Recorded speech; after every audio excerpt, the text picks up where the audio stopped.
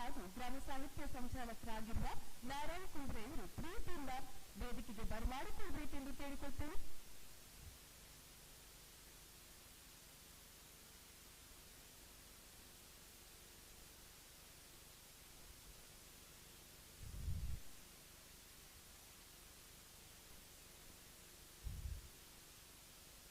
ಇವತ್ತಿನ ಕಾರ್ಯಕ್ರಮದ ಉದ್ಘಾಟಕರಾಗಿ ಆಗಮಿಸಿದವರು ಶ್ರೀ ದಿವಾಕರ ಆಚಾರ್ಯ ಗೇರುಕಟ್ಟೆ, ನಿವೃತ್ತ ಉಪ ಪ್ರಾಂಶುಪಾಲರು, ರಾಷ್ಟ್ರ ಪ್ರಶಸ್ತಿಗೆ ಪುರಸ್ಕೃತ ಶಿಕ್ಷಕರು. ಈ ಕಾರ್ಯಕ್ರಮದ ಅಧ್ಯಕ್ಷ ಸ್ಥಾನವನ್ನು ವಹಿಸಿದವರು ಶ್ರೀ ಪುತ್ತೂರು ಉಮೇಶ್ ನಾಯಕ್, ಅಧ್ಯಕ್ಷರು, ಕರ್ನಾಟಕ ಸಾಹಿತ್ಯ ಪರಿಷತ್ತು ಪುತ್ತೂರು.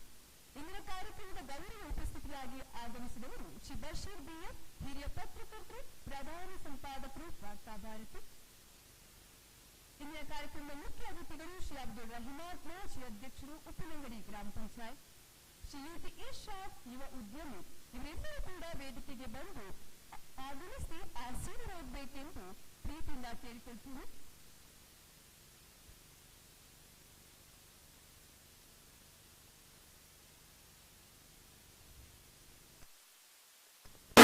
ಕಾರ್ಯಕ್ರಮವನ್ನು ಪ್ರಾರ್ಥನಾ ಗೀತೆಯೊಂದಿಗೆ ಶುರು ಮಾಡೋಣ. ಧ್ವನೇಶ್ವರಿ ತಾಯಿಯನ್ನು ನೆನೆಯಲು ನಾಡು ಗೀತೆಯೊಂದಿಗೆ ಸರ್ಕಾರಿ ಪದವಿ ಪೂರ್ವ ಕಾಲೇಜು ಉಪ್ಪಿನಂಗಡಿ ಇಲ್ಲಿಯ ವಿದ್ಯಾರ್ಥಿಗಳು ನಾಡಗೀತೆಯೊಂದಿಗೆ ನಮ್ಮನ್ನು ಎದುರುಗೊಳ್ಳಲಿದ್ದಾರೆ.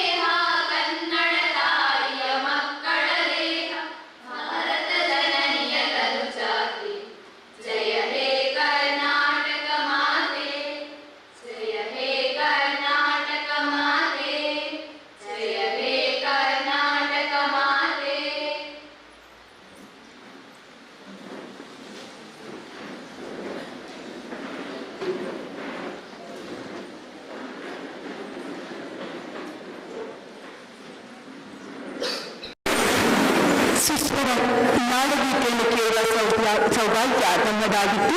ಭುವನೇಶ್ವರಿ ತಾಯಿ ಆಶೀರ್ವಾದ ಸದಾ ನಮ್ಮ ಮೇಲಿನಲ್ಲಿ. ಸರ್ಕಾರಿ ಪದವಿ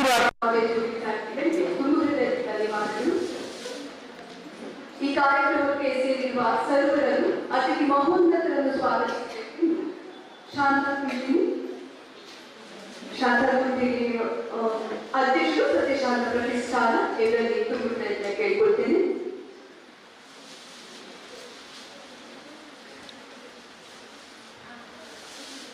ಮೊದಲನೇದಾಗಿ ಕನ್ನಡ ತಾಯಿಯ ಭುವನೇಶ್ವರಿಯನ್ನು ಸ್ಮರಿಸುತ್ತಾ, ಅಂತೆಯೇ ಇಲ್ಲಿ ನೆರೆದಿರುವಂತಹ ಸಭಿಕರಿಗೆ ಹಾಗೂ ಹಿರಿಯರಿಗೂ ಮಕ್ಕಳಿಗೂ ಎಲ್ಲರಿಗೂ ವಂದನೆಗಳನ್ನು ತಿಳಿಸ್ತಾ, ಅದೇ ರೀತಿ ಇಂದಿನ ಸಾಹಿತ್ಯದ ನಡಿಗೆ ಗ್ರಾಮಗಳಿಗೆ ಅಂತ ಹೇಳುವಂತಹ ಒಂದು ಧ್ಯೇಯ ವಾಕ್ಯದೊಂದಿಗೆ ಇಂದು ದಕ್ಷಿಣ ಕನ್ನಡ ಜಿಲ್ಲಾ ಕನ್ನಡ ಸಾಹಿತ್ಯ ಪರಿಷತ್ತು ಪುತ್ತೂರು ತಾಲೂಕು ಘಟಕ ಹಾಗೂ ಉಪ್ಪಿನಂಗಡಿ ಹೋಬಳಿ ಘಟಕ ಜ್ಞಾನಗಂಗಾ ಪುಸ್ತಕ ಮಳಿಗೆ ಪುತ್ತೂರು ನೇತೃತ್ವದಲ್ಲಿ ಗ್ರಾಮ ಪಂಚಾಯತ್ ಉಪ್ಪಿನಂಗಡಿ ಕ್ಷೇತ್ರ ಶಿಕ್ಷಣಾಧಿಕಾರಿಗಳ ಕಚೇರಿ ಪುತ್ತೂರು, ಸತ್ಯಶಾಂತ ಪ್ರತಿಷ್ಠಾನ ನೆಕಿರಾಳಿ, ರೋಟರಿ ಕ್ಲಬ್ ಉಪ್ಪಿನಂಗಡಿ, ಅಲ್ಲಿಯೇ ಚಿಗುರಿಲೆ ಸಾಹಿತ್ಯ ಬಳಗ ಪುತ್ತೂರು ಸಹಕಾರದೊಂದಿಗೆ, ಅದೇ ರೀತಿ ಹೊರನಾಡ ಕನ್ನಡಿಗರು ಆದಂತಹ ಮಿತ್ರನ್ಪಾಡಿ ಜಯರಾಮರಾಯಿ ಅಬುದಾಬಿ ಇವರ ಮಹಾಪೋಷಕತ್ವದಲ್ಲಿ ನಡೆಯುವಂತಹ ಇಂದಿನ ಈ ಪುಸ್ತಕದ ಹಬ್ಬ,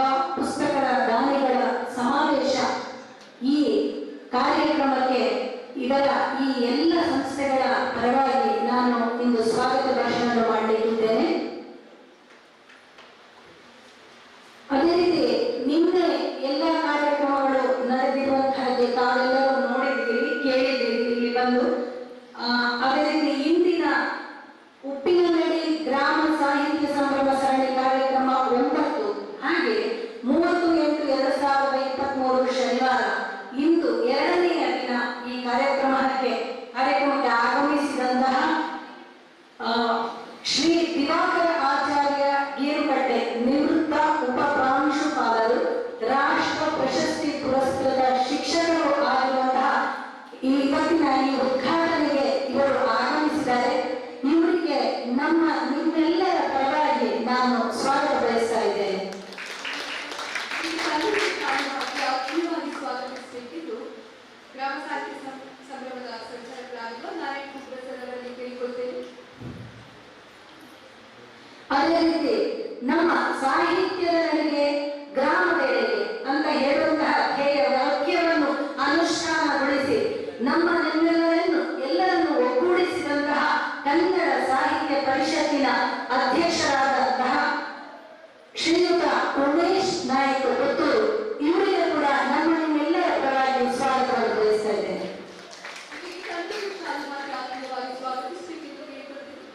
ಹಾಗೆ ಅದೇ ರೀತಿ ಇವತ್ತು ಗೌರವ ಉಪಸ್ಥಿತಿಯಾಗಿ ಹಿರಿಯ ಪತ್ರಕರ್ತರಾದಂತಹ ಸುದ್ದಿ ಸಂಪಾದಕರಾದಂತಹ ವಾರ್ತಾ ಭಾರತಿ ಇವರು ಶ್ರೀ ಬಶೀರ್ PM ಇವರು ಕೂಡ ಇಂದಿನ ಕಾರ್ಯಕ್ರಮಕ್ಕೆ ಆಗಮಿಸಿದ್ದಾರೆ. ಇವರಿಗೂ ಕೂಡ ಸ್ವಾಗತ.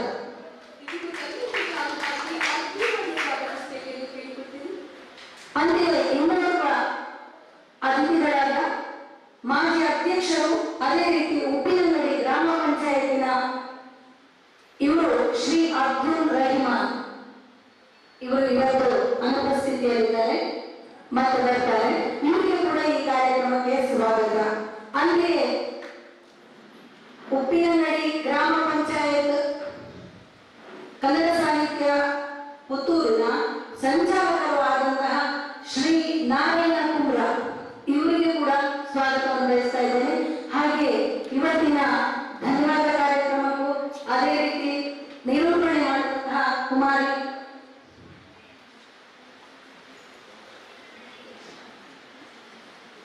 ಅದೇ ರೀತಿ ಇನ್ನೋರ್ವ ಅತಿಥಿಗಳಾದಂತಹ UT ಇರ್ಷಾದ್ ಇವರಿಗೂ ಕೂಡ ನಮ್ಮ ಈ ಕಾರ್ಯಕ್ರಮಕ್ಕೆ ನಾವು ಸ್ವಾಗತವನ್ನು ಬಯಸ್ತಾ ಇದ್ದೇವೆ.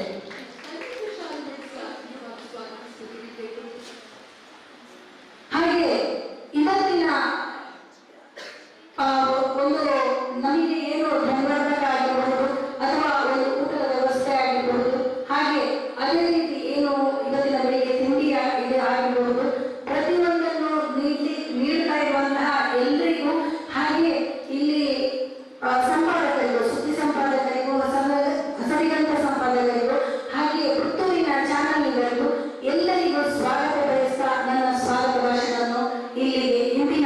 ಸಭೆ ಕೊನೆಗೊಳಿಸ್ತಾ ಇದ್ದೇನೆ.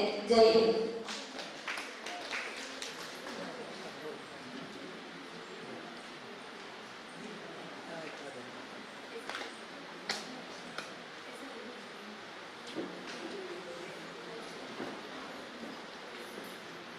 ನೆರೆದಿರುವ ಎಲ್ಲರನ್ನೂ ಆತ್ಮೀಯವಾಗಿ ಸ್ವಾಗತಿಸಿದ ಶಾಂತಾ ಗುಪ್ಪಿರಿ ಇವರಿಗೆ ಕೂಡ ಮನದಾಳದಿಂದ ನಾನು ಧನ್ಯವಾದಗಳನ್ನು ಮತ್ತು ಆತ್ಮೀಯವಾಗಿ ಸ್ವಾಗತಿಸ್ತೇನೆ.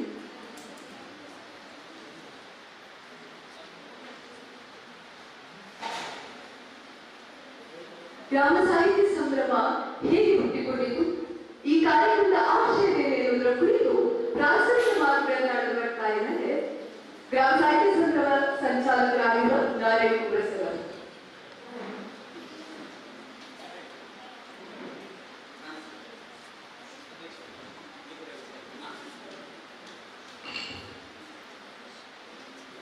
ಶೀಘ್ರದಲ್ಲೇ ಸಾಹಿತ್ಯಗಳಾದ ಸ್ಥಾಪಕ ಅಧ್ಯಕ್ಷರಾದಂಥ ಶ್ರೀ ಚಂದ್ರಮೌಳಿ ದಯವಿಟ್ಟು ವೇದಿಕೆಗೆ ಆಗಮಿಸಬೇಕಾಗಿ ತಮ್ಮಲ್ಲಿ ವಿನಂತಿಸಿದ್ದೇನೆ.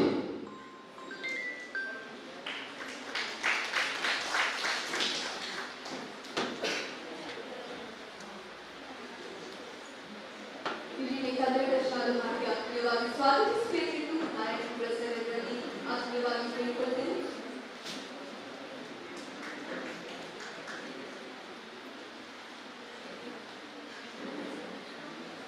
ಆತ್ಮೀಯರೆಲ್ಲರಿಗೂ ಸ್ವಾಗತ.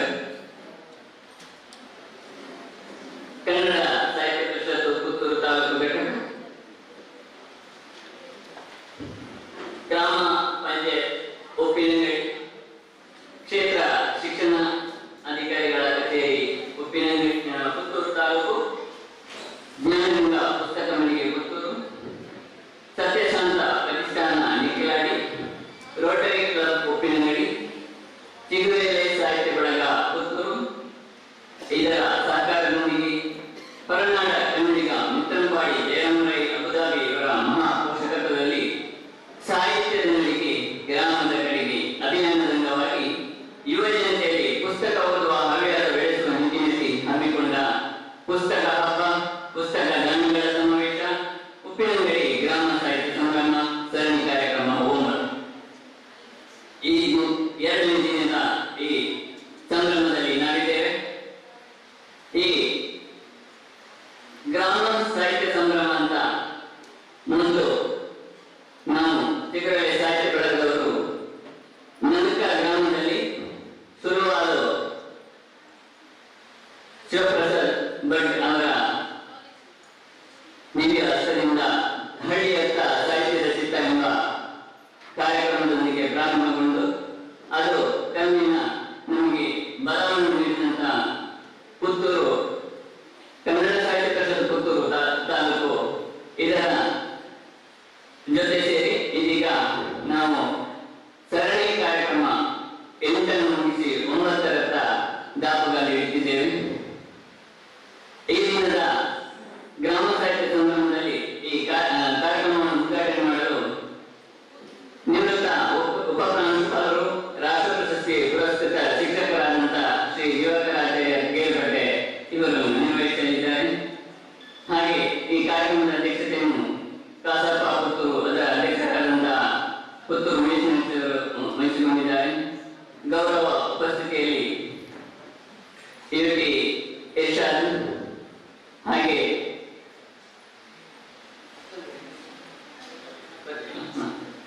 ಬಶೀರ್ ಹಿರಿಯ ಪತ್ರಕರ್ತರು, ಪ್ರಧಾನ ಸಂಪಾದಕರು, ವಾರ್ತಾ ಭಾರತಿ ಇವರು ಸಹ ಗೌರವ ಉಪಸ್ಥಿತಿಯಲ್ಲಿದ್ದಾರೆ.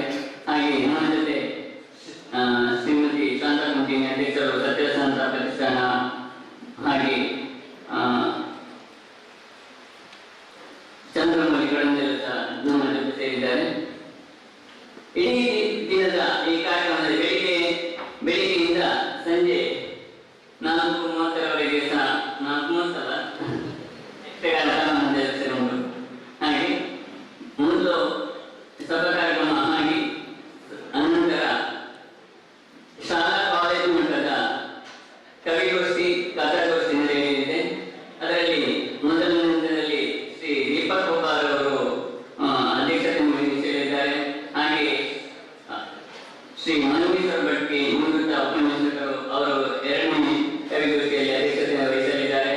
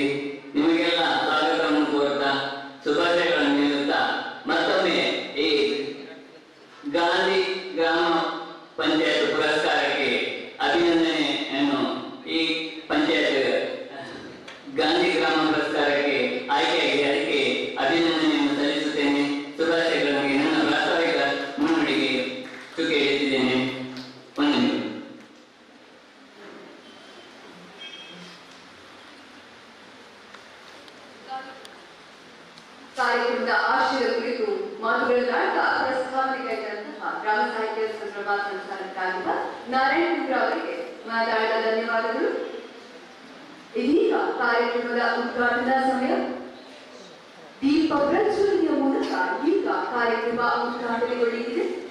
ಈ ಕಾರ್ಯಕ್ರಮದ ಉದ್ಘಾಟನೆಯನ್ನು ನೆರವೇರಿಸುವವರು ಶ್ರೀ ದಿವಾಕರ ಆಚಾರ್ಯ ಗೇರುಕಟ್ಟೆ, ನಿವೃತ್ತ ಉಪಪ್ರಾಂಶುಪಾಲರು, ರಾಷ್ಟ್ರ ಪ್ರಶಸ್ತಿ ಪುರಸ್ಕೃತ ಶಿಕ್ಷಕರು, ಶಿಕ್ಷಕರ ಸಾಹಿತ್ಯ ಸಮ್ಮೇಳನದ ಅಧ್ಯಕ್ಷರಾಗಿಯೂ ಇವರು ತಮ್ಮ ಸೇವೆಯನ್ನು ನೀಡಿದಂತವರು.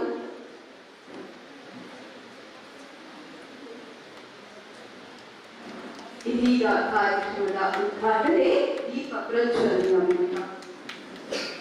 ಶುಭಂ ಕರೋತಿ ಕಲ್ಯಾಣಂ ಆರೋಗ್ಯಂ ಧನಸಂಪದಂ ಶತ್ರುಬುದ್ಧಿ ವಿನಾಶಾಯ ದೀಪ ಜ್ಯೋತಿ ನಮೋಸ್ತುತೆ. ದೀಪ ಜ್ಯೋತಿ ನಮೋಸ್ತುತೆ. ದೀಪವನ್ನು ಬೆಳಗುವ ಮೂಲಕ ನಾವು ಶುಭವನ್ನ ಆರೈಕೆ ಮಾಡೋಣ. ಎಲ್ಲರಿಗೂ ಕೂಡ ಭುವನೇಶ್ವರಿ ದೇವಿ ಶುಭವನ್ನೇ ಉಂಟು ಮಾಡಿ ಸಂತೋಷವನ್ನೇ ತಂದುಕೊಡುವಂತ ಆಶಯದೊಂದಿಗೆ ಇದೀಗ ಕಾರ್ಯಕ್ರಮ ಉದ್ಘಾಟನೆ ನೆರವೇರಿದೆ. ಉದ್ಘಾಟನೆಗೈದಂತಹ ಶ್ರೀ ದಿವಾಕರ ಆಚಾರ್ಯ ಗೇರುಕಟ್ಟೆ ಸಭೆಯನ್ನು ಉದ್ದೇಶಿಸಿ ಮಾತನಾಡಬೇಕೆಂದು ಕೇಳಿಕೊಳ್ಳುತ್ತೇನೆ.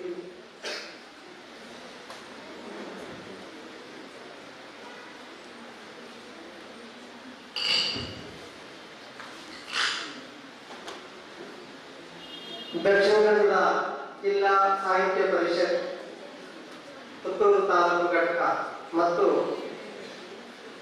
ವಿವಿಧ ಸಂಘಟನೆಗಳ ಸಹಯೋಗದಲ್ಲಿ ಉಪ್ಪಿನಂಗಡಿ ಗ್ರಾಮ ಸಾಹಿತ್ಯ ಸಂಭ್ರಮ 3 ದಿನಗಳ ಪರ್ಯಂತ ಇಲ್ಲಿ ನಡೀತಾ ಇದ್ದು, ಈ ದಿನದ 2ನೇ ದಿನದ ಕಾರ್ಯಕ್ರಮವನ್ನು ಅತ್ಯಂತ ಸಂತೋಷದಿಂದ ನಾನು ಉದ್ಘಾಟಿಸಿದ್ದೇನೆ. ಈ ದಿನ ವಿಶೇಷವಾಗಿ ವೇದಿಕೆಯಲ್ಲಿ ಪುತ್ತೂರು ಸಾಹಿತ್ಯ ಪರಿಷತ್ತಿನ ಘಟಕದ ಅಧ್ಯಕ್ಷರಾದ ಉಮೇಶ್ ನಾಯಕರಿದ್ದಾರೆ, ಹಿರಿಯ ಪತ್ರಕರ್ತರು ಬಶೀರ್ ಬಿಎಂ ಇದ್ದಾರೆ, ಯುವ ಉದ್ಯಮಿ ಯುಟಿ ಇರ್ಷಾದ್ ಅವರಿದ್ದಾರೆ. ಹಾಗೆ ಮುಂಭಾಗದಲ್ಲಿ ಕವಿಗೋಷ್ಠಿ ಮತ್ತು ಕಥಾಗೋಷ್ಠಿಯಲ್ಲಿ ಭಾಗವಹಿಸುವಂತಹ ಪ್ರತಿಭಾವಂತ ವಿದ್ಯಾರ್ಥಿಗಳಿದ್ದಾರೆ, ಪತ್ರಿಕಾ ಮಾಧ್ಯಮದ ಪ್ರತಿನಿಧಿಗಳಿದ್ದೀರಿ, ಹಾಗೂ ವಿವಿಧ ಸಂಘಟನೆಗಳ ಪದಾಧಿಕಾರಿಗಳು ಇಲ್ಲಿ ಉಪಸ್ಥಿತರಿದ್ದಾರೆ. ಇವರೆಲ್ಲರಿಗೂ ನನ್ನ ನಮಸ್ಕಾರಗಳನ್ನು ತಿಳಿಸುತ್ತಾ, ಈ ದಿನ ವಿಶೇಷವಾಗಿ ನಡೀತಾ ಇರುವಂತಹ ಪ್ರಾಥಮಿಕ ಶಾಲಾ ವಿಭಾಗ, ಪ್ರೌಢಶಾಲಾ ವಿಭಾಗ, ಕಾಲೇಜ್ ವಿಭಾಗದ ಕವಿಗೋಷ್ಠಿ ಮತ್ತು ಕಥಾಗೋಷ್ಠಿ ಈ ವಿಚಾರದಲ್ಲಿ ನಮ್ಮ ಯುವ ಪ್ರತಿಭೆಗಳು ಅಥವಾ ವಿದ್ಯಾರ್ಥಿಗಳನ್ನು ಗುರುತಿಸುವಂತಹ ಒಂದು ಕಾರ್ಯ ಪುತ್ತೂರು ತಾಲೂಕು ಸಾಹಿತ್ಯ ಪರಿಷತ್ ಘಟಕ ಮತ್ತು ಅದರ ಜೊತೆ ಸೇರಿರುವಂತಹ ಎಲ್ಲ ಸಂಘಟನೆಗಳು ಮಾಡ್ತಾ ಇರೋದು ಬಹಳ ವಿಶೇಷವಾದಂತಹ ಒಂದು ಕೆಲಸ ಕಾರ್ಯ ಅಂತ ನಾನು ಭಾವಿಸ್ತೇನೆ. ಕನ್ನಡ ಸಾಹಿತ್ಯ ಪರಿಷತ್ 100 ವರ್ಷಕ್ಕಿಂತಲೂ ಹೆಚ್ಚಿನ ಒಂದು ಇತಿಹಾಸವನ್ನು ಹೊಂದಿರುವಂತಹ ಸಂಸ್ಥೆ. ಕರ್ನಾಟಕದಲ್ಲಿ ಕನ್ನಡ ಆಡಳಿತ ಭಾಷೆಯಾಗಬೇಕು, ಕನ್ನಡ ನೆಲ ಜಲದ ಸಂರಕ್ಷಣೆ ಆಗಬೇಕು, ಕನ್ನಡದ ಒಂದು ಅಸ್ಮಿತೆಯನ್ನು ನಾವು ಉಳಿಸಬೇಕು, ಬೆಳೆಸಬೇಕು ಅಂತಾದರೆ ಅದಷ್ಟು ಸುಲಭದ ಕೆಲಸ ಅಲ್ಲ. ಅದಕ್ಕಾಗಿ ನಿತ್ಯವೂ ಒಂದು ಹೋರಾಟ, ಒಂದು ಅದರಲ್ಲಿ ತೊಡಗಿಸಿಕೊಳ್ಳುವಿಕೆ ಮತ್ತು ನಮ್ಮ ನೆಲದ ಬಗ್ಗೆ, ನಮ್ಮ ಭಾಷೆಯ ಬಗ್ಗೆ ಸ್ವಾಭಿಮಾನ ಇರಬೇಕಾದ, ನಮ್ಮಲ್ಲಿ ಇರಬೇಕಾದದ್ದು ನಮ್ಮ ಭಾಷೆಯ ಬಗ್ಗೆ ಪ್ರೀತಿ, ಒಲವು ಮತ್ತು ಆ ಭಾಷೆಯನ್ನು ಬೆಳೆಸುವಲ್ಲಿ ನಾವು ಏನು ಪ್ರಯತ್ನವನ್ನು ಮಾಡ್ತೇವೆ ಅದರ ಮೇಲೆ ಅವಲಂಬಿತವಾಗಿರ್ತದೆ. ಇತ್ತೀಚಿನ ದಿನಗಳಲ್ಲಿ ಕನ್ನಡ ಭಾಷೆಗೆ ತುಂಬಾ ಹೊಡೆತಗಳು ಬೀಳ್ತಾ ಇದೆ ಎಂಬುದನ್ನು ನಾವು ಗಮನಿಸ್ತೇವೆ. ಒಂದು ಕಡೆಯಲ್ಲಿ ಆಂಗ್ಲ ಭಾಷೆಯ ವ್ಯಾಮೋಹದಿಂದ ಸಣ್ಣ ಮಕ್ಕಳು 4-5 ವರ್ಷದಿಂದಲೇ LKG, UKG ಅಥವಾ ಆಂಗ್ಲ ಮಾಧ್ಯಮದ ಒಂದು ಪ್ರಭಾವಕ್ಕೆ ಒಳಗಾಗಿ ಕನ್ನಡದ ಭಾಷೆಯ ಮೇಲೆ ಇರುವಂತಹ ಒಂದು ಪ್ರೀತಿಯನ್ನು ಕಳ್ಕೊಳ್ತಾ ಇದೆ. ಇದು ಆ ಮಕ್ಕಳ ಮೇಲೆ ತುಂಬಾ ಪ್ರಭಾವವನ್ನು ಬೀಳ್ತದೆ. ನಾವು ಕನ್ನಡ ನಾಡಿನಲ್ಲಿ ಹುಟ್ಟಿದವರಾದರೂ ಕನ್ನಡ ನಮಗೆ ಪರಕೀಯ ಭಾಷೆಯಾಗಿ ಕನ್ನಡ ಅಂದರೆ ಏನು ಎನ್ನುವುದನ್ನು ಅರ್ಥ ಮಾಡಿಕೊಳ್ಳಲಾಗದಂತಹ ಸ್ಥಿತಿಯಲ್ಲಿ ನಮ್ಮ ಈಗಿನ ಒಂದು ಪೀಳಿಗೆ ನಿಜವಾಗಿ ಕನ್ನಡದ ಸಾಹಿತ್ಯವನ್ನು ಅವಲೋಕನ ಮಾಡಿದರೆ ಕನ್ನಡದಲ್ಲಿರುವಂತಹ ಕಾವ್ಯ ಇರಬಹುದು, ಗದ್ಯ ಸಾಹಿತ್ಯ ಇರಬಹುದು, ಇದನ್ನೆಲ್ಲ ನಾವು ಅಧ್ಯಯನ ಮಾಡುವಂಥ ಅವಕಾಶ ಸಿಕ್ಕಿದ್ರೆ ವಿಪುಲವಾದಂತಹ ಒಂದು ಸಾಹಿತ್ಯ ನಮ್ಮ ಕನ್ನಡದಲ್ಲಿ ಆಗಿದೆ. 7-8 ಜ್ಞಾನಪೀಠ ಪ್ರಶಸ್ತಿಗಳನ್ನು ಪಡೆದಂತಹ ಕನ್ನಡ ಸಾಹಿತ್ಯ ಭಾರತ ದೇಶದ ಸಾಹಿತ್ಯ ರಂಗದಲ್ಲಿ ಅಥವಾ ಸಾಹಿತ್ಯ ಕ್ಷೇತ್ರದಲ್ಲಿ ಎಂತಹ ಛಾಪನ್ನು ಮೂಡಿಸಿದೆ ಅಂತ ನಾವು ಊಹಿಸಿಕೊಳ್ಳಬಹುದು. ಇಲ್ಲಿ ಆ ಜ್ಞಾನಪೀಠ ಪುರಸ್ಕೃತರ ಭಾವಚಿತ್ರಗಳಿವೆ.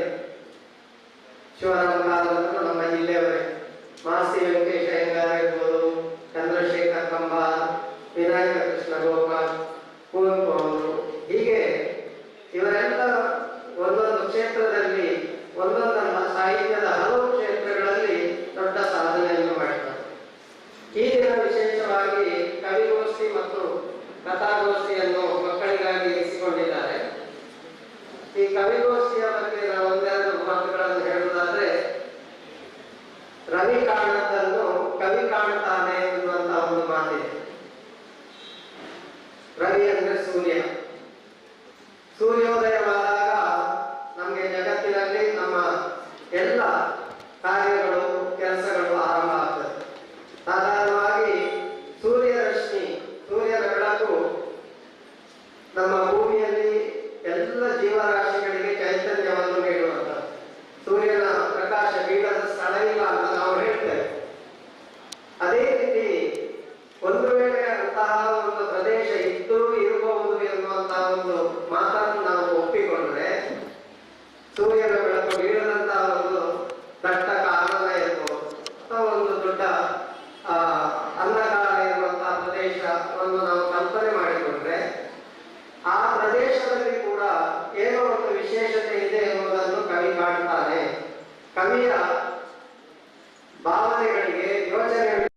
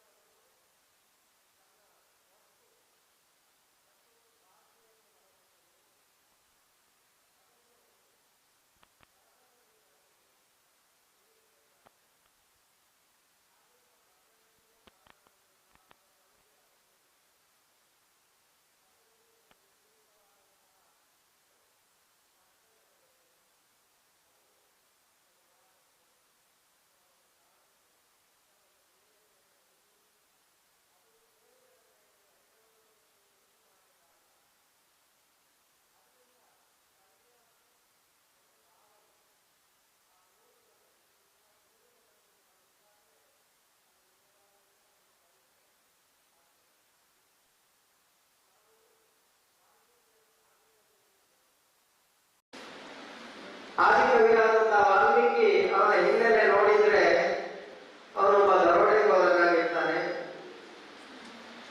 ಕಾಡಿನಲ್ಲಿ ದಾರಿ ಹೋಗರನ್ನೆಲ್ಲ ತಲೆ ಹೊಡೆದು ಅವರಲ್ಲಿರುವಂತಹ ಹಣ, ಇನ್ನಿತರ ವಸ್ತುಗಳನ್ನು ತನ್ನ ಸ್ವಾಧೀನಕ್ಕೆ ಒಳಪಡಿಸ್ತಾನೆ. ಒಂದು ಬಾರಿ ಅವರಿಗೊಬ್ಬರು ನಾರದ ಮಹರ್ಷಿಗಳು ಅಥವಾ ಸಪ್ತರ್ಷಿಗಳು ಅಂತ ಹೇಳ್ತಾರೆ, ಅವರನ್ನು ದಾರಿಯಲ್ಲಿ ಬರುವಾಗ ಅವರನ್ನು ಇಟ್ಕೊಳ್ತಾರೆ. ಆ ನಾರದ ಮಹರ್ಷಿಗಳಲ್ಲಿ ಏನಿಲ್ಲ, ಒಂದು ವೀಣೆ ಅಥವಾ ತಂತಿ ಮಾತ್ರ ಇರ್ತದೆ, ವೀಣೆ ಇರ್ತದೆ. ನನ್ನಲ್ಲಿ ಏನಿಲ್ಲ ಇರುವುದೇ. ಹಾಗೆ ಅವನನ್ನು ಮತ್ತೆ ಆ ನಾರದ ಮಹರ್ಷಿಗಳು ಬೇಡನಾದಂತ ಆತನನ್ನು ಒಂದು ಪ್ರಶ್ನೆ ಮಾಡ್ತಾರೆ, ನೀನು ಈ ರೀತಿ ದಾರಿಯಲ್ಲಿ ದಾರಿ ಹೋಗರನ್ನೆಲ್ಲ ದರೋಡೆ ಮಾಡ್ತಿದ್ಯಲ್ಲ, ನಿನಗೆ ಇದರ ಪಾಪ ಬರ್ತದೆ, ಈ ಪಾಪವನ್ನು ನೀನು ಯಾಕೆ ಹೊತ್ತುಕೊಂಡು ಬರುತ್ತಿ? ಆ ಸಂದರ್ಭದಲ್ಲಿ ಇನ್ನೊಂದು ಪ್ರಶ್ನೆ ಹೇಳ್ತಾರೆ, ನಿನ್ನ ಮನೆಯಲ್ಲಿ ಮಡದಿ ಮಕ್ಕಳನ್ನು ನೀನು ಸಾಕ್ತಿ, ನಿನ್ನ ಪಾಪದ ಹೊರೆಯನ್ನು ಅವರು ಅನುಭವಿಸ್ತಾರ ಅಥವಾ ಅದರಲ್ಲಿ ಪಾಲ್ಗೊಳ್ತಾರ ಅಂತ ಕೇಳ್ತಾರೆ. ಹಾಗಾದ್ರೆ ನಾನು ಮನೆಗೆ ಹೋಗಿ ತಿಳ್ಕೊಂಡು ಬರ್ತೇನೆ ಅಂತ ಈ ದರೋಡೆಯವರನ್ನಾಗಿದ್ದಂತಹ ವ್ಯಕ್ತಿ ಮನೆಗೆ ಬಂದಾಗ, ನಮ್ಮನ್ನು ಸಾಕುವುದು ನಿನ್ನ ಕರ್ತವ್ಯ, ನೀನು ಯಾವ ರೀತಿ ಬೇಕಾದರೂ ಸಂಪಾದನೆ ಮಾಡು, ಅಂತ ಹೇಳ್ತಾರೆ. ನಿನ್ನ ಪಾಪದಲ್ಲಿ ನಾವು ಪಾಲುದಾರರಲ್ಲ. ಅದನ್ನು ಅದು ನಾರದರಿಗೆ ಹೇಳ್ತಾರೆ. ಆಗ ಅವನು ಹೇಳ್ತಾನೆ, ನೀನು ಈ ಕಾರ್ಯವನ್ನು ಬಿಟ್ಟು ಬಿಡು, ಒಂದು ಮಂತ್ರವನ್ನು ಜಪಿಸ್ತಾ ಇರು. ರಾಮ ಅಂತ ಒಂದು ಮಂತ್ರವನ್ನು ಹೇಳ್ತಾರೆ. ಈ ಶಬ್ದ ಎರಡೇ ಶಬ್ದ ರಾಮ ಎನ್ನುವಂತ, ಅದನ್ನು ಹೇಳಿಗೂ ಅವರಿಗೆ ಬರುವುದಿಲ್ಲ. ರಾಮ ಎನ್ನುವ ಎರಡು ಪದಗಳ ಒಂದು ಶಬ್ದವನ್ನೇ ಹೇಳಲಿಕ್ಕೆ ಆ ದರೋಡೆಗೋರ ನಮಗೆ ಬರುವುದಿಲ್ಲ. ಆಗ ಈ ನಾರದ ಅದನ್ನೇ ತಿರುಗಿಸಿ ಹೇಳ್ತಾರೆ, ಮರ ಅಂತ ಹೇಳು, ಮರ ಅಂತ ಹೇಳು. ಹಾಗೆ ಆ ದರೋಡೆಗೋರ ಅದೇ ಮರ ಮರ ಮರ ಅಂತ ಹೇಳಿಕೊಂಡು 100 ವರ್ಷ ಒಂದು ಕಡೆಯಲ್ಲಿ ಧ್ಯಾನ ಮಾಡ್ತಾನೆ. ಮತ್ತೆ ಅವನ ಮೇಲೆ ಹುತ್ತ ಬೆಳೆಯುತ್ತದೆ. ಮತ್ತೊಮ್ಮೆ ಅವನಿಗೆ ಋಷಿಗಳ ಸಂದರ್ಶನ ಆಗ್ತದೆ. ಅವನು ಮತ್ತೆ ವಾಲ್ಮೀಕಿ ಅಂದ್ರೆ ವಾಲ್ಮೀಕದಿಂದ ಹುಟ್ಟಿ ಬಂದವ, ಹುತ್ತದಿಂದ ಹುಟ್ಟಿ ಬಂದವ. ಇದು ಯಾಕೆ ನಾನು ಹೇಳಿದೆ ಅಂದ್ರೆ, ಒಂದು ಮನಸ್ಸಿನಲ್ಲಿ ಒಂದು ಭಾವನೆಗಳು ಅಥವಾ ಒಂದು ವಿಚಾರಗಳು ಒಡಗೂಡಿ ಅದು ಒಂದು ಸೃಷ್ಟಿಯ ರೂಪವನ್ನು ಪಡೆಯಬೇಕು. ಈಗ ಅವನ ಮನಸ್ಸಿನಲ್ಲಿದ್ದದ್ದು ರಾಮ ಎನ್ನುವಂತ ಒಂದು ಪದ. ಅದರ ಆಧಾರದಲ್ಲಿ ಅವನು ಮುಂದಕ್ಕೆ ಬಹಳ ಕಾಲದ ನಂತರ ಒಂದು ಕಾವ್ಯವನ್ನು ರಚನೆ ಮಾಡ್ತಾನೆ, ರಾಮಾಯಣ ಅಂತ. ಆದಿಕವಿ ವಾಲ್ಮೀಕಿ ಅಂತ ನಾವು ಹೇಳ್ತೇವೆ. ಹೀಗೆ ಪ್ರತಿಯೊಬ್ಬ ಕವಿತೆಯನ್ನು ಬರೀಬೇಕಾದ್ರೆ ಅಥವಾ ಕವನವನ್ನು ಬರೀಬೇಕಾದ್ರೆ ಅವರ ಮನಸ್ಸಿನಲ್ಲಿ ಒಂದು ಗಟ್ಟಿಯಾದಂತಹ ವಸ್ತು ಬೇಕು, ವಿಷಯ ಬೇಕು. ಆ ವಿಷಯವು ಯಾವುದೋ ಒಂದು ಸಮಾಜದ ಪ್ರತಿಬಿಂಬವಾಗಿ ಇರ್ತದೆ. ಈಗ ಯಾವುದೇ ಒಬ್ಬ ಕವಿತೆ ಬರೆಯಲಿ, ಕವನ ಬರೆಯಲಿ, ಅಥವಾ ಕಾದಂಬರಿ ಬರೆಯಲಿ, ಅಥವಾ ಒಂದು ಸಿನಿಮಾ ಮಾಡಲಿ, ಅಥವಾ ನಾಟಕ ಮಾಡಲಿ, ಅದೆಲ್ಲ ನಮ್ಮ ಸಮಾಜದ ಪ್ರತಿಬಿಂಬಗಳೇ ಆಗಿರ್ತದೆ. ಸಾಹಿತ್ಯ ಅಂದ್ರೆ ಅದು ಹಿತದಿಂದ ಕೂಡಿರಬೇಕು. ಅಂದ್ರೆ ಓದುಗನನ್ನು, ನೋಡುಗನನ್ನು, ಆಲಿಸುವವರನ್ನು ಎಲ್ಲರನ್ನೂ ಅದು ಒಂದು ಒಳ್ಳೆಯ ವಿಚಾರ ಅಥವಾ ಒಳ್ಳೆಯ ಪ್ರೇರಣೆ ಅವರಿಗೆ ಕೊಡುವಂತ ರೀತಿಯಲ್ಲಿ ಇರಬೇಕು. ಆದ್ದರಿಂದ ಕವಿಯಾದವರ ಮನಸ್ಸಿನಲ್ಲಿ ಒಂದು ಒಳ್ಳೆಯ ವಸ್ತು, ಒಳ್ಳೆಯ ವಿಚಾರ ಸಿಕ್ಕಿ ಅದಕ್ಕೊಂದು ಶಬ್ದಗಳ ರೂಪವನ್ನು ಕೊಟ್ಟಾಗ ಅದು ಒಳ್ಳೆಯ ಕವಿತೆ ಆಗ್ತದೆ. ಒಂದು ಮ್ಯಾಗ್ನೆಟ್ ಇದೆ ಅಂತ ನಾವು ಭಾವಿಸುವ, ಮ್ಯಾಗ್ನೆಟ್ ಅಯಸ್ಕಾಂತ. ಆ ಅಯಸ್ಕಾಂತದ ಸುತ್ತಲೂ ಒಂದು ಕ್ಷೇತ್ರ ಇರ್ತದೆ. ನೀವು ಹೈಸ್ಕೂಲ್ನಲ್ಲಿ ಕಲಿತಿದ್ದೀರಿ ಮ್ಯಾಗ್ನೆಟಿಸಮ್. ಅಯಸ್ಕಾಂತದ ಸುತ್ತಲೂ ಒಂದು ಕಾಂತ ಕ್ಷೇತ್ರ ಇರ್ತದೆ.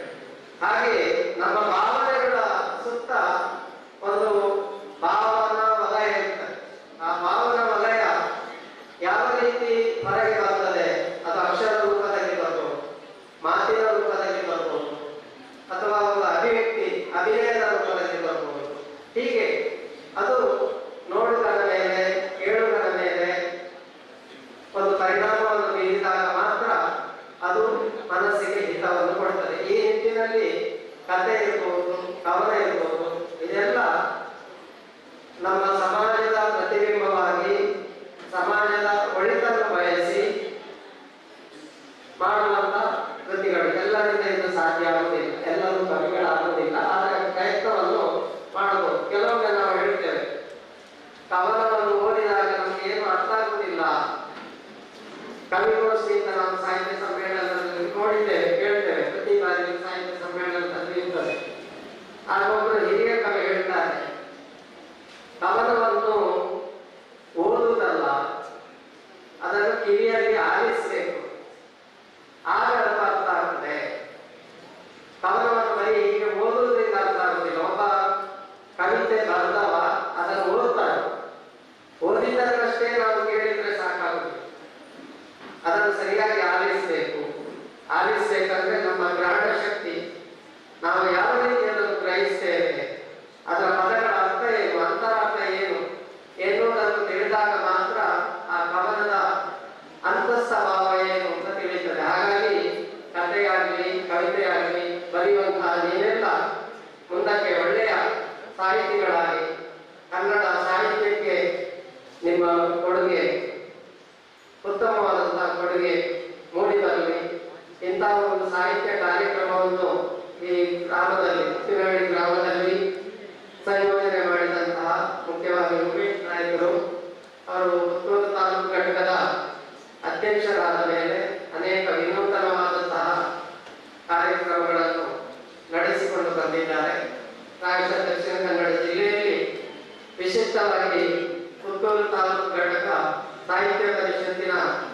ಕಾರ್ಯಕ್ರಮವನ್ನು ಅನ್ಯಾನ್ಯ ರೀತಿಯಲ್ಲಿ ನಡೆಸ್ತಾ ಬರ್ತಾ ಇದೆ ಎನ್ನುವುದನ್ನು ನಾನು ಗಮನಿಸ್ತಾ ಬಂದಿದ್ದೇವೆ.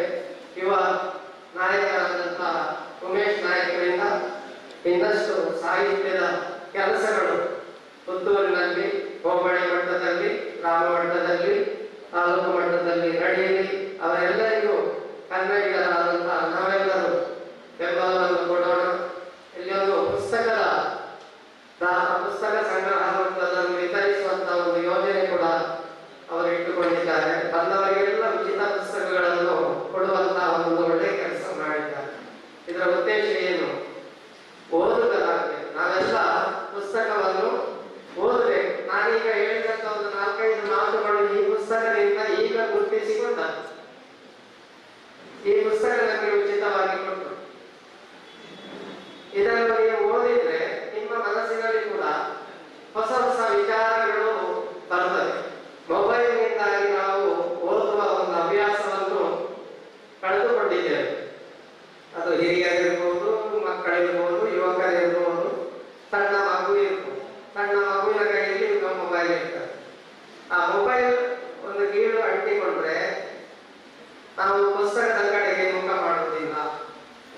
ಇದು ಶಾಶ್ವತ ಇರ್ತದೆ. ನಾವು ಮೊಬೈಲ್ನಲ್ಲಿ ಅನೇಕ ಜ್ಞಾನವನ್ನು ಪಡೆಯಲಿಕ್ಕೆ ಅವಕಾಶ ಇದೆ.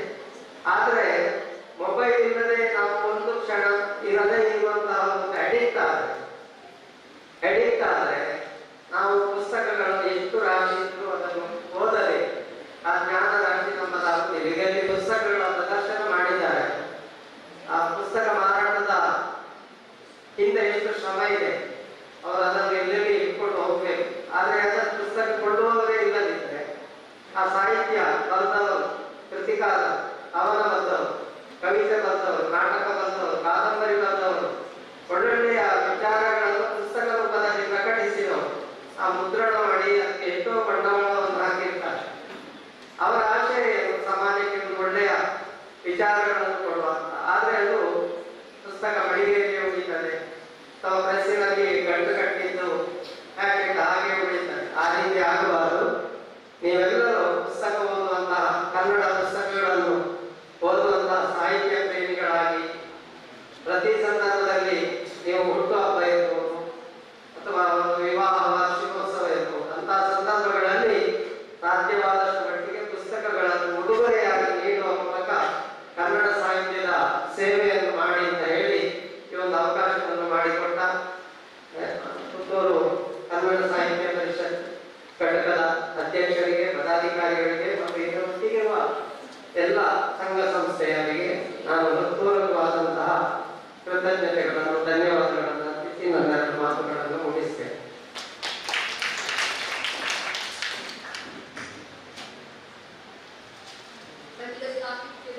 ಅಧ್ಯಯನದ ಅವಶ್ಯಕತೆಯನ್ನು ವ್ಯಕ್ತಪಡಿಸಿದ ಹಾಗೂ ಕವಿತೆ ಹೇಗಿರಬೇಕೆಂಬುದನ್ನ ಕನ್ನಡ ಸಾಹಿತ್ಯದ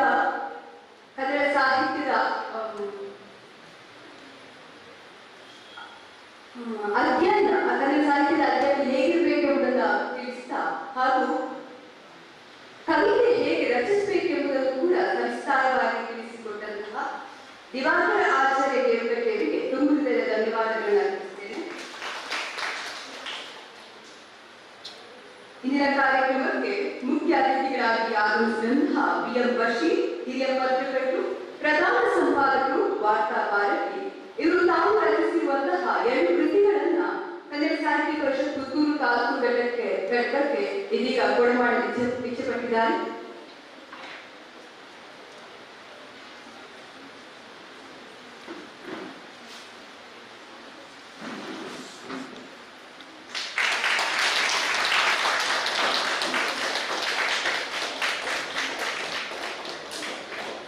ಪುರುಷಮಣಿ ಹಾಗೂ ಅಮ್ಮ ಹಚ್ಚಿದ ಓದೆ ಎನ್ನುವಂತಹ ಕಾವ್ಯ ಸಂಘವನ್ನ ಕೊಡಮಾಡಿದ್ದಾರೆ. ಇದೀಗ BM ಬಶೀರ್ ಇವರು ನಮ್ಮನ್ನು ಉದ್ದೇಶಿಸಿ ಮಾತನಾಡುತ್ತಿದ್ದಾರೆ. ಮುಂಬೈ ವಿಶ್ವವಿದ್ಯಾಲಯದಲ್ಲಿ ಚಿನ್ನದ ಪದಕದೊಂದಿಗೆ ಕನ್ನಡ ಸಾಹಿತ್ಯದಲ್ಲಿ ಸ್ನಾತಕೋತ್ತರ ಪದವಿಯನ್ನು ಪಡೆದವರು. ಮುಂಬೈ ಕರ್ನಾಟಕ ಮಲ್ಲ ಕನ್ನಡ ದೈನಿಕದಲ್ಲಿ 5 ವರ್ಷ ಸಂಪಾದಕೀಯ ವಿಭಾಗದಲ್ಲಿ ಕೆಲಸ ಮಾಡಿದ ಅವರು ನಂತರ ಜನವಾಹಿನಿ ಕನ್ನಡ ದಿನಪತ್ರಿಕೆಯಲ್ಲಿ 5 ವರ್ಷ ಹಿರಿಯ ಉಪ ಸಂಪಾದಕರಾಗಿ ಕಾರ್ಯನಿರ್ವಹಿಸಿದ್ದಾರೆ. ಕಳೆದ 1 ದಶಕಕ್ಕೂ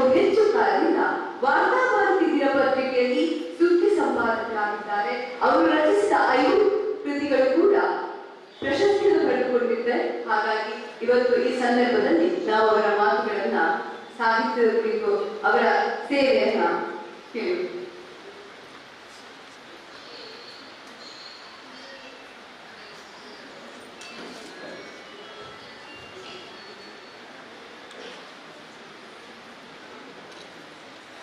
ವೇದಿಕೆಯಲ್ಲಿ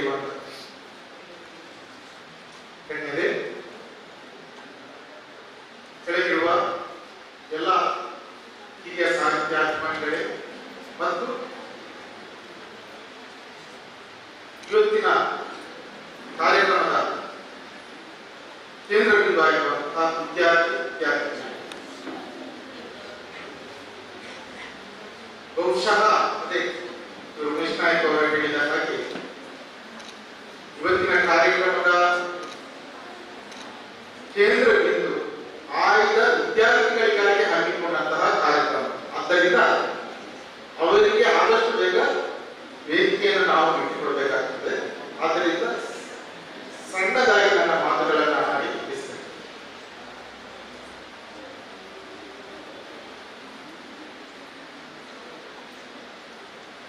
ಉಪ್ಪಿನಂಗಡಿ ನನ್ನನ್ನು ಕರೆಯಿತು ಅಂತಂದ್ರೆ ಉಪ್ಪಿನ ಋಣ ನನ್ನನ್ನು ಕರೆಯಿತು ಅಂತ. ಅದರಲ್ಲೂ ಸಾಹಿತ್ಯದ ವಿಷಯಕ್ಕೋಸ್ಕರ ನನ್ನನ್ನು ಕರೆದು ಅಂತಾದ್ರೆ ಅದು ನಿಜಕ್ಕೂ ಉಪ್ಪಿನ ಋಣವೇ. ಯಾಕೆಂತಂದ್ರೆ ನಾನಿವತ್ತು ಏನಾಗಿದೆ, ಯಾವ ಅಕ್ಷರಗಳನ್ನ ಬರೆದು ನನ್ನ ಬದುಕನ್ನ ನಾನು ಬರೆದಿದ್ದೇನೆ, ಅದಕ್ಕೆ ಈ ಉಪ್ಪಿನ ಗಡಿಯ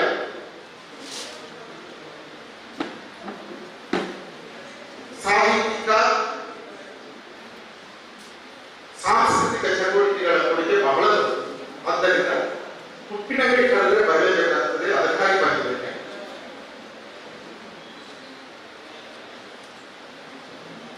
ವಿದ್ಯಾರ್ಥಿನಿಯರೇ, ಇವತ್ತು ನೀವು ವೇದಿಕೆಯ ಮುಂದೆ ಮೊನ್ನೆ ಹಾಗೆ ನನಗೂ ಕೂಡ ಅಲ್ಲೇ ಕೂತ್ಕೊಂಡಂತಹ ನಾನು ಇಲ್ಲಿ ನಿಮ್ಮಲ್ಲಿ ಯಾರೋ ಒಬ್ಬರಾಗಿ ನಾನು ಕೂಡ ಕೆಲವು ವರ್ಷಗಳ ಹಿಂದೆ ನಾನು ಕೂಡ ಅಲ್ಲೇ ಇದ್ನಲ್ಲ, ನನ್ನ ಕಥೆಯನ್ನ ಹಿಡ್ಕೊಂಡು ಇನ್ನೇನೋ ವೇದಿಕೆ ಹತ್ತಿ ಓದಬೇಕು ಎನ್ನುವಂತಹ ರೋಮಾಂಚನದೊಂದಿಗೆ ನಾನು ಕೂಡ ಒಂದು ಕಾಲದಲ್ಲಿ ಅಲ್ಲಿಕೊಳ್ತಿದ್ದೆ. ಅದು ನನ್ನನ್ನು ಹೀಗೆ ನೆನಪಾಗಿ ಕಾಡ್ತಾ ಇದೆ.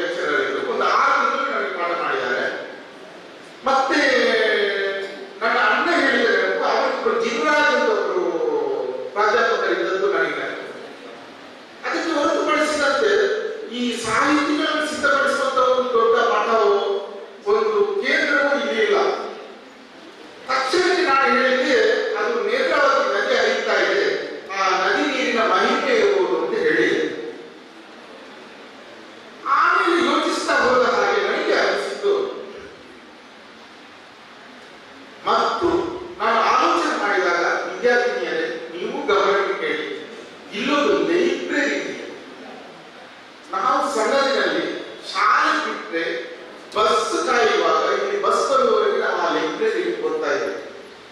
ಆ ಲೈಬ್ರರಿ ನಮಗೆ ಒಂದು ನಿಗೂಢವಾದ ಒಂದು ನಿಧಿಯಾಗಿದೆ. ಲೈಬ್ರರಿಯ ಬಾಗಿಲು ಯಾವಾಗ ತೆರೀತಾರೆ ಅಂತ ಹೇಳಿ ಕಾಯ್ತಾ ಇದ್ದ ದಿನಗಳು ಇದ್ದವು. ಅಲ್ಲಿರುವ ಕಥೆಗಳ ಪುಸ್ತಕಗಳು, ಕಾದಂಬರಿಗಳು, ಅಲ್ಲಿರುವ ಅಮರಚಿತ್ರ ಕಥೆಗಳು, ಅಲ್ಲಿರುವ ಸಾಹಿತ್ಯಿಕ ಕಾವ್ಯ ಪುಸ್ತಕಗಳು, ಇವೆಲ್ಲ ನಮಗೆ ಒಂದು ದೊಡ್ಡ ನಿಧಿಯ ತರ ಕಾಣ್ತಾ ಇದೆ.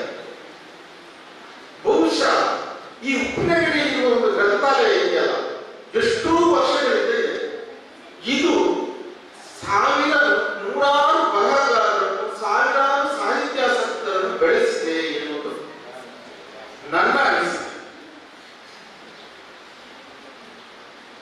ವಿದ್ಯಾರ್ಥಿಗಳೇ, ಇದರಲ್ಲಿ ಈಗ ಕಲಾಗೋಷ್ಠಿಯಲ್ಲಿ ಭಾಗವಹಿಸಲಿಕ್ಕೆ ಬಂದವರಿದ್ದೀರಿ, ಕವಿತಾಗೋಷ್ಠಿಯಲ್ಲಿ ಭಾಗವಹಿಸಲಿಕ್ಕೆ ಬಂದವರಿದ್ದೀರಿ. ಭವಿಷ್ಯದಲ್ಲಿ ಖ್ಯಾತ ಕಥೆಗಾರರಾಗುವವರು ಯಾರೋ ಒಂದಿಬ್ಬರು ಇರ್ಬೋದು ಇಲ್ಲಿ, ಭವಿಷ್ಯದಲ್ಲಿ ಖ್ಯಾತ ಕವಿಗಳಾಗುವವರು ಯಾರೋ ಒಂದಿಬ್ಬರು ಇರ್ಬೋದು. ನನ್ನನ್ನು ಒಬ್ಬರು ಕೇಳಿದ್ರು, ಬರಹಗಾರರಾಗಬೇಕಾದ್ರೆ ಏನಾಗಬೇಕು? ನಾನು ಅವರಿಗೂ ಹೇಳಿದೆ, ಈಗ ವಿದ್ಯಾರ್ಥಿಗಳಾದ ನಿಮಗೂ ಹೇಳ್ತೇನೆ, ಬರಹಗಾರನಾದವ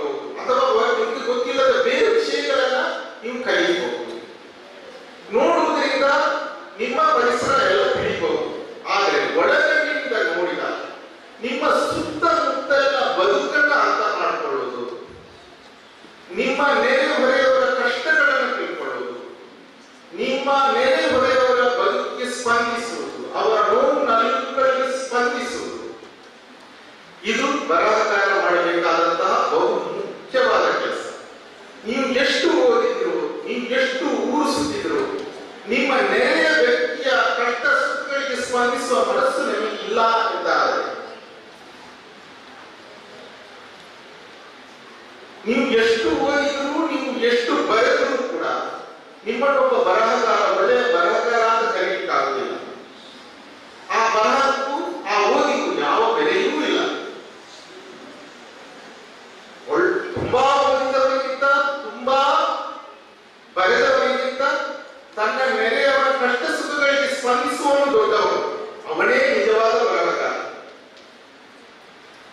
ಕಷ್ಟ ಸುಖಗಳಿಗೆ ಸ್ಪಂದಿಸುತ್ತಾ ನಿಮ್ಮಲ್ಲಿ ಕಥೆಗಳು ಹುಟ್ಟಬೇಕು, ನಿಮ್ಮಲ್ಲಿ ಕವಿತೆಗಳು ಹುಟ್ಟಬೇಕು. ಆಗ ಅದು ನಿಜವಾದ ಕವಿತೆಗಳಾಗ್ತದೆ. ನಿಮ್ಮ ನಿಜವಾದ ಒಳಗಿನ ನೋವುಗಳು, ನಿಮ್ಮ ನಿಜವಾದ ಒಳಗಿನ ದುಃಖಗಳು, ನಿಮ್ಮ ನಿಜವಾದ ಒಳಗಿನ ಸುಖ ಸಂತೋಷಗಳು ಅದು ಕವಿತೆಯಾಗಿ ಹೊರಹೊಮ್ಮಬೇಕು. ಆಗ ಏನಾಗ್ತದೆ, ಅದು ಹೊರಹೊಮ್ಮಿದಾಗ ನೀವು ಓದಿದ ಬರಹಗಳು ನಿಮಗೆ ಸಹಾಯಕ್ಕೆ ಬರ್ತದೆ. ನೀವು ಪುಸ್ತಕಗಳನ್ನು ಓದ್ತಾ ಓದ್ತಾ ನಿಮ್ಮ ಭಾಷೆ ಬೆಳೆದಿರ್ತದೆ. ನಿಮ್ಮ ಇಲ್ಲಿ ಪದಗಳು ನಿಮಗೆ ಗೊತ್ತಿಲ್ಲದ ಹಾಗೆ ಸಂಗ್ರಹ ಆಗಿರ್ತದೆ. ನೀವು 10 ಪುಸ್ತಕಗಳನ್ನು ಓದಿದ್ರೆ, 10 ಪುಸ್ತಕಗಳನ್ನು ನೀವು ಓದಿದ್ರೆ ನಿಮ್ಮಲ್ಲಿ ನಿಮಗೆ ತಿಳಿಯದ ಹಾಗೆ ಒಂದು 500 ಪದಗಳು ಇಲ್ಲಿ ಸಂಗ್ರಹ ಆಗಿರ್ತದೆ. ನೀವು ಬರೆಯುವಾಗ ಆ ಪದಗಳು ನಿಮ್ಮ ಸಹಾಯಕ್ಕೆ ಬರ್ತದೆ. ನಿಮ್ಮನ್ನು ಏನು ಬರಿಬೇಕು ಅಂತ ನಿಮಗೆ ಅನಿಸ್ತದೆಯೋ ಅದನ್ನು ಬರೆಯಲಿಕ್ಕೆ ಆ ಪದಗಳು ನಿಮಗೆ ಸಹಾಯ ಮಾಡ್ತವೆ. ಆದ್ದರಿಂದ ನಿಮಗೆ ಹೊಸ ಹೊಸ ಪದಗಳು ಸಿಗಬೇಕಾದ್ರೆ ಹೆಚ್ಚು ಪುಸ್ತಕಗಳನ್ನು ಓದಬೇಕು. ಇದು ಒಂದು ತಯಾರಿ. ಇನ್ನೊಂದು, ನೀವು ಸ್ಪಂದಿಸುವ ಗುಣವನ್ನ ಇಟ್ಕೊಳ್ಬೇಕು. ಇನ್ನೊಬ್ಬರ ಕಷ್ಟಗಳಿಗೆ, ಇನ್ನೊಬ್ಬರ ನೋವುಗಳಿಗೆ, ಇನ್ನೊಬ್ಬರ ಸಂಕಟಗಳಿಗೆ. ಮತ್ತು ನಾವು ಏನನ್ನು ಓದಬೇಕು ಎನ್ನುವುದು ನಮಗೆ ತಿಳಿದಿರಬೇಕು. ನಾವು ಏನನ್ನು ಬರೀಬೇಕು ಎನ್ನುವುದು ತಿಳಿದಿರಬೇಕು. ಇವತ್ತು ನಿಮಗೆ ಗೊತ್ತಿದೆ, ನಿಮ್ಮ ಮಾತುಗಳು, ನೀವು ಕೆಟ್ಟ ಮಾತುಗಳನ್ನು ಆಡಿದ್ರೆ, ದ್ವೇಷದ ಮಾತುಗಳನ್ನು ಆಡಿದ್ರೆ ಅದಕ್ಕೆ ಚಪ್ಪಾಳೆಗಳು ಜಾಸ್ತಿ ಬೀಳುವಂತಹ ಸಮಯ ಇತ್ತು. ಒಳ್ಳೆಯ ಮಾತುಗಳಿಗೆ ಚಪ್ಪಾಳೆಗಳು ಕಡಿಮೆ ಬೀಳುವಂತಹ ದಿನಗಳಿತ್ತು. ಆದರೆ ಒಬ್ಬ ಕವಿ ತುಂಬಾ ಚಪ್ಪಾಳೆ ಬೀಳ್ತದೆ ಅಂತೇಳಿ ಕೆಟ್ಟದನ್ನು ಬರೀಲಿಕ್ಕಾಗುವುದಿಲ್ಲ, ಕೆಟ್ಟದನ್ನು ಓದಲಿಕ್ಕಾಗುವುದಿಲ್ಲ. ಕೆಟ್ಟದನ್ನು ನೀವು ಬರೆದ್ರೆ, ಕೆಟ್ಟದನ್ನು ಮಾತನಾಡಿದ್ರೆ ಅದು ಹೆಚ್ಚು ಸಮಯ ಬೀಳುವುದಿಲ್ಲ. ಆ ಚಪ್ಪಾಳೆಗಳು ಗರ್ಗಲ್ ಸಿಕ್ಸ್ತಾರಲ್ಲ, ದೊಡ್ಡ ಸೌಂಡ್ ಆಗ್ತದೆ, ಇಡೀ ಊರಿಗೆಲ್ಲ ಗೊತ್ತಾಗ್ತದೆ. ಆದರೆ ಗರ್ಗಲ್ನ ಸೌಂಡ್ ಹೆಚ್ಚು ಉಳಿಯುವುದಿಲ್ಲ. ಸಿಡಿಮದ್ದುಗಳ ಸೌಂಡ್ ತುಂಬಾ ಸಮಯ ಉಳಿಯುವುದಿಲ್ಲ. ಅದು ಅದರ ನಂತರ ಗಾಢ ಮೌನ, ನಂತರ ಅದು ಉಳಿಸುವುದು ಎಂತದು, ಸಿಡಿಮದ್ದುಗಳ ವಾಸನೆಯನ್ನು ಮಾತ್ರ ಉಳಿಸಿ ಹೋಗ್ತದೆ. ಆದರೆ ನೋಡಿ, ಅಲ್ಲಿ ದೀಪ ಹಚ್ಚಿಟ್ಟಿದ್ದೇವೆ, ಯಾವುದೇ ಸೌಂಡ್ ಇಲ್ಲ, ಆದ್ರೆ ಅದು ಬೆಳಗ್ತಾನೇ ಇದೆ. ನಾವು ಬರಹಗಾರ ಹಚ್ಚಿಟ್ಟ ಹಣದ ಹಾಕಬೇಕೆ ಹೊರತು ಗರ್ನಾಲ್ನ ಸೌಂಡ್ ಆಗಬಾರದು. ಇವತ್ತು ಗರ್ನಾಲ್ನ ಸೌಂಡ್ ಮಾಡುವ ತುಂಬಾ ಜನ ಇದ್ದಾರೆ. ಅವರೆಲ್ಲ ಬರಹಗಾರರಾಗಿ, ನಾಯಕರಾಗಿ, ಲೀಡರ್ಗಳಾಗಿ ಗುರುತಿಸ್ತಾ ಇದ್ದಾರೆ. ಆದ್ದರಿಂದಲೇ ನಿಮಗೆ ನಾನು ಒಂದು ಎಚ್ಚರಿಕೆಯನ್ನು ಹೇಳ್ತಾ ಇರೋದು, ಮಕ್ಕಳೇ, ಯಾರನ್ನು ಮೆಚ್ಚಿಸಲಿಕ್ಕೋಸ್ಕರ ಸಾವಿರ ಜನ ಚಪ್ಪಾಳೆ ತರ್ತಾರೆ ಎನ್ನುವ ಆವೇಶದಿಂದ, ಅದರಿಂದ ಸಂಭ್ರಮಿಸಿ ಬರೀಬೇಡಿ.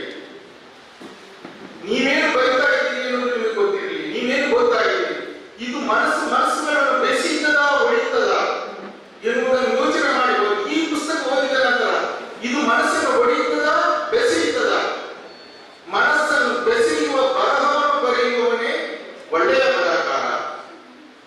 ಮನಸ್ಸನ್ನು ಒಡೆಯುವ ಬರಹಗಾರ ಎಷ್ಟು ಸುಂದರವಾಗಿ ಬರೆದರೂ ಕೂಡ ಅವನು ಗರ್ನಾಲ್ನ ಸೌಂಡ್, ಆ ಸೌಂಡ್ ಕೇಳಲಿಕ್ಕೆ ದೊಡ್ಡ ಇರ್ತದೆ, ಪಟಾಕಿ ಸೌಂಡ್ ಕೇಳಲಿಕ್ಕೆ ತುಂಬಾ ಚೆನ್ನಾಗಿರ್ತದೆ.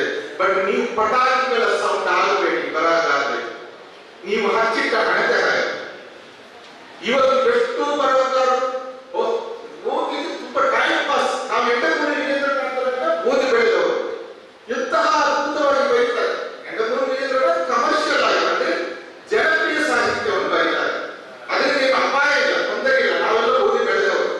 ಆದ್ರೆ ಬೇರೆ ಕೆಲವು ಬರಹಗಳು ಎಂತ ಅದ್ಭುತವಾಗಿ ಓದಲಿಕ್ಕೆ ಭಯಂಕರ ರೋಮಾಂಚನ ಆಗ್ತದೆ.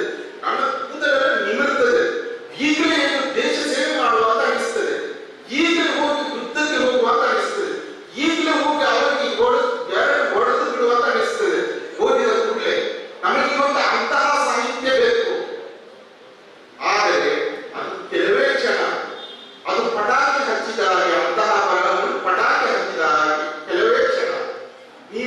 ಅಲ್ಲಿ ಬೆಳಕುವ ಹಣತೆಯ ಹಾಗೆ ಬೆಳಕನ್ನು ಹಚ್ಚುವ ಬರಹವನ್ನು ಬರೆಯಿರಿ.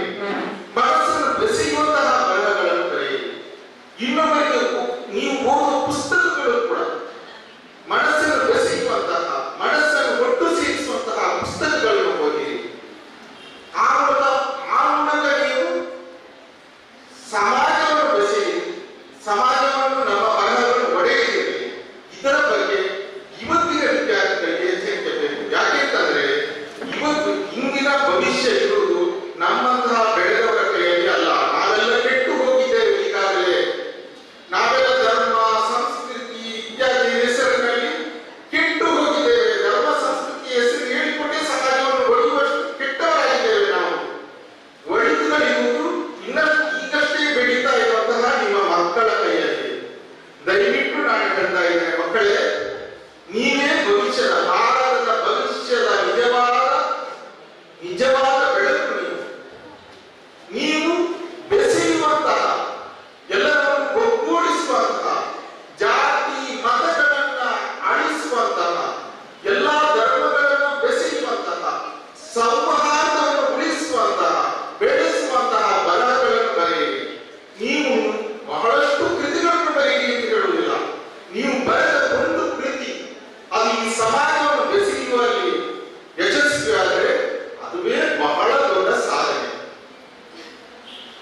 ಇದರಲ್ಲಿ ನೀವು ಯಶಸ್ವಿ ಆಗ್ತೀರಿ, ನೀವು ಗೆಲ್ತೀರಿ ಅಂತ ಹೇಳುವ ಆಶಯದೊಂದಿಗೆ ನನ್ನ ಮಾತುಗಳನ್ನು ಮುಗಿಸ್ತೇನೆ. ನಮಸ್ಕಾರ.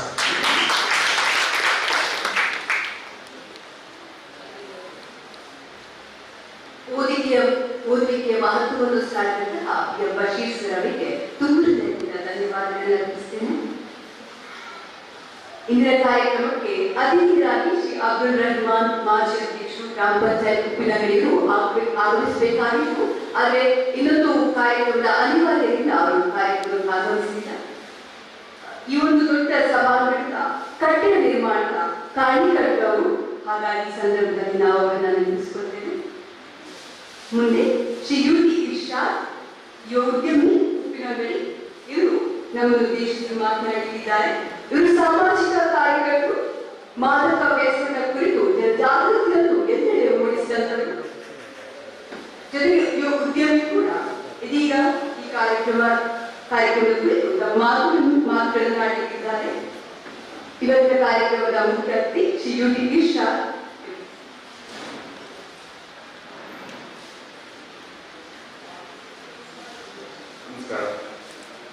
ವೇದಿಕೆಯ ಮೇಲಿರುವ ಗಣ್ಯರೇ ಹಾಗೂ ವೇದಿಕೆಯ ಕೆಳಗಿರುವ ಆತ್ಮೀಯ ವಿದ್ಯಾರ್ಥಿಗಳು, ಇವತ್ತು ನೀವು ಗ್ರಹಿಸಬಹುದು, ಸ್ವಲ್ಪ ಜನರಿಗೆ ನಾವು ಇದರಲ್ಲಿ ಸಾಹಿತ್ಯ ಆಗ್ಬೋದು ಅಂತ. ಆಕ್ಚುಲಿ ಸಾಹಿತ್ಯ ನಿಮ್ಮಂತಹ ಕೆಲವು ವ್ಯಕ್ತಿಗಳಿಗಾದ್ರೆ ಸಾಕು. ಯಾಕಂತ ಹೇಳಿದ್ರೆ ಸಾಹಿತ್ಯಕ್ಕೆ ಅಪ್ಪರ ಬೇಕಾಗಿಲ್ಲ, ಸಾಹಿತ್ಯಕ್ಕೆ ಬೇಕಾದದ್ದು ಸತ್ವ. ಆ ಸತ್ವವನ್ನು ನಾವು ಸಮಾಜದ ಭಾವೈಕ್ಯತೆಗೆ, ಸೌಹಾರ್ದತೆಗೆ, ಸಮಾಜವನ್ನು ಒಡೆಯದಿರುವಂತಹ ಕೆಲಸಗಳಿಗೆ ಉಪಯೋಗಿಸಿದರೆ ಸಾಹಿತ್ಯ ಪರಿಪೂರ್ಣ ಆಗ್ತದೆ. ಯಾಕಂತ ಹೇಳಿದ್ರೆ ಈಗಾಗಲೇ ಸನ್ಮಾನ್ಯ ಬಶೀರ್ ಅವರು ದೇಶದ ಮತ್ತು ಸಾಹಿತ್ಯದ ಬಗ್ಗೆ ಅತ್ಯಂತ ನವಿರಾದ ಮಾತುಗಳಲ್ಲಿ ನಮ್ಮನ್ನ ಹೇಳಿದರು. ಈ ಜಗತ್ತು ಯಾವ ತರ ಆಗಿದೆ ಅಂತ ಹೇಳಿದ್ರೆ ಸಾಮಾಜಿಕ ಜಾಲತಾಣಗಳೇ ಬದುಕು, ಅದು ಬಿಟ್ಟು ಬೇರೆ ಯಾವುದೂ ಬದುಕಲ್ಲ ಅನ್ನುವ ಮಟ್ಟಕ್ಕೆ ಜಗತ್ತು ಬಂದು ನಿಂತಿದೆ. ಯಾಕಂತ ಹೇಳಿದ್ರೆ ಉಪ್ಪಿನಗಡಿಯ ಇತಿಹಾಸವನ್ನು ಅತ್ಯಂತ ಸ್ವಚ್ಛವಾಗಿ ಅರಿವಂತಹ ಮನಸ್ಸುಗಳಿಗೆ ಉಪ್ಪಿನಗಡಿಯ ಈ ಮಣ್ಣು, ಎರಡು ನದಿಗಳು ಮತ್ತು ಈ ಪ್ರಕೃತಿಯ ಸೊಬಗು ಹಲವಾರು ಕವಿಗಳನ್ನು, ಬರಹಗಾರರನ್ನು, ಚಿಂತಕರನ್ನು ಸಮಾಜಕ್ಕೆ ಅರ್ಪಿಸಿದೆ. ಉಪ್ಪಿನಗಡಿಯ ಹಳೆಯ ಕಾಲದ ನಮ್ಮ ಮಾಸ್ಟರ್ ಅವರ ಸಮಗ್ರ ಮಾಹಿತಿ BM ಇದ್ದಿನಬರವರು ಮತ್ತೆ BM ಬಶೀರ್ ಅವರು, ರಶೀದ್ ಅವರು, ಬಶೀರ್ ಅವರ ಅಣ್ಣ, ಮತ್ತೆ ಬಶೀರ್ ಅವರ ನಜೀರ್ ಅವರು, ಹಾಗೆ ರಫೀಕ್ ಅಂತ ಹೇಳಿ ಬರೆದರು. ಅವರೆಲ್ಲ ಈಗ ನಮ್ಮೊಂದಿಗೆ ಇಲ್ಲ. ಆಕ್ಚುಲಿ ನನ್ನನ್ನು ಈ ಸಾಹಿತ್ಯ ಕ್ಷೇತ್ರಕ್ಕೆ ತೊಡಗಿಸಿಕೊಳ್ಳಲಿಕ್ಕೆ ಕಾರಣ ರಶೀದ್ ಮತ್ತೆ ನಜೀರ್, ರಫೀಕ್ ಅವರು. ನಾನು ಒಬ್ಬ ಸಾಹಿತ್ಯದ ವಿದ್ಯಾರ್ಥಿ ಮತ್ತು ಪತ್ರಿಕೋದ್ಯಮ ವಿದ್ಯಾರ್ಥಿ ಮೈಸೂರು ಯೂನಿವರ್ಸಿಟಿಯಲ್ಲಿ. ನನ್ನನ್ನು ಅಲ್ಲಿ ಕರ್ಕೊಂಡು ಹೋದವರು ಈ 3 ಜನ. ಅವರು ಈಗ ಇಲ್ಲ. ಅವರು ನೆನೆಸಿಕೊಳ್ಳುವುದು ಈ ಸಾಹಿತ್ಯ ವೇದಿಕೆ ನನ್ನ ಧರ್ಮ. ಯಾಕಂತ ಹೇಳಿದ್ರೆ ನಾನು ಪುಸ್ತಕವನ್ನು ಓದಲಿಕ್ಕೆ ಪ್ರಾರಂಭ ಮಾಡಿದ್ದು ಆ ಮೂವರಿಂದ. ಆದ ಕಾರಣ ಅವರನ್ನು ನಾನು ನೆನೆಸಿಕೊಳ್ತಾ ಇದ್ದೇನೆ. ಹೀಗೆ ಉಪ್ಪಿನಂಗಡಿಯ ತುಂಬಾ ಜನ ಕೇಳ್ತಾ ಇದ್ರು ನಮ್ಮ ಹತ್ರ. ಮಠ ಅಂತ ಹೇಳಿ ಒಂದು ಊರಿದೆ, ಮಠ ಮನೆತನ. ಅಲ್ಲಿ ಅವರು ಸಾಧಾರಣ ಎಲ್ಲರೂ ಸಹ ಸಾಹಿತ್ಯಗಳು ಅಲ್ಲ ಉಪ್ಪಿನಂಗಡಿ. ಹೌದಾನೆ ಉಪ್ಪಿನಂಗಡಿ ಮಸ್ತ್ ಜನ ಅಂಚೆ ಬರೆಯೋದಿಲ್ಲ ಏ ಬರೋದಾನೆ ಅಂತ. ಅದೇಂತ ನನಗೆ ಸಹ ಗೊತ್ತಿಲ್ಲ ಯಾಕೆ ಅಂತ ಹೇಳಿ. ಬಸೀರವರಿಗೆ ಇವಾಗ ಉತ್ತರ ಕೊಟ್ಟಿದ್ದಾರೆ ಅದು ಯಾಕೆ ಅಂತ ಹೇಳಿ. ಅದು ಆಗಿರಬಹುದು ಮೇಬಿ. ಮತ್ತೆ ಉಪ್ಪಿನಂಗಡಿಯ ಸಾಹಿತ್ಯ ಪ್ರೇಮಿಗಳನ್ನ ಬೆಳೆಸುವಲ್ಲಿ ಉಪ್ಪಿನಂಗಡಿಯ ಲೈಬ್ರರಿ ತುಂಬಾ ದೊಡ್ಡ ಕಾರ್ಯ ಮಾಡಿದೆ. ಆ ಲೈಬ್ರರಿಯನ್ನು ಈಗ ಆ ಕಟ್ಟಡವನ್ನು ಒಡೆದು ಗ್ರಾಮ ಪಂಚಾಯತಿ ಮತ್ತೆ ಜಿಲ್ಲಾ ಪಂಚಾಯತ್ ಸಹಕಾರದಲ್ಲಿ ಹೊಸ ಕಟ್ಟಡ ಆಗ್ತಾ ಇದೆ. ಅದು ಸಹ ಒಂದು ಒಳ್ಳೆಯ ಬೆಳವಣಿಗೆ ಉಪ್ಪಿನಂಗಡಿಗೆ. ಮತ್ತೆ ಇವತ್ತಿನ ಶಾಲಾ ವಿಭಾಗದ ಕವಿಗೋಷ್ಠಿಯಲ್ಲಿ ಭಾಗವಹಿಸುವಂತಹ ನನ್ನ ಆತ್ಮೀಯ ಮಿತ್ರರಿಗೆ ನಾನು ಹೇಳ್ತಾ ಇರೋದೇನು ಅಂತ ಹೇಳಿದ್ರೆ, ನೀವು ದಯವಿಟ್ಟು ದಿನಕ್ಕೆ 2 ಪೇಪರ್ ಅನ್ನಾದ್ರೂ ಓದಿ ದಯವಿಟ್ಟು. ಯಾಕಂತ ಹೇಳಿದ್ರೆ ಪೇಪರ್ ಅಲ್ಲಿ ಸಂಪಾದಕೀಯ ಅಂತ ಹೇಳಿ ಅಂಕಣ ಬರ್ತದೆ. ಅದನ್ನು ಓದಿದ್ರೆ ನಿಮ್ಗೆ ಒಂದು ಸಮಗ್ರ ಒಂದು ಮಾಹಿತಿ ಸಿಗ್ತದೆ ಇವತ್ತು ನಿನ್ನೆ ಏನಾಯಿತು ಅಂತ ಹೇಳಿ. ಯಾಕಂತ ಹೇಳಿದ್ರೆ ನಮ್ಗೆ ಕೆಲವರಿಗೆ ಪುರುಸತ್ತಿಲ್ಲ ಅಂತ ಹೇಳ್ತಾರೆ. ಈಗ ಎಲ್ರಿಗೂ 24 ಗಂಟೆ ಇರುದು, ಮೊದಲು ಸಹ 24 ಗಂಟೆ ಇರ್ತದೆ, ಇನ್ನು ಮುಂದೆ ಸಹ ಅಷ್ಟೇ ಇರುವುದು. ಆದ ಕಾರಣ ಕನಿಷ್ಠ ದಿನಕ್ಕೆ 2 ಪೇಪರ್ಗಳನ್ನು, ತಿಂಗಳಿಗೆ 1 ಪುಸ್ತಕ ಓದಿ. ಅದು ಸಹ ನೀವು ದುಡ್ಡು ಕೊಟ್ಟು ತೆಗಿ, ಇನ್ನೊಬ್ಬರಿಂದ ನೀವು ಅದನ್ನು ಬಾಡಿಗೆ ಕೊಡಬೇಕು. ಯಾಕಂತ ಹೇಳಿದ್ರೆ ಆ ಪುಸ್ತಕ ನಿರ್ಮಾಣದ ಹಿಂದೆ ತುಂಬಾ ಶ್ರಮ ಇದೆ. ಪುಸ್ತಕ ಬರೆಯುವವ, ಪ್ರಕಾಶಕ, ಅವನ ನೋವು, ಅವನ ಆತಂಕ, ಅವನ ಬದುಕಿರ್ತದೆ. ಆದ ಕಾರಣ ಕನಿಷ್ಠ 1 ಪುಸ್ತಕ, ಅದಕ್ಕಿಂತ ಎಷ್ಟು ಬೇಗ ತಗೊಳ್ಬಹುದು, ಅದು ನಿಮ್ಮ ಆರ್ಥಿಕ ವ್ಯವಸ್ಥೆಗೆ ಅನುಗುಣವಾಗಿ. ಆದ್ರೂ ಸಹ ಕನಿಷ್ಠ 1 ಪುಸ್ತಕವನ್ನು ನೀವು ನಿಮ್ಮ ದುಡ್ಡಿಂದ ತೆಗೆದು ಅದನ್ನು ನಂತರ ನೀವು ಏನ್ ಮಾಡಿ ಅಂತ ಹೇಳಿದ್ರೆ, ನಮ್ಮ ದಿವಾಕರ ಸರ್ ಹೇಳಿದಾಗೆ ಬೇರೆ ಕಾರ್ಯಕ್ರಮಕ್ಕೆ ಹೋಗುವಾಗ ಗಿಫ್ಟ್ ಆದ್ರೂ ಕೊಡಿ, ಆಗ ಇನ್ನೊಬ್ಬರು ಹೋಗ್ತಾರೆ. ಆದ ಕಾರಣ ನಿಮ್ಮಲ್ಲಿ ನನ್ನ ಒಂದು ಸವಿನಯ ಮನವಿ, ದಿನಕ್ಕೆ 2 ಪೇಪರ್, ತಿಂಗಳಿಗೆ 1 ಪುಸ್ತಕ, ಆಗ ವರ್ಷಕ್ಕೆ 12 ಪುಸ್ತಕ ಆಯ್ತು. ನೀವೀಗ 8ನೇ ಕ್ಲಾಸಲ್ಲಿ ಇದ್ರೆ ಡಿಗ್ರಿ ಮುಗಿಸುವಾಗ ಕನಿಷ್ಠ ಎಷ್ಟು ಪುಸ್ತಕ ಲೆಕ್ಕ ಮಾಡಿಕೊಳ್ಳಿ. ಅಷ್ಟು ಜ್ಞಾನ ಭಂಡಾರ ನಮ್ಮಲ್ಲಿ ಬೆಳೆಯುತ್ತದೆ. ಆದ ಕಾರಣ ನಿಮ್ಮ ಓದನ್ನು ನೀವು ಕರಗತ ಮಾಡಿಕೊಳ್ಳಿ. 1 ದಿನಕ್ಕೆ 2 ಪೇಪರ್ ಓದುವಾಗ ನಿಮಗೆ ಕನಿಷ್ಠ ಅರ್ಧ ಗಂಟೆ ಬೇಕಾಗ್ತದೆ. ಪೇಪರ್ ಅಂತ ಹೇಳಿದ್ರೆ ಪುಸ್ತಕ ಓದ್ಕೊಂಡು ಓದುದಲ್ಲ, ಅದನ್ನು ಸ್ವಲ್ಪ ಸ್ಟಡಿ ಮಾಡಬೇಕು. ನಾವು ಪಾಠ ಪುಸ್ತಕ ಓದಿದ್ರೆ ಹಾಗೆ ಪೇಪರ್ ಓದಬೇಕು. ಒಂದು ಅರ್ಧ ಗಂಟೆ ಅದಕ್ಕೆ ಮೀಸಲಿಡಿ, ಒಂದು 1/4 ಗಂಟೆ ಪುಸ್ತಕ ಮೀಸಲಿಡಿ. ಆಗ ಎಂತಾಗ್ತದೆ ಅಂತ ಹೇಳಿದ್ರೆ ಕನ್ನಡ ಸಾಹಿತ್ಯ ಬರಡಾಗ್ತಾ ಇದೆ. ಈಗ ಉಮೇಶ್ ಸರ್ ಮಾತು ಹೇಳಿದ್ರು, ಈಗ ಕಥೆ ಬರೆಯುವವರಿಲ್ಲ, ಇನ್ಸ್ಟೆಂಟ್ ಕವನ ಬರೆಯುವವರು ಮಾತು ಇರುವುದು ಅಂತ ಹೇಳಿ. ಆದ ಕಾರಣ ಇಲ್ಲಿ ಕೂತ್ಕೊಂಡವರೆಲ್ಲ ಓದಿನ ಇಶಿ ಕೂತ್ಕೊಳ್ಳುವಾಗ ಕಥೆ, ಕವನ, ಕಾದಂಬರಿ, ಪ್ರಬಂಧಗಳನ್ನು ಬರೆದು. ಆದ ಕಾರಣ ನನ್ನ ಮನವಿಯನ್ನು ನೀವು ಸ್ವೀಕಾರ ಮಾಡ್ತೀರಿ ಅಂತ ಹೇಳಿ ಅವಕಾಶಕ್ಕಾಗಿ ವಂದನೆಗಳು.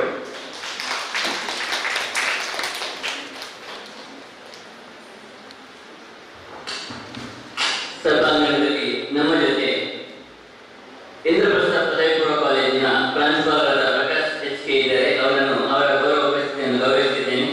ಹಾಗೆ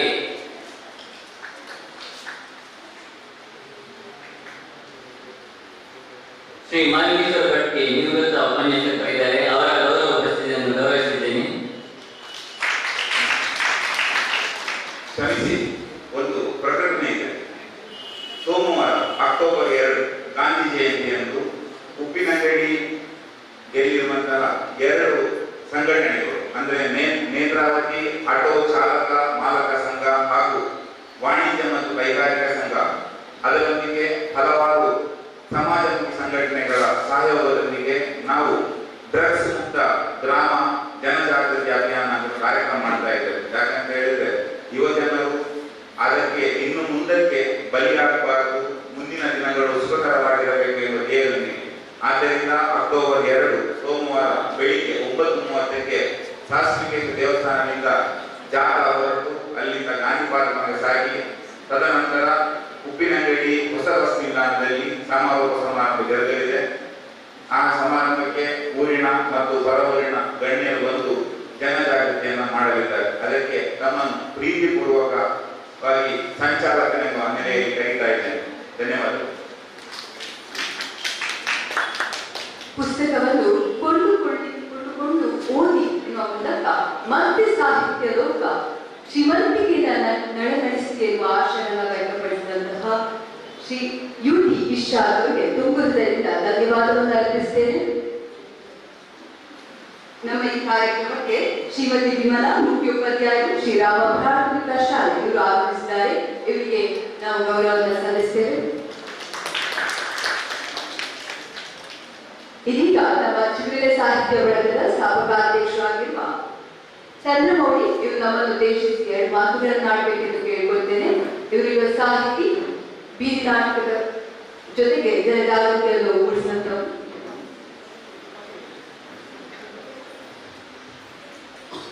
ಎಲ್ಲರಿಗೂ ನಮಸ್ಕಾರ.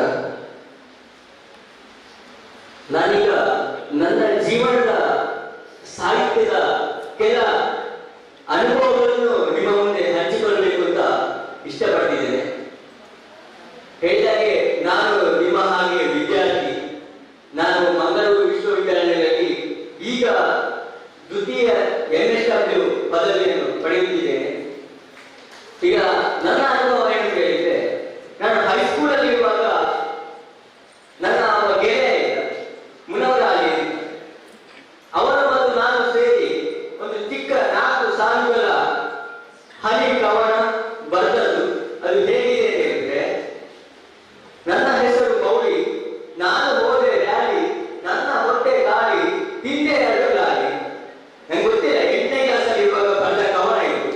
ಹಾಗೆ ಮುಂದುವರೆದ ಹೋದಾಗೆ ನನಗೆ ತುಂಬಾ ಸಪೋರ್ಟ್ ಆಗಿದ್ದವರು ಅಲ್ಲಿಯ ಸುಬೋಧ ಹೈಸ್ಕೂಲ್ ಆಲಂಪರು ಅಲ್ಲಿನ ಹೆಡ್ ಮಾಸ್ಟರ್ ಆಗಿರುವಂತಹ SK ನಾರಾಯಣ್ ಸರ್ ಅಂತ ಇದ್ದರು. ಹಾಗೆ ಮುಂದುವರೆದ ಹೋದಾಗೆ ನಾನು ಹೈಸ್ಕೂಲ್ ಆಯಿತು. ಹೇಗೋ ಹೈಸ್ಕೂಲಲ್ಲಿ ತುಂಬಾ ಕಷ್ಟಪಟ್ಟು ಪಾಸ್ ಆಗಿ PUCಗೆ ಬಂದೆ. PUCಯಲ್ಲಿ ಕೂಡ ಹಾಗೆ ಫಸ್ಟ್ ಸೈನ್ಸ್ ತಗೊಂಡವ, 2 ತಿಂಗಳು ಸೈನ್ಸ್ ಅಲ್ಲಿ ಇದ್ದು ಸೈನ್ಸ್ ಕಷ್ಟ ಆಗ್ತದೆ ಅಂತ ಹೇಳಿ ಆರ್ಟ್ಸ್ಗೆ ಬಂದೆ. ಹಾಗೆ ಮುಂದುವರಿತಾ ಹೋದಾಗೆ ಕನ್ನಡದಲ್ಲಿ ಪ್ರಕಾಶ್ ಅಂತ ಇದ್ರು. ಅವ್ರು ಏನು ಕೇಳಿದ್ರೆ, ಚಂದ್ರಮೌಳಿ ನೀನು ಏನು ಬರಲಿಕ್ಕೆ ಹೊರಟಿದ್ದಿ, ಬರಿ ಅಂತ ಹೇಳಿದ್ರು. ನನಗೆ ಏನು ಗೊತ್ತಿಲ್ಲ, ಇದಾಗ ಗೊತ್ತಿಲ್ಲ. ಹಾಗೆ ಒಂದಿನ ನಾನು ಬಸ್ನಲ್ಲಿ ಹೋಗ್ತಾ ಇರುವಾಗ, ನಿಮ್ಗೆ ಗೊತ್ತಿರ್ಬೋದು ಮಹಾಲಿಂಗೇಶ್ವರ ಬಸ್ ಅಂತ ನಮ್ಮ ಊರಲ್ಲಿ ಬಸ್ ಇದೆ. ನಾನು ಈ ಕವನವನ್ನು ತುಂಬಾ ಬಾರಿ ಹೇಳಿದ್ದೇನೆ. ನಾನು ಯಾಕೆ ಹೇಳಿದ್ದೆ ಅಂತ ಹೇಳಿದ್ರೆ, ಈ 2 ಕವನ ನನ್ನ ಒಂದು ಏನೋ ಮಾಡಬಹುದು, ಏನೋ ಇನ್ನೊಬ್ಬರಿಗೆ ಸಪೋರ್ಟ್ ಮಾಡಬಹುದು, ಇನ್ನೊಬ್ಬರನ್ನು ಪ್ರೋತ್ಸಾಹಿಸಬಹುದು ಅಂತ ನಾನು ಈ ನಿಮಗೆ ನನ್ನ ಅನುಭವವನ್ನು ಹಂಚಿಕೊಳ್ತಾ ಇದ್ದೇನೆ. ಆ ಕವನ ಹೇಗಿತ್ತು ಅಂತ ಹೇಳಿದ್ರೆ, ನಮ್ಮೂರಲ್ಲಿ ಒಂದು ಮಹಾಲಿಂಗೇಶ್ವರ ಬಸ್ ಇತ್ತು. ಆ ಬಸ್ಸಲ್ಲಿ ಯಾವಾಗಲೂ ಸಂಜೆ ಕಾಲೇಜ್ ಬಿಟ್ಟು ಹೋಗುವಾಗ ತುಂಬಾ ರಶ್. ಆ ಬಸ್ಸಲ್ಲಿ ಸಂಜೆ ಯಾವಾಗಲೂ ಕಾಲೇಜ್ ಬಿಟ್ಟು ಹೋಗುವಾಗ ತುಂಬಾ ಬಸ್. ಅದಕ್ಕೋಸ್ಕರ ಅದಕ್ಕಾಗಿ ಒಂದು ಮಾಡಿದ ಕವನ. ನಾನು ಹೋದೆ ಮಹಾಲಿಂಗೇಶ್ವರ ಬಸ್ಸಲ್ಲಿ, ಅದು ತುಂಬಿತ್ತು ರಶ್ ಅಲ್ಲಿ. ಅದರಲ್ಲಿ ಒಬ್ಬ ಸೆಲ್ಫಿಯಲ್ಲಿ ಡ್ರೈವರ್ನ ಕಾಲು ಬ್ರೇಕಿನಲ್ಲಿ, ಅವಳು ಬಿದ್ದಲು ನನ್ನ ತೋಳಿನಲ್ಲಿ, ಎತ್ತಲು ಬಲು ಜೋಡಿನಲ್ಲಿ, ಈಡಿಯಟ್ ಎಂದು ಕಪಾಲಕ್ಕೆ ಹೊಡೆದದ್ದು ಮಾತ್ರ ಅವಳ ಕೈಯಲ್ಲಿದ್ದ ಬರೆದದ್ದು. ಆ ಕವನದ ಇನ್ನೊಂದು ನಾನು ಹೋಗಿ ನನ್ನ ಮಠದಲ್ಲಿ ಹೋಗಿ ಕೇಳುವಾಗ ಅವರು ಹೇಳಿದ್ರು, ತುಂಬಾ ಚೆನ್ನಾಗಿದೆ, ಹಾಸ್ಯ ಕವನ ಬರೀಬಹುದು, ಆದರೆ ಈಗಿನ ಹಾಸ್ಯ ಕವನಕ್ಕೂ ತುಂಬಾ ವ್ಯತ್ಯಾಸ ಉಂಟು ಅಂತ ಹೇಳಿ ನನಗೆ ಸ್ವಲ್ಪ ಕವನದ ಬಗ್ಗೆ ಹೇಳಿಕೊಡು. ಅದಾಗಿ PUC ಮುಗಿದು ನಾನು ಡಿಗ್ರಿಗೆ ಸೇರಿದೆ. ಡಿಗ್ರಿಗೆ ಸೇರುವಂತಹ ಸಂದರ್ಭದಲ್ಲಿ ನನಗೆ ಒಂದು ಸಾಹಿತ್ಯದಲ್ಲಿ ಹೀಗೆ ಚಿಕ್ಕ ಪುಟ್ಟ ಕವನಗಳನ್ನು ಬರೀತೀನಿ ಹೋದೆ. ನನಗೆ ನಿಜವಾಗಿ ಹೇಳ್ತೇನೆ, ಕವನ ಬರೀದೆ ಆ ಸಂದರ್ಭದಲ್ಲಿ ಏನು ಗೊತ್ತಿಲ್ಲ, ಏನು ಅಂದ್ರೆ ಏನು ಗೊತ್ತಿಲ್ಲ. ಸುಮ್ಮನೆ 4 ಸಾಲು ಬರೀದು ಹೋಗಿ ಅಲ್ಲಿ ನೋಟಿಸ್ ಕೊಡಿ ಆಗುದು, ಇದು ನನ್ನ ಕವನ. ಅಲ್ಲಿ ಆದ್ಮೇಲೆ ಒಬ್ಬೊಬ್ಬರೇ ಕರೆಕ್ಷನ್ ಮಾಡಿ ಸ್ಟಾರ್ಟ್ ಮಾಡಿದ್ರು. ಹೀಗೆ ಅಲ್ಲ, ಹೀಗೆ ಬರೆಯುವಂತದ್ದಾಗಿರ್ಬೋದು, ಹೀಗೆ ಬರೆಯುವಂತದ್ದಾಗಿರ್ಬೋದು. ಆ ಸಂದರ್ಭದಲ್ಲಿ ಡಿಗ್ರಿ ಫೈನಲ್ ಇರುವಾಗ 3ನೇ ವರ್ಷದ ಡಿಗ್ರಿಯಲ್ಲಿ ಕಲಿತಿರುವಾಗ, ನಾನು ಬೆಟ್ಟಮಾರಿ ಡಿಗ್ರಿ ಕಾಲೇಜಿಗೆ ಬರ್ತದ್ದು.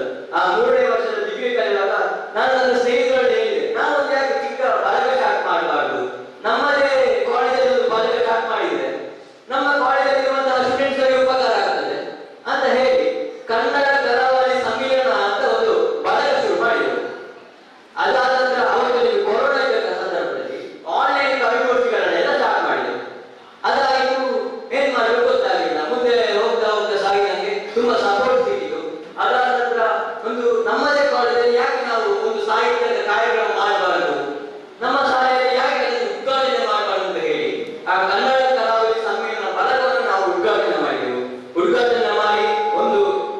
ಕವಿಗೋಷ್ಠಿಯನ್ನು ಉದ್ಘಾಟನೆ ಮಾಡಿ ಒಂದು ಕವಿಗೋಷ್ಠಿಯನ್ನು ಇಟ್ಟೆವು.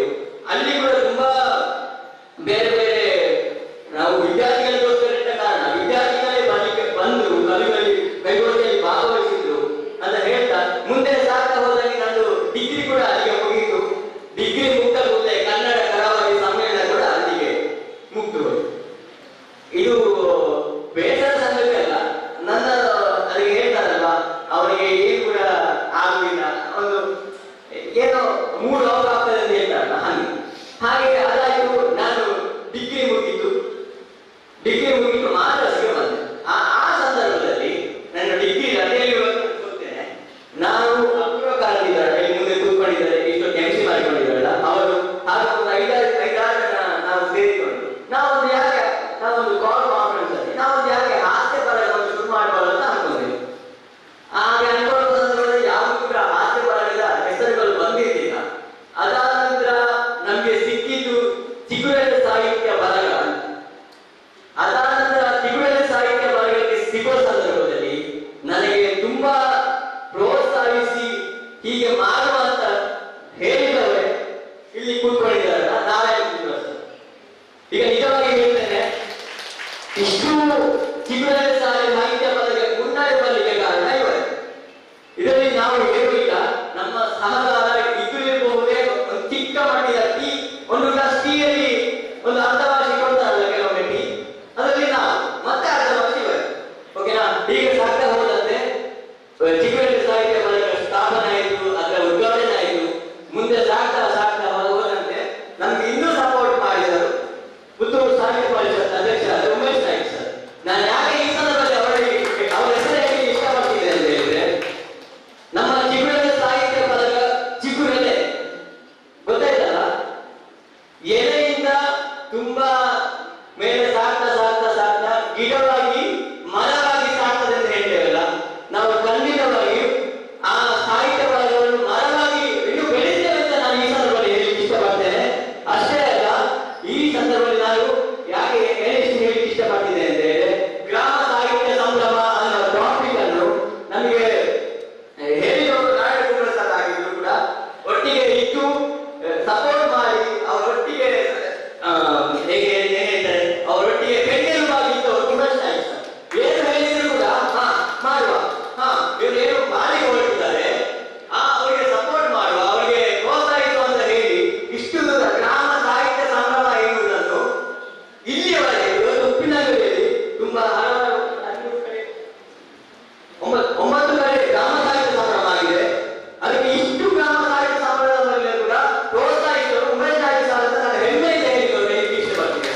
ಅದಾದ ನಂತರ ನಾನು ಯಾಕೆ ಹೇಳಬೇಕು, ನನ್ನ ಅನುಭವ ಹೇಳಬೇಕು ಅಂತ ಹೇಳಿದ್ರೆ, ನೀವು ಕೂಡ ವಿದ್ಯಾರ್ಥಿಗಳು, ನಿಮ್ಮಿಂದ ಕೂಡ ಏನಾದರೂ ಒಂದು ಸಾಧಿಸಬೇಕು ಅಂತ ಅನುಭವ ಇದೆ. ನೀವು ಕೂಡ ಕವನ ಬರೀತೀರಿ, ಚುಟುಕು ಬರೀತೀರಿ, ಹನಿಗವನ ಬರೀತೀರಿ, ಏನಾದ್ರೂ ನಿಮ್ಗೆ ಅನಿಸುವುದನ್ನು ಬರೀತೀರಲ್ವಾ, ಅದನ್ನು ಬರೀತಾ ಇರಿ.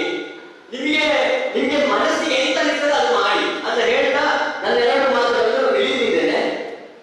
ಜೈ ಉದಯ ಕುಮಾರ್ಗೆ ದಯವಿಟ್ಟು ವೇದಿಕೆಗೆ ಆಗಮಿಸಬೇಕಾಗಿ ವಿನಂತಿಸುತ್ತಿದ್ದೇನೆ. ದಯವಿಟ್ಟು.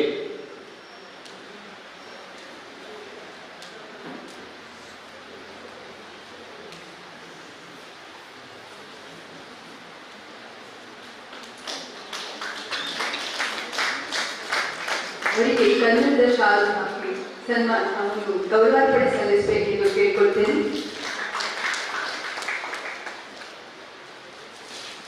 ಕನ್ನಡ ಕರಾವಳಿ ಸಂವಿಧಾನ, ಚಿಗುರೆಲೆ ಸಾಹಿತ್ಯ ಬಳಗ ಹೀಗೆ 2 ಸಾಹಿತ್ಯ ಸಂಘಟನೆಗಳನ್ನು ಹುಟ್ಟು ಹಾಕಿ ಅನೇಕ ಸಾಹಿತ್ಯ ಕಾರ್ಯಕ್ರಮಗಳಿಗೆ ಮುನ್ನುಡಿ ನೀಡಿದಂತಹ ಚಂದ್ರಮೌಳಿಗೆ ಈ ಸಂದರ್ಭದಲ್ಲಿ ನಾನು ಮಾತಾಡಿದ ಧನ್ಯವಾದಗಳನ್ನು ಸಲ್ಲಿಸ್ತೇನೆ.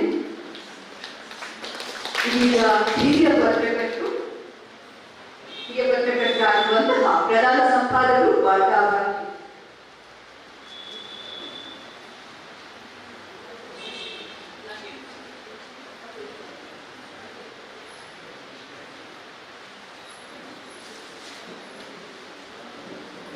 ಇದೀಗ ಗ್ರಾಮ ಸಾಹಿತ್ಯ ಸಂಭ್ರಮ ಸರಣಿ ಕಾರ್ಯಕ್ರಮವನ್ನು ನಿರಂತರವಾಗಿ ಅನೇಕ ಗ್ರಾಮಗಳಲ್ಲಿ ಯಶಸ್ವಿಯಾಗಿ ಮುನ್ನಡೆಸಿಕೊಂಡು ಬಂದಿರುವಂತಹ ನಮ್ಮ ಪುತ್ತೂರು ತಾಲೂಕು ಘಟಕದ ಹೆಮ್ಮೆಯ ಅಧ್ಯಕ್ಷರಾಗಿರುವಂತಹ ಪುತ್ತೂರು ಉಮೇಶ್ ನಾಯಕರು ನಮ್ಮನ್ನು ಉದ್ದೇಶಿಸಿ ಮಾತನಾಡಬೇಕೆಂದು ಕೇಳಿಕೊಳ್ಳಿ.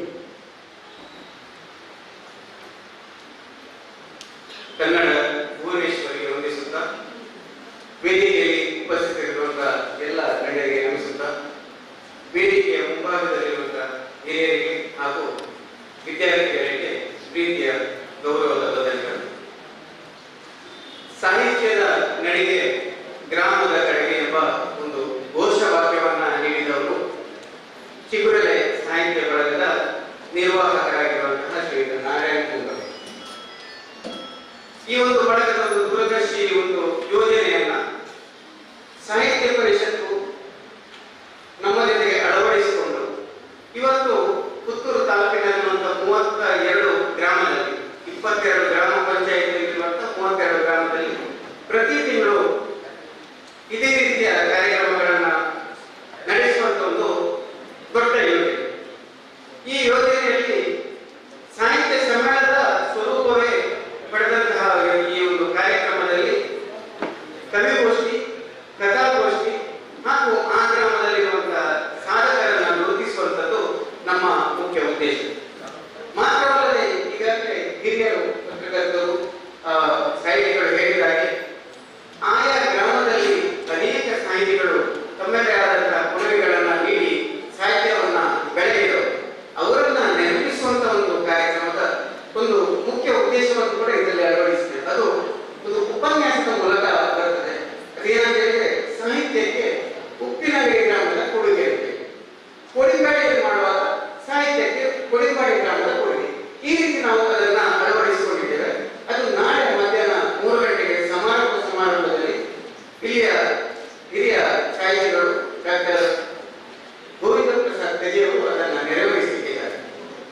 ಹೀಗೆ ಮತ್ತೆ ಇದರ ಜೊತೆಗೆ ಈ ಸಾಹಿತ್ಯ ಪರಿಷತ್ತಿನಲ್ಲಿ ನಾವು ಇನ್ನೊಂದು ಹೊಸ ಯೋಜನೆಯನ್ನ, ಶಿಕ್ಷಣಕ್ಕೆ ಪೂರಕವಾದಂತಹ ಯೋಜನೆಯನ್ನು ಕೂಡ ಹಮ್ಮಿಕೊಂಡಿದ್ದೇವೆ. ಅದುವೇ ಕನ್ನಡದಲ್ಲೂ ಕೂಡ IAS ಬರೆಯುವಂತಹ ಒಂದು ಅಭಿಯಾನ.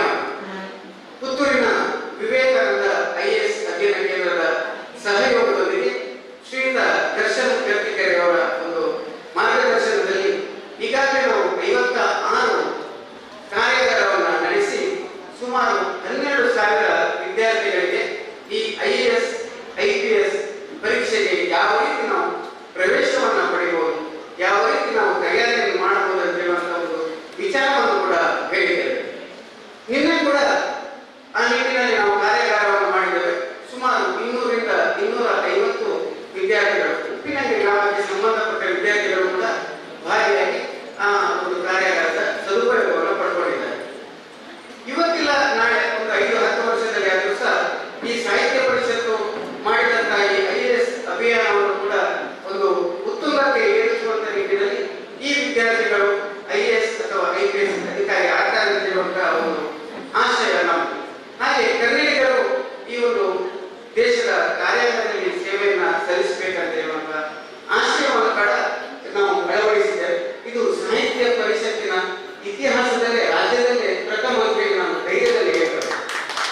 ಜೊತೆಗೆ IAS ದರ್ಶನ್ ಅಂತ ಹೇಳುವಂತಹ ಒಂದು ಉಚಿತ ಯೂಟ್ಯೂಬ್ ಚಾನಲ್ ಅನ್ನು ಕೂಡ ನಾವು ಈಗಾಗಲೇ ಲೋಕಾರ್ಪಣೆ ಮಾಡಿದ್ದೇವೆ. ಅದರಲ್ಲೂ ಕೂಡ ಅದಕ್ಕೆ ಬೇಕಾದಂತಹ ಒಂದು ಮಾರ್ಗದರ್ಶನವನ್ನು ನಾವು ನಿರಂತರವಾಗಿ ನೀಡ್ತಾ ಇದ್ದೇವೆ.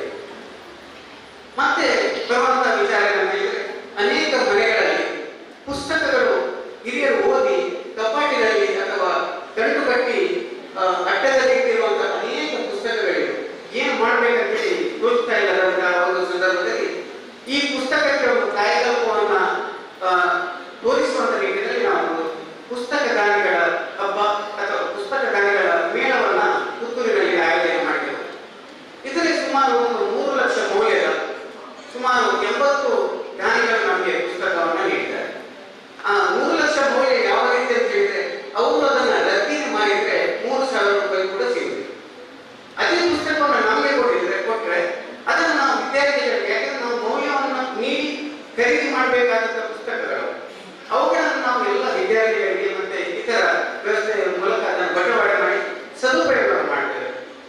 ಆ ಒಂದು ಯಶಸ್ಸಿನ ಹಿಂದೆ ಇಲ್ಲಿ ಕೂಡ ಉಪ್ಪಿನಂಗಡಿ ಗ್ರಾಮದಲ್ಲಿ ಕೂಡ ನಾವು ಅದನ್ನ ಅಳವಡಿಸಿದ್ದೇವೆ. ಈಗಾಗಲೇ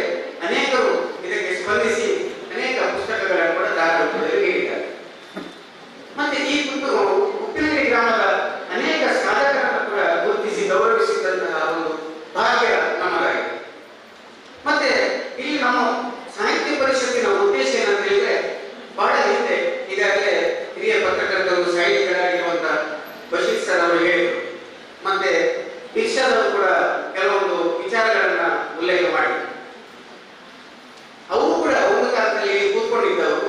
ಆದ್ರೆ ನಮಗೂ ಕೂಡ ನೆನಪಾಯ್ತು, ನಾವು ಕೂಡ ಅಲ್ಲೇ ಕೂತಿದ್ದವರು. ಇವತ್ತು ಇಲ್ಲಿ ಬರಲಿಕ್ಕೆ ಕಾರಣ ಏನಂತ ಹೇಳಿದ್ರೆ, ಈ ರೀತಿಯ ಸಾಹಿತ್ಯ ಚಟುವಟಿಕೆಗಳನ್ನ ನಡೆಸಿದರು.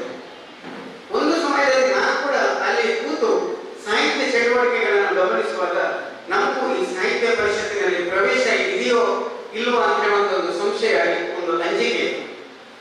ಆ ಒಂದು ಅಂಜಿಕೆ ನಿಮ್ಮಲ್ಲಿ ಕೂಡ ಇರಬಹುದು. ಆ ಒಂದು ಅಂಜಿಕೆಯನ್ನ ನಿವಾರಿಸುವ ನಿಟ್ಟಿನಲ್ಲಿ ಪರಿಷತ್ತು ಜನಸಾಮಾನ್ಯರ ಪರಿಷತ್ ಆಗ್ಬೇಕಂತ ಆಶಯ ನಮ್ಮ ಕನ್ನಡ ಸಾಹಿತ್ಯ ಪರಿಷತ್ತಿನ ರಾಜ್ಯಾಧ್ಯಕ್ಷರಾಗಿರುವಂತಹ ಡಾಕ್ಟರ್ ಮನೀಶ್ ಜೋಶಿ ಅವರು.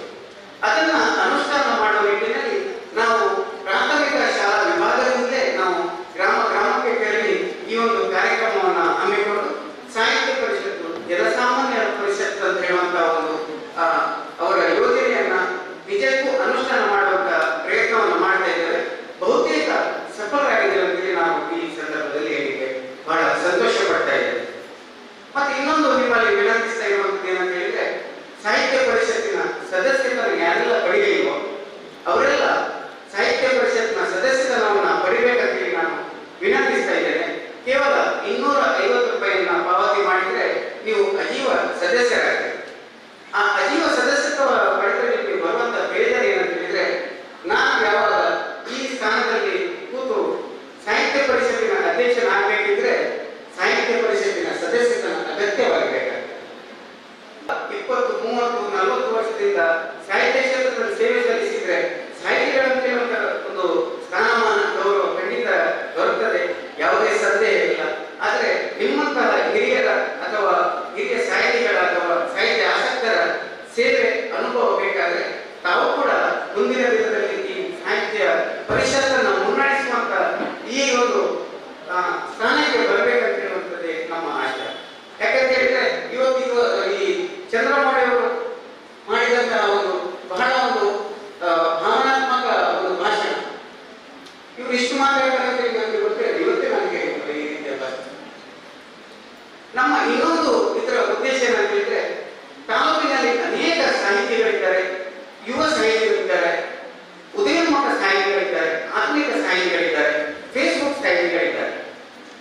ಜೊತೆಗೆ ಸಣ್ಣ ಪುಟ್ಟ ಒಂದು ಬಳಗಗಳನ್ನ ಮಾಡಿರುತ್ತಾರೆ, ಸಾಹಿತ್ಯ ಬಳಗಗಳು. ಅದು ಚಿಗುರೆಲೆ ಸಾಹಿತ್ಯ ಬಳಗಗಳು ಒಂದು ಸಣ್ಣ ರೀತಿಯಲ್ಲಿ ಮಾಡಿದಂತ ಬಳಗ ಇವತ್ತು ಹೆಮ್ಮರವಾಗಿದೆ.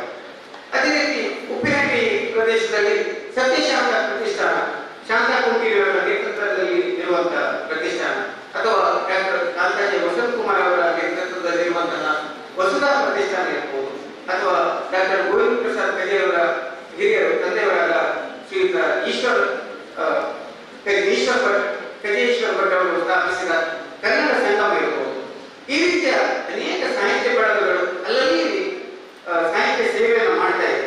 ಅವರನ್ನೆಲ್ಲ ಒಂದು ಕೂಡಿಸಿ ಸಾಹಿತ್ಯ ಪರಿಷತ್ತಿನ ಜೊತೆ ಸೇರಿಸಿ ಮುಖ್ಯವಾಹಿನಿಗೆ ತರುವಂತಹ ಉದ್ದೇಶ ನಮ್ಮ ಕನ್ನಡ ಸಾಹಿತ್ಯ ಪರಿಷತ್ ಪುತ್ತೂರು ತಾಲೂಕು ಘಟಕದ ಒಂದು ಆಶಯ ಮತ್ತೆ ಒಂದು ಯೋಜನೆ.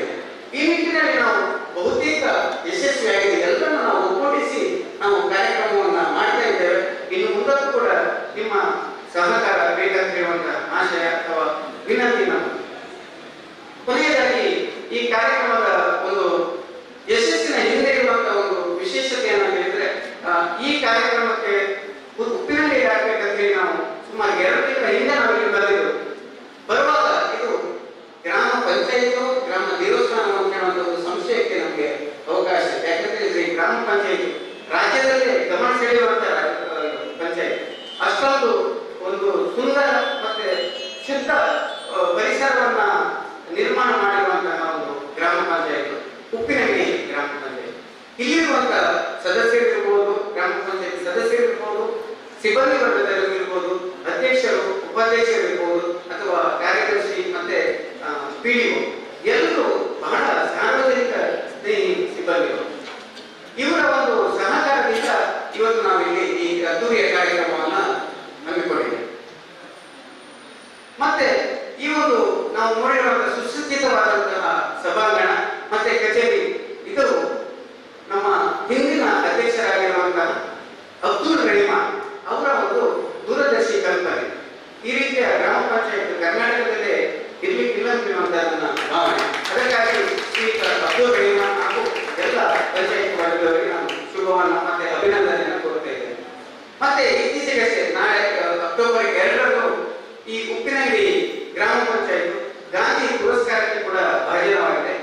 ಸಂದರ್ಭದಲ್ಲಿ ಆ ಒಂದು ಶುಭ ಸಮಾಚಾರವನ್ನ ನಿಮಗೆಲ್ಲ ತಿಳಿಸ್ತಾ ಗ್ರಾಮ ಪಂಚಾಯತ್ನ ಎಲ್ಲ ಸದಸ್ಯರಿಗೂ ಸಿಬ್ಬಂದಿ ವರ್ಗದವರಿಗೂ ಕೂಡ ನಾನು ಶುಭವನ್ನ ಹಾರೈಸ್ತಾ ಇದ್ದೇನೆ, ಅಭಿನಂದನೆಯನ್ನ ತಿಳಿಸ್ತಾ ಇದ್ದೇನೆ. ಈ ಕಾರ್ಯಕ್ರಮ 3 ದಿನದ ಕಾರ್ಯಕ್ರಮದ ಯೋಜನೆಯನ್ನ ಅನುಷ್ಠಾನಗೊಳಿಸಲಿಕ್ಕೆ ಮುತುವರ್ಜಿ ವಹಿಸಿದವರು ನಮ್ಮ ಮುಪ್ಪಿನಗಿರಿ ಗ್ರಾಮದ ಹೋಬಳಿ ನಿಯೋಜಿತ ಅಧ್ಯಕ್ಷರಾಗಿರುವಂತಹ ಕರುಣಾಕರ ಸುವರ್ಣ ಅವರು ಹಾಗೂ ಇಲ್ಲಿ ನಮ್ಮ ಜೊತೆಗಿರುವಂತಹ ಹಿರಿಯ ಪತ್ರಕರ್ತರಾಗಿರುವಂತಹ ಶ್ರೀಯುತ ಉದಯ್ ಕುಮಾರ್ ಅವರು. ಇವರು ಕಳೆದ 1-2 ದಿನದಿಂದ ಅವರಿತ ಶ್ರಮ ಪಟ್ಟಂತಹ ಅದರ ಪ್ರತಿಭೆ ಅಥವಾ ಫಲಶ್ರುತಿಯೇ ಇವತ್ತಿನ ಈ 3 ದಿನದ ಕಾರ್ಯಕ್ರಮ. ಯಾಕಂದ್ರೆ ನಾವು ಪುತ್ತೂರು ತಾಲೂಕಿನಲ್ಲಿರುವವರು, ಮುಪ್ಪಿನಗಿರಿ ನಮಗೆ ಹೊಸ ಗ್ರಾಮ. ಇವರ ಒಂದು ಉದಯ್ ಕುಮಾರ್ ಉದಯನ ಒಂದು ಸಹಕಾರದಿಂದ ಸತ್ಯಶಾಖ ಪ್ರತಿಷ್ಠಾನದ ಒಂದು ಬೆನ್ನೆಲುಬಾಗಿದ್ದ ಕಾರಣ ಇವತ್ತು ಈ ಕಾರ್ಯಕ್ರಮ ಅದ್ದೂರಿಯಾಗಿದೆ ಅಂತ ಹೇಳ್ತಾ, ಇಲ್ಲಿ ಬಂದಿರುವಂತಹ ವಿದ್ಯಾರ್ಥಿಗಳು ಮುಂದಿನ ದಿನಗಳಲ್ಲಿ ಬಶೀರ್ ಅವರ ಸ್ಥಾನವನ್ನ, ಇರ್ಷಾದ್ ಅವರ ಸ್ಥಾನವನ್ನ ಅಥವಾ ಉದಯ್ ಕುಮಾರ್ ಶಾಸಕನ ಸ್ಥಾನವನ್ನು ನೀವು ಕೂಡ ಅಲಂಕರಿಸಬೇಕಾಗಿರುವಂತಹ ಆಶಯವನ್ನು ವ್ಯಕ್ತಪಡಿಸಿದ ಇವರು ಅಧ್ಯಕ್ಷೀಯ ನುಡಿಯನ್ನ ನಾನು ಮುಕ್ತಾಯ ಮಾಡ್ತಾ ಇದ್ದೇವೆ. ಅದಕ್ಕೂ ಮುನ್ನ ನಮ್ಮ ಒಂದು ಅಪೇಕ್ಷೆ ಏನಂತ ಹೇಳಿದ್ರೆ, ಹಿರಿಯ ಪತ್ರಕರ್ತರು, ಹಿರಿಯ ಸಾಹಿತಿಗಳು ಆಗಿರುವಂತಹ ಶ್ರೀ PM ಬಶೀರ್ ಅವರು ವೇದಿಕೆ ಮುಂಭಾಗದಲ್ಲಿ ಅಲಂಕರಿಸಬೇಕಾಗಿ ನಾನು ಗೌರವಪೂರ್ವಕ ವಿನಂತಿಸ್ತಾ ಇದ್ದೇನೆ. ನಮ್ಮ ಒಂದು ಸಣ್ಣ ಗೌರವಾರ್ಪಣೆಯನ್ನು ನಾವು ಸ್ವೀಕಾರ ಮಾಡಬೇಕಾಗಿ ನಾನು ವಿನಂತಿಸ್ತಾ ಇದ್ದೇನೆ. ವೇದಿಕೆಯಲ್ಲಿರುವಂತಹ ಯುವಜನ ಕಾರ್ಯಕ್ರಮದ ಉದ್ಘಾಟಕರಾಗಿರುವಂತಹ ಶ್ರೀಯುತ ರಾಷ್ಟ್ರ ಪ್ರಶಸ್ತಿ ಪುರಸ್ಕೃತ ಅಧ್ಯಾಪಕ ಉಪನ್ಯಾಸಕರಾಗಿರುವಂತಹ ದಿವಾಕರ್ ಆಚಾರ್ಯ ಅವರನ್ನು ಗೌರವಿಸಬೇಕಂತ ಹೇಳಿ ವಿನಂತಿಸ್ತಾ ಪುತ್ತೂರ ಸನ್ಮಾನವನ್ನ ಸ್ವೀಕರಿಸಬೇಕಾಗಿ ಬಶೀರ್ ಸರ್ ವಿನಂತಿಸ್ತೇನೆ.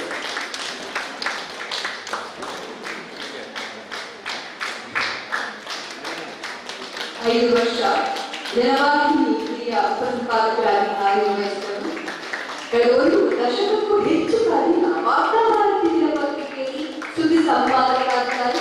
ಗೌರವಾಂಗಿ ಅಗ್ನಿ ಸೇರಿದಂತೆ ಹಲವು ಪತ್ರಿಕೆಗಳಲ್ಲಿ ಲೇಖನಗಳು ಪ್ರಕಟಗೊಂಡಿದೆ. ಪ್ರವಾಸಿಗರಿಗೆ ನೂತನವಾಗಿ ಪ್ರಶಸ್ತಿ ಕಾಡುವಂತಹ ಕಾರ್ಯನಿರ್ವಹಿಸಿದೆ. ದೊರೆ ಹಾಡಿ ಕಥಾ ಸಂಕಲನ ಸದರನ್ನು ಪ್ರತಿಷ್ಠಾನ ಪಡೆದುಕೊಂಡಿದೆ. ಅಂಗಡಿಗೆ ಆಕಾಶ ಹನಿಕತೆಗಳು ದಂಕೇಶ್ ಪ್ರಶಸ್ತಿಯನ್ನು ಪಡೆದುಕೊಂಡಿದೆ. ಬಾಡೂಟದ ಜೊತೆಗೆ ಗಾಂಧಿ ಅಂಕನ ವರ್ಗಗಳು, ಅಮ್ಮ ಹಚ್ಚದ ಓಡೆ, ಕವನ ಸಂಕಲನ ಹೀಗೆ ಕನ್ನಡ ಸಾಹಿತ್ಯಕ್ಕೆ ನಿರಂತರವಾಗಿ ಸೇವೆ ಸಲ್ಲಿಸಿದವರನ್ನ ಇದೀಗ ನಾವು ಅಭಿನಂದಿಸ್ತಾ ಇದ್ದೇವೆ. ತುಂಬುವುದೆಲ್ಲ ಅಭಿನಂದನೆಗಳು ಸರ್.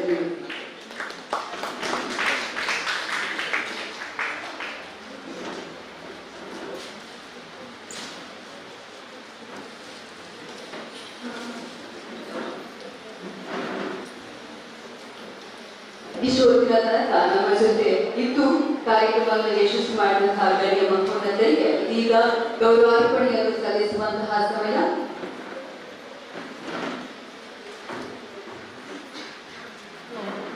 ಇವತ್ತಿನ ಕಾರ್ಯಕ್ರಮದ ಉದ್ಘಾಟಕರಾಗಿರುವಂತಹ ಶ್ರೀ ದಿವಾಕರ ಆಚಾರ್ಯ ದೇವಗಡ್ಡೆ ನಿವೃತ್ತ ಪ್ರಾಂಶುಪಾಲರು ಇವರಿಗೆ ಗೌರವಾರ್ಪಣೆಯನ್ನ ಸಲ್ಲಿಸಬೇಕೆಂದು ಪುತ್ತೂರು ತಾಲೂಕು ಘಟಕದ ಅಧ್ಯಕ್ಷರಾಗಿರುವ ಪುತ್ತೂರು ಉಮೇಶ್ ನಾಯ್ಕರ್ ಅವರನ್ನು ಕೇಳಿಕೊಳ್ತೇನೆ.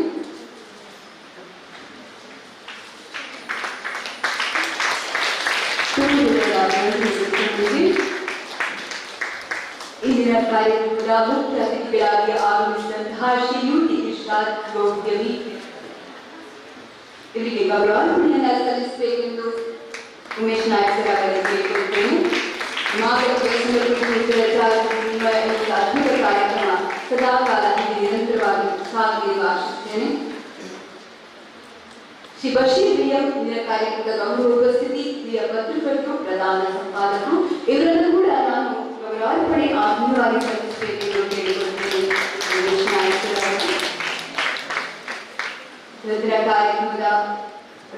ಕಾರ್ಯಕ್ರಮಕ್ಕಾಗುವಂತ ಎಲ್ಲರಿಗೂ ಕೂಡ ಸ್ವಾಗತವನ್ನು ನೆರವೇರಿಸಿದಂತಹ ಶಾಂತಾ ಮುಟ್ಟಿರಿ ಅಧ್ಯಕ್ಷರು, ಸತ್ಯಶಾಂತ ಪ್ರತಿಷ್ಠಾನ ಇವರೆಲ್ಲ ಕೂಡ ಈ ಸಂದರ್ಭದಲ್ಲಿ ಗೌರವಾರ್ಪಣೆ ಸಲ್ಲಿಸಬೇಕೆಂದು ಕೇಳಿಕೊಳ್ತೇನೆ. ಸತ್ಯಶಾಂತ ಪ್ರತಿಷ್ಠಾನ ಮೂಲಕ ಅನೇಕ ಸಾಹಿತ್ಯ ಕಾರ್ಯಕ್ರಮಗಳನ್ನ ಯಶಸ್ವಿಯಾಗುತ್ತವೆ.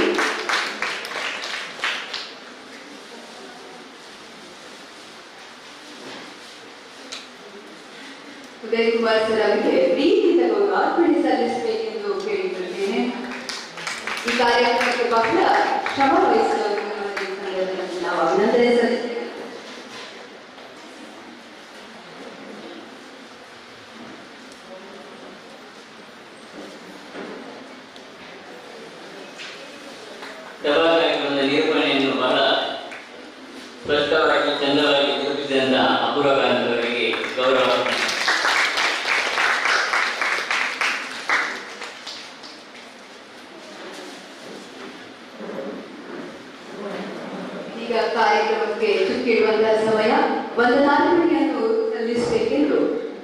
ಕುಮಾರಿ ನಗೇಶ್ ಸ್ವರ್ಗ ಉಪನ್ಯಾಸಕರು ಸರ್ಕಾರಿ ಪದವಿ ಪೂರ್ವ ಕಾಲೇಜು ಉಪ್ಪಿನಂಗಡಿ ಇದರಲ್ಲಿ ಕೇಳಿಕೊಳ್ತೇನೆ.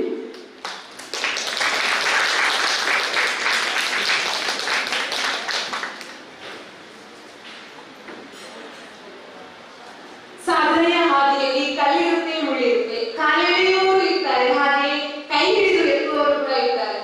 ದಕ್ಷಿಣ ಕನ್ನಡ ಜಿಲ್ಲಾ ಕನ್ನಡ ಸಾಹಿತ್ಯ ಪರಿಷತ್ತು ಪುತ್ತೂರು ತಾಲೂಕು ಘಟಕ ಹಾಗೂ ಚಿಗುರೆ ಸಾಹಿತ್ಯ ಬಳಗ ಪುತ್ತೂರು ಇದರ ವತಿಯಿಂದ ನಡೆಯುತ್ತಿರುವಂತಹ ಗ್ರಾಮ ಸಾಹಿತ್ಯ ಸಂಭ್ರಮ ಸರಣಿ ಕಾರ್ಯಕ್ರಮ 9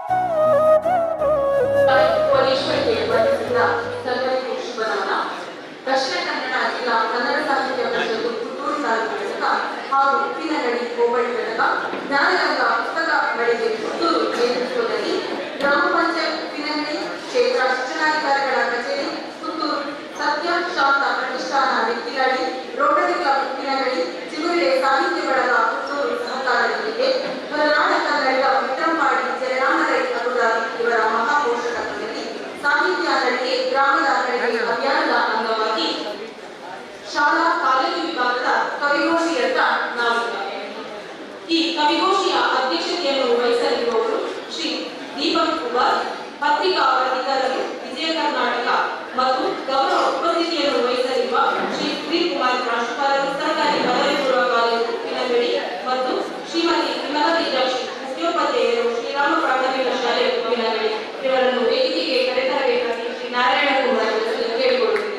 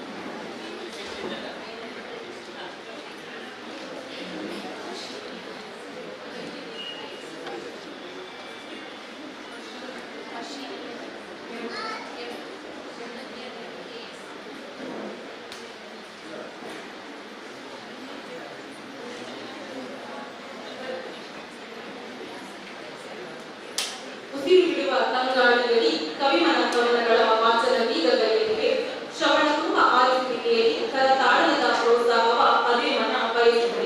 ಸರ್ವ ಕವಿಮನ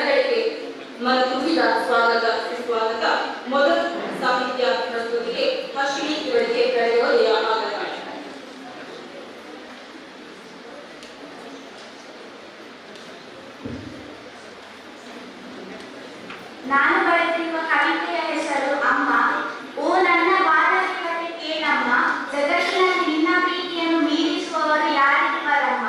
ದಿನವಿಡೀ ಶ್ರಮಿಸುವೆ ನನ್ನ ಬದುಕಿನ ಒಳಿತಿಗಾಗಿ, ನನ್ನ ಬದುಕಿಗೆ ನೀನಿರುವೆ ಒಂದು ಮಾದರಿಯಾಗಿ.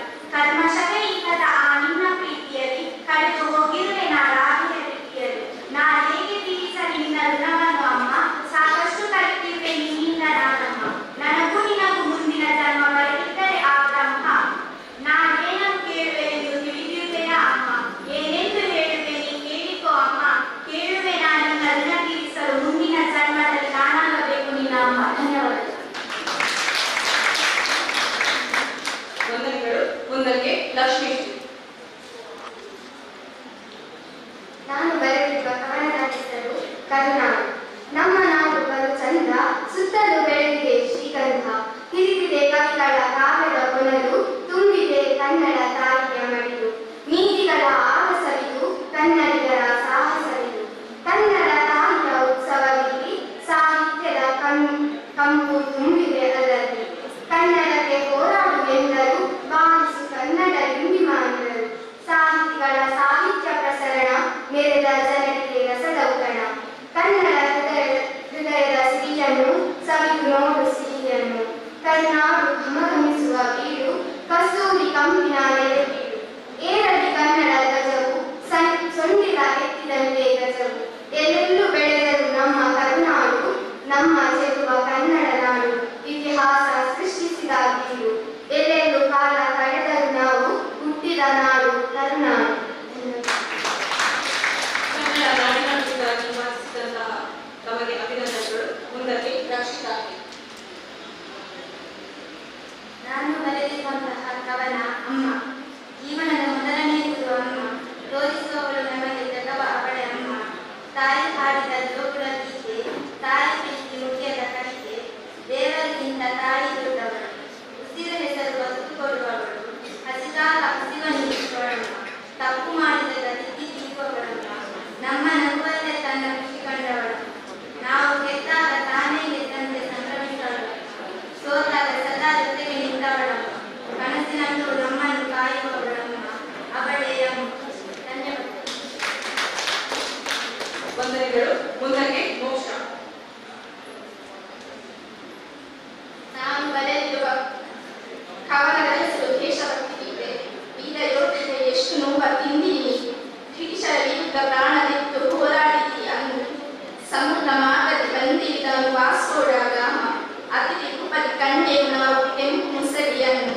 ಸ್ನೇಹದ ಬಲಿಯಲ್ಲಿ ಸಿಡಿದರು ಅವರು ಭಾರತೀಯರನ್ನು, ಕ್ರಾಂತಿಕಾರಿಗಳು ಸಿಡಿದೆದ್ದರೊಡನೆ ಬ್ರಿಟಿಷರ ವಿರುದ್ಧ. ಭಗತ್ ಸಿಂಗ್ ಝಾನ್ಸಿ ರಾಣಿ ಹೋರಾಡಿದರು ಅಂದು. ಸತ್ಯಾಗ್ರಹದಲ್ಲಿ ಬಲಿದ ಗಾಂಧಿ ಜೈಲು ಸೇರಿದರು. ಬ್ರಿಟಿಷರ ಕುತಂತ್ರ ಒಳ್ಳದು ಎಂದು ನಂಬಿದೆ ತಂದು, ಕೊನೆಗೂ ಅದುವೇ ಬೆಳೆಗಳಿಸಿತು. ಆಗಸ್ಟ್ ತಿಂಗಳ 14ರ ನಡುವಾಗಿ ಸಿಕ್ಕಿತು ಬಿಡುಗಡೆ.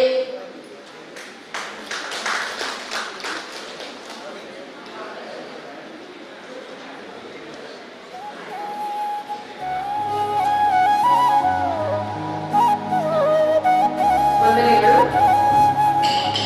ಮುಂದಕ್ಕೆ ಮೊಹಮ್ಮದ್ ಮುಜಾಮಿಲ್.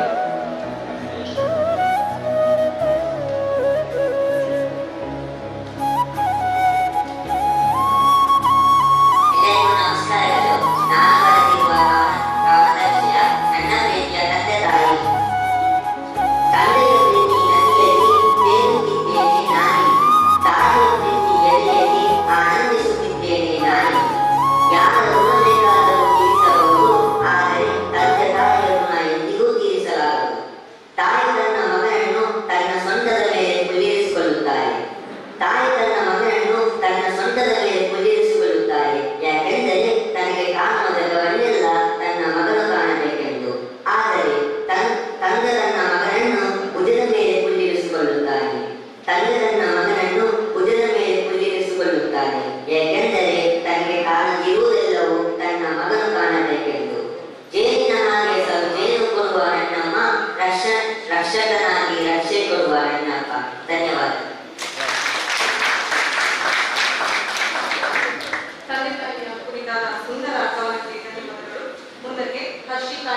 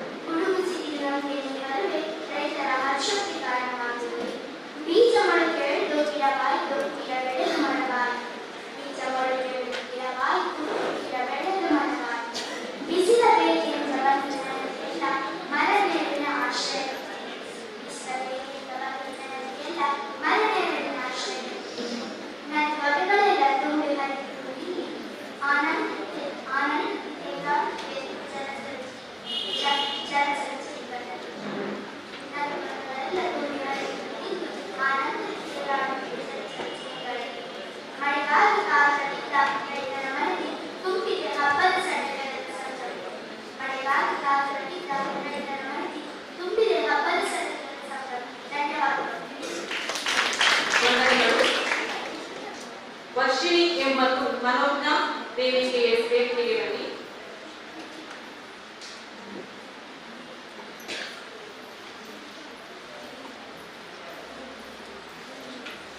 ತಮಗೂ ಸ್ವಾಗತವನ್ನು ಬಯಸುತ್ತಾ ಸಾಹಿತ್ಯ ಪ್ರಸ್ತುತಿಗಾಗಿ ವೇದಿಕೆ ಈಗ ವರ್ಷಿಣಿ.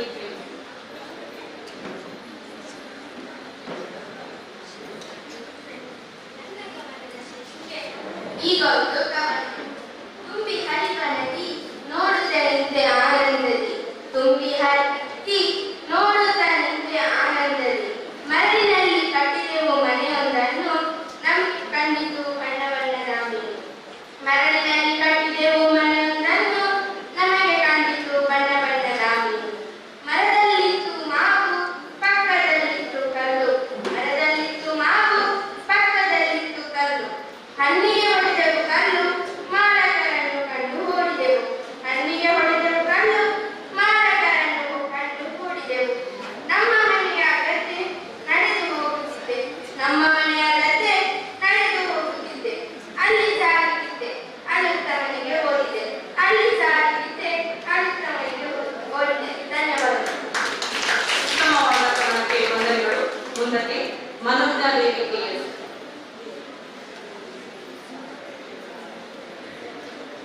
ನನ್ನ ಕವನದ ಶೀರ್ಷಿಕೆ ಸ್ವರ್ಗ ಪರಿಸರ. ಗಿಡಮರಗಳೇ ನೀವೆಷ್ಟು ಚಂದ, ನಿಮ್ಮೊಡನಾಡುವ ಪಕ್ಷಿಗಳ ಅಂತ. ಗಿಡಮರಗಳೇ ನೀವೆಷ್ಟು ಚಂದ, ನಿಮ್ಮೊಡನಾಡುವ ಪಕ್ಷಿಗಳ ಅಂತ. ವಿಧ ವಿಧ ಹೂಗಳ ಸುಗಂಧ ಮೂಡಿಸುವುದು ಮನದಲ್ಲಿ ಆನಂದ, ವಿಧ ವಿಧ ಹೂಗಳ ಸುಗಂಧ ಮೂಡಿಸುವುದು ಮನದಲ್ಲಿ ಆನಂದ. ಬೀಸುವ ಗಾಳಿಗೆ ಮೈಯೊಡ್ಡುವ ಎಲೆಗಳು ನೋಡುತ್ತಾ ಕುಳಿತಿವೆ ನಮ್ಮಯ ಮನಗಳು, ಬೀಸುವ ಗಾಳಿಗೆ ಮೈಯೊಡ್ಡುವ ಎಲೆಗಳು ನೋಡುತ್ತಾ ಕುಳಿತಿವೆ ನಮ್ಮಯ ಮನಗಳು. ಮಳೆ ಎಂದರೆ ಎಲ್ಲರಿಗೂ ಇಷ್ಟ, ಮಳೆ ಬಾರದಿದ್ರೆ ಎಲ್ಲರಿಗೂ ಕಷ್ಟ, ಮಳೆ ಎಂದರೆ ಎಲ್ಲರಿಗೂ ಇಷ್ಟ, ಮಳೆ ಬಾರದಿದ್ರೆ ಎಲ್ಲರಿಗೂ ಕಷ್ಟ. ನಮ್ಮೊಳಗೆ ಬೇಕು ಸ್ವಚ್ಛ ಪರಿಸರ, ಅದಕ್ಕಾಗಿ ಮಾಡಬೇಕು ನಾವಾಗುತ್ತ. ನಮ್ಮೊಳಗೆ ಬೇಕು ಸ್ವಚ್ಛ ಪರಿಸರ, ಅದಕ್ಕಾಗಿ ಮಾಡಬೇಕು ನಾವಾಗುತ್ತ. ಧನ್ಯವಾದಗಳು. ಬಹುಶಃ ಮಳೆ ಅತ್ಯಗತ್ಯ, ಬಂದ್ರೂ ಕಷ್ಟ ಬರದಿದ್ರು ಕಷ್ಟ, ಆದ್ರೂ ಮಳೆ ಇಷ್ಟ ಅಂತ ಹೇಳಿ ಸೊಗಸಾಗಿ ಹೇಳಿದ್ದೀರಿ. ವಂದನೆಗಳು. ಇಲ್ಲಿಗೆ ಮೊದಲ ಸುತ್ತಿನ ಕವಿಗೋಷ್ಠಿ ಮುಗಿದಿರುತ್ತದೆ.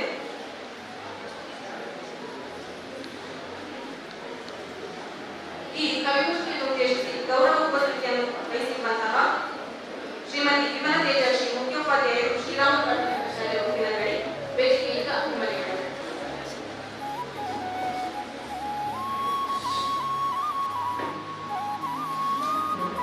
ಎಲ್ಲರಿಗೂ ಶುಭ ಮುಂಚಾನೆಯ ಶುಭ ನಮನಗಳು. ಸಾಹಿತ್ಯ ಪಕ್ಕಡೆಗಳ ರಸಸ್ವಾದನೆ ನಾವೀಗ ಮಾಡಿದ್ದೇವೆ. ಬಹಳಷ್ಟು ಭಾವಾಂತರಾಳದಿಂದ ಬಂದಿರುವಂತಹ ಪ್ರತಿಯೊಂದು ಹೃನ್ಮನದ ಮಾತುಗಳು ನಮ್ಮ ಮನಸ್ಸನ್ನು ಸೊರೆಗೊಂಡಿದೆ. ಬಹುಶಃ ಸಮಯದ ಮಿತಿಯೊಳಗೆ ನಮ್ಮೆಲ್ಲ ಕಾರ್ಯಕ್ರಮಗಳು ಮುಗಿಯುವಂತಹ ಒಂದು ಕಾರಣ ಇರುವುದರಿಂದ ಒಂದಷ್ಟು ನನ್ನ ಮನದ ಮಾತುಗಳನ್ನು ಇಲ್ಲಿ ಪ್ರಕಟಪಡಿಸಲು ಇಷ್ಟಪಡ್ತೇನೆ.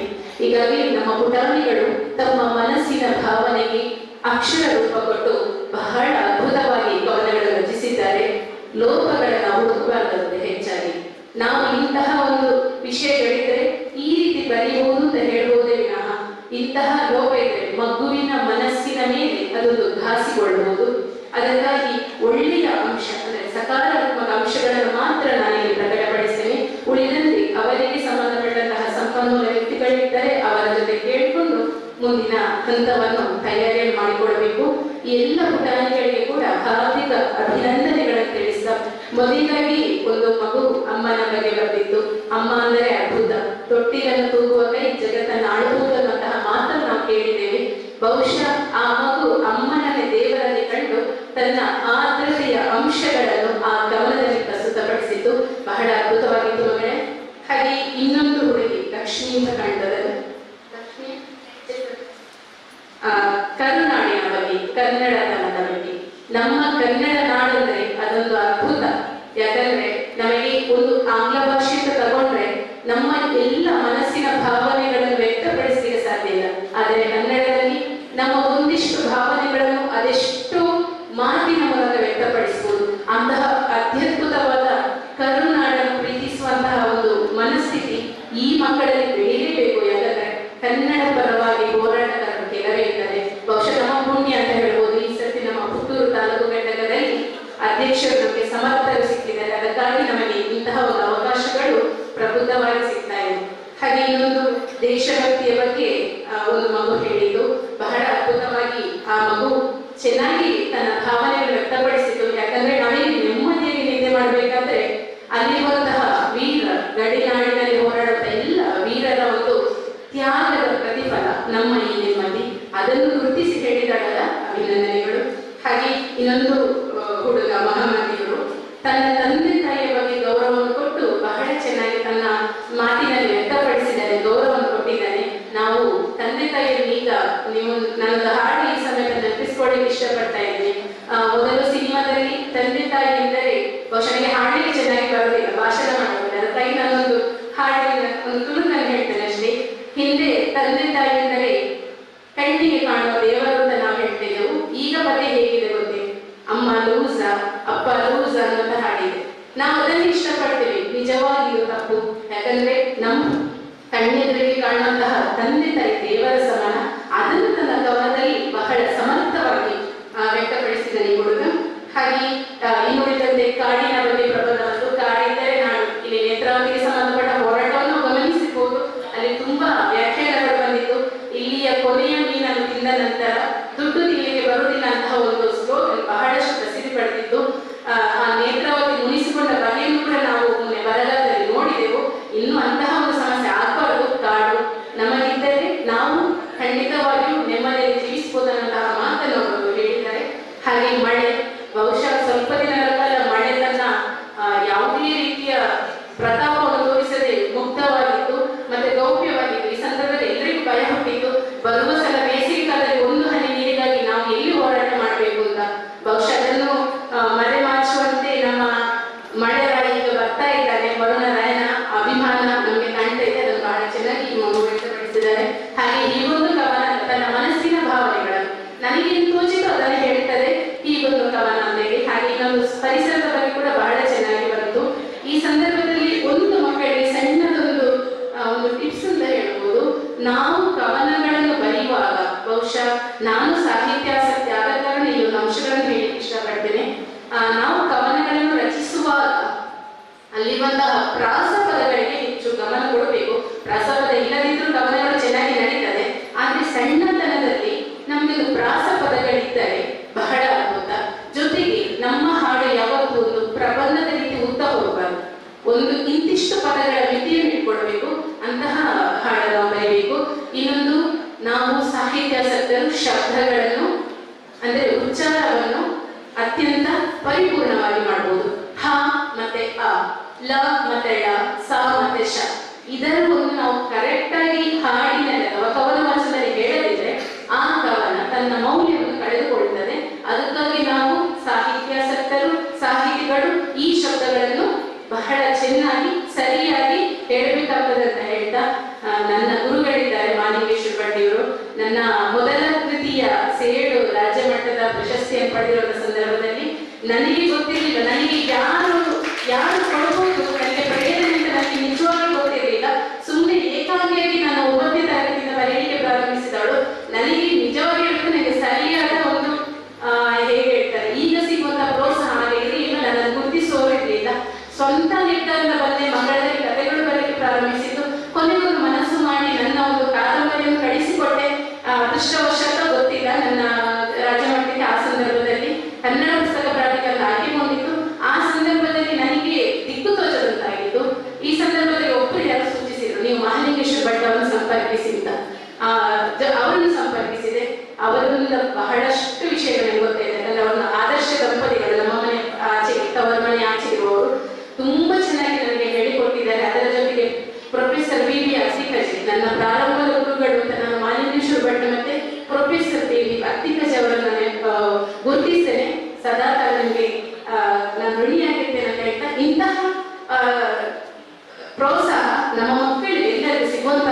ಹೇಳ್ತಾ ಈ ಸಂದರ್ಭದಲ್ಲಿ ಅವಕಾಶ ಮಾಡಿಕೊಟ್ಟ ನಮ್ಮ ಯುವ ಕವಿ ಮನಸ್ಸು ಮತ್ತು ಈ ಒಂದು ತಾಲೂಕಿನ ಸಮರ್ಥ ಸಾಹಿತ್ಯಗಳ ಅಧ್ಯಕ್ಷರಾದ ಶ್ರೀ ಉಮೇಶ್ ನಾಯ್ಕರನ್ನು ಸ್ಮರಿಸುತ್ತಾ ಆತ್ಮೀಯವಾದ ನನ್ನೆಲ್ಲ ಸಾಹಿತ್ಯ ಶಕ್ತಿ ಬಂಧುಗಳಿಗೆ ಧನ್ಯವಾದಗಳು ಸಲ್ಲಿಸ್ತಾ ಇದ್ದೇನೆ.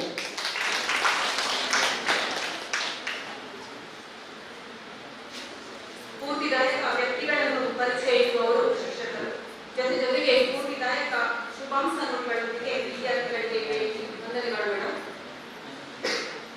ವಾಚಿಸಿದ ಕವಿಮನ ವಾಚಿಸಿದ ಸರ್ವಮನ ಈ ಕ್ಷಣ ಅಧ್ಯಕ್ಷೀಯ ಮಾತುಗಳನ್ನು ವಾಚಿಮನ ವೇದಿಕೆಯಿಂದ ಶ್ರೀ ದೀಪಕ್ ಕುಬರ್, ವಿಜಯ ಕರ್ನಾಟಕ ಪತ್ರಿಕಾ ವರದಿಗಾರರು.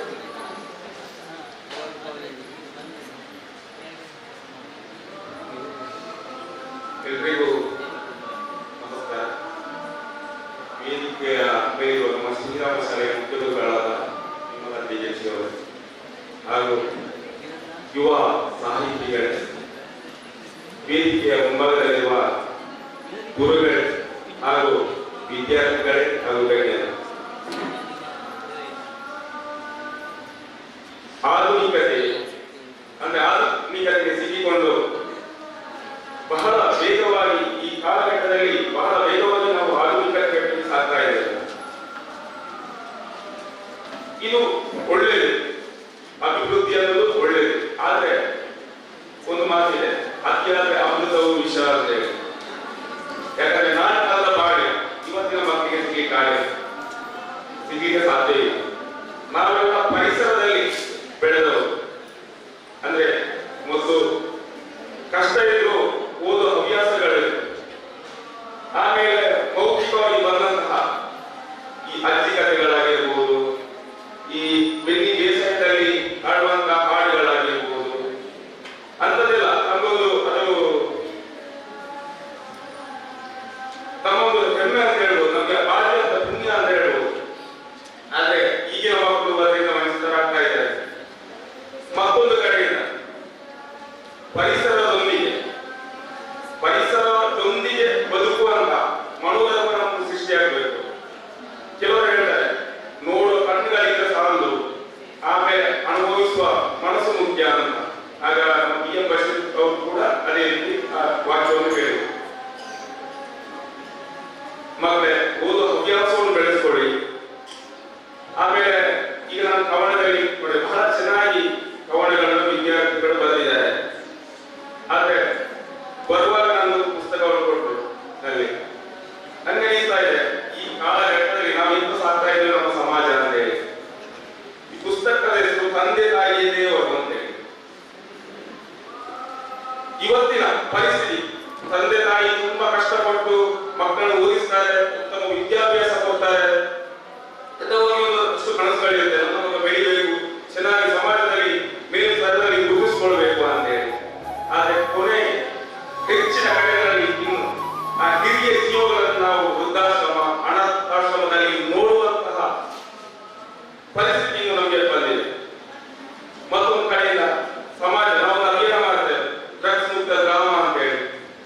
ಯಾಕಂದ್ರೆ ಇವತ್ತು ಅತಿ ಹೆಚ್ಚು ಯುವಜನತೆ ಡ್ರಗ್ಸ್ ಚಟಕ್ಕೆ ಬಲಿಯಾಗಿ ತಮ್ಮ ಬದುಕನ್ನೇ ಕಳೆದುಕೊಳ್ತಾ ಇದ್ದಾರೆ. ನಮಗೆ ಈ ಜಗತ್ತು ಬಹಳ ಚೆನ್ನಾಗಿ ರಂಗು ರಂಗಿನ ಜಗತ್ತಾಗಿ ಕಾಣಬಹುದು. ಆದ್ರೆ ನಾನು ಒಂದು ಹೇಳ್ತೇನೆ, ಎಲ್ಲವೂ ಇದ್ದು ಏನೂ ಇಲ್ಲದಂತೆ ಎಣಿಸುವ, ಎಲ್ಲವೂ ಇರುವುದು ಒಮ್ಮೆ ಏನೂ ಇಲ್ಲ ಅಂತ ಎಣಿಸ್ತೇವೆ. ಅಂತ ಜಗತ್ತಲ್ಲಿ ನಾವಿದ್ದೇವೆ. ಬಣ್ಣ ಬಣ್ಣದ ಜಗತ್ತಿದು. ನಡೆಯುವಾಗ ಪ್ರತಿ ಹೆಜ್ಜೆಗಳಲ್ಲೂ ನಾವು ಎಚ್ಚರ ಇರಬೇಕು. ಸ್ವಲ್ಪ ಹಾದಿ ತಪ್ಪಿದ್ದು ಆಮೇಲೆ ನಮ್ಮ ಬದುಕನ್ನು ನಾವು ಕಳೆದುಕೊಳ್ಬೇಕಾಗುತ್ತೆ ಎನ್ನುತ್ತಾ ನನ್ನೆರಡು ಮಾತುಗಳನ್ನು ಮುಗಿಸ್ತೇನೆ. ಜೈ ಹಿಂದ್.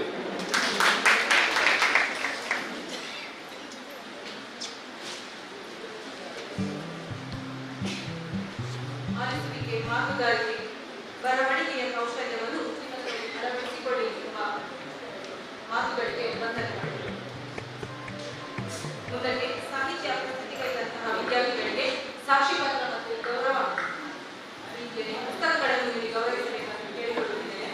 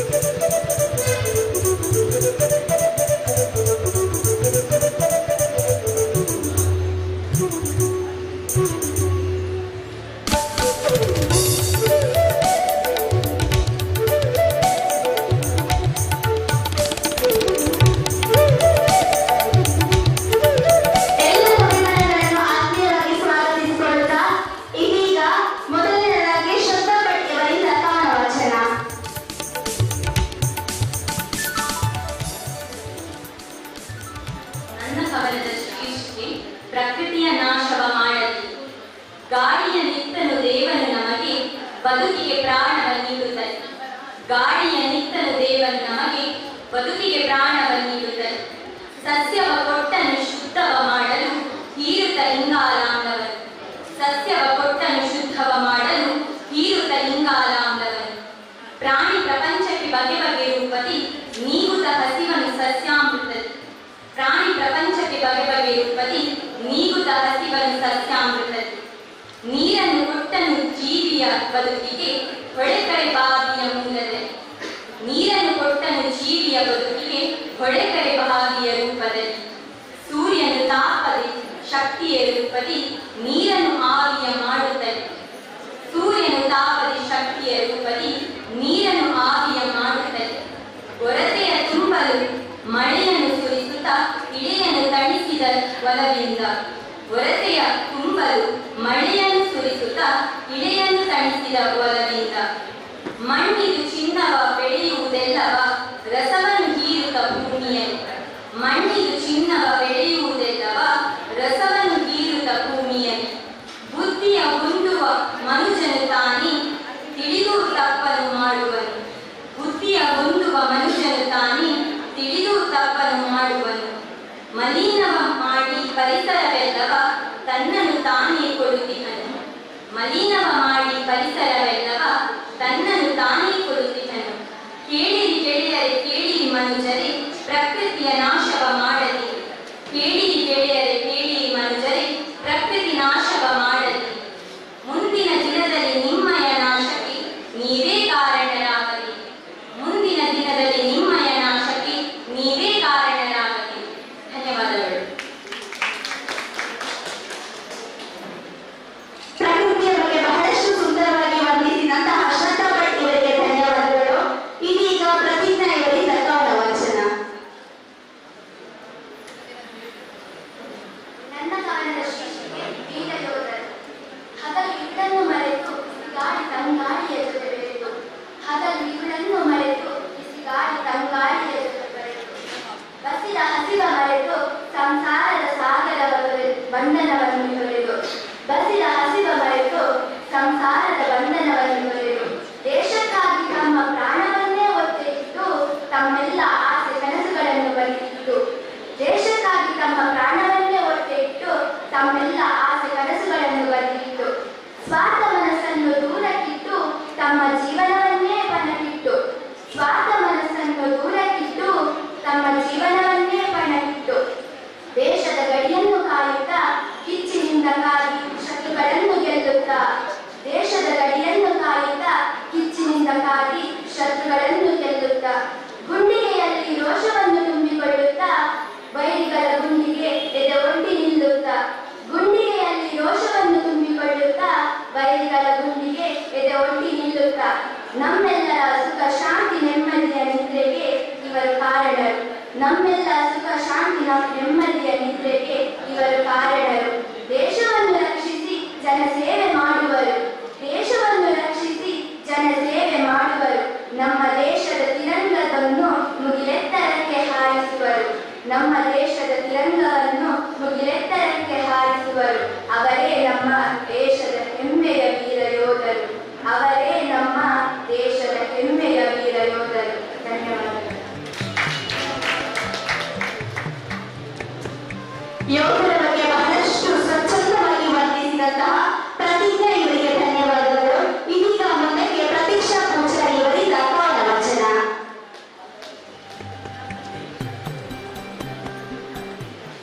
ನನ್ನ ಕವನದ ಶೀರ್ಷಿಕೆ ದೇವರ ಸ್ವರೂಪ ಶಿಕ್ಷಕರ ರೂಪ. ದೇವರು ಕೊಟ್ಟ ಕಣ್ಣಿಗೆ ನೀವೇ ಈಗ ದೇವರು. ಅಮ್ಮ ಕಲಿಸಿದವರಿಗೆ ಈಗ ನೀವೇ ದಾರಿದೀಪವು. ದೇವರು ಕೊಟ್ಟ ಕಣ್ಣಿಗೆ ನೀವೇ ಈಗ ದೇವರು. ಅಮ್ಮ ಕಲಿಸಿದವರಿಗೆ ಈಗ ನೀವೇ ದಾರಿದೀಪವು. ತಂದೆ ಕಲಿಸಿದ ತತ್ವಕ್ಕೆಲ್ಲ ನೀವೇ ಯಾದರೆ ಜೀವವು. ಕದಲು ನುಡಿಗೆ ಜೀವ ತುಂಬಿದ ಕಣ್ಮನಿಯೇ ನೀವು. ತಂದೆ ಕಲಿಸಿದ ತತ್ವಕ್ಕೆಲ್ಲ ನೀವೇ ಯಾದರೆ ಜೀವವು. ಕದಲು ನುಡಿಗೆ ಜೀವ ತುಂಬಿಸಿದ ಕಣ್ಮನಿಯೇ ನೀವು. ಕನಸು ನನಸಾಗಿಸಲು ಹಾದಿ ತೋರಿಸುವ ಹೃದಯವನ್ನು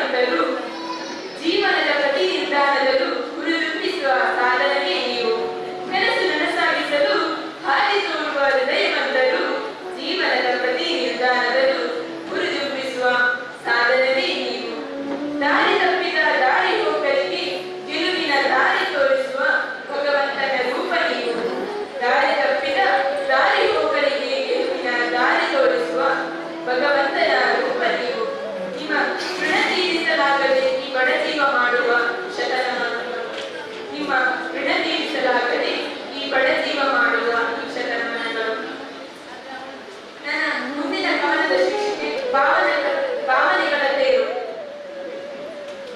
ಕನಸುಗಳ ರೆಕ್ಕೆ ಬಿಚ್ಚಿ ಹಾರುವ ಮುನ್ನ ಮನಸ್ಸುಗಳು ಇಲ್ಲೇ ಇರುವ ಆಸೆ ಮೂಡಿದೆ. ಕನಸುಗಳ ರೆಕ್ಕೆ ಬಿಚ್ಚಿ ಹಾರುವ ಮುನ್ನ ಮನಸ್ಸುಗಳು ಇಲ್ಲೇ ಇರುವ ಆಸೆ ಮೂಡಿದೆ. ಮಾಡಿದ 100 ಕೆಲಸಗಳು, ಮಾಡಿದ 100 ತಪ್ಪುಗಳು, ನೆನೆದು ಕಿರುನಗೆಯ ಬೀರಿದೆ. ಮಾಡಿದ 100 ಕೆಲಸಗಳು, ಮಾಡಿದ 100 ತಪ್ಪುಗಳು, ನೆನೆದು ಕಿರುನಗೆಯ ಬೀರಿದೆ. ಮಾತುಗಳು ಮೌನ ಸಾಗಿದೆ, ಬದುಕಿನ ಬಣ್ಣವೇಕೋ ಬದಲಾಗಿದೆ. ಮಾತುಗಳು ಮೌನ ಸಾಗಿದೆ, ಬದುಕಿನ ಬಣ್ಣವೇಕೋ ಬದಲಾಗಿದೆ. ಮನಸ್ಸುಗಳು ಬುದ್ಧಿಗೆ ಸೋತು ಹೊರಟು ನಿಂತಿದೆ, ನೆನಪುಗಳು ಆಗಾಗ ಕಾಡಿದೆ. ಮನಸ್ಸುಗಳು ಬುದ್ಧಿಗೆ ಸೋತು ಹೊರಟು ನಿಂತಿದೆ, ನೆನಪುಗಳು ಆಗಾಗ ಕಾಡಿದೆ. ಮನಸ್ಸೇಕೋ ಈಗಿಂದ ಬರುತ್ತಿದೆ. ನೆನಪಿನ ಮಾಲೆಯನ್ನು ಬಹಳಷ್ಟು ಸುಂದರವಾಗಿ ವರ್ಣಿಸಿದಂತಹ ಪ್ರತೀಕ್ಷಾ ಪೂಜಾರಿಯವರಿಗೆ ಧನ್ಯವಾದಗಳು. ಇದೀಗ ಕಾವ್ಯಶ್ರೀಯವರಿಂದ ಕವನ ವಾಚನ.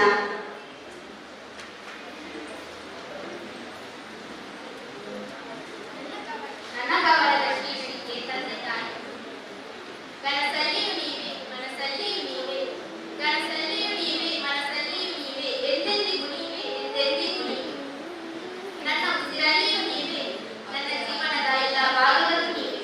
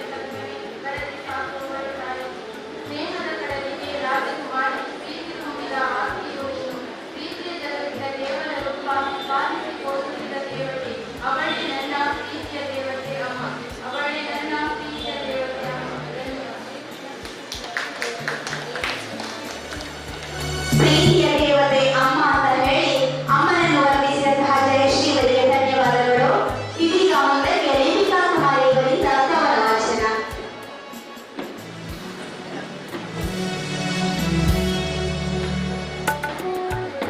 ನನ್ನ ಕವನದ ಶೀರ್ಷಿಕೆ ಅಮ್ಮ. ಜಗತ್ತೇ ಕಾಣದ ನನಗೆ ಹೊರ ಜಗತ್ತನ್ನು ತೋರಿಸಿದವಳು ಅಮ್ಮ. ಜಗತ್ತೇ ಕಾಣದ ನನಗೆ ಹೊರ ಜಗತ್ತನ್ನು ತೋರಿಸಿದವಳು ಅಮ್ಮ. 9 ತಿಂಗಳು ಬೆಳೆಸಿದವಳು ನೋವನ್ನು ನುಂಗಿದವಳು ಅಮ್ಮ. 9 ತಿಂಗಳು ಬೆಳೆಸಿದವಳು ನೋವನ್ನು ನುಂಗಿದವಳು ಅಮ್ಮ. ಉಸಿರನ್ನ ಅಂತಿಮನ ಬದುಕನ್ನು ಕೊಟ್ಟವಳು ಅಮ್ಮ. ಎಲ್ಲವನ್ನೂ ಬಿಟ್ಟು ನನ್ನನ್ನು ತರಬಹುದು ಅವಳೇ ನನ್ನ ಪ್ರೀತಿಯ ಅಮ್ಮ. ಎಲ್ಲವನ್ನೂ ಬಿಟ್ಟು ನನ್ನನ್ನು ತರಬಹುದು ಅವಳೇ ನನ್ನ ಪ್ರೀತಿಯ ಅಮ್ಮ. ಅಂಬಗಾಡಿಗೂ ಮುನ್ನವೇ ಪ್ರೀತಿಯ ಸತ್ಯನ್ನು ನೆಟ್ಟವಳು. ಅಮ್ಮೆಗಾಡಿಗೂ ಮುನ್ನವೇ ಪ್ರೀತಿಯ ಸತ್ಯನ್ನು ನೆಟ್ಟವಳು. ಪುಟ್ಟ ಹೆಜ್ಜೆ ಇಟ್ಟಾಗ ಕೈ ನಡೆಸಿದವಳು. ನಾವು ಎಡವಿದಲ್ಲಿ ಪ್ರೀತಿ ಸರಿಯಾಗಿದೆ ಎಂದು ಹೇಳಿದವಳು. ನಾನು ನನ್ನದು ಎಂಬ ಅಹಂಕಾರ ಬಿಟ್ಟಲ್ಲಿ ನಿನಗೆ ನೀನೆಂಬುದು ಅರಿವಾಗಬೇಕು ಎಂದು ಹೇಳಿದವಳು. ನಾನು ನನ್ನದು ಎಂಬ ಅಹಂಕಾರ ಬಿಟ್ಟಲ್ಲಿ ನಿನಗೆ ನೀನೆಂಬುದು ಅರಿವಾಗಬೇಕು ಎಂದು ಹೇಳಿದವಳು.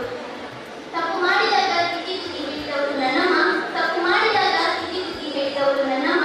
ಬೈದಾಗ ಅದರಲ್ಲಿ ಪ್ರೀತಿ ತೋರಿಸುವವಳು ಅಮ್ಮ. ಬದುಕಿನ ಬಗ್ಗೆ ಕಥೆಯನ್ನು ಕಲಿಸುವವಳು ಅಮ್ಮ. ಪ್ರತಿ ಹೆಜ್ಜೆಯಲ್ಲೂ ಬೆನ್ನೆಲುಬಾಗಿ ನಿಲ್ಲುವವಳು ಅವಳೇ ನನ್ನ ಪ್ರೀತಿಯ ಅಮ್ಮ. ಪ್ರತಿ ಹೆಜ್ಜೆಯಲ್ಲೂ ಬೆನ್ನೆಲುಬಾಗಿ ನಿಲ್ಲುವವಳು ಅವಳೇ ನನ್ನ ಅಮ್ಮ. ನಾನು ಗೆದ್ದಾಗ ತಾನೇ ಗೆದ್ದಂತೆ ಸಂಭ್ರಮಿಸುವವಳು. ನಾನು ಗೆದ್ದಾಗ ತಾನೇ ಗೆದ್ದಂತೆ ಸಂಭ್ರಮಿಸುವವಳು. ನಾವು ಸೋತಾಗ ತಮ್ಮಲ್ಲಿ ಆತ್ಮವಿಶ್ವಾಸ ತುಂಬುವವಳು. ನೋವಿನಲ್ಲಿದ್ದಾಗಲೂ ಅದನ್ನು ವಹಿಸದೆ ನಕ್ಕು ಹಂಚುವವಳು. ಮನಸ್ಸಿನಲ್ಲಿ ಚೂರು ಕಲ್ಮಶವಿಲ್ಲದವಳು. ಮನಸ್ಸಿನಲ್ಲಿ ಚೂರು ಕಲ್ಮಶವಿಲ್ಲದವಳು. ಬದುಕಿನ ಬಗ್ಗೆ ಪಾಠ ಹೇಳಿಕೊಡುವವಳು ಅಮ್ಮ. ಬದುಕಿನ ಬಗ್ಗೆ ಪಾಠ ಹೇಳಿಕೊಡುವವಳು ಅಮ್ಮ. ಸಹನೆಯ ಮನಸ್ಸಿ ಅವಳ ಜೀವ. ಮಾತೆಯ ಮನಸ್ಸು ಕೋಮಲ ಪ್ರೇಮ. ಅವಳನ್ನು ಮನಸ್ಸಿದ್ದರೆ ಸಾಗರದ ಪ್ರೇಮ. ನಿಷ್ಕಲ್ಮಶ ಪ್ರೀತಿಯಿಂದ ಪ್ರೀತಿಸುವವಳು ನಮ್ಮೆಲ್ಲರ ಅಮ್ಮ ಅಂತ ಹೇಳಿ ಕವನದ ಮೂಲಕ ಬಹಳಷ್ಟು ಸ್ವಚ್ಛಂದವಾಗಿ ವರ್ಣಿಸಿದಂತಹ ಲಿಪಿಕಾ ಕುಮಾರಿ ಇವರಿಗೆ ಧನ್ಯವಾದಗಳು. ಇದೀಗ ಸುಕನ್ಯಾ ಇವರಿಂದ ಕವನ ವಾಚನ.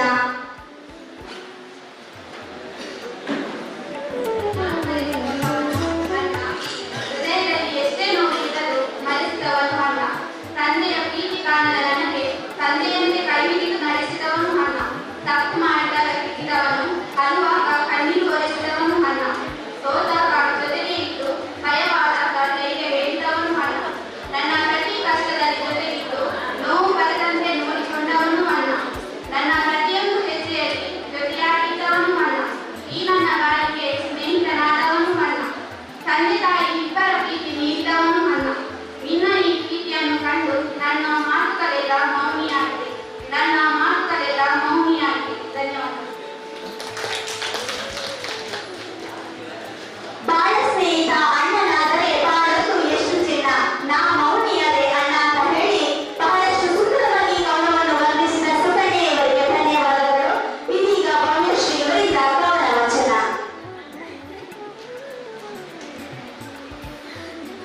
ನಾನು ಬರೆದ ಕವನದ ಹೆಸರು ಸ್ನೇಹ. ಮನದ ಮಂದಿರದಲ್ಲಿ ನೆನಪೊಂದು ಹೊರಬಂದಿದೆ. ಮನದ ಮಂದಿರದಲ್ಲಿ ನೆನಪೊಂದು ಹೊರಬಂದಿದೆ. ಕನಸಿನ ಮನೆಯಲ್ಲಿ ಖುಷಿಯ ಕ್ಷಣಗಳು ಕುರಿತಾಗಿದೆ. ಕನಸಿನ ಮನೆಯಲ್ಲಿ ಖುಷಿಯ ಕ್ಷಣಗಳು ಕುರಿತಾಗಿದೆ. ಮೌನದ ಪದಗಳು ಭಾವಗಳ ಕನ್ನಡಿಯಾಗಿದೆ. ಮೌನದ ಪದಗಳು ಭಾವಗಳ ಕನ್ನಡಿಯಾಗಿದೆ. ಬೆಚ್ಚಗೆ ಮಲಗಿದ ಖುಷಿಯಿಂದ ಕುಣಿಯುತ್ತಿದ್ದ ನಿರಾಶೆಯಲ್ಲಿ ತುಂಬಿದ ಅರ್ಥವನ್ನು ಹುಡುಕಿದ ಜೊತೆಗೂಡಿ ನಡೆದಿದ್ದ ಸ್ನೇಹ ಇಂದಿಗೂ ಹಸಿರಾಗಿದೆ. ಸ್ನೇಹ ಇಂದಿಗೂ ಹಸಿರಾಗಿದೆ. ಸ್ನೇಹ ಎಂಬ ಲೋಕವೇ ಅದ್ಭುತ ಭಾವ. ಭಾವನೆಗಳಿಗೆ ಸ್ಪಂದಿಸುವ ಪ್ರೀತಿಯ ಜೀವವೇ ಸ್ನೇಹ. ಧನ್ಯವಾದಗಳು. ಸ್ನೇಹ ಎಂಬುದು ಅದ್ಭುತ ಅಂತ ಹೇಳಿ ಕವನದ ಮೂಲಕ ವರ್ಣಿಸಿದಂತಹ ಸುಕನ್ಯಾ ಭವ್ಯಶ್ರೀ ಇವರಿಗೆ ಧನ್ಯವಾದಗಳು. ಇದೀಗ 2ನೇ ಹಂತದ ಕವಿಗೋಷ್ಠಿಯಲ್ಲಿ ಕವಿ ಮನಗಳ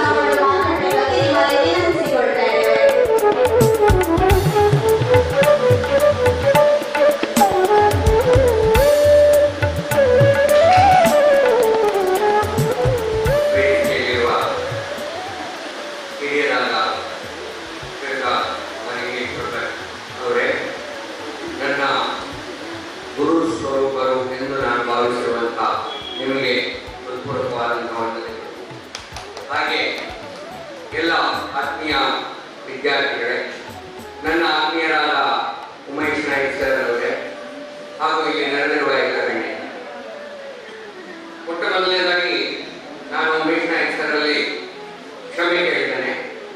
ಯಾಕೆಂತ ಹೇಳಿದರೆ ನಮ್ಮಲ್ಲಿ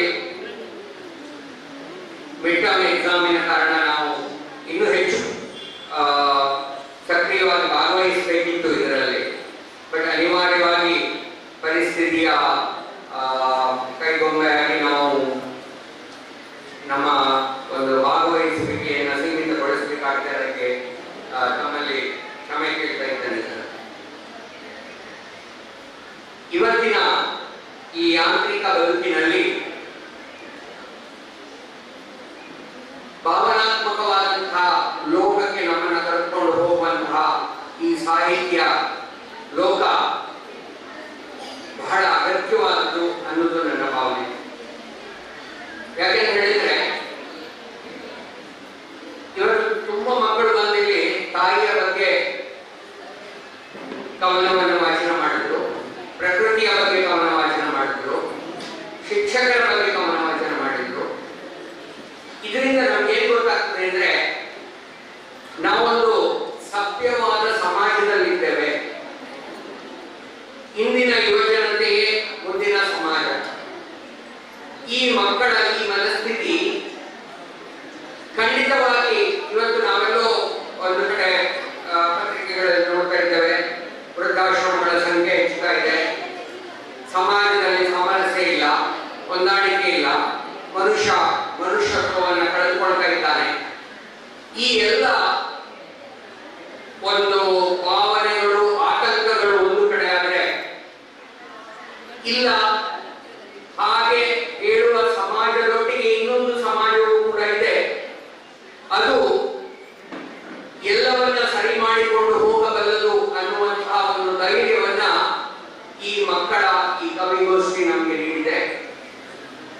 ಇವತ್ತು ಈ ಪುತ್ತೂರಿನ ಮಣ್ಣು ಬಹಳ ಶ್ರೇಷ್ಠವಾದ, ಏಕೆಂದರೆ ಶಿವರಾಮ್ ಕಾರಂತರಂತಹ ಮಹಾನ್ ವ್ಯಕ್ತಿಗಳು ನಡೆದಾಡಿದಂತಹ ಜಾಗ ಇದು. ಇಲ್ಲಿ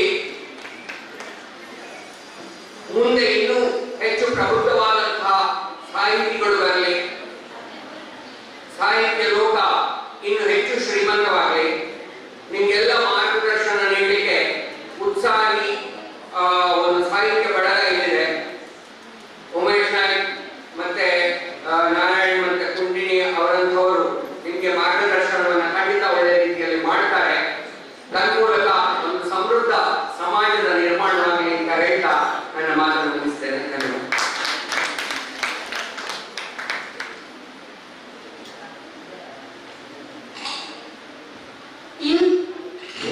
ಇಂದಿನ ಯುವಜನತೆಯೇ ಮುಂದಿನ ಸಮಾಜ. ಹೊಂದಾಣಿಕೆಯ ಜೀವನ ನಮ್ಮೆಲ್ಲರದಾಗಬೇಕು. ಸಮೃದ್ಧ ಸಮಾಜದ ನಿರ್ಮಾಣಕ್ಕೆ ನಾವೆಲ್ಲರೂ ಕೂಡ ಜವಾಬ್ದಾರಿಯುತವಾಗಿ ಭಾಗವಹಿಸಬೇಕು ಅಂತ ಹೇಳಿ ಬಹಳಷ್ಟು ಸ್ವಚ್ಛಂದವಾಗಿ ವಿವರಿಸಿದಂತಹ ಈ ದಿನದ ಗೌರವ ಉಪಸ್ಥಿತರಾದಂತಹ ಶ್ರೀ ಪ್ರಕಾಶ್ ಎಜುಕೇಟರ್ ಪ್ರಾಂಶುಪಾಲರು, ಇಂದ್ರಪ್ರಸ್ಥ ಪದಗುರ ಕಾಲೇಜ್ ಸರ್, ತಮಗೆ ಧನ್ಯವಾದಗಳು. ಇದೀಗ ನಮ್ಮ ಕವಿಗೋಷ್ಠಿಯಲ್ಲಿ ಅಧ್ಯಕ್ಷ ಸ್ಥಾನವನ್ನು ವಹಿಸಿರುವಂತಹ ಶ್ರೀ ಮಹಾಲಿಂಗೇಶ್ವರ ಪಟ್ಗೆ ನಿವೃತ್ತ ಉಪನ್ಯಾಸಕರು ಸರ್, ತಮ್ಮ ಕಾರ್ಯಕ್ರಮ ಉದ್ದೇಶಿಸಿ ಒಂದೆರಡು ಮಾತುಗಳನ್ನು ಆಡಬೇಕಾಗಿ ಕೇಳಿಕೊಳ್ತಿದ್ದೇವೆ ಸರ್.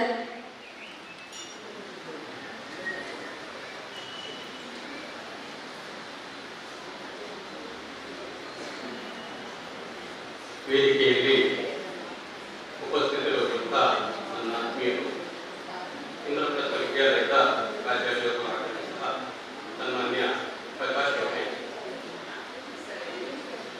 ವೇದಿಕೆಯಲ್ಲಿ ಇರುವಂತಹ ಯುವ ಉತ್ಸಾಹಿ ಕವಿಗಳೇ, ವೇದಿಕೆಯ ಮುಂಭಾಗದಲ್ಲಿ ಇರುವಂತಹ ಅನೇಕ ಸಾಹಿತ್ಯಾಸಕ್ತರೇ, ಹಾಗೆಯೇ ಪುತ್ತೂರು ಸಾಹಿತ್ಯ ಘಟಕದ ಅಧ್ಯಕ್ಷರಾಗಿರುವ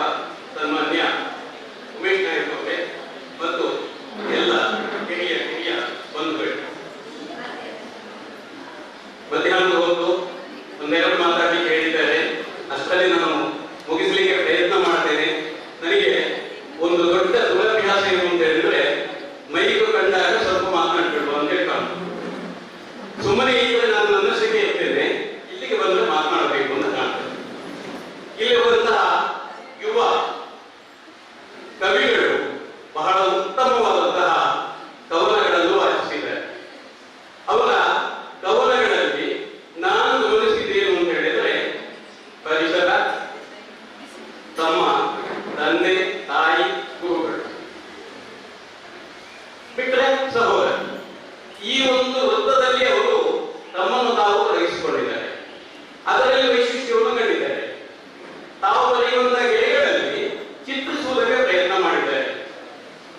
ಕವನ ಅಂತ ಹೇಳಿದ್ರೆ ಅದು ಒಂದು ರೀತಿಯಲ್ಲಿ ಚಿತ್ರ ಅಂತ ಹೇಳಿದ್ರೆ ಒಂದು ರೀತಿಯಲ್ಲಿ ಕವನ. ಕವಿ ಮತ್ತು ಚಿತ್ರಕಾರ ಒಂದು ರೀತಿಯಲ್ಲಿ ಅವಳಿಗಳು ಅಂತ ನೀವು ಹೇಳಬಹುದು. ಅವರ ಭಾವನೆಗಳನ್ನು ಹೊರಗೆ ಹಾಕಬೇಕು ಅಂತ ಹೇಳಿ ಆದ್ರೆ ಚಿತ್ರಕಾರ ಚಿತ್ರಗಳ ಮೂಲಕ ಬಣ್ಣಗಳ ಮೂಲಕ ಮಾಡ್ತಾರೆ. ಕವಿ ತನ್ನ ಮಾತಿನ ಮೂಲಕ, ತನ್ನ ಹಾಡಿನ ಮೂಲಕ, ತನ್ನ ಬರಹದ ಮೂಲಕ ಮಾಡ್ತಾರೆ. ಹಾಗಿದ್ರೆ ಕವಿಯ ಲೋಕೋತ್ತರ ಚಮತ್ಕಾರ ವರ್ಣನಾದಿ ಗುಣಂ ಕವಿ ಅಂತ ಹೇಳಿ ಹಿಂದೆ ಹೇಳಿದ್ದು ನಾನು ಹೇಳಿದ್ದರು. ಈಗ ಸಂಸ್ಕೃತದ ಗಂಧಗಾಳಿ ನಮ್ಮ ಮಕ್ಕಳಿಗೆ ಇಲ್ಲದೆ ಹೋಗಿದೆ. ಆದರೆ ಹಿಂದಿನ ಕಾಲದಲ್ಲಿ ಇದು ಬಹಳ ಪ್ರಮುಖವಾದಂತಹ ಭಾಷೆಯಾಗಿತ್ತು.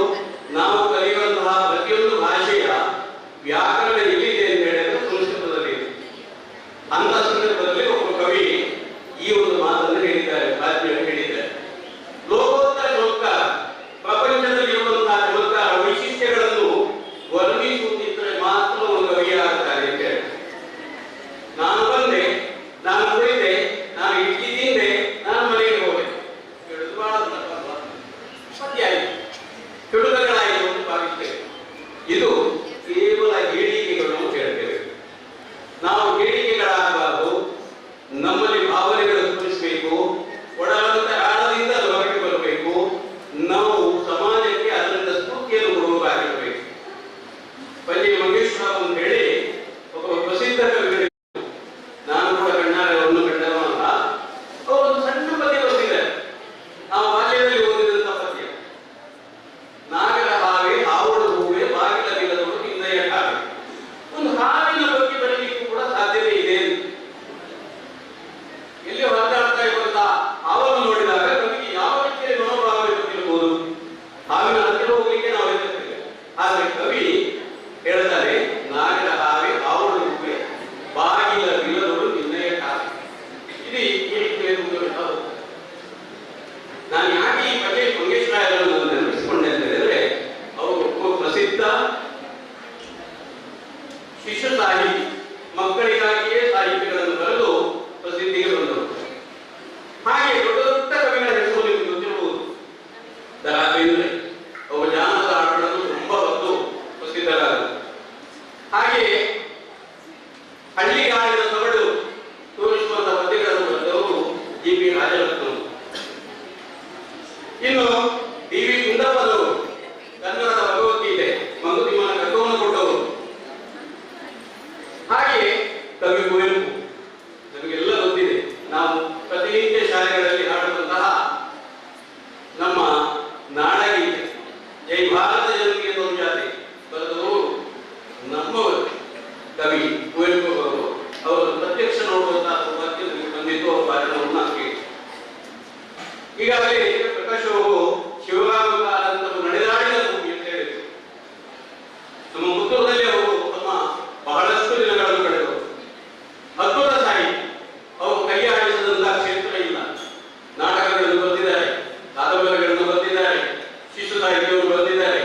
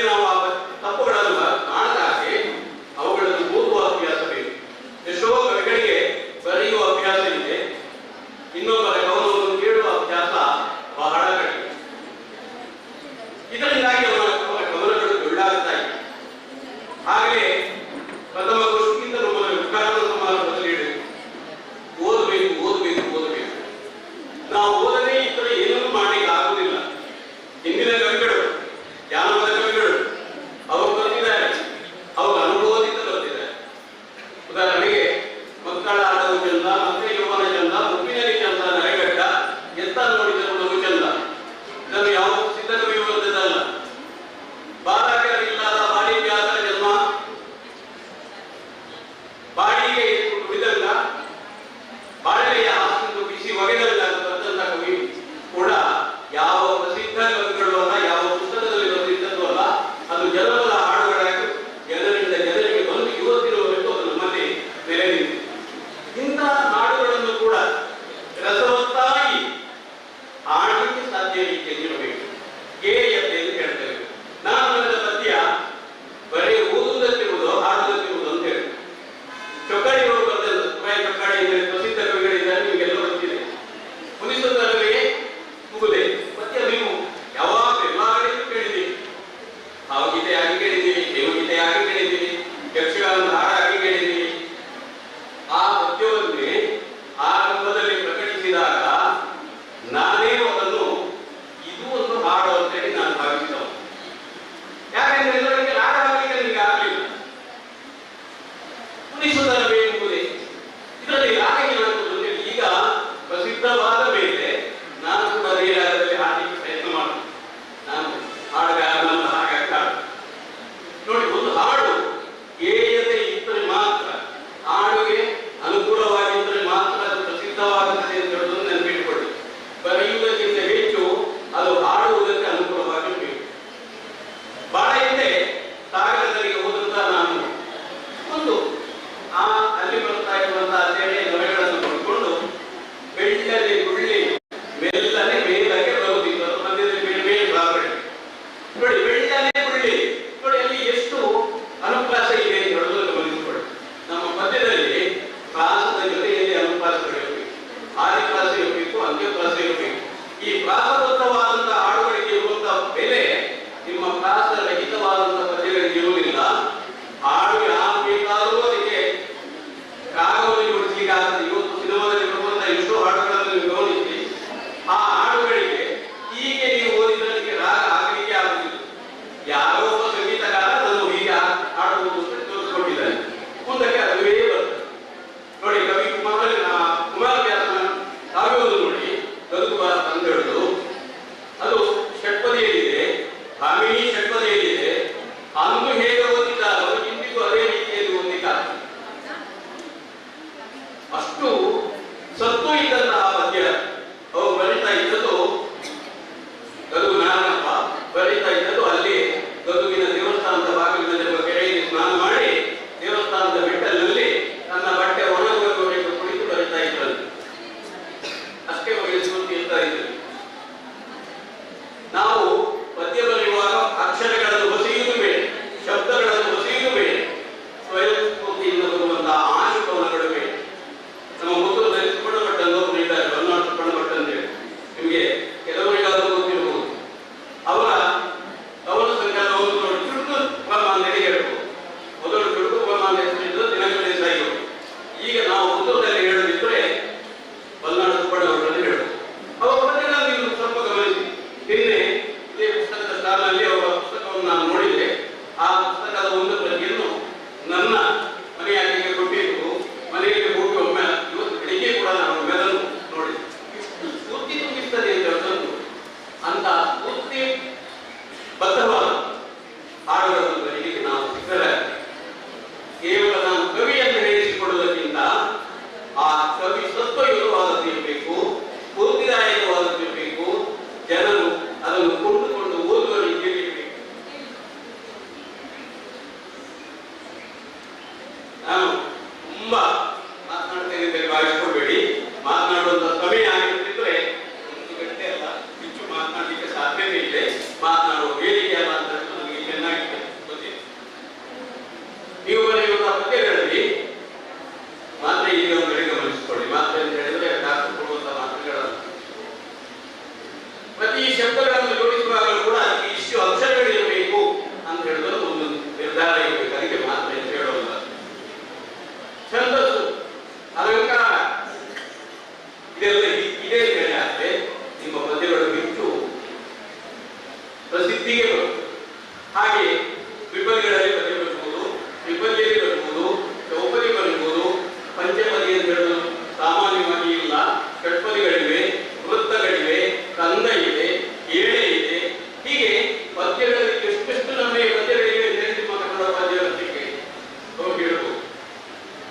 ನಾನು ನಿವೃತ್ತನಾಗಿಯೇ ಬಹಳಷ್ಟು ವರ್ಷ ಆದ ಕಾರಣ ಮಕ್ಕಳ ಮನೋಭಾವವನ್ನು ಅರ್ಥ ಮಾಡಿಕೊಳ್ಳಿಕ್ಕೆ ಸ್ವಲ್ಪ ಕಷ್ಟ ಇದೆ.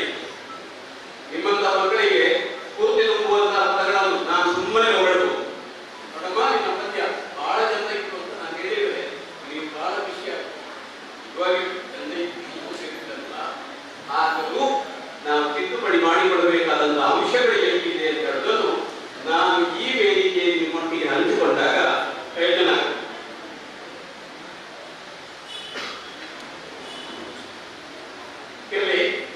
ಈಗ ಒಂದು ಸಣ್ಣ ಕವನವನ್ನು ನಿಮ್ಮ ಮುಂದೆ ನಾನೇ ಬರೆದದ್ದನ್ನು ನಿಮಗೆ ಹೇಗೆ ಅನ್ನಿಸ್ತದೆ ಅಂತ ನೋಡ್ಬೇಕು. ಈಗ ಯಾವುದೇ ಕಾರ ಹಾಕ್ಲಿಕ್ಕೆ ಹೋಗ್ಬೇಕು. ಕವಿಗೆ ಕಿವಿ ಇಲ್ಲ, ಕಿವಿ ಇರುವಾಗ ಕವಿಯಲ್ಲ. ಕೇಳುವುದಕ್ಕೆ ಕವಿಗೆ ತಾಳ್ಮೆ ಇಲ್ಲ, ತಾಳ್ಮೆ ಇಲ್ಲದವ ಕೇಳುವುದೇ ಇಲ್ಲ.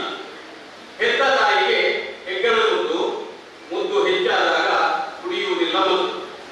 ಕವಿ ಎಣಿಸುತ್ತಾನೆ ನಾನು ಬರೆದದ್ದೆಲ್ಲ ಕವಿತೆ, ಅನ್ಯರ ಬರೆಯುವುದ ಕೇಳದೆ ನಾನು ಸೋತೆ. ಕವಿತೆ ಎಂಬುದು ಪದ ಪುಂಜವಲ್ಲ, ಇಲ್ಲದೆ ಅದು ಕವಿತೆಯಲ್ಲ. ಬರೆದೆ ಬರೆಯುವುದರಲ್ಲಿ ಅರ್ಥವಿಲ್ಲ, ಹಾಡಿದಾಗಲೇ ಅರ್ಥ ಮೂಡುವುದಿಲ್ಲ. ಈಗ ನೀವು ಕಥೆಗಳ ಬಗ್ಗೆ ನೀವೇ ತೀರ್ಮಾನ ಮಾಡಿಕೊಳ್ಳಿಕ್ಕೆ ಒಂದು ಅವಕಾಶವನ್ನು ಮಾಡಿಕೊಟ್ಟಿದ್ದೇನೆ. ಬಹಳ ಒಳ್ಳೆಯ ವೇದಿಕೆ, ತುಂಬಾ ತಾಳ್ಮೆಯಿಂದ ಕೇಳಿದ್ದೀರಿ. ಸಮಯವನ್ನು ಮೀರಿ ಮಾತನಾಡ್ತಾ ಇದ್ದೇನೆ ಅಂತ ಹೇಳೋದು ನನಗೆ ಗೊತ್ತಿದೆ. ಆದರೆ ಅನಿವಾರ್ಯ ಸಂದರ್ಭಗಳಲ್ಲಿ ನಾಲ್ಕು ಮಾತುಗಳನ್ನು ಹೇಳಿದಾಗ ಅದೆಷ್ಟೋ ಮಂದಿ ನಡೆಯುವ ನಡೆಯದೆ ಕುಳಿತ ನಡೆಯೋರೆ ಎನ್ನುವಂಥ ಮಾತನ್ನು ನೆನಪು ಮಾಡಿಕೊಂಡು ನೀವೆಲ್ಲ ಇನ್ನೂ ಚೆನ್ನಾಗಿ ಒಳ್ಳೆಯ ಹಾಡುಗಳನ್ನು ಬರೆದು ಆ ಮೂಲಕ ಲೋಕ ಪ್ರಸಿದ್ಧಿಯ ಕವಿಗಳಾಗಬೇಕು ಎನ್ನುವಂಥ ಅಪೇಕ್ಷೆಯನ್ನು ವ್ಯಕ್ತಪಡಿಸ್ತಾ ಇವತ್ತು ಭಾಗವಹಿಸಿದಂತಹ ನಿಮ್ಮಲ್ಲಿ ಎಷ್ಟು ಮಂದಿ ಕವಿಗಳಿರ್ಬೋದು, ಕವಿತೆ ಬರೀಬೇಕು ಅಂತೇಳಿ ಅಪೇಕ್ಷಿಸಿರ್ಬೋದು. ಹಾಗಾಗಿ ಬರೆದಂತ ಕವಿಗಳನ್ನು ವಿಶೇಷವಾಗಿ ನಾನು ಅಭಿನಂದಿಸ್ತಾ ನನಗೂ ಒಂದು ಅವಕಾಶ ಕೊಟ್ಟಿದ್ದಾರೆ ಈ ವೇದಿಕೆಯಲ್ಲಿ ಕುಳಿತುಕೊಳ್ಳಿಕ್ಕೆ. ಬಹುಶಃ ವಯಸ್ಸು ನನ್ನ ಬಹಳಷ್ಟು ಮೀರಿದೆ. ಭೂಮಿ ಮತ್ತು ಆಕಾಶಕ್ಕೆ ಇರುವಷ್ಟು ವ್ಯತ್ಯಾಸ ವಯಸ್ಸಿನ ಅಂತರ ಇದೆ. ಆದರೂ ನನ್ನನ್ನು ಕರೆದು ಗುರುತಿಸಿ ಇಲ್ಲಿ ಒಂದು ಮಕ್ಕಳೊಟ್ಟಿಗೆ ನಾನು ಮಾತನಾಡುವಂಥ ಅವಕಾಶ ಮಾಡಿಕೊಟ್ಟಂತಹ ಪುತ್ತೂರು ಕರ್ನಾಟಕ ಸಾಹಿತ್ಯ ಪರಿಷತ್ತಿನ ಪುತ್ತೂರು ಘಟಕದ ಅಧ್ಯಕ್ಷರಿಗೆ ಹಾಗೂ ಪದಾಧಿಕಾರಿಗಳಿಗೆ ನನ್ನ ಪುತ್ತೂರು ಕರ್ನಾಟಕದ ಅರ್ಪಿತ ನನ್ನ ಮಾತು ಮುಗಿಸ್ತೇನೆ. ವಂದನೆ.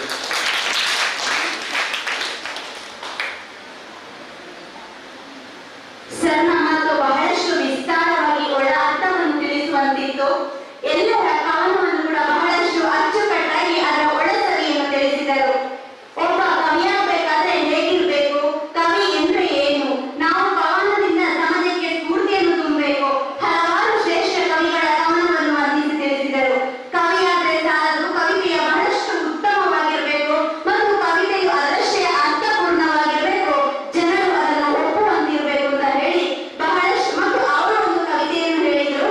ಬಹಳಷ್ಟು ಸುಂದರವಾಗಿ ತಮ್ಮ ಅಧ್ಯಕ್ಷೀಯ ಮಾತುಗಳನ್ನು ಮಾತನಾಡಿದಂತಹ ಶ್ರೀ ಮಹಲಿಂಗೇಶ್ವರ ಬಡ್ಗೆ ನಿವೃತ್ತ ಉಪನ್ಯಾಸಕರು ಸರ್, ನಿಮಗೆ ತುಂಬಾ ಹೃದಯದ ಧನ್ಯವಾದಗಳನ್ನು ತಿಳಿಸ್ತಾ ಇದ್ದೇನೆ. ಹಾಗೆ ಇಂದಿನ ಈ ಎರಡನೇ ಕವಿಗೋಷ್ಠಿಯಲ್ಲಿ ಭಾಗವಹಿಸಿದಂತಹ ಕವಿಮಣಿಗಳಿಗೆ ಗೌರವ ಪತ್ರ ಮತ್ತು ಪುಸ್ತಕವನ್ನು ನೀಡಿ ಗೌರವಿಸುವಂತಹ ಈ ಸಮಯ. ಕವಿಗೋಷ್ಠಿಯ ಅಧ್ಯಕ್ಷರಾದಂತಹ ಶ್ರೀ ಮಹಲಿಂಗೇಶ್ವರ ಬಡ್ಗೆ ಸರ್ ಇವರು ಈ ಒಂದು ಗೌರವ ಪತ್ರ ಮತ್ತು ಪುಸ್ತಕವನ್ನು ನೀಡಿ ಕವಿಮಣಿಗಳನ್ನು ಗೌರವಿಸಬೇಕಾಗಿ ಸರ್ ನಿಮ್ಮಲ್ಲಿ ಕೇಳಿಕೊಳ್ತಾ ಇದ್ದೇನೆ.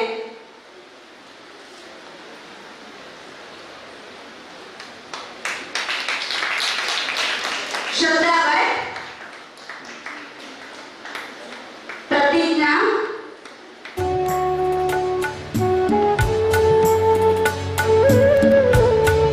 ಕಾವ್ಯಶ್ರೀ,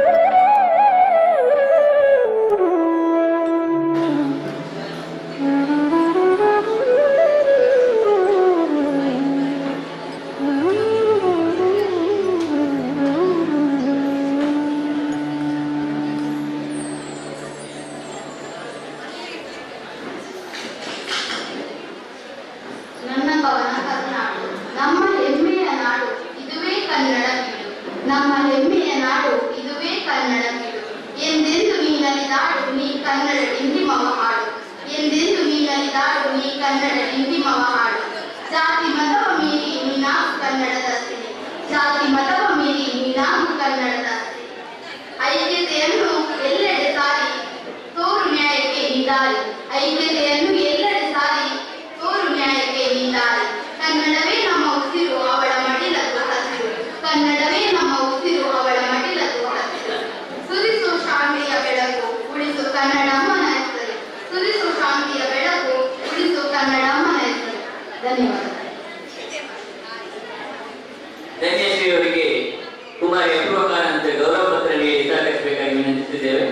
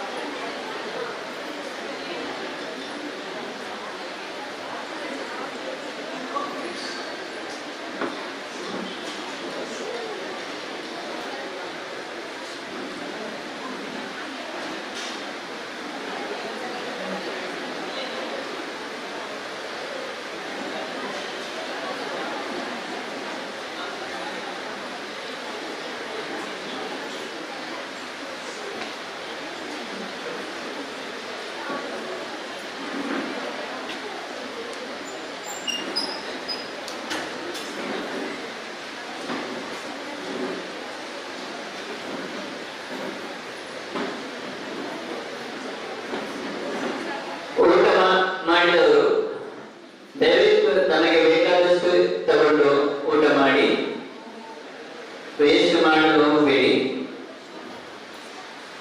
ಮುಂದಿನ ತಂಡಕ್ಕೆ ನೃತ್ಯಕ್ಕೆ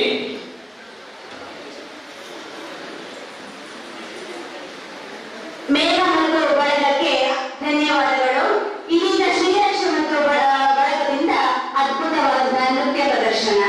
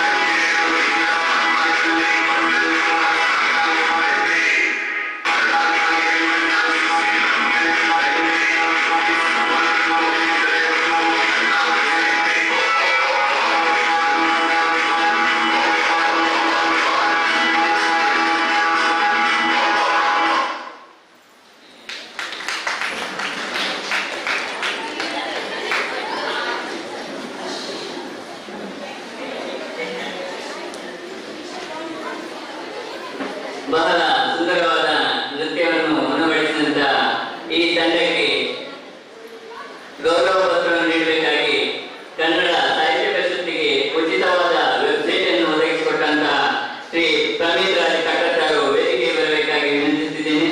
ತಾವು ಇವರನ್ನು ಗೌರವಿಸಬೇಕಾಗಿ ತಮ್ಮಲ್ಲಿ ಕಳಕಳಿಯ ವಿನಂತಿ ಮಾಡುತ್ತಿದ್ದೇನೆ.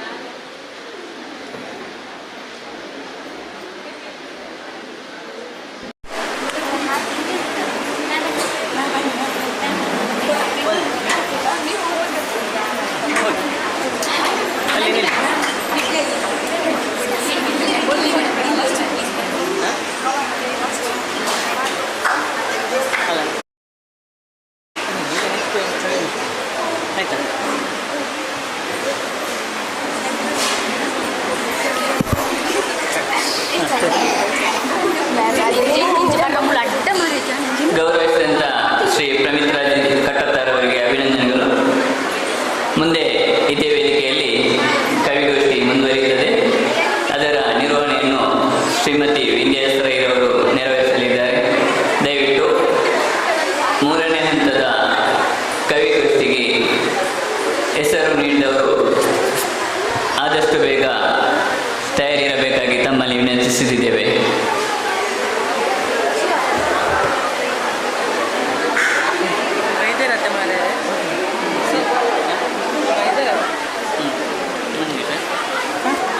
ಶೇರ್ ಇಡಬೇಕಲ್ಲ.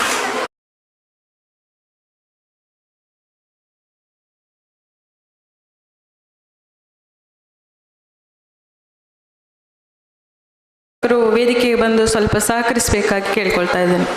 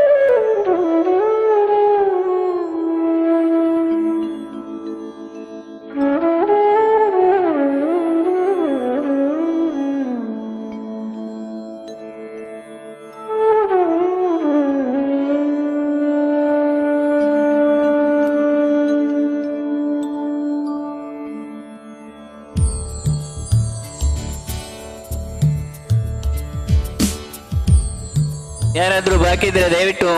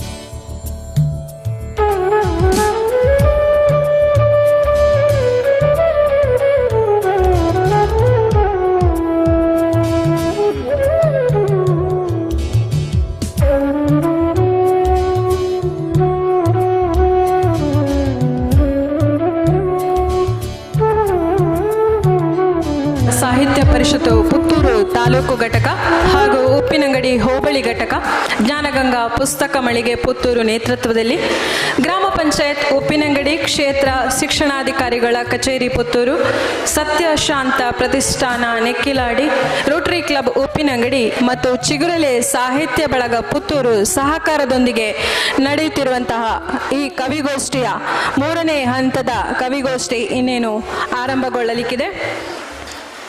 ಶಾಲಾ ಕಾಲೇಜು ವಿಭಾಗದ ಗೋಷ್ಠಿ ಸಂಖ್ಯೆ 3. ಈ ಕವಿಗೋಷ್ಠಿಯಲ್ಲಿ ಅಧ್ಯಕ್ಷತೆಯನ್ನು ವಹಿಸಿಕೊಳ್ಳಲಿದ್ದಾರೆ ಶ್ರೀಮತಿ ಜ್ಯೋತಿ ರಾಮಕುಂಜ, ಯುವ ಸಾಹಿತಿಗಳು ಉಪ್ಪಿನಂಗಡಿ. ತಾವು ದಯವಿಟ್ಟು ವೇದಿಕೆಯನ್ನು ಅಲಂಕರಿಸಬೇಕಾಗಿ ಆಹ್ವಾನವನ್ನು ನೀಡುತ್ತಾ ಇದ್ದೇವೆ.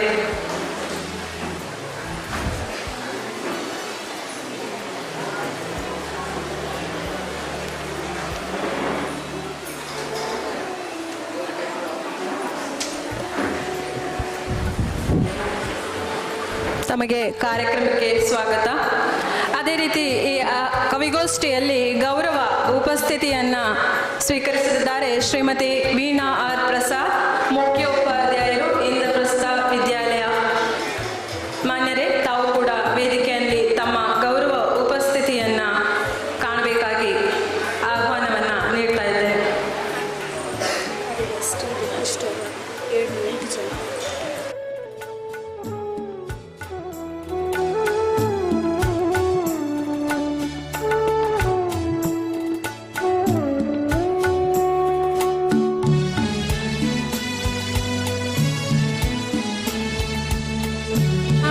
ಪ್ರೌಢಶಾಲೆ ಇಲ್ಲಿನ ಮುಖ್ಯ ಉಪಾಧ್ಯಾಯರಾದ ಶ್ರೀ ಫಿಲೋಮಿನಾ ಪಾಯಸ್ ಇವರು ಉಪಸ್ಥಿತಿಯನ್ನು ವೇದಿಕೆಯಲ್ಲಿ ಪಡೆದುಕೊಳ್ಬೇಕಾಗಿ ಆಹ್ವಾನವನ್ನು ನೀಡ್ತಾ ಇದ್ದೇವೆ.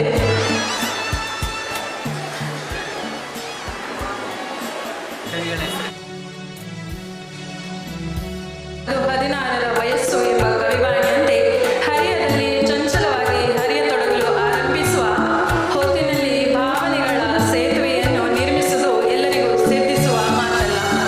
ಹೀಗಿರುವಾಗ ಕಲ್ಪನೆಯ ಪುಟಗಳಲ್ಲಿ ಭಾವನೆಗಳ ಅಕ್ಷರಗಳನ್ನು ಮುದ್ರಿಸಿ ಈ ಸಾಹಿತ್ಯಿಕ ಸಮಾರಂಭದಲ್ಲಿ ನಮ್ಮ ಮುಂದೆ ಕಾವ್ಯ ಪ್ರಸ್ತುತಿಗಾಗಿ ಬರುತ್ತಿದ್ದಾರೆ ಪ್ರತಿಭಾನ್ವಿತ ವಿದ್ಯಾರ್ಥಿನಿಯರು. ಈಗ ಹೆಸರನ್ನು ಸೂಚಿಸಿದಂತಹ ವಿದ್ಯಾರ್ಥಿಗಳು ವೇದಿಕೆಯನ್ನು ಅಲಂಕರಿಸಬೇಕು. ಶ್ರೀರಕ್ಷಾ, ಗಗನ, ನಮ್ರತ, ರಕ್ಷಿತಾ ಕೆ, ಕಾರ್ತಿಕ್, ಸುಜನ್.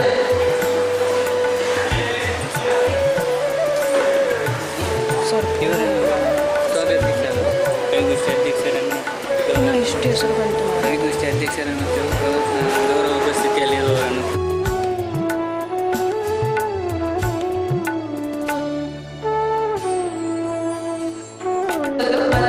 ಗೌರವ ಉಪಸ್ಥಿತಿಯನ್ನು ಪಡೆದಿರುವಂತಹ ಮಾನ್ಯರನ್ನು ಸ್ವಾಗತಿಸಬೇಕಾಗಿ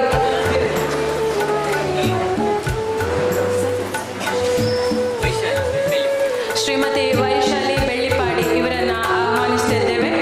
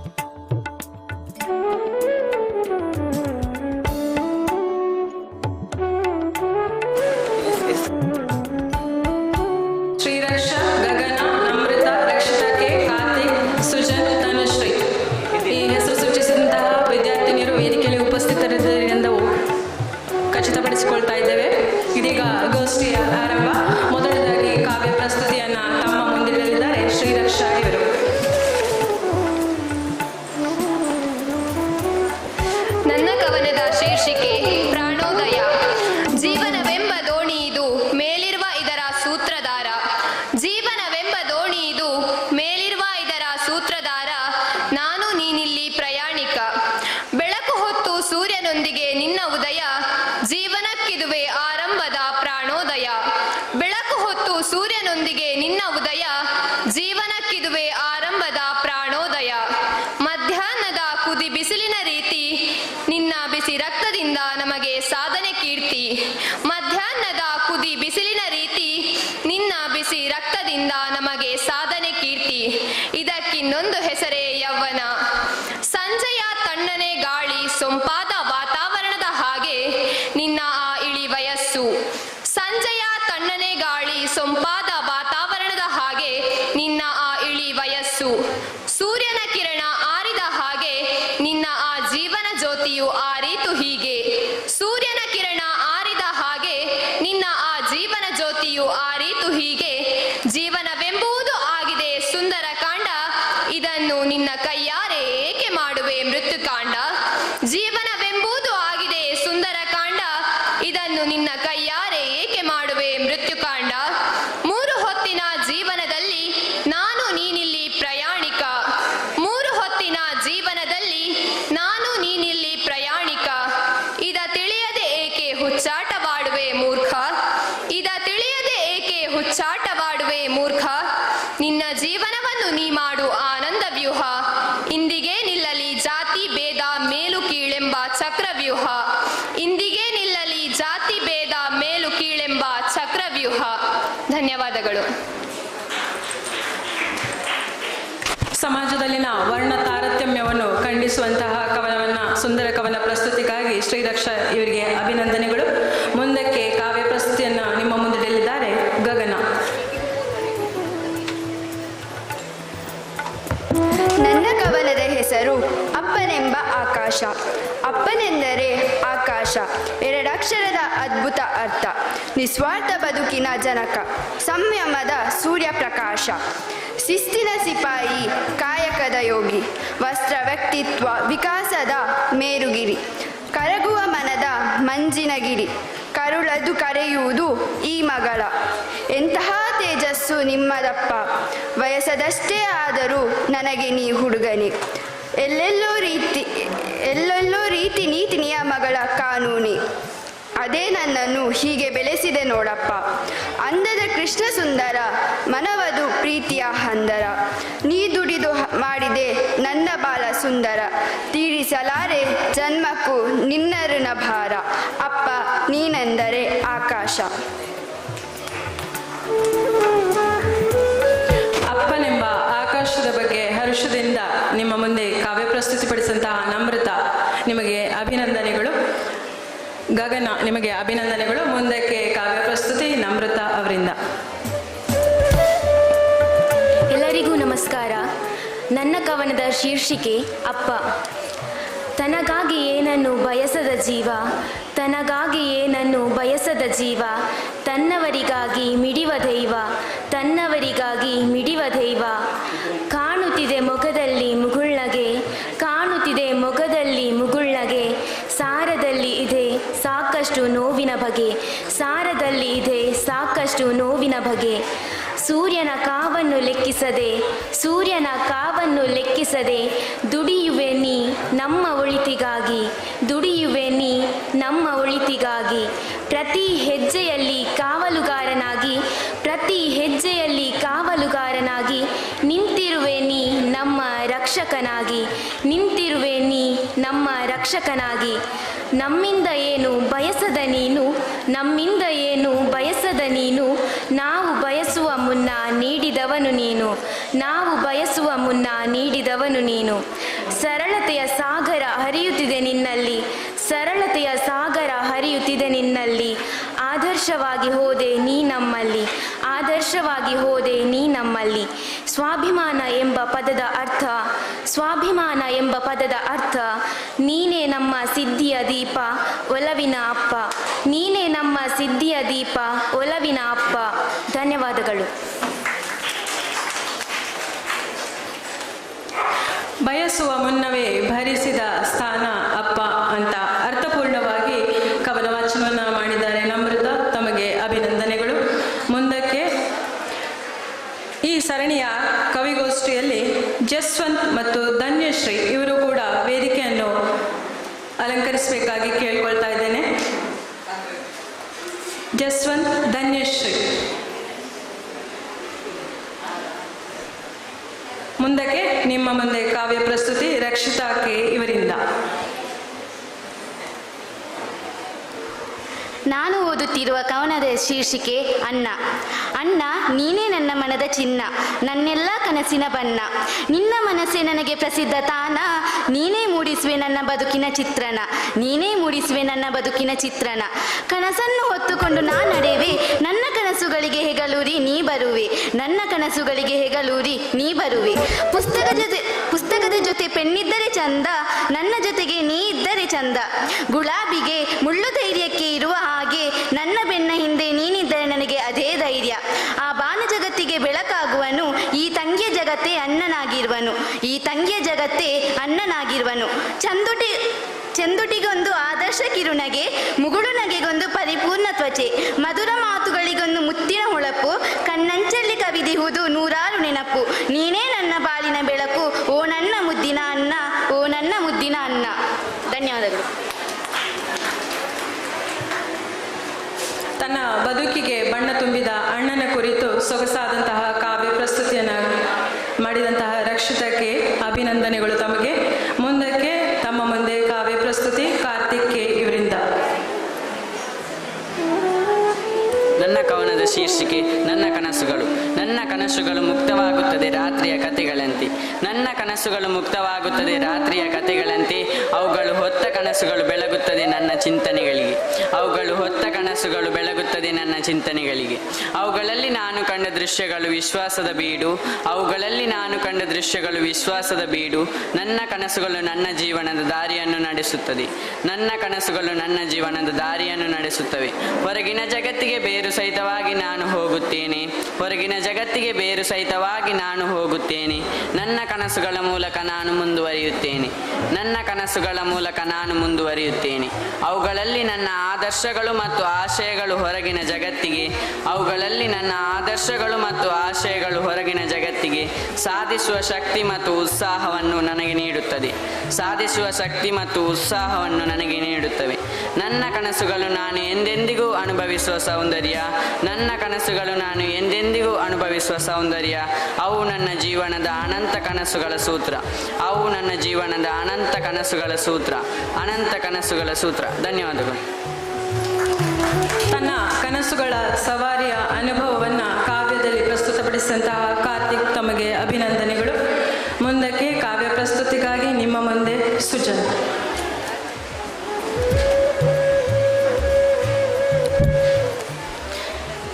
ನನ್ನ ಕವನದ ಶೀರ್ಷಿಕೆ ತುಂತುರು ಮಳೆ. ಓ ನನ್ನ ಮನತನಿಸೋ ತುಂತೂರು ಮಳೆ, ಓ ನನ್ನ ಮನತನಿಸೋ ತುಂತೂರು ಮಳೆ.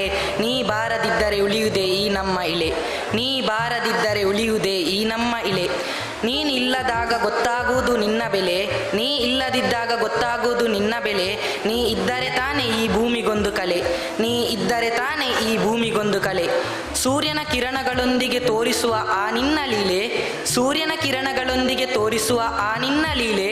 ಆಕಾಶದಲ್ಲಿ ಮೂಡಿಸುವೆ ಏಳು ಬಣ್ಣದ ಕಲೆ, ಆಕಾಶದಲ್ಲಿ ಮೂಡಿಸುವೆ ಏಳು ಬಣ್ಣದ ಕಲೆ. ನಿನ್ನ ಕೋಪ ರಣಭಯಂಕರ, ನಿನ್ನ ಕೋಪ ರಣಭಯಂಕರ. ಪ್ರವಾಹದಿಂದ ಮೂಡಿಸುವೆ ನಿನ್ನ ಅಬ್ಬರ, ಪ್ರವಾಹದಿಂದ ಮೂಡಿಸುವೆ ನಿನ್ನ ಅಬ್ಬರ. ಆಕಾಶದ ಬಣ್ಣ ನೀ ಹೊಂದಿರುವೆ, ಆಕಾಶದ ಬಣ್ಣ ನೀ ಹೊಂದಿರುವೆ. ಭೂಮಿಯ ಅರ್ಧ ಸುತ್ತು ನೀನೇ ತುಂಬಿರುವೆ, ಭೂಮಿಯ ಅರ್ಧ ಸುತ್ತು ನೀನೇ ತುಂಬಿರುವೆ. ಧನ್ಯವಾದಗಳು.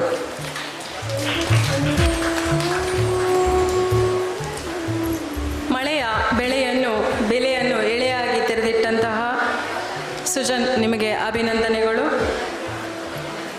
ಮುಂದಕ್ಕೆ ಕಾವ್ಯ ಪ್ರಸ್ತುತಿ ಜಸ್ವಂತ್ ಇವರಿಂದ.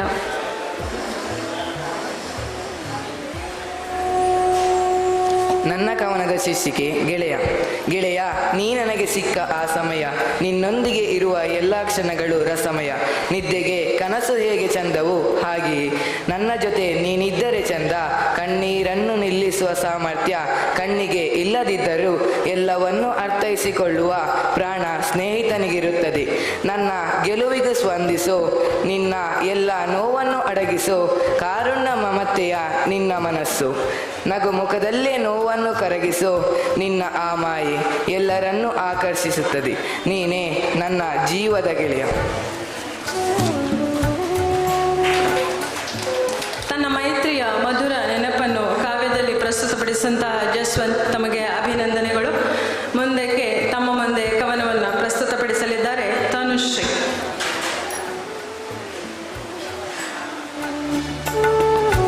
ನನ್ನ ಕವನದ ಶೀರ್ಷಿಕೆ ಅಮ್ಮ. ಆ ನೋವಿನಲ್ಲೂ ಜನ್ಮ ನೀಡಿದಳು ನನಗವಳು, ತನ್ನೆಲ್ಲ ಕಷ್ಟವ ಮರೆತು ನನ್ನನ್ನು ನಗಿಸಿದವಳು. ಆ ನೋವಿನಲ್ಲೂ ಜನ್ಮ ನೀಡಿದಳು ನನಗವಳು, ತನ್ನೆಲ್ಲ ಕಷ್ಟವ ಮರೆತು ನನ್ನನ್ನು ನಗಿಸಿದವಳು. ದೇವರ ರೂಪದಂತೆ ಕಾಣಿಸಿದಳು ನನಗವಳು, ತನ್ನೆಲ್ಲ ಸುಖವನ್ನು ನನಗಾಗಿ ನೀಡಿದವಳು. ದೇವರ ರೂಪದಂತೆ ಕಾಣಿಸಿದಳು ನನಗವಳು, ನನ್ನೆಲ್ಲ ಸುಖವನ್ನು ನನಗಾಗಿ ನೀಡಿದಳು. ಗರ್ಭದಿ ಸುರಕ್ಷಿತವಾಗಿ ನನ್ನನ್ನು ಕಾಪಾಡಿದೆನಿ, ನನಗಾಗಿ ತನ್ನ ಜೀವನವ ಮುಡಿಪಾಗಿಟ್ಟೆನಿ. ಗರ್ಭದಿ ಸುರಕ್ಷಿತವಾಗಿ ನನ್ನನ್ನು ಕಾಪಾಡಿದೆನಿ, ನನಗಾಗಿ ತನ್ನ ಜೀವನವ ಮುಡಿಪಾಗಿಟ್ಟೆನಿ. ಹಸಿವು ಎಂದಾಗ ಪ್ರೀತಿಯ ತುತ್ತನ್ನಿಟ್ಟೆನಿ, ನನ್ನ ಜೀವನವನ್ನು ತಿದ್ದುವ ಗುರುವಾದೆನಿ. ಹಸಿವು ಎಂದಾಗ ಪ್ರೀತಿಯ ತುತ್ತನ್ನಿಟ್ಟೆನಿ, ನನ್ನ ಜೀವನವನ್ನು ತಿದ್ದುವ ಗುರುವಾದೆನಿ. ಗುಬ್ಬಿಯಂತೆ ಗೂಡಿನಲ್ಲಿಟ್ಟು ಸಾಕಿದಳು ನನ್ನಮ್ಮ, ಅಕ್ಷರ ಕಲಿಸಿ ಮೊದಲ ಗುರುವಾದಳು ನನ್ನಮ್ಮ. ಗುಬ್ಬಿಯಂತೆ ಗೂಡಿನಲ್ಲಿಟ್ಟು ಸಾಕಿದಳು ನನ್ನಮ್ಮ, ಅಕ್ಷರ ಕಲಿಸಿ ಮೊದಲ ಗುರುವಾದಳು ನನ್ನಮ್ಮ. ನನ್ನ ಪ್ರೀತಿಯ ದೇವತೆ ನನ್ನಮ್ಮ, ಕುಗ್ಗಿದಾಗ ಸ್ಥೈರ್ಯ ನೀಡಿದಳು ನನ್ನಮ್ಮ. ನನ್ನ ಪ್ರೀತಿಯ ದೇವತೆ ನನ್ನಮ್ಮ, ಕುಗ್ಗಿದಾಗ ಸ್ಥೈರ್ಯ ನೀಡಿದಳು ನನ್ನಮ್ಮ. ಸೋತಾಗ ಧೈರ್ಯ ನೀಡಿದಳು ನನ್ನಮ್ಮ, ಗೆದ್ದಾಗ ಬೆನ್ನು ತಟ್ಟಿದಳು ನೀನಮ್ಮ. ಸೋತಾಗ ಧೈರ್ಯ ನೀಡಿದಳು ನೀನಮ್ಮ, ಗೆದ್ದಾಗ ಬೆನ್ನು ತಟ್ಟಿದವಳು ನೀನಮ್ಮ. ಅತ್ತಾಗ ಸಂತೈಸಿದವಳು ನೀನಮ್ಮ, ಬೆಲೆ ತೆರಳಾಗದ ಪ್ರೀತಿ ನಿನ್ನದಮ್ಮ. ಅತ್ತಾಗ ಸಂತೈಸಿದವಳು ನೀನಮ್ಮ, ಬೆಲೆ ತೆರಳಾಗದ ಪ್ರೀತಿ ನಿನ್ನದಮ್ಮ. ಧನ್ಯವಾದಗಳು. ಅಮ್ಮನೆಂದರೆ ಸುಮ್ಮನಲ್ಲ, ಅಮ್ಮನೇ ಅಪಾರ ಅನುಭವ. ಅಮ್ಮನ ವಾತ್ಸಲ್ಯದ ಅನುಭೂತಿಯನ್ನು ಕಾವ್ಯದಲ್ಲಿ ಪ್ರಸ್ತುತಗೊಳಿಸಿದಂತಹ ತನುಶ್ರೀ, ನಿಮಗೆ ಅಭಿನಂದನೆಗಳು. ಕಾವ್ಯ ಪ್ರಸ್ತುತಿ ಇಲ್ಲಿಗೆ ಮುಕ್ತಾಯಗೊಳ್ಳುತ್ತಿದೆ ಈ ಸರಣಿದು. ಈ ಗೋಷ್ಠಿಯಲ್ಲಿ ಗೌರವ ಉಪಸ್ಥಿತಿಯನ್ನು ಹೊಂದಿರುವಂತಹ ಇಂದ್ರಪ್ರಸ್ಥ ವಿದ್ಯಾಲಯದ ಮುಖ್ಯೋಪಾಧ್ಯಾಯರಾದಂತಹ ಶ್ರೀಮತಿ ವೀಣಾ ಆರ್ ಪ್ರಸಾದ್ ಇವರಿಂದ ಇದೀಗ ಹಿತನುಡಿಗಳು.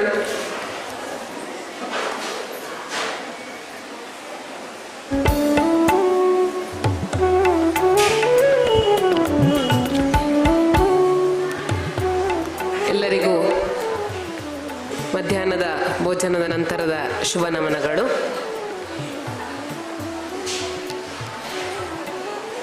ಕನ್ನಡ ಪರವಾದಂತಹ ಸಂಘಟನೆಗಳು ಇನ್ನೂ ಕೂಡ ಇಂತಹ ಒಂದು ಕಾರ್ಯಕ್ರಮವನ್ನು ಮಾಡುವಲ್ಲಿ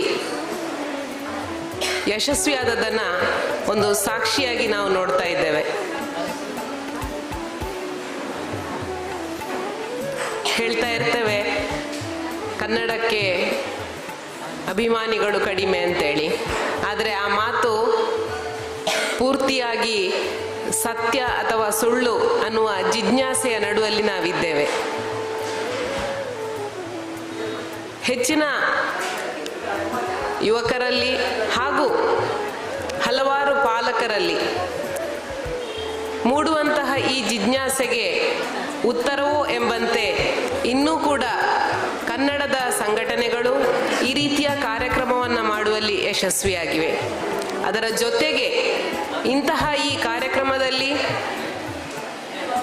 ನಿಜವಾದ ಉತ್ಸಾಹದಲ್ಲಿ ಪಾಲ್ಗೊಂಡಂತಹ ವಿದ್ಯಾರ್ಥಿನಿಯನ್ನು ಏನಿದ್ದೀರಿ ಇಲ್ಲಿ ಯುವ ಕವಿಗಳು,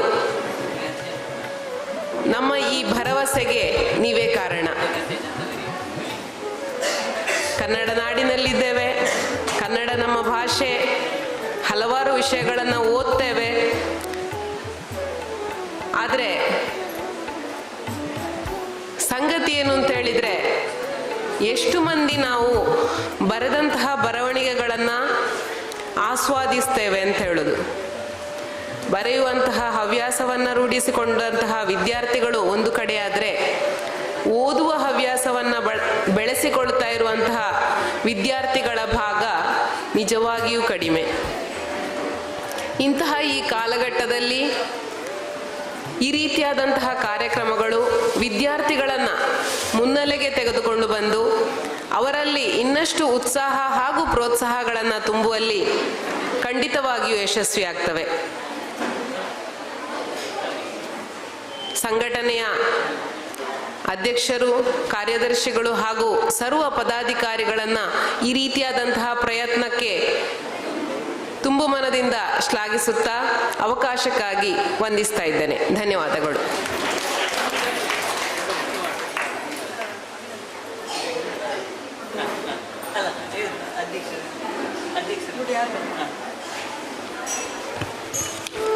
ತಮ್ಮ ಹಿತನುಡಿಗಳಿಗಾಗಿ ಇಂದ್ರಪ್ರಸ್ಥ ವಿದ್ಯಾಲಯದ ಮುಖ್ಯ ಗುರುಗಳಾದ ಇಂದಿನ ಗೌರವ ಉಪಸ್ಥಿತಿಯನ್ನು ಪಡೆದಂತಹ ವೀಣಾ ಪ್ರಸಾದ್ ಅವರಿಗೆ ತುಂಬ ಮನದ ಧನ್ಯವಾದಗಳು.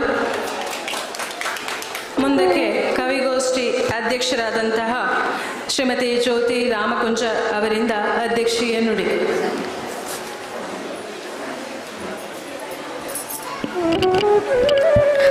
ಎಲ್ರಿಗೂ ನಮಸ್ಕಾರ. ನನಗೆ ಇವರನ್ನೆಲ್ಲ ನೋಡುವಾಗ ನಮ್ಮ ಬಾಲ್ಯ ನೆನಪಾಗ್ತಾ ಇದೆ. ನಾವು ಕೂಡ ಹೀಗೆ ರಾಮಕುಂಜ ಶಾಲೆಯಲ್ಲಿ ಕಲಿತವರು. ಮೊದಲು ನಾವು ಕೂಡ ಹೀಗೆ ಬೇರೆ ಬೇರೆ ಕಡೆ ಸಾಹಿತ್ಯ ಸಮ್ಮೇಳನಕ್ಕೆ ಹೋಗ್ತಾ ನಾವು ಬರಿತಾ ಇದ್ದಂತಹ ಕವನಗಳಾಗ್ಲಿ ಕತೆಗಳನ್ನಾಗ್ಲಿ ವಾಚಿಸ್ತಾ ಇದ್ದೆವು. ಆದರೆ ಆಗೆಲ್ಲ ಸ್ಥಿತಿ ಇಷ್ಟು ಸರಳವಾಗಿರಲಿಲ್ಲ. ಸುಳ್ಯಕ್ಕೋ ಪುತ್ತೂರಿಗೋ ಹೀಗೆ ಹೋಗಿ ನಾವು ಸಾಹಿತ್ಯವನ್ನು ನಾವು ಬರೆದಂತಹ ಕವಿತೆಗಳನ್ನು ಪ್ರಚುರಪಡಿಸ್ತಾ ಇದ್ದೆವು. ಹೀಗೆ ಒಂದು ಸಲ ನಾವು ಬರೆದಂತಹ ಕವಿತೆಗಳನ್ನು ನೋಡಿದ ಐತಪ್ಪ ನಾಯ್ಕ ಅಂತ ಹೇಳುವ ಸರ್, ನಿಮಗೆಲ್ಲ ಚಿರಪರಿಚಿತರು, ಅವರೇನು ಮಾಡಿದ್ರು ಅಂತ ಹೇಳಿದರೆ ಇದನ್ನೊಂದು ಪುಸ್ತಕ ರೂಪಕ್ಕೆ ತರುವ ಅಂತ ನಮಗೆ ಪ್ರೋತ್ಸಾಹವನ್ನು ನೀಡಿದರು. ಆದರೆ ಅಷ್ಟು ಸ್ಥಿತಿವಂತರು ನಾವಾಗಿರಲಿಲ್ಲ. ಆದರೆ ನಮಗೆ ಪುಸ್ತಕವನ್ನು ಬಿಡುಗಡೆ ಮಾಡುವಂತಹ ಮನಸ್ಸಿತ್ತು, ಹಂಬಲ ಇತ್ತು. ಹಾಗಾಗಿ ಅಮ್ಮನ ಪರಿಶ್ರಮ, ಅಮ್ಮನ ಕನಸು, ಹಾಗೆ ಐತಪ್ಪ ನಾಯ್ಕ ಸರ್ ಹಾಗೂ ವಿ.ಬಿ. ಅರ್ತಿಕಜೆ ಅವರ ಸಹಕಾರದಿಂದ ನಮ್ಮ ಪುಸ್ತಕಗಳು ಬಿಡುಗಡೆಯಾದವು. ಆದ್ದರಿಂದ ಈ ವೇದಿಕೆಯನ್ನು ಅವರಿಗೆ ನಾನು ಧನ್ಯವಾದ ಹೇಳಲಿಕ್ಕೆ ಬಳಸಿಕೊಳ್ತಾ ಇದ್ದೇನೆ. ನಮಗೆ ಗೊತ್ತಿದೆ ನಾವೆಲ್ಲರೂ ಮನುಷ್ಯರು, ಅದರಲ್ಲಿ ಏನೂ ವಿಶೇಷತೆ ಇಲ್ಲ. ಆದರೆ ಮನುಷ್ಯ ಅಂತ ಹೇಳು ಪದದ ಅರ್ಥ ಏನು? ಮನ್ ಅಂತ ಹೇಳಿದರೆ ವಿಚಾರಿಸುವುದು ಅಂತ ಅರ್ಥ. ಯಾರಿಗೆ ವಿಚಾರಿಸುವಂತಹ ಸಾಮರ್ಥ್ಯ ಇದೆಯೋ ಅವನೇ ಮಾನವ. ನಮ್ಮ ವೈಚಾರಿಕತೆಯು ನಾವು ಇರುವಂತಹ ಪರಿಸರವನ್ನು, ನಾವು ಇರುವಂತಹ ಪ್ರದೇಶವನ್ನು ಅವಲಂಬಿತವಾಗಿರ್ತದೆ. ಆ ಲೆಕ್ಕದಲ್ಲಿ ನಾವು ಪುಣ್ಯವಂತರೇ ಸರಿ. ಯಾಕೆಂದ್ರೆ ನಾವು ಹುಟ್ಟಿದಂತಹ ಜಾಗ ಯಾವುದು? ಪವಿತ್ರವಾದಂತಹ ಭಾರತದ ಪುಣ್ಯ ಭೂಮಿ. ಭಾ ಅಂತ ಹೇಳಿದ್ರೆ ಭಾಸ್ಕರ ಅಂತ ಅರ್ಥ. ರಥ ಅಂದ್ರೆ ಆಶಿಸುವುದು ಅಂತ ಅರ್ಥ. ಯಾರು ಜ್ಞಾನವನ್ನು ಆಶಿಸ್ತಾನೋ ಅವನೇ ಭಾರತೀಯ. ಈ ನೆಲೆಗಟ್ಟಿನಲ್ಲಿ ನೋಡ್ತಾ ಹೋದ್ರೆ ನಾವೆಲ್ಲರೂ ಕೂಡ ಜ್ಞಾನಾಕಾಂಕ್ಷಿಗಳು. ಇದು ವಿಶಾಲವಾದ ಅರ್ಥದಲ್ಲಿ ಆಯಿತು. ಅದಕ್ಕಿಂತಲೂ ಸಂಕುಚಿತವಾಗಿ ನೋಡಿದ್ರೆ ನಾವು ಹುಟ್ಟಿದಂತಹ ಮಣ್ಣು ಯಾವುದು? ಪವಿತ್ರವಾದಂತಹ ಕನ್ನಡದ ಭೂಮಿ. ಸಾವಿರಾರು ವರ್ಷಗಳ ಇತಿಹಾಸವಿರುವಂತಹ ಪುಣ್ಯ ಭೂಮಿಯಲ್ಲಿ ನಾವೆಲ್ಲರೂ ಹುಟ್ಟಿದ್ದೇವೆ. ಇಲ್ಲಿರುವಂತಹ ಭಾಷೆ ಕನ್ನಡ, ಅದು ಎಷ್ಟು ಸುಮಧುರವಾದದ್ದು ಅಂತ ಒಬ್ರು ಕವಿ ಹೇಳ್ತಾರೆ. ಸುಲಿದ ಬಾಳೆಯ ಹಣ್ಣಿನಂದದಿ, ಕಳಿದ ಸಿಗುರಿನ ಕಪ್ಪಿನಂದದಿ, ಅಳಿದ ಉಷ್ಣದ ಹಾಲಿನಂದದಿ ಸೊಗಸಾಗಿರುವ ಕನ್ನಡ ಅಂತ. ಅಂದ್ರೆ ಅಷ್ಟೊಂದು ಸುಮಧುರವಾದಂತಹ ಸವಿಯಾಗಿರುವಂತಹ ಒಂದು ಕಬ್ಬನ್ನು ಸುಲ್ದ್ರೆ ಅದರ ರಸಪಾಕ ಯಾವ ರೀತಿ ಹರಿತದೋ ಅಷ್ಟು ಸುಮಧುರವಾದ ಭಾಷೆ ನಮ್ಮ ಕನ್ನಡ ಎನ್ನುವ ಹಾಗೆ ಬಹಳ ಸುಂದರವಾಗಿ ಕವಿಗಳು ಹೇಳಿದ್ದಾರೆ. ಹೀಗೆ ರಾಜ್ಯವನ್ನು ನೋಡ್ತಾ ಹೋದ್ರೂ ಕೂಡ ನಾವು ಪುಣ್ಯವಂತರೆ. ಅದಕ್ಕಿಂತಲೂ ಸಂಕುಚಿತವಾಗಿ ಬರುವ ನಾವಿರುವಂತಹ ಜಾಗ ಯಾವುದು? ದಕ್ಷಿಣ ಕಾಶಿಯ ಪುಣ್ಯ ಮಣ್ಣಿನಲ್ಲಿ, ಈ ಬೀಡಿನಲ್ಲಿ ಹುಟ್ಟಿದ್ದು ಒಂದು ರೀತಿಯಲ್ಲಿ ಪುಣ್ಯವೇ. ಇದೆಲ್ಲವೂ ಕೂಡ ನಾವು ಬಾಹ್ಯ ಪ್ರಪಂಚದಿಂದ ಹುಟ್ಟಿನಿಂದಲೇ ಪಡೆದುಕೊಂಡ ಪುಣ್ಯ ಆಯಿತು. ಇನ್ನೊಂದು ಕಡೆಯಲ್ಲಿ ನಾವೆಲ್ಲರೂ ಈಗ ಪುಣ್ಯ ಸಂಪಾದನೆ ಮಾಡ್ತಾ ಇದ್ದೇವೆ. ಒಂದು ಸೂಕ್ತಿ ಇದೆ, ನಮ್ಮ ಜೀವನದಲ್ಲಿ ನಾವು ಶಾಶ್ವತವಾಗಿ ಪಡೆದದ್ದು ಯಾವುದು ಅಂತ. ಎಷ್ಟೋ ವರ್ಷಗಳಿಂದ ಆಳವಾಗಿ ಬೇರು ಬಿಟ್ಟಂತಹ ಮರ ಕೂಡ ಒಂದಲ್ಲ ಒಂದು ದಿವಸ ಕಾಲನ ಕಾಲದಾಟಕ್ಕೆ ಮುರಿದು ಬೀಳ್ತದೆ. ಜಲಾಶಯಗಳಲ್ಲಿ ಸಂಗ್ರಹವಾದಂತಹ ಅಪಾರ ಪ್ರಮಾಣದ ನೀರು ಕೂಡ ಒಂದಲ್ಲ ಒಂದು ದಿವಸ ಬರಿದಾಗಿ ಹೋಗ್ತದೆ. ನಾವು ಉಪಯೋಗಿಸದಂತಹ ವಿದ್ಯೆಯೂ ಕೂಡ ನಾವು ಅದನ್ನು ಉಪಯೋಗಿಸದೇ ಇದ್ದರೆ ಮರೆಯಾಗಿ ಹೋಗ್ತದೆ. ಹಾಗಾದ್ರೆ ನಮ್ಮ ಜೀವನದಲ್ಲಿ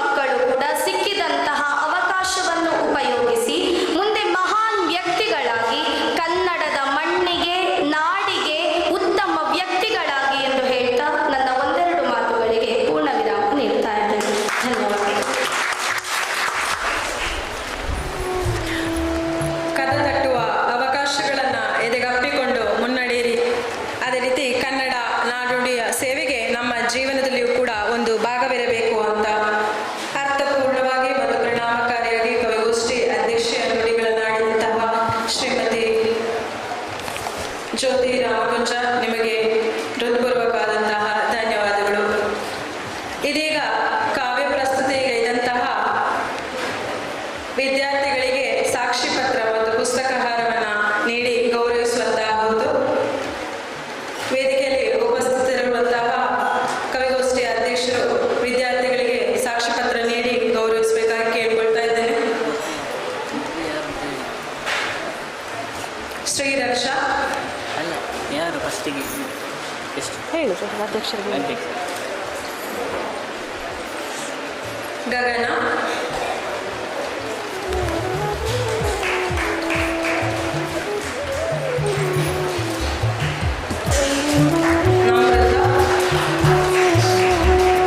ನಮ್ರತ, ರಕ್ಷಿತಾ,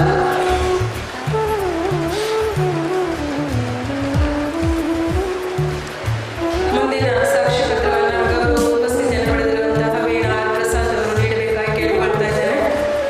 ಕಾರ್ತಿಕ್,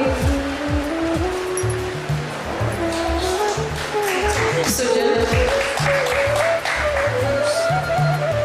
ತನುಶ್ರೀ,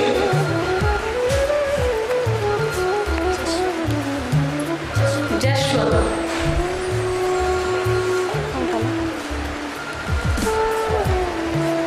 ಕಾವ್ಯ ಪ್ರಸ್ತುತಪಡಿಸಿ ಸಾಕ್ಷ್ಯ ಪತ್ರ ಮತ್ತು ಪುಸ್ತಕಹಾರವನ್ನು ಪಡೆದಂತಹ ಎಲ್ಲ ವಿದ್ಯಾರ್ಥಿಗಳಿಗೆ ಅಭಿನಂದನೆಗಳು.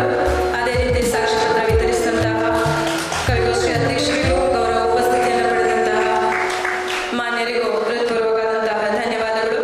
ಇದೀಗ ಧನ್ಯತಾ ಭಾವದಿಂದ ಈ ಕಾರ್ಯಕ್ರಮವನ್ನು ಸರಣಿ ಕವಿಗೋಷ್ಠಿಯನ್ನು ಯಶಸ್ವಿಗೊಳಿಸಿದಂತಹ ಭಾವದೊಂದಿಗೆ ನಿಮಗೆ ಮಾನ್ಯರಿಗೆ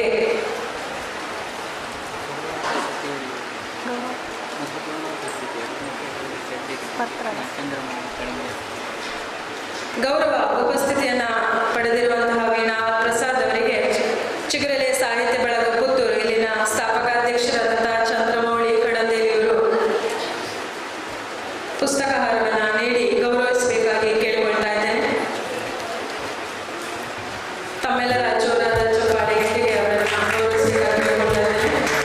ಮುಂದಕ್ಕೆ ಕವಿಗೋಷ್ಠಿ ಅಧ್ಯಕ್ಷತೆಯನ್ನು ವಹಿಸಿ ಗೋಷ್ಠಿಯನ್ನು ಸಂಪನ್ನಗೊಳಿಸಿದಂತಹ ಶ್ರೀಮತಿ ಜ್ಯೋತಿ ರಾಮಕುಂಜ ಇವರಿಗೆ ಚಿಗುರೆಲೆ ಸಾಹಿತ್ಯ ಬಳಗದ ಚಂದ್ರಮೌಳಿ ಅವರು ಗೌರವವನ್ನು ಅರ್ಪಿಸುತ್ತಿದ್ದಾರೆ. ಸರಣಿ ಕವಿಗೋಷ್ಠಿ ಸಂಪನ್ನಗೊಳಿಸಿದಂತಹ ವಿದ್ಯಾರ್ಥಿಗಳಿಗೂ ಮಾನ್ಯರಿಗೂ ಹೃತ್ಪೂರ್ವಕವಾದ ಧನ್ಯವಾದಗಳನ್ನು ಸಮರ್ಪಿಸುತ್ತಾ ಕವಿಗೋಷ್ಠಿಯನ್ನು ತೆರವುಗೊಳಿಸ್ತಾ ಇದ್ದೇವೆ. ಎಲ್ಲರಿಗೂ ಧನ್ಯವಾದಗಳು. ಒಂದು ನಿಮಿಷ ಗುಂಪು ಭಾವಚಿತ್ರ ಈ ಕವಿಗೋಷ್ಠಿಯನ್ನು ಬಹಳ ಅಂದವಾಗಿ ನಿರೂಪಣೆ ಮಾಡಿದಂಥ ವಿಂಧ್ಯಾಶ್ರೈ ಅವರು ನಮ್ಮ ಗೌರವ ಪತ್ರವನ್ನು ಸ್ವೀಕರಿಸಬೇಕಾಗಿ ತಮ್ಮಲ್ಲಿ ವಿನಂತಿಸ್ತೇನೆ. ಈ ಗೌರವ ಪತ್ರವನ್ನು ಕವಿಗೋಷ್ಠಿ ಅಧ್ಯಕ್ಷರು ನೀಡಬೇಕಾಗಿ ತಮ್ಮಲ್ಲಿ ಕೋರಿಕೆ.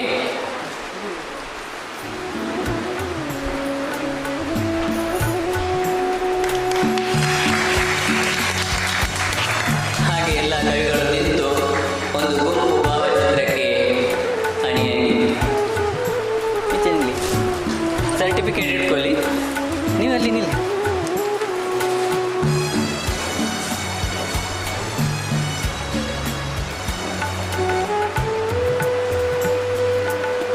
ಅಭಿನಂದನೆಗಳು. ಮುಂದೆ ಇದೇ ವೇದಿಕೆಯಲ್ಲಿ ಕಥಾಗೋಷ್ಠಿ ಮುಂದುವರಿಯಲಿದೆ. ಇದರ ನಿರ್ವಹಣೆಯನ್ನು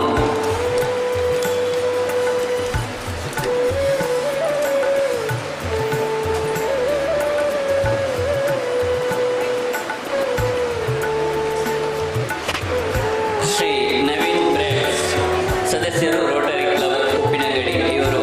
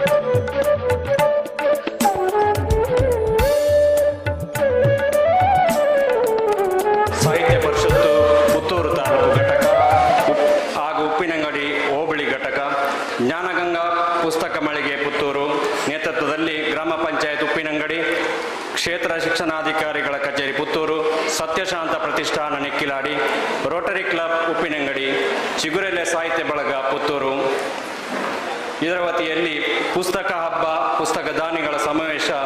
ಈ ಸಂದರ್ಭದಲ್ಲಿ ಶಾಲಾ ಕಾಲೇಜು ವಿಭಾಗದ ಕಥಾಗೋಷ್ಠಿ ಇಲ್ಲಿ ನಡೆಯಲಿಕ್ಕಿದೆ. ಇದರ ಅಧ್ಯಕ್ಷತೆಯನ್ನು ವಹಿಸಲು ನಮ್ಮ ಮುಂದೆ ಇಲ್ಲಿ ವೇದಿಕೆಗೆ ನಾನು ಆಹ್ವಾನವನ್ನು ನೀಡ್ತಾ ಇದ್ದೇನೆ. ಶ್ರೀಮತಿ ಶೈಲಜಾ ಸಿ ಶೆಣೈ, ಯುವ ಬರಹಗಾರರು, ಸಾಹಿತ್ಯ ವಿಮರ್ಶಕರು.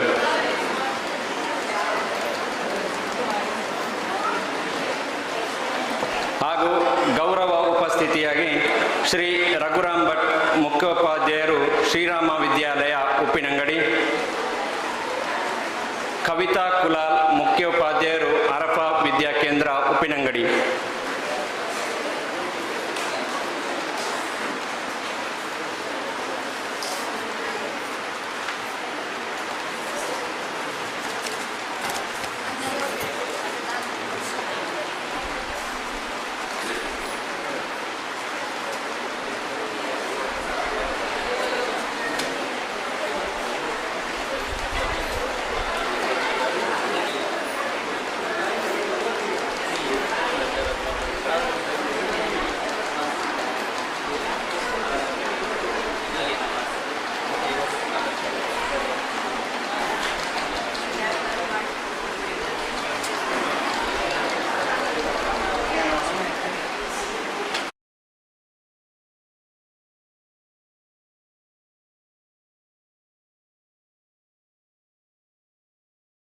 ಜುಲಿಯಾನ ವಾಸ್, ಮುಖ್ಯೋಪಾಧ್ಯಾಯರು, ಸರಕಾರಿ ಹಿರಿಯ ಪ್ರಾಥಮಿಕ ಶಾಲೆ ಮಠ ಉಪ್ಪಿನಂಗಡಿ.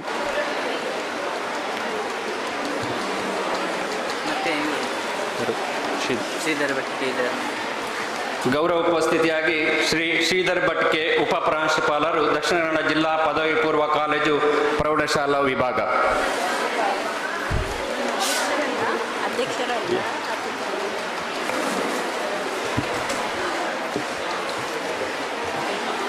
ಶಾಲಾ ಕಾಲೇಜು ವಿಭಾಗದ ಕಥಾಗೋಷ್ಠಿಗೆ ನಾನು ವೇದಿಕೆಗೆ ಆಹ್ವಾನಿಸ್ತಾ ಇದ್ದೇನೆ.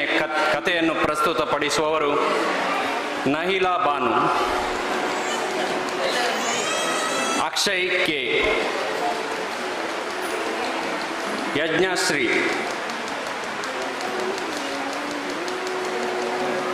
ಅಕ್ಷತಾ, ಕೀರ್ತನ, ಶ್ರೀರಕ್ಷಾ ಕೆ,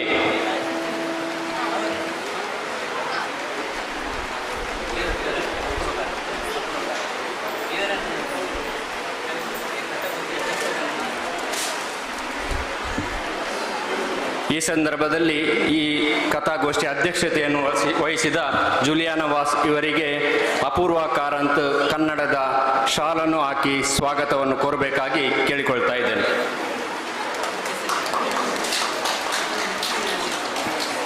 ವೇದಿಕೆಯಲ್ಲಿ ಆಸೀನರಾಗಿರುವ ಅಧ್ಯಕ್ಷರಿಗೆ ಹಾಗೂ ಕಥೆಯನ್ನು ಪ್ರಸ್ತುತಪಡಿಸುವ ವಿದ್ಯಾರ್ಥಿಗಳಿಗೆ ಸುಸ್ವಾಗತ. ಈಗ ಮೊದಲನೆಯದಾಗಿ ಕಥೆಯನ್ನು ಪ್ರಸ್ತುತಪಡಿಸಲಿದ್ದಾರೆ ನಹಿಲಾ ಬಾನು.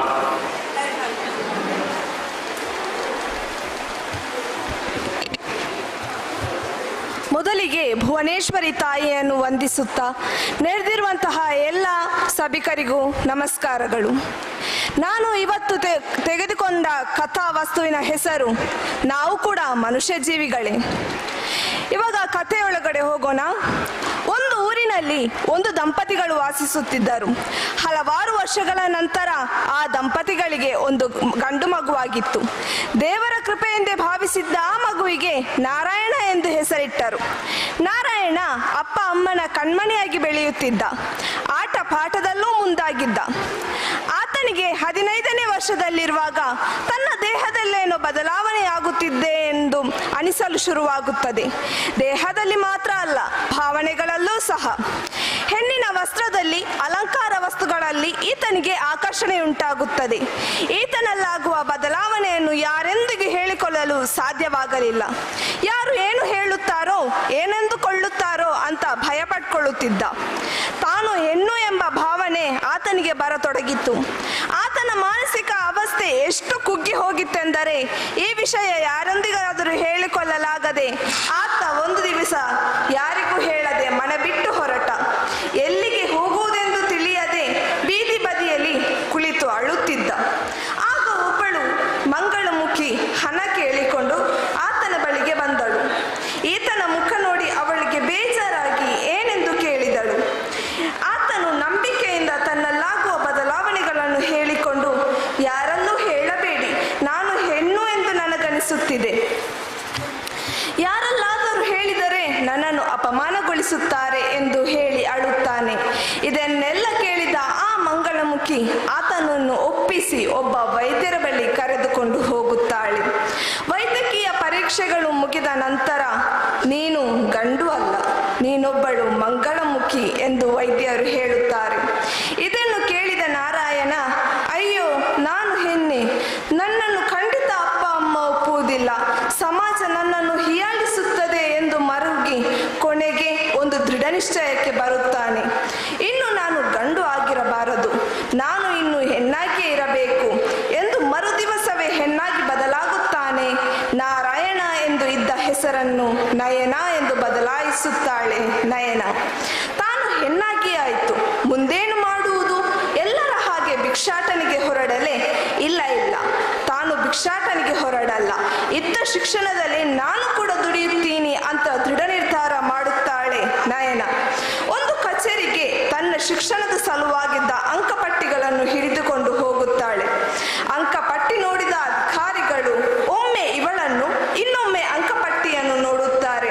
ಕಾರಣ, ಅಂಕಪಟ್ಟಿಯಲ್ಲಿ ಗಂಡು ಅಂತ ಇದೆ, ಎದುರು ಹೆಣ್ಣು ಕೂತಿದ್ದಾಳೆ. ನಯನಾಳನ್ನು ಆ ಅಧಿಕಾರಿ ತುಂಬಾ ಹೀನಾಯವಾಗಿ ಹೀಯಾಳಿಸುತ್ತಾರೆ. ಅಲ್ಲಿಂದ ಬೇಜಾರಾಗಿ ಹೊರಗೆ ಬರುತ್ತಾಳೆ ನಯನ. ಆದರೂ ತಾನು ಕುಗ್ಗದೆ ಆತ್ಮಸ್ಥೈರ್ಯದಿಂದ ಮತ್ತೆ ಪ್ರಯತ್ನಿಸುತ್ತಾಳೆ. ಆದರೆ ಈ ಸಲದ ಪ್ರಯತ್ನ ಬಹಳ ಕುತೂಹಲಕಾರಿಯಾಗಿತ್ತು. ಅದೇನೆಂದರೆ, ತನ್ನಂತೆಯೇ ಇರುವ ಮಂಗಳಮುಖಿಯರನ್ನು ಸೇರಿಸಿ ಅವರ ಒಪ್ಪಿಗೆಯ ಮೇರೆಗೆ ಒಂದು ಸರ್ಕಾರೇತರ ಸಂಸ್ಥೆಯನ್ನು ಸ್ಥಾಪಿಸಿ ಅವರಿಗೆ ಶಿಕ್ಷಣ ಕೊಟ್ಟು ಅವರನ್ನು ಸಬಲೀಕರಣಗೊಳಿಸುತ್ತಾಳೆ. ಎಷ್ಟೋ ಮಂಗಳಮುಖಿಯರನ್ನು ನಯನ ಸಬಲೀಕರಣಗೊಳಿಸುತ್ತಾಳೆ. ನಯನ ಅದೆಷ್ಟೋ ಕಷ್ಟಗಳನ್ನು ಅನುಭವಿಸಿ ಕೊನೆಗೂ ನಯನ ತನ್ನ ಕೆಲಸದಲ್ಲಿ ಯಶಸ್ವಿಯಾಗುತ್ತಾಳೆ. ನಯನಳ ಸಾಧನೆಯನ್ನು ನೋಡಿದ ಅನೇಕ ಸಂಘ ಸಂಸ್ಥೆಗಳು ಈಕೆಯನ್ನು ಗುರುತಿಸಿ ವಿಶೇಷ ಸಾಧಕಿ ಎಂಬ ಬಿರುದನ್ನು ನೀಡಲು ನಿರ್ಧರಿಸುತ್ತಾರೆ. ಬಿರುದು ನೀಡುವ ದಿನ ಬಂದೇ ಬಿಟ್ಟಿತು. ಬಿರುದು ನೀಡಿದ ಬಳಿಕ ನಯನಾಳಿಗೆ ಮಾತನಾಡುವ ಅವಕಾಶ ದೊರಕಿತು. ನಯನ ತುಂಬಾ ಚೆನ್ನಾಗಿ ಮಾತನಾಡಿದಳು. ಅದೇನೆಂದರೆ, ಹೆಣ್ಣು ಗಂಡುಗಳಂತೆ ನಾವು ಕೂಡ, ನಮಗೂ ಬದುಕಲು ದುಡಿಯಲು ಅದಲ್ಲದೆ ನಗುವುದಕ್ಕೂ ಹಕ್ಕಿದೆ. ಆದರೆ ನಮಗ್ಯಾರಿಗೂ ಆ ಹಕ್ಕು ಸಿಗುತ್ತಿಲ್ಲ. ಯಾಕೆ? ಗಂಡು ಹೆಣ್ಣು ಮಾತ್ರ ಮನುಷ್ಯರಲ್ಲ ಸಭಿಕರೇ, ನಾವು ಕೂಡ ಮನುಷ್ಯ ಜೀವಿಗಳು. ಇದರ ನೀತಿ ಲಿಂಗ ಭೇದ ಭಾವ ಮಾಡುವುದಕ್ಕಿಂತ ಎಲ್ಲರನ್ನೂ ಸಹ ಮನುಷ್ಯರಂತೆ ಕಾಣುವುದು ಉತ್ತಮ. ನಹಿಲಾ ಬಾನು, ಅಂತಿಮ BSW ಸರ್ಕಾರಿ ಪ್ರಥಮ ದರ್ಜೆ ಕಾಲೇಜು, ಉಪ್ಪಿನಂದಿ. Thank you. ಮಂಗಳಮುಖಿಯರ ಬಗ್ಗೆ ಭಾವನಾತ್ಮಕ ಕಥೆಯನ್ನು ಪ್ರಸ್ತುತಪಡಿಸಿದ ನಹಿಲಾ ಬಾನು ಇವರಿಗೆ ಅಭಿನಂದನೆಗಳು. ಈಗ ಕಥೆಯನ್ನು ಪ್ರಸ್ತುತಪಡಿಸುವವರು ಅಕ್ಷಯ್ ಕೆ.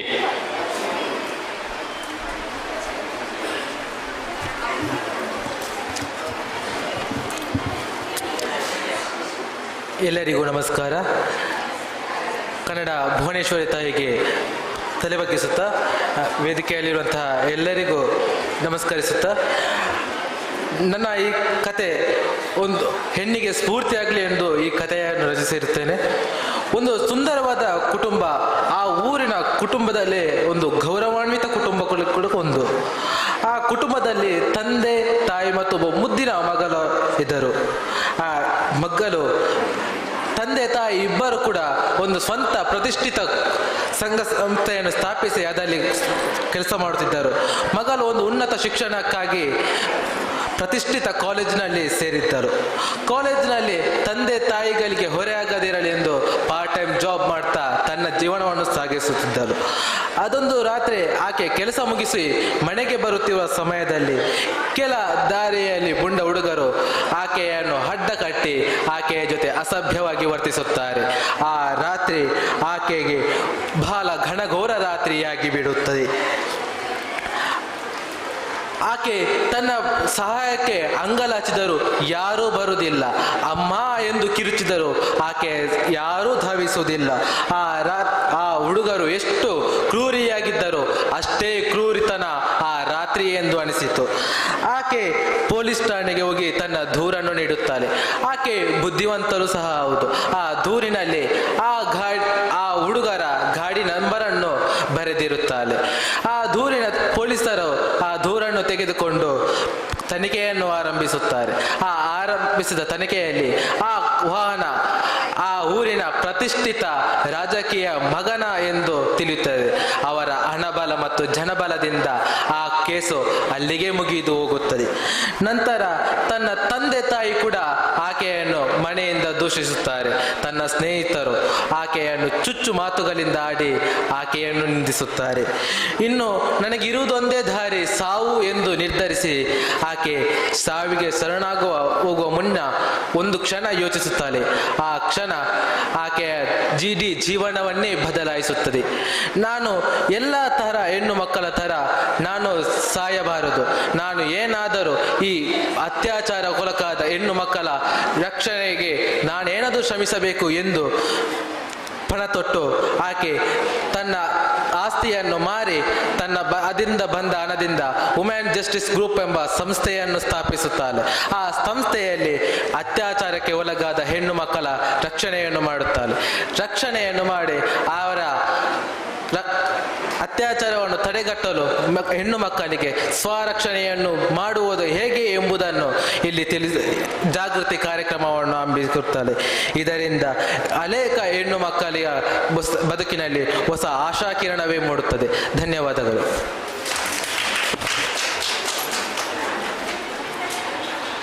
ಒಂದು ಕುಟುಂಬದ ಶೋಷಿತ ಹೆಣ್ಣು ಮಗಳ ಕುರಿತು ಕಥೆಯನ್ನು ವಾಚಿಸಿದ ಅಕ್ಷಯ್ಗೆ ನಿಮಗೆ ವಂದನೆಗಳು. ಈಗ ಕಥೆಯನ್ನು ಪ್ರಸ್ತುತಪಡಿಸುವವರು ಯಜ್ಞಶ್ರೀ. ತಾಯಿ ಭುವನೇಶ್ವರಿಗೆ ವಂದಿಸುತ್ತಾ ಎಲ್ಲರಿಗೂ ನಮಸ್ಕಾರ. ನನ್ನ ಕಥೆಯ ಹೆಸರು ಅಪರೂಪದ ನಂಟು. ಗಣಪತಿಪುರವೆಂಬ ಚಿಕ್ಕ ಹಳ್ಳಿ. ಆ ಹಳ್ಳಿಯಲ್ಲಿ ಒಂದು ಚಿಕ್ಕ ಗುಡಿಸಲಿನಲ್ಲಿ ರಾಧಾ ಹಾಗೂ ಆಕೆಯ ಮಗು ರಾಜು ವಾಸಿಸುತ್ತಿದ್ದರು. ರಾಜು ಈಗ 7ನೇ ತರಗತಿ. ರಾಧಾಳ ಗಂಡ ವೀರಯ್ಯ ರಾಜುವಿಗೆ 1 ವರ್ಷವಿದ್ದಾಗ ಕಟ್ಟಿಗೆ ತರಲೆಂದು ಕಾಡಿಗೆ ಹೋದಾಗ ಅಲ್ಲಿ ಆನೆಯ ತುಳಿತಕ್ಕೆ ಸಿಕ್ಕಿ ಅಲ್ಲೇ ಸಾವನ್ನಪ್ಪಿದ್ದ. ಅದಾದ ಬಳಿಕ ರಾಧಾಳು ತನ್ನ ಮಗನನ್ನು ಹೂಮಾರಿ ಸಾಕುತ್ತಿದ್ದಳು. ಒಂದೊಮ್ಮೆ ರಾಧಾ ಹಾಗೂ ರಾಜು ಕಾಡಿನಿಂದ ಸೌದೆ ತೆಗೆದುಕೊಂಡು ಮನೆಗೆ ಬರುತ್ತಿದ್ದಾಗ ರಸ್ತೆ ಬದಿಯಲ್ಲಿ ಬಿಳಿ ಬಣ್ಣದ ಉದ್ದನೆಯ ಮಡಚದ ಕಿವಿಗಳು, ಸಣ್ಣ ಮುದ್ದಾದ ಕಣ್ಣುಗಳು, ಕತ್ತಲ್ಲೊಂದು ಕೆಂಪಗಿನ ಬೆಲ್ಟ್ ಧರಿಸಿದ್ದ ನಾಯಿ ಮರಿಯೊಂದು ರಾಜುವಿನ ಕಣ್ಣಿಗೆ ಬಿತ್ತು. ನಾಯಿ ಮರಿಯು ರಸ್ತೆ ಬದಿಯಲ್ಲಿ ಹೋಗುವವರನ್ನೆಲ್ಲ ಪಿಳಿಪಿಳಿ ಎಂದು ನೋಡುತ್ತಿತ್ತು. ಇವೆಲ್ಲವನ್ನು ಕಂಡ ರಾಜುವಿಗೆ ನಾಯಿ ಮರಿಯು ತನ್ನ ಮನೆಯವರನ್ನು ಕಳೆದುಕೊಂಡಿದೆ ಎಂದು ತಿಳಿಯಿತು. ರಸ್ತೆಯಲ್ಲಿ ವಾಹನಗಳು ವೇಗವಾಗಿ ಓಡಾಡುತ್ತಿದ್ದರಿಂದ ರಾಜುವಿಗೆ ನಾಯಿ ಮರಿಯನ್ನು ಅಲ್ಲೇ ಬಿಟ್ಟು ಬರಲು ಮನಸ್ಸಾಗಲಿಲ್ಲ. ಆ ನಾಯಿ ಮರಿಯನ್ನು ತನ್ನ ತಾಯಿಯ ಬಳಿ ಕೇಳಿ ಮನೆಗೆ ತಂದನು. ರಾಜು ಹಾಗೂ ರಾಧಾ ಆ ನಾಯಿ ಮರಿಯನ್ನು ತಮ್ಮ ಪುಟ್ಟ ಗುಡಿಸಲಿನಲ್ಲಿ ತಂದು ಅದಕ್ಕೆ ಅನ್ನ ಹಾಲು ಹಾಕಿದರು. ದಿನ ಕಳೆದಂತೆ ನಾಯಿ ಮರಿಯು ಅವರಿಬ್ಬರಿಗೆ ಹೊಂದಿಕೊಂಡು ಅವರೊಡನೆ ಆಟವಾಡುತ್ತಾ ಕಾಲ ಕಳೆಯುತ್ತಿತ್ತು. ರಾಜು ಆ ನಾಯಿ ಮರಿಗೆ ರೀಟಾ ಎಂದು ಹೆಸರನ್ನಿಟ್ಟಿದ್ದ. ಅವರಿಬ್ಬರು ರೀಟಾ ಎಂದು ಕೂಗಿದರೆ ಸಾಕು, ಎಲ್ಲಿದ್ದರೂ ಓಡಿ ಬರುತ್ತಿತ್ತು.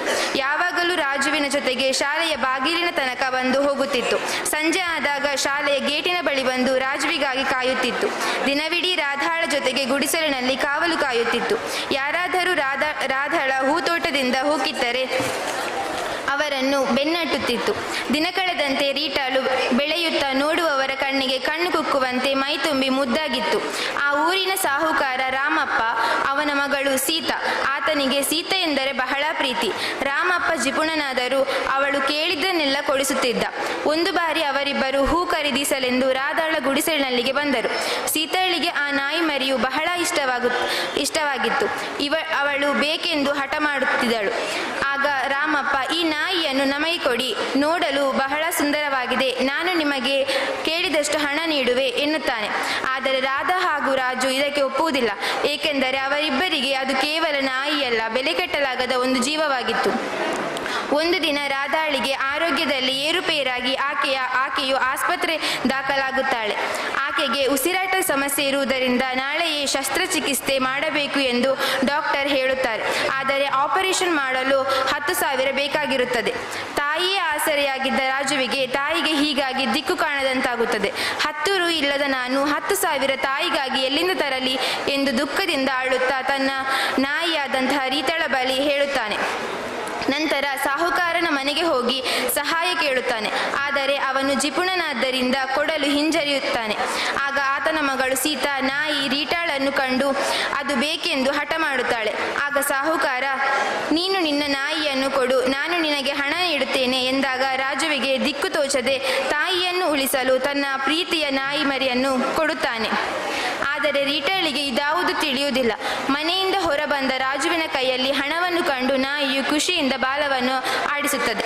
ನಾನು ತಾಯಿಯ ಶಸ್ತ್ರಚಿಕಿತ್ಸೆ ಮಾಡಲು ಹಣ ನೀಡಿ ಬರುತ್ತೇನೆ, ಅಲ್ಲಿಯವರೆಗೆ ನೀನು ಇಲ್ಲೇ ಇವರ ಜೊತೆ ಇರಬೇಕು ಎನ್ನುತ್ತಾ ಅಲ್ಲಿಂದ ಭಾರವಾದ ಮನಸ್ಸಿನಿಂದ ಹೆಜ್ಜೆ ಇಡುತ್ತಾ ಅಳುತ್ತಾ ಅಲ್ಲಿಂದ ಬರುತ್ತಾನೆ. 4 ದಿನ ಕಳೆದ ಮೇಲೆ ತಾಯಿಯು ಆಪರೇಷನ್ ಮುಗಿಸಿ ಮನೆಗೆ ಬಂದಾಗ ಮನೆಯಲ್ಲಿ ರೀಟಾ ಇಲ್ಲದಿರುವುದನ್ನು ಕಂಡು ರಾಜು ನಡೆದಿದ್ದನ್ನೆಲ್ಲ ಹೇಳುತ್ತಾನೆ. ರಾಧಾಳು ಬಹಳ ದುಃಖಿತಳಾಗುತ್ತಾಳೆ. ಅವರಿಬ್ಬರು ರೀಟಾಳನ್ನು ನೋಡಲೆಂದು ಸಾಹುಕಾರರ ಮನೆಗೆ ತೆರಳಿದಾಗ ಅಲ್ಲಿ ಸಾಹುಕಾರ, ರಾಮಪ್ಪ, ನಿಮ್ಮ ರೀಟಾ ನೀನು ಬಿಟ್ಟು ಹೋದಾಗಿನಿಂದ ಅದು ನಿನ್ನ ಬರುವಿಕೆಗೆ ಕಾಯುತ್ತಾ ಅನ್ನ ನೀರು ಕುಡಿಯುತ್ತಿರಲಿಲ್ಲ. ನಾವು ಎಷ್ಟೇ ಪ್ರೀತಿಸಿದರೂ ಅದಕ್ಕೆ ನೀವೇ ಬೇಕಿತ್ತು, ನಿಮ್ಮನ್ನು ಕಾಯುತ್ತಾ ಕುಳಿತಿತ್ತು. ಆದರೆ ಇಂದು ಬೆಳಗ್ಗೆ ನಿಶಕ್ತಿಯಿಂದ ಅದು ತೀರಿಕೊಂಡಿತು ಎಂದು ಹೇಳಿದಾಗ ರಾಧಾ ಹಾಗೂ ರಾಜುವಿಗೆ ಸಿಡಿಲು ಬಡಿದಂತಾಯಿತು. ಅಳುತ್ತಾ ಅಲ್ಲಿಂದ ಗುಡಿಸಲಿಗೆ ಬಂದರು. ಮೂಕ ಪ್ರಾಣಿಗಳೇ ಹಾಗೆ, ಮಾತು ಬರುವುದಿಲ್ಲ, ಆದರೆ ಪ್ರೀತಿ ತೋರಿಸಲು ಬರುತ್ತದೆ. ನಾವು ಅದಕ್ಕೆ ಸಾಸಿವೆಯಷ್ಟು ಪ್ರೀತಿ ನೀಡಿದರೆ ಅದು ಬೆಟ್ಟದಷ್ಟು ನೀಡುತ್ತದೆ. ಧನ್ಯವಾದಗಳು.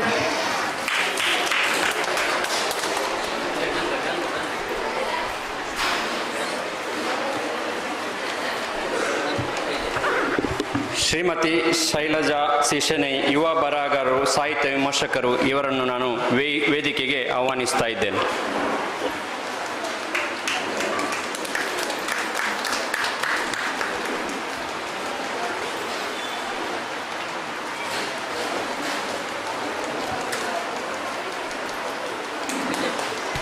ಅವರಿಗೆ ಆತ್ಮೀಯವಾದ ಸ್ವಾಗತವನ್ನು ಕನ್ನಡ ಶಾಲನ್ನು ಹಾಕುವ ಮೂಲಕ ಕೋರುತ್ತಾ ಇದ್ದೇವೆ.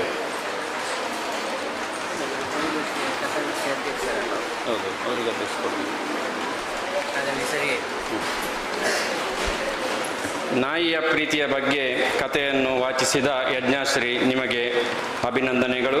ಈಗ ಕಥೆಯನ್ನು ವಾಚಿಸಲಿದ್ದಾರೆ ಅಕ್ಷತಾ.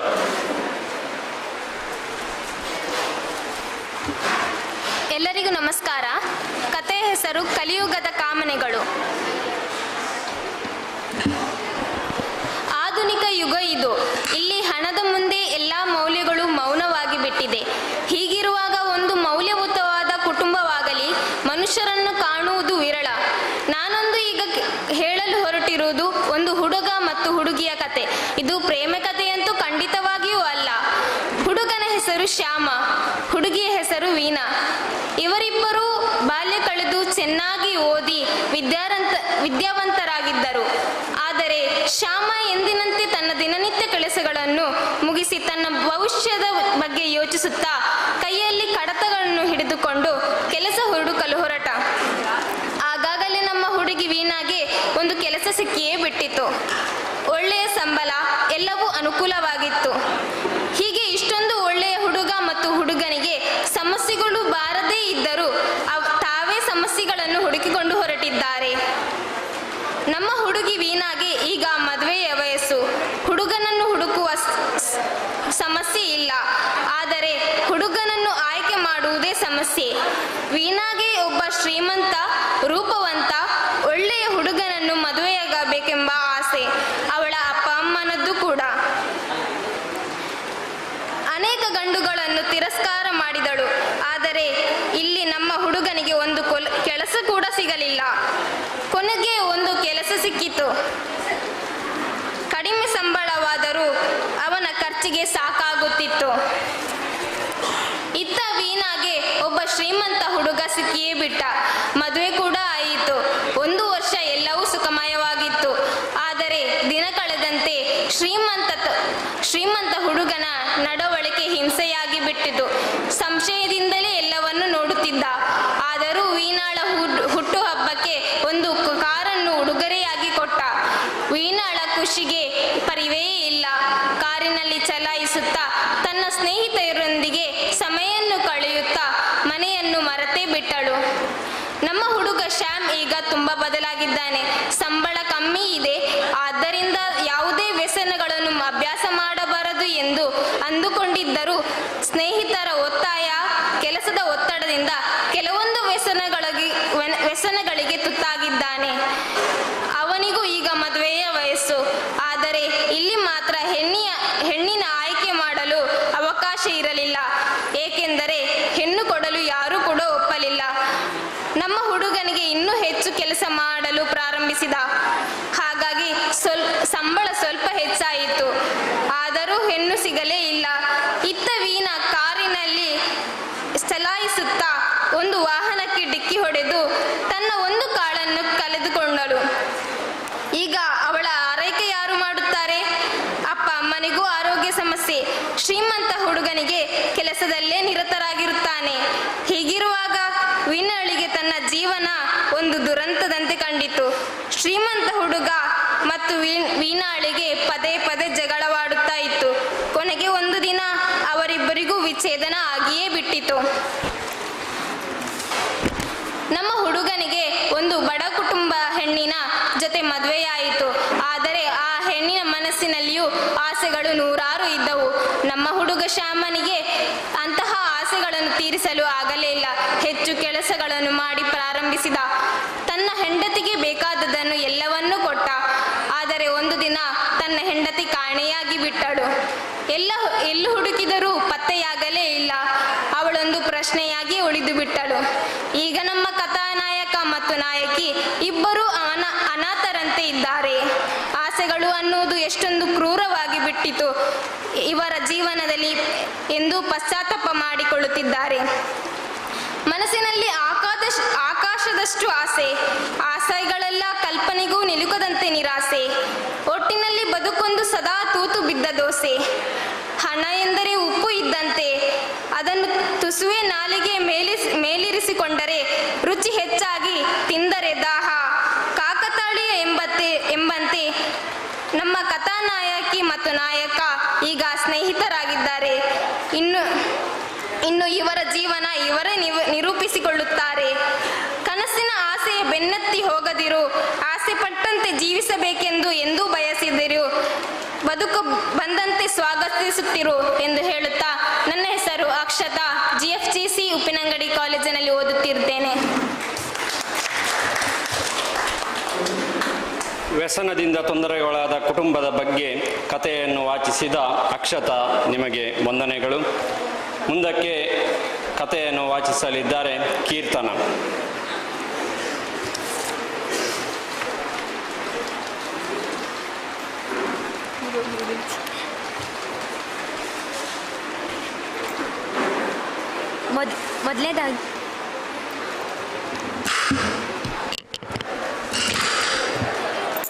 ಮೊದಲೇದಾಗಿ ಎಲ್ಲರಿಗೂ ನನ್ನ ನಮಸ್ಕಾರಗಳು. ನಾನು ಹೇಳ್ತಿರೋ ಕತೆ ಹೆಸರು ದೇವನಿರುವನು. ಒಂದು ಮೈಲಾರಪುರ ಎಂಬ ಒಂದು ಸುಂದರವಾದ ಗ್ರಾಮವಿತ್ತು. ಆ ಗ್ರಾಮದಲ್ಲಿ ಶಿವಪ್ಪ ಎಂಬ ಬಡ ಕುಟುಂಬ ಇತ್ತು. ಶಿವಪ್ಪನ ಬಡ ಕುಟುಂಬ ಇತ್ತು. ಅವನ ಮನೆಯ ಪಕ್ಕದಲ್ಲಿ ಗುರುವಪ್ಪ ಎಂಬ ಶ್ರೀಮಂತನ ಮನೆ ಇತ್ತು. ಆ ಗುರುವಪ್ಪನ ಮನೆಯ ಮುಂದೆ ಮತ್ತೊಬ್ಬ ಶ್ರೀಮಂತ ವ್ಯಕ್ತಿಯಾದ ಶೇಖರ ಎಂಬವರ ಮನೆ ಇತ್ತು. ಶಿವಪ್ಪನವರದ್ದು ತುಂಬಾ ಬಡ ಕುಟುಂಬ. ಆ ಕುಟುಂಬದಲ್ಲಿ ಒಟ್ಟು 6 ಮಂದಿ ವಾಸವಾಗಿದ್ದರು. ಅವರಿಗೆ 4 ಜನ ಮಕ್ಕಳು. ಶಿವಪ್ಪನವರಿಗೆ ಸ್ವಲ್ಪವೇ ಸ್ವಲ್ಪ ಜಾಗವಿತ್ತು. ಆ ಜಾಗದಲ್ಲಿ ಅವರು ಒಂದು ಸುಂದರವಾದ ಮನೆಯನ್ನು ಕಟ್ಟಿ ಅಲ್ಲಿಯೇ ಸ್ವಲ್ಪ ಕೃಷಿಯನ್ನು ಮಾಡಿ ತನ್ನ ಜೀವನವನ್ನು ಸಾಗಿಸುತ್ತಿದ್ದರು. ಗುರುವಪ್ಪ ಇವನು ತುಂಬಾ ಕ್ರೂರಿಯಾಗಿದ್ದನು. ಶಿವಪ್ಪ ಇವರ ಮನೆಯ ಹಿಂದೆ ಗುರುವಪ್ಪನ ದನದ ಕೊಟ್ಟಿಗೆಯನ್ನು ಒಂದಿತ್ತು. ಅದರ ಪಕ್ಕದಲ್ಲಿ ಒಂದು ನದಿ ಕೂಡ ಹರಿಯುತ್ತಿತ್ತು. ಆ ನದಿಯ ಮೇಲೆ ಶಿವಪ್ಪ ಇವರಿಗೆ ಒಂದು ತುಂಬಾ ದೊಡ್ಡದಾದ ತೋಟ ಇತ್ತು. ಗುರುವಪ್ಪ ಇವರಿಗೆ ಶಿವಪ್ಪ ಇವರನ್ನು ಕಂಡರೆ ಆಗುತ್ತಲೇ ಇರಲಿಲ್ಲ. ಹೇಗಾದರೂ ಮಾಡಿ ಇವರನ್ನು ಆ ಮನೆಯಿಂದ ಮನೆ ಬಿಟ್ಟು ಹೋಗುವಂತೆ ಮಾಡುವಂತೆ ಅವನಿಗೆ ಹೆಬ್ಬಯಕ್ಕೆ. ಶಿವಪ್ಪ ಇವರಿಗೆ ಕೊನೆಯವಳು ನಂದಿನಿ ಎಂಬ ಮಗಳಿದ್ದಳು. ತುಂಬ ಸುಂದರವಾಗಿದ್ದಳು ಮತ್ತು ತುಂಬ ಚುರುಕಾಗಿರುವ ಮಗಳು ಇವಳಾಗಿದ್ದಳು. ಹೀಗೆ ಒಂದು ದಿನ ನಂದಿನಿ ಕಾಲೇಜಿಗೆ ಹೋಗುತ್ತಿರುವಾಗ ಗುರುವಪ್ಪನ ಕಡೆಯವರು ನಂದಿನಿಯನ್ನು ತಡೆದು ಅವಳನ್ನು ಸಾಯಿಸುತ್ತಾರೆ. ಇದಕ್ಕೆ ಮುಖ್ಯ ಕಾರಣ ಏನೆಂದರೆ ಅವರು ಆ ಮನೆಯನ್ನು ಬಿಟ್ಟು ಹೋಗಬೇಕು ಮತ್ತೆ ಆ ಜಾಗ ತಮಗೆ ಸ್ವಂತವಾಗಬೇಕು ಎಂಬ ಗುರುವಪ್ಪನಿಗೆ ತುಂಬ ದುರಹಂಕಾರ ಇತ್ತು. ಇದಕ್ಕಾಗಿ ಅವನು ತುಂಬಾ ಸಲ ಶಿವಪ್ಪ ಇವರ ಜೊತೆ ಜಗಳವನ್ನು ಕೂಡ ಮಾಡುತ್ತಿದ್ದನು. ತದನಂತರ ಅವನು ಶಿವಪ್ಪ ಇವರ ಇನ್ನೊಬ್ಬ ಮಗನನ್ನು ಮತ್ತು ಅವರ ಹೆಂಡತಿಯನ್ನು ಕೊಲ್ಲುತ್ತಾಳೆ. ಇದರಿಂದ ಮನನೊಂದಂತಹ ಶಿವಪ್ಪ ನಮಗೆ ಈ ಶ್ರೀಮಂತರ ಸಹವಾಸವೇ ಬೇಡ, ಈ ಜಾಗವೂ ಬೇಡ ಎಂದು ಅವರು ಆ ಮನೆಯನ್ನು ಬಿಟ್ಟು ತುಂಬ ದುಃಖದಿಂದ ಹೊರಟು ಹೋಗುತ್ತಾರೆ. ಗುರುವಪ್ಪನಿಗೆ ತುಂಬ ಸಂತೋಷವೋ ಸಂತೋಷ. ಯಾಕೆಂದರೆ ಇವಾಗ ಶಿವಪ್ಪ ಆ ಮನೆಯಲ್ಲಿ ಇಲ್ಲ, ಅವನ ಜಾಗವನ್ನು ಕೂಡ ನಾನು ಸ್ವಂತ ಮಾಡಿಕೊಳ್ಳಬಹುದು ಎಂದು ಅವನು ಆಗ್ರಹಿಸುತ್ತಿದ್ದ. ಆದರೆ ಅವನ ಸಂತೋಷ ತುಂಬಾ ದಿನ ಹೀಗೇ ಇರುತ್ತಿರಲಿಲ್ಲ. ಮನುಷ್ಯ ಎಷ್ಟೇ ಕ್ರೂರಿಯಾಗಿದ್ದರೋ ಅವನು ಮಾಡುವಂತಹ ಪ್ರತಿಯೊಂದು ಪಾಪ ಕರ್ಮಕ್ಕೂ ಅವನಿಗೆ ತಕ್ಕದಾದಂತಹ ಅದಕ್ಕೆ ಶಿಕ್ಷೆ ದೊರೆಯುತ್ತದೆ. ಹೀಗೆ ಒಂದು ದಿನ ಶಿವಪ್ಪನಿಗೂ ಕೂಡ ತನ್ನ ಪಾಪ ಕರ್ಮಕ್ಕೆ ಸರಿಯಾದಂತಹ ಫಲ ದೊರೆಯುತ್ತದೆ. ಅವನ ಸ್ವಂತ ಮಕ್ಕಳೇ ಅವನನ್ನು ದ್ವೇಷ ಮಾಡಲು ಶುರು ಮಾಡುತ್ತಾರೆ. ತದನಂತರ ಗುರುವಪ್ಪ ಇವರ ಹೆಂಡತಿ ಕೂಡ ಅವನನ್ನು ಬಿಟ್ಟು ತೀರಿ ಹೋಗುತ್ತಾರೆ. ಗುರುವಪ್ಪ ತಾನು ಮಾಡಿದಂತಹ ಪಾಪ ಕರ್ಮದಿಂದ ಹುಚ್ಚನಾಗಿ ಊರು ಸುತ್ತಿ ತದನಂತರ ಅವನು ಕೂಡ ಸಾಯುತ್ತಾನೆ. ತದನಂತರ ತನ್ನ ಗುರುವಪ್ಪನ ಮಕ್ಕಳು ಆ ಜಾಗವನ್ನು ಬೇರೆಯವರಿಗೆ ಮಾರಿ ತಾವು ಕೂಡ ವಿದೇಶಕ್ಕೆ ಹೊರಟು ಹೋಗುತ್ತಾರೆ. ಆದರೆ ಆ ಜಾಗವನ್ನು ಸ್ವೀಕರಿಸಿದಂತಹ ಅವರು ಕೂಡ ಆ ಜಾಗವನ್ನು ಬಿಟ್ಟು ಮತ್ತೆ ತದನಂತರ ಆ ಜಾಗ ತುಂಬ ಕಾಡಿನಿಂದ ಕೂಡಿರುತ್ತದೆ.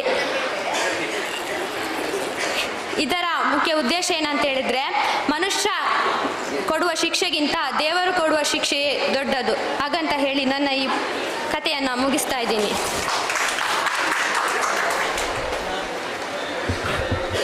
ಕುಟುಂಬಗಳ ಬಗ್ಗೆ ಕಥೆಯನ್ನು ವಾಚಿಸಿದ ಕೀರ್ತನ ನಿಮಗೆ ಅಭಿನಂದನೆಗಳು. ಕೊನೆಯದಾಗಿ ಶ್ರೀರಕ್ಷಾ ಕೆ.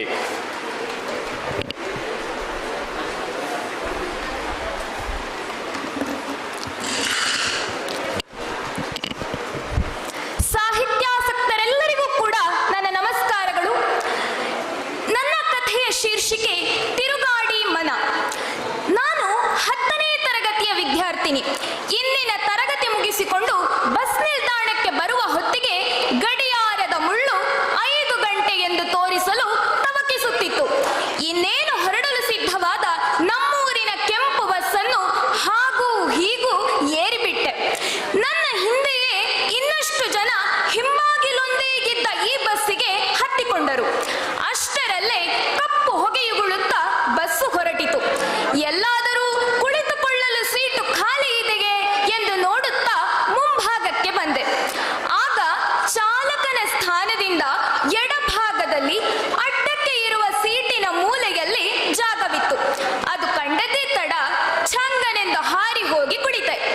ಇಂದು ಎಂದಿಗಿಂತ ತಡವಾಗಿದ್ದರಿಂದ ಮನೆಗೆ ತಲುಪುವ ಹೊತ್ತಿಗೆ ಕತ್ತಲಾದೀತು ಎಂಬ ಆತಂಕ ಶುರುವಾಯಿತು. ಆ ಆತಂಕದಿಂದ ನೇರವಾಗಿ ಕಾಣಿಸುತ್ತಿದ್ದ ಚಾಲಕನ ಮುಖವನ್ನು ನೋಡಿದೆ.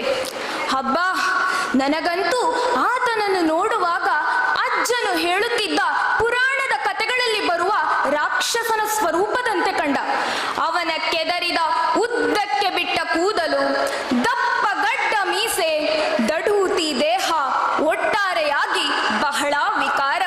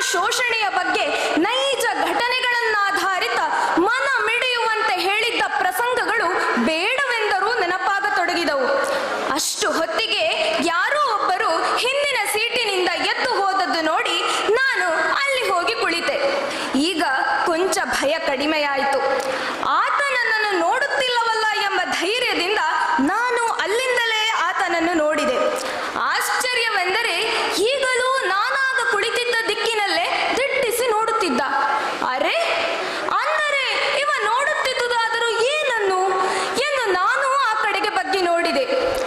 ಈಗ ನನ್ನ ತಲೆಗೆ ಹೊಳೆಯಿತು, ಇವನು ಆಗಲಿನಿಂದ ನೋಡುತ್ತಿದ್ದುದು ಗಾಡಿಯ ಸೈಡ್ ಮಿರರ್ ಅನ್ನು. ಅದರ ಮೂಲಕ ಸ್ಟಾಪ್ಗಳಲ್ಲಿ ಹತ್ತಿ ಇಳಿಯುವ ಪ್ರಯಾಣಿಕರನ್ನು ಗಮನಿಸುತ್ತಿದ್ದಾನೆ ಹೊರತು ನನ್ನನ್ನಲ್ಲ ಎಂದು. ಅಷ್ಟು ಹೊತ್ತಿಗೆ ನಾನು ಇಳಿಯುವ ಸ್ಟಾಪ್ ಕೂಡ ಬಂದು ಬಿಟ್ಟಿತು. ಕೂಡಲೇ ಎಚ್ಚೆತ್ತು ಎದ್ದೆನು. ಹೊರಟು ಬರುವ ಗಡಿಬಿಡಿಯಲ್ಲಿ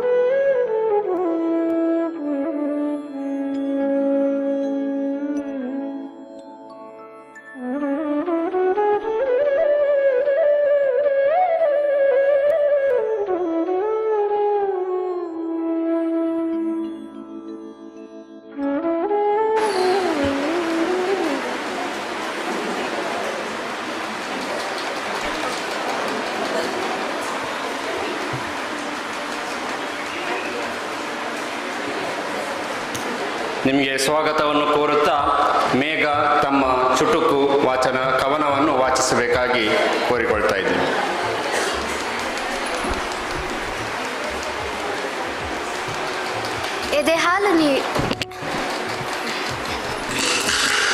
ಎದೆ ಹಾಲು ನೀಡಿ ಸಲಹಿದಳು ಅಮ್ಮ, ಕೈತುತ್ತು ಕೊಟ್ಟವಳು ಅಮ್ಮ. ಅಮ್ಮ ನೀ ಮಮತೆಯ ನೀಡಿದವಳು, ಮನೆಯ ಸೌಭಾಗ್ಯ ಆದವಳು. ಅಮ್ಮನ ಬಗ್ಗೆ ಚುಟುಕು ಕವನ ವಾಚಿಸಿದ ಮೇಘ ನಿಮಗೆ ವಂದನೆಗಳು. ಈಗ ನವ್ಯಾಶ್ರೀ.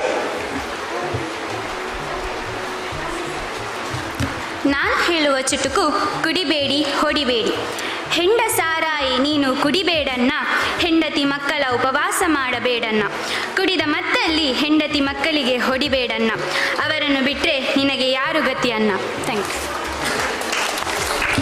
ಅಭಿನಂದನೆಗಳು ನವ್ಯಾಶ್ರೀ ನಿಮಗೆ. ಇಲ್ಲಿ ಕಥೆಯನ್ನು ವಾಚಿಸಿದ ಎಲ್ಲ ವಿದ್ಯಾರ್ಥಿಗಳಿಗೆ ಅಭಿನಂದನೆಯನ್ನು ಸಲ್ಲಿಸುತ್ತಾ ಈಗ ಗೌರವ ಉಪಸ್ಥಿತಿಯಾಗಿ ಇಲ್ಲಿ ನಮ್ಮ ಮುಂದೆ ಇದ್ದಾರೆ ಜುಲಿಯಾನ ವಾಸಿಯವರು. ಇವರಿಂದ ಈತ ನುಡಿಗಳು.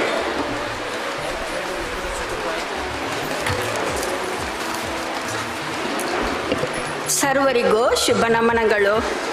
ಸಾಹಿತ್ಯ ನಡಿಗೆ ಗ್ರಾಮದ ಕಡೆಗೆ ಅಭಿಯಾನದ ಅಂಗವಾಗಿ ಯುವ ಜನತೆಯಲ್ಲಿ ಪುಸ್ತಕ ಓದುವ ಹವ್ಯಾಸ ಬೆಳೆಸುವ ನಿಟ್ಟಿನಲ್ಲಿ ಹಮ್ಮಿಕೊಂಡ ಪುಸ್ತಕ ಹಬ್ಬ, ಪುಸ್ತಕ ದಾನಿಗಳ ಸಮಾವೇಶ, ಉಪ್ಪಿನಂಗಡಿ, ಗ್ರಾಮ ಸಾಹಿತ್ಯ ಸಂಭ್ರಮ.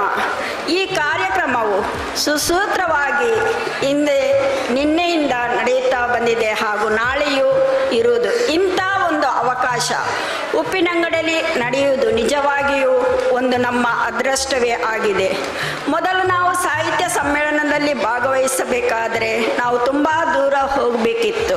ಆದರೆ ಇವತ್ತು ನಮ್ಮ ಕಾಲಿನ ಬುಡದಲ್ಲೇ ಇರುವಾಗ ನಮಗೊಂದು ಅವಕಾಶ ಸಿಕ್ಕಿದಾಗ ಇನ್ನೂ ಹೆಚ್ಚಿನ ಮಕ್ಕಳು ಹಾಗೂ ದೊಡ್ಡವರು ಕೂಡ ಇದರಲ್ಲಿ ಭಾಗವಹಿಸಿ ಇದಕ್ಕೆ ಇನ್ನೂ ಕೂಡ ಉತ್ತೇಜನೆ ಕೊಡಬೇಕೆಂದು ನಾನು ಕೇಳಿಕೊಳ್ತಾ ಇದ್ದೇನೆ. ಈ ಕಾರ್ಯಕ್ರಮವನ್ನು ಸಂಘಟನೆ ಮಾಡಿದ ನಮ್ಮ ಆತ್ಮೀಯರಾದ ಉಮೇಶ್ ನಾಯಕ್ ಇವರಿಗೆ ಎಲ್ಲರ ಪರವಾಗಿ ಧನ್ಯವಾದಗಳು. ಯಾವುದೇ ಅಡೆತಡೆಗಳು ಬಾರದೆ ಉತ್ತಮವಾಗಿ ಈ ಕಾರ್ಯಕ್ರಮವು ನಡೆಯಲಿ ಎಂದು ನಾನು ಶುಭ ಹಾರೈಸ್ತೇನೆ. ಪುತ್ತೂರು ತಾಲೂಕು ಘಟಕದ ಅಧ್ಯಕ್ಷರಿಗೆ ಹಾಗೂ ಸರ್ವ ಸದಸ್ಯರಿಗೆ ಹಾಗೂ ಎಲ್ಲ ಪದಾಧಿಕಾರಿಗಳಿಗೂ ಧನ್ಯವಾದಗಳು. ಪ್ರೀತಿಯ ವಿದ್ಯಾರ್ಥಿಗಳೇ, ನೀವು ಕಥೆಯನ್ನು ವಾಚಿಸಿದ್ದೀರಿ. ಇದರಿಂದ ನಿಮಗೆ ತುಂಬ ಲಾಭ ಉಂಟು. ಇದರಲ್ಲಿ ಗ್ರಹಣ ಶಕ್ತಿಯು ಹಾಗೂ ಓದಿನ ಹವ್ಯಾಸ ಕೂಡ ಬೆಳೆಯುತ್ತದೆ. ನೀವು ಓದುವ ಕಥೆಯು ಸ್ಪಷ್ಟವಾಗಿರಬೇಕು ಹಾಗೂ ಹಾವಭಾವದಿಂದ ಕೂಡಿರಬೇಕು. ಮುಂದೆ ಏನಾಯಿತು ಎಂಬುದರ ಬಗ್ಗೆ ಉಳಿದರೂ ತುಂಬ ಉತ್ಸಾಹದಿಂದ ಕೇಳುವಂತಿರಬೇಕು. ನಿಮ್ಮ ಸ್ವರವು ಕೂಡ ಆಗಿರಬೇಕು. ಆದಷ್ಟು ಕಥೆಯನ್ನು ನೀವು ಬಾಯಿಪಾಠ ನೋಡದೆ ಹೇಳಲಿಕ್ಕೆ ಕಲಿಬೇಕೆಂದು ಕೇಳಿಕೊಳ್ತಾ ಇದ್ದೇನೆ. ಆ ಕಥೆಯಿಂದ ನಿಮಗೆ ಅನೇಕ ನೀತಿ ತಿಳಿಯುತ್ತದೆ. ಆ ನೀತಿ ಮೌಲ್ಯವನ್ನು ಕೂಡ ನೀವು ಹೇಳಬೇಕು ಕಥೆಯ ಕೊನೆಗೆ. ಆಗ ಆ ಮೌಲ್ಯಗಳು ಕೂಡ ಎಲ್ಲರಿಗೆ ತಿಳಿಯುತ್ತದೆ. ಹಾಗೂ ಆ ಮೌಲ್ಯಗಳು ತಮ್ಮ ಜೀವನದಲ್ಲಿ ಕೂಡ ಅಳವಡಿಸಿ ಉತ್ತಮ ನಾಗರಿಕರಾಗಿ ಬೆಳೆಯಲು ನಮಗೆ ದೇವರು ಇಂತಹ ಅವಕಾಶವನ್ನು ಕೊಟ್ಟಿದ್ದಾರೆ. ಅದನ್ನು ನಾವು ಉಪಯೋಗಿಸಿ ಹಾಗೂ ಕಥೆಯನ್ನು ಓದುವಾಗ ನಾವು ಸ್ವರಾಭಾರದಿಂದ ಓದಿದರೆ ಇನ್ನೆಷ್ಟು ಉತ್ತಮ ಎಂದು ಹೇಳುತ್ತಾ ನಾನು ಅವಕಾಶಕ್ಕಾಗಿ ಧನ್ಯವಾದಗಳು. ಶುಭ ಹಾರೈಸಿ ಪ್ರೋತ್ಸಾಹದ ಮಾತುಗಳನ್ನು ಆಡಿದ ಜುಲಿಯಾನ ವಾಸ್ ನಿಮಗೆ ವಂದನೆಗಳು. ಈಗ ಶಾಲಾ ಕಾಲೇಜು ವಿಭಾಗದ ಕಥಾಗೋಷ್ಠಿಯ ಅಧ್ಯಕ್ಷತೆಯನ್ನು ವಹಿಸಿದ ಶ್ರೀಮತಿ ಶೈಲಜಾ ಶೆಣೈ ಯುವ ಬರಹಗಾರರು, ಸಾಹಿತ್ಯ ವಿಮರ್ಶಕರು, ಇವರಿಂದ ಅಧ್ಯಕ್ಷೆಯ ಮಾತು.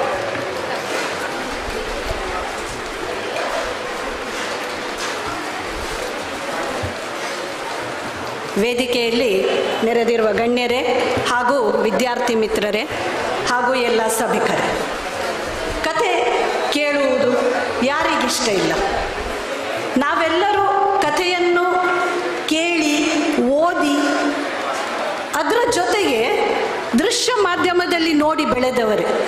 ಇವತ್ತಿಗೂ ಒಂದು ಕತೆ ಅಂತ ಹೇಳುವಾಗ ನಮಗೆ ಮುಖ್ಯವಾಗಿ ಕಾಣುವುದು ಒಂದು ಸಿನಿಮಾದಲ್ಲಿ, ಒಂದು ದೃಶ್ಯ ಮಾಧ್ಯಮದಲ್ಲಿ ಬರುವಂತಹ ಕಥೆಗಳು. ಯಾಕೆಂದರೆ ಅವು ನಮಗೆ ಯಾವುದೋ ಒಂದು ಕಥೆಯ ಎಳೆಯನ್ನು ಹಿಡಿದುಕೊಂಡು ನಮಗೆ ಒಂದು ಪ್ರಪಂಚವನ್ನೇ ತೋರಿಸ್ತದೆ. ಬಾಲ್ಯದಲ್ಲಿ ನಾವೆಲ್ಲರೂ ನಮ್ಮ ತಂದೆ, ತಾಯಿ, ಅಜ್ಜಿ, ಈಗಾಗಲೇ ಒಬ್ಬರು ಕಥೆಗಾರ್ತಿ ಹೇಳಿದರು, ನನ್ನ ಅಜ್ಜ ಹೇಳ್ತಾ ಇದ್ರು ಪೌರಾಣಿಕ ಕಥೆ ಅಂತ, ಅದರಿಂದ ನನಗೊಂದು ಪಾತ್ರ ನೆನಪಾಯಿತು ಅಂತ ಹೇಳಿದರು. ನನ್ನ ತಂದೆಯವರು ತುಂಬ ಓದ್ತಾ ಇದ್ರು. ಒಂದು ಕನ್ನಡದ ಒಂದು ಹಲವು ಪುಸ್ತಕಗಳ ಒಂದು ಲೈಬ್ರರಿಯನ್ನೇ ಮನೆಯಲ್ಲಿ ಮಾಡಿದ್ರು ಅವರು.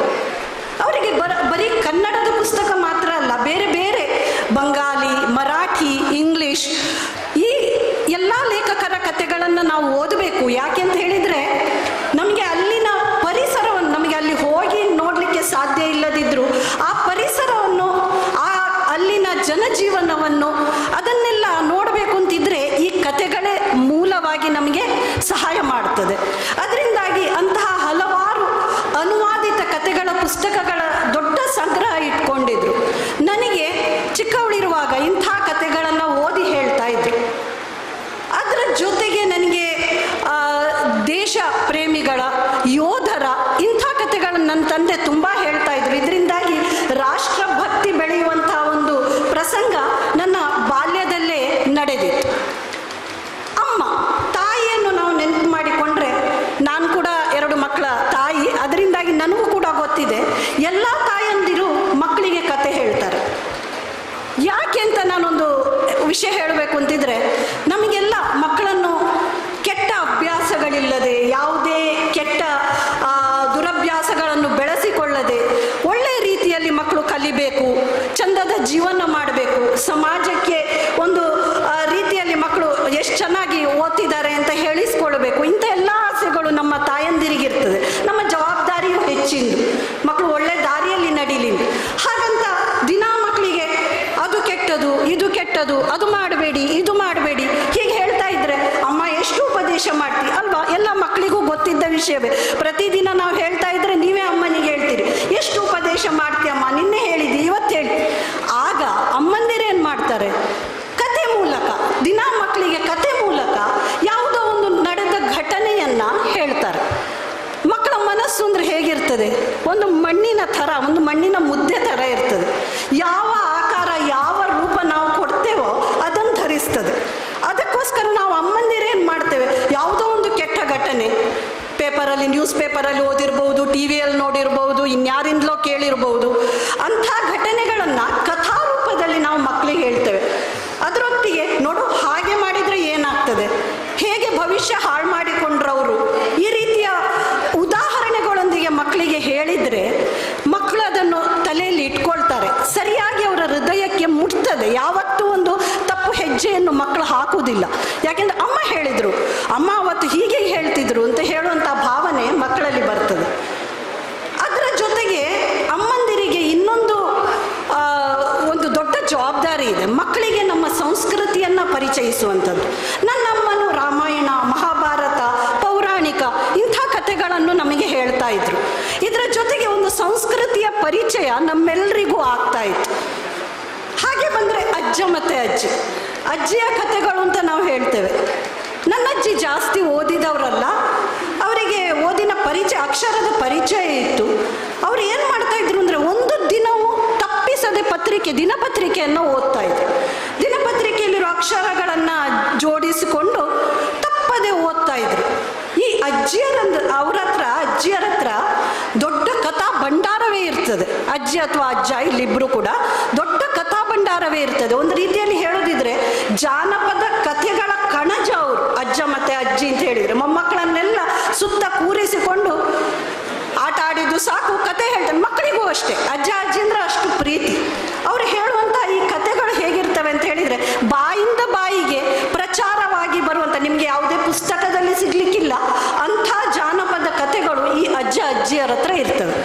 ಅದನ್ನು ಕೇಳುವುದೇ ಒಂದು ಖುಷಿ. ಯಾಕೆ ಅಂತ ಹೇಳಿದರೆ ಆ ಕಾಲದಲ್ಲಿ ನಡೆದಂಥ ಘಟನೆಗಳು, ಪ್ರಾಣಿ ಪ್ರೀತಿ, ಪಕ್ಷಿಗಳನ್ನು ಪ್ರೀತಿಸುವಂಥದ್ದು, ಪರಿಸರವನ್ನು ಪ್ರೀತಿಸುವಂಥದ್ದು, ಯಾವತ್ತೋ ನಡೆದ ಘಟನೆಗಳು, ಇವುಗಳೆಲ್ಲವನ್ನ ಈ ಅಜ್ಜಿಯಂದಿರು ಕತೆ ಹೇಳ್ತಾರೆ. ಬಹಳ ಖುಷಿ ಆಗ್ತದೆ ಇದನ್ನು ಕೇಳಲಿಕ್ಕೆ. ನಮಗೊಂದು ನೀತಿ ಕೂಡ ಸಿಗ್ತದೆ ಈ ಕತೆಗಳನ್ನು ಕೇಳುವುದರಿಂದ. ನಾನು ಇವತ್ತು ಇಷ್ಟು ಮಕ್ಕಳು ಕತೆಗಳನ್ನು ಓದಿ ಹೇಳಿದರು, ಬಹಳ ಖುಷಿಯಾಯಿತು. ಈಗ ನಾವು ಕೇಳುವಂಥ ಒಂದು ದೊಡ್ಡ ಒಂದು ಕಂಪ್ಲೇಂಟ್ ಅಂತ ಹೇಳಿದರೆ ಮಕ್ಕಳು ಪುಸ್ತಕವನ್ನೇ ಓದುವುದಿಲ್ಲ. ಮಕ್ಕಳಿಗೆ ಒಂದು ಮೊಬೈಲ್ ಇದ್ದರೆ ಸಾಕು, ಅದರಿಂದಾಗಿ ಪುಸ್ತಕ ಓದುವ ಹವ್ಯಾಸವೇ ಇಲ್ಲ. ಇದೊಂದು ನಾವು ಎಲ್ಲರೂ ಕೇಳುವ ಕಂಪ್ಲೇಂಟ್ಗಳು. ಆದರೆ ಇವತ್ತು ಖುಷಿಯಾದ್ದು ಯಾಕೆ ಅಂತ ಹೇಳಿದರೆ ಇಷ್ಟೊಂದು ಮಕ್ಕಳು ಇಲ್ಲಿ ಬಂದಿದ್ದೀರಿ, ಕನ್ನಡದ ಕತೆಗಳನ್ನು ಓದಿ ಹೇಳ್ತೀರಿ. ನಾವೆಲ್ಲರೂ ಕೇಳಿದೆವು. ಅದರಲ್ಲೂ ನಾನು ಬರುವಾಗ ಓದಿದಂತಹ ಮಗುವಿನ ಒಂದು ಹಾವಭಾವ ಸಹಿತ ವಿವರಿಸಿದ್ದು ನನಗಂತೂ ಬಹಳ ಖುಷಿಯಾಯಿತು ಆ ಕತೆ ಕೇಳುವಾಗ. ಪ್ರತಿಯೊಂದು ಮಕ್ಕಳು ಒಂದು ನೀತಿಯನ್ನು ಹೇಳಿದರು. ನಾನೊಂದು 2 ಮಾತುಗಳನ್ನು ಇಲ್ಲಿ ನಿಮಗೆ ಹೇಳಬೇಕು ಅಂತ ಅನ್ನಿಸ್ತದೆ ನನಗೆ. ಒಳ್ಳೆಯ ಬರಹಗಾರರು ನೀವು ಆಗಬೇಕು ಅಂತಿದ್ರೆ, ಒಳ್ಳೆಯ ಕತೆಗಾರರು ನೀವು ಆಗಬೇಕು ಅಂತಿದ್ರೆ, ಮೊದಲನೇದಾಗಿ ಓದು ಬಹಳ ಮುಖ್ಯ. ಓದಿ, ನಿಮಗೆ ಯಾವುದು ಖುಷಿ ಕೊಡ್ತದೆ ಅಂಥ ಪುಸ್ತಕಗಳನ್ನು ಓದಿ. ದಿನಪತ್ರಿಕೆಗಳನ್ನು ಓದಿ, ವಾರಪತ್ರಿಕೆಗಳು ಬರ್ತದೆ, ಅವುಗಳಲ್ಲಿ ಒಂದು 3-4 ಪೇಜಿನ ಸಣ್ಣ ಸಣ್ಣ ಕಥೆಗಳು ಬರ್ತವೆ, ಅವುಗಳನ್ನು ಓದಿ. ಯಾಕೆಂತ ಹೇಳಿದರೆ ಜಾಸ್ತಿ ಟೈಮ್ ಬೇಡ. ಸುಧಾ, ತರಂಗ ಇಂಥ ಪತ್ರಿಕೆಗಳು ವಾರಕ್ಕೊಮ್ಮೆ ಬರುವಂಥದ್ದು. ನಿಮ್ಮ ಶಾಲಾ ಕಾಲೇಜಿನ ಇತರ ಚಟುವಟಿಕೆಗಳೊಂದಿಗೆ 1-2 ಗಂಟೆಗಳನ್ನು ನೀವು ಅದಕ್ಕೆ ಮೀಸಲಿಟ್ಟರೆ ನಿಮಗೆ ಓದು ಸುಲಭವಾಗ್ತದೆ. ಯಾವುದಿಷ್ಟ, ಕತೆ ಪುಸ್ತಕ ಓದಬಾರ್ದು, ದೊಡ್ಡ ದೊಡ್ಡ ಪುಸ್ತಕ ಇಲ್ಲ. ನಿಮಗೆ ಯಾವುದು ಇಷ್ಟ ಕೊಡ್ತದೆ ಅದರಿಂದ ಕಥೆಗಳನ್ನು ಅಥವಾ ಅದರಿಂದ ಪುಸ್ತಕಗಳನ್ನು ಓದನ್ನು ಶುರು ಮಾಡಿಕೊಳ್ಳಿ. ನನ್ನ ತಂದೆ ನನಗೆ ಅಕ್ಷರ ಅಭ್ಯಾಸ ಆಗಿ ಓದಲಿಕ್ಕೆ ಬರೀಲಿಕ್ಕೆ ಬರುವಾಗ ಅಮರ ಚಿತ್ರಕಥೆಗಳನ್ನು, ಚಂದಮಾಮ, ಬಾಲಮಿತ್ರ ಇಂಥ ಪುಸ್ತಕಗಳನ್ನು ತಂದು ಕೊಡ್ತಾ ಇದ್ರು. ಅಲ್ಲಿ ಚಿತ್ರ ಇರ್ತಿತ್ತು, ಅಡಿಯಲ್ಲಿ ಕತೆ ಕೂಡ ಇರ್ತಿತ್ತು. ಓದಲಿಕ್ಕೆ ಸುಲಭ ಅನ್ನಿಸ್ತಾ ಇತ್ತು. ಕತೆ ಕೂಡ ಒಂದು ಅಷ್ಟೊಂದು ಕಷ್ಟದ್ದೇನಾಗಿರಲಿಲ್ಲ. ಅದರಿಂದಾಗಿ ನಾನು ಓದುವ ಅಭ್ಯಾಸವನ್ನು ಬೆಳೆಸಿಕೊಂಡೆ. ಈ ಓದುವ ಅಭ್ಯಾಸವನ್ನು ಬೆಳೆಸ್ಕೊಳ್ಳಿಕ್ಕೆ ಮುಖ್ಯ ಕಾರಣರಾಗಬೇಕಾದವರು ನಾವೇ, ಹೆತ್ತವರು. ನಾವು ಮನೆಯಲ್ಲಿ ಓದ್ತಾ ಇದ್ದರೆ ನಮ್ಮ ಮಕ್ಕಳು ಸರಾಗವಾಗಿ ಪುಸ್ತಕಗಳನ್ನು ಹಿಡ್ಕೊಳ್ತಾರೆ. ನನ್ನ ಮನೆಯಲ್ಲೇ ಹೇಳಬೇಕು ಅಂತಿದ್ರೆ ನನ್ನದಾದ ಒಂದು ಚಿಕ್ಕ ಪುಟ್ಟ ಲೈಬ್ರರಿ ಇದೆ. ಅದರ ಜೊತೆಗೆ ನನ್ನ 2 ಮಕ್ಕಳಿದ್ದಾರೆ, ಅವ್ರದ್ದು ನನಗಿಂತ ದೊಡ್ಡ ಲೈಬ್ರರಿ ಇದೆ. ಯಾಕೆಂದರೆ ಅವರು ಓದುವ ಅಭ್ಯಾಸವನ್ನು ನಮ್ಮನ್ನು ನೋಡೇ ಕಲ್ತುಕೊಂಡಿದ್ದಾರೆ. ಇವುಗಳ ಜೊತೆಗೆ ಇನ್ನೊಂದು ಅಗತ್ಯವಾದ ವಿಷಯ ಏನು ಅಂತ ಹೇಳಿದರೆ, ಕಥೆ ಬರೆಯುವಾಗ ನೀವು ಭಾಷಾ ಸ್ಪಷ್ಟತೆಗೆ ಆದಷ್ಟು ಗಮನವನ್ನು ಕೊಡಬೇಕು. ವ್ಯಾಕರಣ ತಪ್ಪು ಬರೆದ್ರೆ, ಯಾವುದೋ ಒಂದು ಒಳ್ಳೆ ಊಟ ಮಾಡ್ತಾ ಇದ್ದೇವೆ, ಖುಷಿಯಲ್ಲಿ ತಿಂತಾ ಇದ್ದೇವೆ, ಮಧ್ಯದಲ್ಲಿ ಆ ವ್ಯಾಕರಣ ತಪ್ಪು, ಆ ಶಬ್ದಗಳು ಬರ್ದದ್ದು ತಪ್ಪು. ಇವತ್ತು ನೀವು ಓದಿ ಹೇಳಿದ್ದೀರಾ, ನಾನು ಹೇಳುವಾಗ ಕತೆಗಳನ್ನು ಓದುವಾಗ ತಪ್ಪು ಅಕ್ಷರಗಳನ್ನು ಬರೆದು ಬಿಟ್ಟರೆ ಊಟ ಮಾಡುವಾಗ ಒಳ್ಳೆ ಊಟದ ಮಧ್ಯದಲ್ಲಿ ಒಂದು ಕಲ್ಲು ಬಂದರೆ ಹೇಗೆ, ಹಾಗೆ ನಮಗೆ ಓದುಗರಿಗೆ ಅನ್ನಿಸ್ತದೆ. ಆ ಆ ಭಾಷಾ ಸ್ಪಷ್ಟತೆಯನ್ನು ನೀವು ಕಾಪಾಡಿಕೊಳ್ಬೇಕು. ಅದು ಹೇಗೆ ಸಾಧ್ಯ? ನಿಮಗೆ ಒಂದು ಅಕ್ಷರ ಗೊತ್ತಿಲ್ಲ, ಇಲ್ಲ ನಿಮ್ಗೊಂದು ಯಾವುದೋ ಶಬ್ದದ ಬಗ್ಗೆ ಇದು ಹೇಗೆ, ಇದು ತಪ್ಪ, ಇದು ಸರಿಯಾ ಇನ್ನೊಂಥ ಒಂದು ಇದು ಬಂದರೆ ಆಗ ನೀವೇನು ಮಾಡಬೇಕು? ಆದಷ್ಟು ಒಂದು ಡಿಕ್ಷನರಿಯನ್ನು, ಪದಕೋಶವನ್ನು ನಿಮ್ಮ ಜೊತೆಗೆ ಇಟ್ಟುಕೊಳ್ಳಿ, ನೋಡ್ಕೊಳ್ಳಿ. ದೊಡ್ಡ ದೊಡ್ಡ ಬರಹಗಾರರ ಬರಹಗಳನ್ನು ಓದಿಕೊಳ್ಳಿ. ಆಗ ನಿಮಗೆ ತನ್ನಿಂತಾನೇ ಈ ಭಾಷಾ ಸ್ಪಷ್ಟತೆ ಬರ್ತದೆ. ಈ ಶಬ್ದ ಸರಿಯಾ ಅಲ್ವಾ ಅಂತ ಹೇಳುವುದನ್ನು ಪದಕೋಶದಲ್ಲಿ ನೋಡಿಕೊಂಡು ಬರಿ. ಎರಡನೇದು ಭಾಷಾ ವೈವಿಧ್ಯತೆ. ಭಾಷಾ ವೈವಿಧ್ಯತೆ ಅಂತ ಹೇಳಿದರೆ ಒಂದು ಸಣ್ಣ ಉದಾಹರಣೆ ಕೊಡ್ತೇನೆ. ನಿಮ್ಮ ಕಥೆಗಳಲ್ಲಿ ನೀವು ಬರಿತೀರಿ, ಆಕಾಶದಲ್ಲಿ ಸೂರ್ಯನು ಮೂಡಿದ ಅಂತ ಹೇಳುವಂಥ ಒಂದು ಸಣ್ಣದೊಂದು ವಾಕ್ಯವನ್ನು ನೀವು ಬರಿತೀರಿ. ಅದೇ ವಾಕ್ಯ ನಿಮ್ಮ ಮತ್ತಿನ ಕಥೆಗಳಲ್ಲಿ, ಇನ್ನೊಂದು 4 ಬರಹಗಳಲ್ಲಿ ಅದೇ ಪುನರಾವರ್ತನೆ ಆಗ್ತಾ ಇದ್ರೆ ಓದೋರಿಗೆ ಏನು ಅನ್ನಿಸ್ತದೆ, ಇಷ್ಟೇಯ ಕಳೆದ ಕಥೆಯಲ್ಲೂ ಇದನ್ನೇ ಬರೆದಿದ್ದಾರೆ, ಇದರಲ್ಲೂ ಇದೆ, ಸಾಕಾಗ್ತದೆ. ಅದೊಂಥರ ಏಕತಾನತೆಯನ್ನು ತರ್ತದೆ. ಅದಕ್ಕೋಸ್ಕರ ನಾನು ಹೇಳೋದೇನು ಅಂತ ಹೇಳಿದರೆ, ಒಂದು ಶಬ್ದಕ್ಕೆ ಪರ್ಯಾಯ ಶಬ್ದಗಳಿರ್ತದೆ. ಸೂರ್ಯ ಅಂತ ಹೇಳೋದಕ್ಕೆ ರವಿ ಅಂತ ಹೇಳ್ಬೋದು, ಇಲ್ಲಿ ನೇಸರ ಅಂತ ಹೇಳೋದನ್ನು ಕೂಡ ಯೂಸ್ ಮಾಡ್ಬೋದು, ಭಾನು ಅಂತ ಹೇಳ್ಬೋದು, ಆದಿತ್ಯ ಅಂತ ಹೇಳ್ಬೋದು, ಆಕಾಶ ಅಂತ ಹೇಳೋದಕ್ಕೆ ಆಗಸ ಅಂತ ಹೇಳ್ಬೋದು. ಕೆಲವೊಮ್ಮೆ ದಿಗಂತ ಎನ್ನುವ ಶಬ್ದವನ್ನು ಕೂಡ ನಾವು ಬಳಸ್ತೇವೆ. ಭಾನು ಇದು ಶಬ್ದವನ್ನು ಕೂಡ ನಾವು ಬಳಸ್ಬೋದು. ನೇಸರ ಮೂಡಿದ, ದಿಗಂತದಲ್ಲಿ ರವಿ ಕಂಡ, ಹೀಗೆ ನಿಮಗೆ ಹೇಗೆ ಅನ್ನಿಸ್ತದೆ ಆ ರೀತಿಯಾಗಿ ನೀವು ಶಬ್ದಗಳನ್ನು ಬಳಸಿಕೊಂಡ್ರೆ ಭಾಷಾ ವೈವಿಧ್ಯತೆ ಉಂಟಾಗ್ತದೆ. ಇದರಿಂದ ನಿಮ್ಮ ಕಥೆಗಳನ್ನು ಮತ್ತೆ ಮತ್ತೆ ಓದಬೇಕು ಅಂತ ಅನ್ನಿಸ್ತದೆ, ಬರಹಗಳನ್ನು ಮತ್ತೊಮ್ಮೆ ಓದುವ ಆಸಕ್ತಿ ಉಂಟಾಗ್ತದೆ. ಮೂರನೇದಾಗಿ ಕಥೆಯನ್ನು ಬರೆಯುವಾಗ ಅದು ನಿಮ್ಮಲ್ಲಿ ಆಳವಾಗಿ ಇಳಿಬೇಕು. ಆಗ ಮಾತ್ರ ನಮಗೆ ಓದುಗರಿಗೆ ಕೂಡ ಕನೆಕ್ಟ್ ಆಗ್ತದೆ. ಆ ಕಥೆಯಲ್ಲಿರುವ ಪಾತ್ರದ ನೋವು ನಮಗೂ ಕೂಡ ತಟ್ತದೆ. ಆ ಕಥೆಯಲ್ಲಿ ಸಂತೋಷ ಪಟ್ಟರೆ ಯಾವುದೋ ಒಂದು ವ್ಯಕ್ತಿ ನಮಗೂ ಕೂಡ ಸಂತೋಷ ಆಗ್ತದೆ. ಅಂಥ ಒಂದು ಭಾವವನ್ನು ನೀವು ನಿಮ್ಮ ಕಲ್ಪನಾ ಲೋಕವನ್ನು ವಿಸ್ತರಿಸಿಕೊಂಡು ಬರೆದ್ರೆ ಕಥೆಗಳು ನಿಜವಾಗಿಯೂ ಮೆಚ್ಚುವಂಥದ್ದು. ನೀವೆಲ್ಲ ಈಗಷ್ಟೇ ಬರೆಯಲು ಶುರು ಮಾಡಿದ ವಿದ್ಯಾರ್ಥಿಗಳು ಖಂಡಿತವಾಗಿ ಇನ್ನಷ್ಟು ಓದಿ ಬೆಳೆಯಿರಿ. ಇನ್ನಷ್ಟು ನಮ್ಮ ಉಪ್ಪಿನಂಗಡಿಯ ನಾವು ಲೇಖಕರ ಬಗ್ಗೆ ಹೇಳುವಾಗ ಜೋಗಿಯವರನ್ನು ಮರೆಯುವಂತೆ ಇಲ್ಲ. ಜೋಗಿಯವರು ಹಾಗೂ ನಮ್ಮ ಗೋಪಾಲಕೃಷ್ಣ ಕುಂಟಿನಿಯವರು ಹಾಗೂ ನಮ್ಮ ತಾಳ್ತಜೆ ವಸಂತ್ ಕುಮಾರ್ ಅವರು ಇತ್ತೀಚೆಗೆ ಹೊಸತಾಗಿ ಬರೆಯಲು ಶುರು ಮಾಡಿದಂತಹ ಹಲವಾರು ಮುನ್ನಾವರ ಜೋಗಿ ಬೆಟ್ಟು, ಇಂತಹ ಹಲವಾರು ಕಥೆಗಾರರು ನಮ್ಮ ಉಪ್ಪಿನಂಗಡಿಯಲ್ಲಿದ್ದಾರೆ. ಇವತ್ತು ನಮಗೆ ಹೇಳುವಾಗ ಜೋಗಿಯವರ ಬಗ್ಗೆ ಹೇಳುವಾಗ ಬಹಳ ಖುಷಿ ಅನ್ನಿಸ್ತದೆ. ನಮ್ಮೂರಿನವರು ಅಂತ ಹೇಳ್ಕೊಳ್ತೇವೆ. ಒಂದು ಪುಸ್ತಕದಲ್ಲಿ ಒಂದು ಪೇಪರ್ನಲ್ಲಿ ಅವರ ಒಂದು ವಿಷಯ ಬಂದರೆ ನಮ್ಮೂರಿನವರು ಅಂತ ಹೇಳ್ತೇವೆ. ಅದೇ ರೀತಿ ನಾವು ಉಪ್ಪಿನಂಗಡಿಯವರು ನಿಮ್ಮ ಎಲ್ಲರ ಬಗ್ಗೆ ಹೆಮ್ಮೆ ಪಡಬೇಕು. ನಮ್ಮೂರಿನ ಮಕ್ಕಳು ಕತೆ ಬರೆದಿದ್ದಾರೆ ಅಂತ ಹೇಳುವಂಥ ಹೆಮ್ಮೆ ನಮ್ಮದಾಗಬೇಕು. ಅದಕ್ಕಾಗಿ ನಿಮಗೆಲ್ಲರಿಗೂ ಉಜ್ವಲ ಭವಿಷ್ಯವನ್ನು ಹಾರೈಸ್ತೇನೆ. ಇನ್ನು ಮುಂದೆಯೂ ದಿನಕ್ಕೆ ಒಂದು ಜಾಸ್ತಿ ಸಾಧ್ಯ ಇಲ್ಲ ಅಂತ ಹೇಳಿದ್ರು ನಿಮ್ಮ ಎಲ್ಲ ಚಟುವಟಿಕೆಗಳ ನಡುವೆ ನಿಮಗೆ ಯಾವುದೋ ಚಂದ ಕಂಡದ್ದು, ಖುಷಿ ಕೊಟ್ಟದ್ದು, ಇಂತಹ ವಿಷಯಗಳನ್ನು ಒಂದು ಅರ್ಧ ಪೇಜ್ ಆದರೂ ಬರೆದು ಬಿಡಿ. ಮನೆಗೆ ಹೋದಾಗ ಯಾವುದೋ ಒಂದು ಪುಸ್ತಕದಲ್ಲಿ ಬರೆದು ಬಿಡಿ. ನಿಮಗೆ ಇಂಥದ್ದು ಬಹಳ ಉಪಕಾರ ಅನ್ನಿಸ್ತದೆ. ಯಾವಾಗಲೂ ಕತೆ ಬರೆಯುವಾಗ, ಯಾವುದೋ ಬರಹ ಬರೆಯುವಾಗ ಅವುಗಳೆಲ್ಲ ನಿಮಗೆ ಬಹಳ ಉಪಕಾರಕ್ಕೆ ಬೀಳ್ತದೆ. ಇವತ್ತು ನನಗೆ ಇಲ್ಲೊಂದು ಅವಕಾಶವನ್ನು ಕೊಟ್ಟಂಥವರು ಕಸಾಪ ಪುತ್ತೂರು ಘಟಕದ ಅಧ್ಯಕ್ಷರಾದಂಥ ಉಮೇಶ್ ನಾಯಕ್ ಅವರು, ಅವರಿಗೆ ನಾನು ಮೊದಲನೇ ಸಲ ಧನ್ಯವಾದಗಳನ್ನು ತಿಳಿಸ್ತೇನೆ. ಅದರ ಜೊತೆಗೆ ಇವತ್ತು ನೀವೆಲ್ಲರೂ ಇಲ್ಲಿ ಬಂದು ನನ್ನ ಈ 2 ಮಾತುಗಳನ್ನು ಕೇಳಿದಿರಿ. ನಿಮಗೆಲ್ಲರಿಗೂ ಧನ್ಯವಾದಗಳು. ಜೈ ಕನ್ನಡ.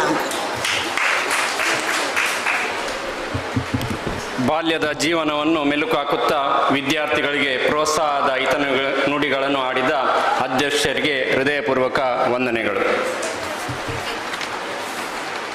ಇದೀಗ ವಿದ್ಯಾರ್ಥಿಗಳಿಗೆ ಸಾಕ್ಷಿ ಪತ್ರಗಳನ್ನು ವಿತರಿಸುವ ಸಮಯ.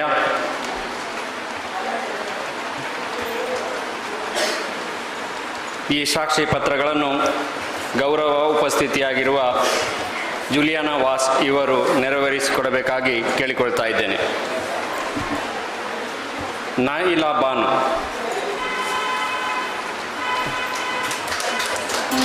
ಅಕ್ಷಯ್ ಕೆ, ಯಜ್ಞಶ್ರೀ, ಅಕ್ಷತಾ,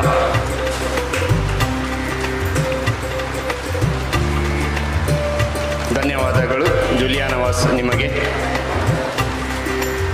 ಈಗ ಅಧ್ಯಕ್ಷರು ಮುಂದಿನ ಸಾಕ್ಷಿ ಪತ್ರಗಳನ್ನು ನೀಡಬೇಕಾಗಿ ಕೋರಿಕೊಳ್ತಾ ಇದ್ದೇನೆ. ಕೀರ್ತನ,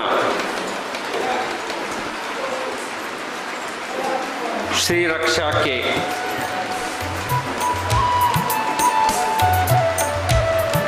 ಹಾಗೂ ಚುಟುಕು ಕವನಗಳನ್ನು ವಾಚಿಸಿದ ಮೇಘ ಮತ್ತು ನವ್ಯಶ್ರೀ.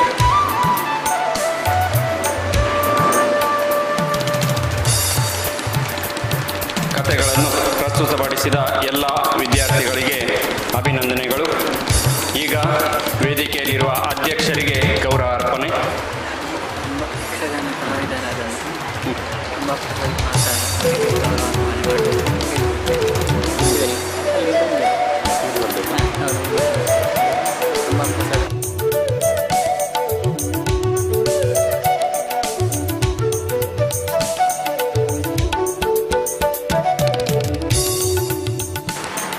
ಅಧ್ಯಕ್ಷರು ಹಾಗೂ ಗೌರವ ಉಪಸ್ಥಿತಿಯನ್ನು ಹೊಂದಿರುವ ಇವರಿಗೆ ಅಂಬಾ ಪ್ರಸಾದ್ ಪಾತಾಳ ಇವರು ವೇದಿಕೆಗೆ ಬಂದು ಗೌರವ ಅರ್ಪಣೆಯನ್ನು ನೀಡಬೇಕಾಗಿ ಕೇಳಿಕೊಳ್ತಾ ಇದ್ದೇನೆ.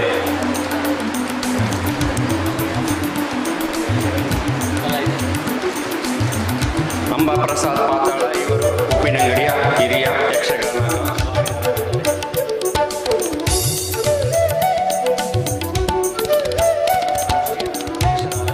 ಶ್ರೀಮತಿ ಶೈಲಜಾ ಶೇಷನೈ,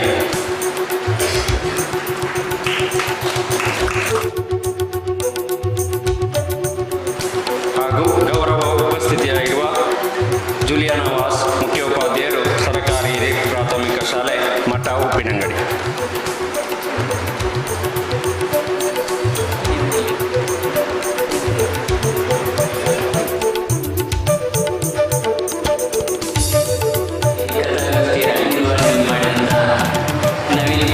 ಇವರಿಗೆ ಕಥಾಗೋಷ್ಠಿ ಅಧ್ಯಕ್ಷರಾದ ಶೈಲಜಾ ಶೇಷನೆಯವರು ಗೌರವ ಪತ್ರ ನೀಡಿ ಸಾಕಷ್ಟುಗಾಗಿ ಕೇಳಿಕೊಳ್ಳುತ್ತಿದ್ದೇನೆ.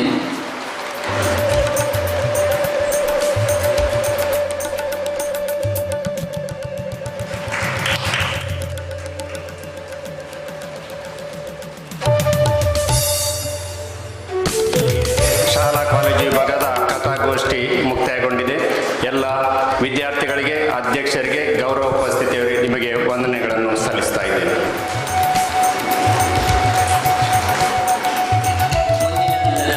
ಕಥಾಗೋಷ್ಠಿಯನ್ನು ನಿರ್ವಹಿಸಲಿರುವವರು ಶ್ರೀಮತಿ ವಂದನಾ ಮುಂದಲಾಗೆ, ಸದಸ್ಯರು ರೋಟರಿ ಕ್ಲಬ್ ಉಪ್ಪಿನಂಗಡಿ. ಅವರಿಗಾಗಿ ವೇದಿಕೆ.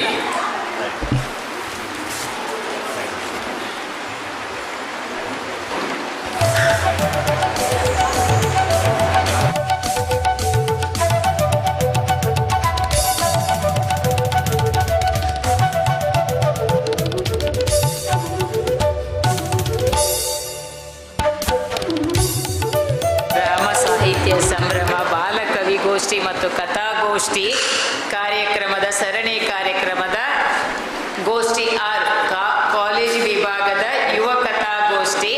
ಇದರ ಅಧ್ಯಕ್ಷತೆಯನ್ನ ಶ್ರೀಮತಿ ವೀಣಾ ಪ್ರಸಾದ್ ಕಜೆ, ಯುವ ಬರಹಗಾರರು ಉಪ್ಪಿನಂಗಡಿ ವಹಿಸಿಕೊಳ್ಬೇಕು. ಗೌರವ ಉಪಸ್ಥಿತಿಯನ್ನ ಸಂಸದ್ ಬೇಗಂ ಮುಖ್ಯೋಪಾಧ್ಯಾಯರು ಇಂಡಿಯನ್ ಆಂಗ್ಲ ಮಾಧ್ಯಮ ಪ್ರೌಢಶಾಲೆ, ಹಾಗೆ ಶ್ರೀಮತಿ ಮೀರಾ ಮೆರ್ಲಿನ್ ರೋಡ್ರಿಗಸ್ ಮುಖ್ಯೋಪಾಧ್ಯಾಯರು ಸೈಂಟ್ ಮೇರೀಸ್ ಆಂಗ್ಲ ಮಾಧ್ಯಮ ಪ್ರೌಢಶಾಲೆ. ಮೊದಲಿಗೆ ಕಥಾಗೋಷ್ಠಿಯಲ್ಲಿ ಭಾಗವಹಿಸುವ 12 ವಿದ್ಯಾರ್ಥಿಗಳಿದ್ದಾರೆ. ಕಾಲೇಜು ವಿಭಾಗದಲ್ಲಿ 6 ಜನರನ್ನ ವೇದಿಕೆಗೆ ಆಹ್ವಾನಿಸ್ತಾ ಇದ್ದೇವೆ.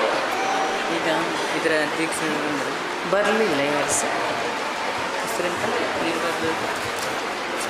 ವೀಣಾ ಪ್ರಸಾದ್ ಇಲ್ಲಿ ಇದ್ದಾರಲ್ಲ ಸರ್ಗಳು, ಅವರನ್ನು ಕರಿಬೋದಲ್ಲ ಯಾರನ್ನಾದ್ರೂ?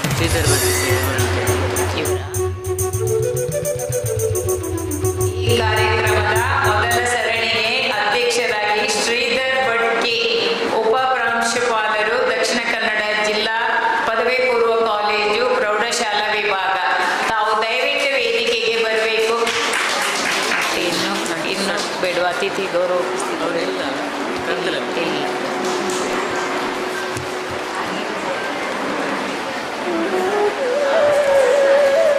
ಹಾಗೆಯೇ ಕಥಾಗೋಷ್ಠಿಯಲ್ಲಿ ಭಾಗವಹಿಸುವ ತೀರ್ಥೇಶ್ ಬಿ, ಅಕ್ಷವಿ, ನಿರೀಕ್ಷಾ, ರಶ್ಮಿ,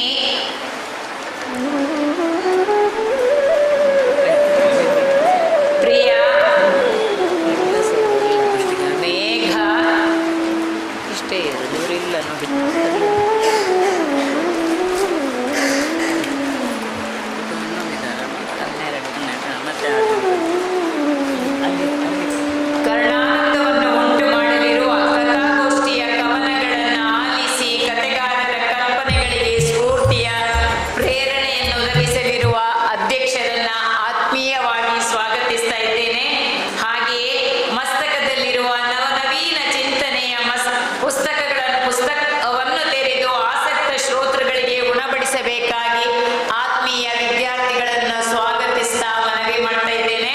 ಮೊದಲನೆಯದಾಗಿ ತೀರ್ಥೇಶ್ ಬಿ.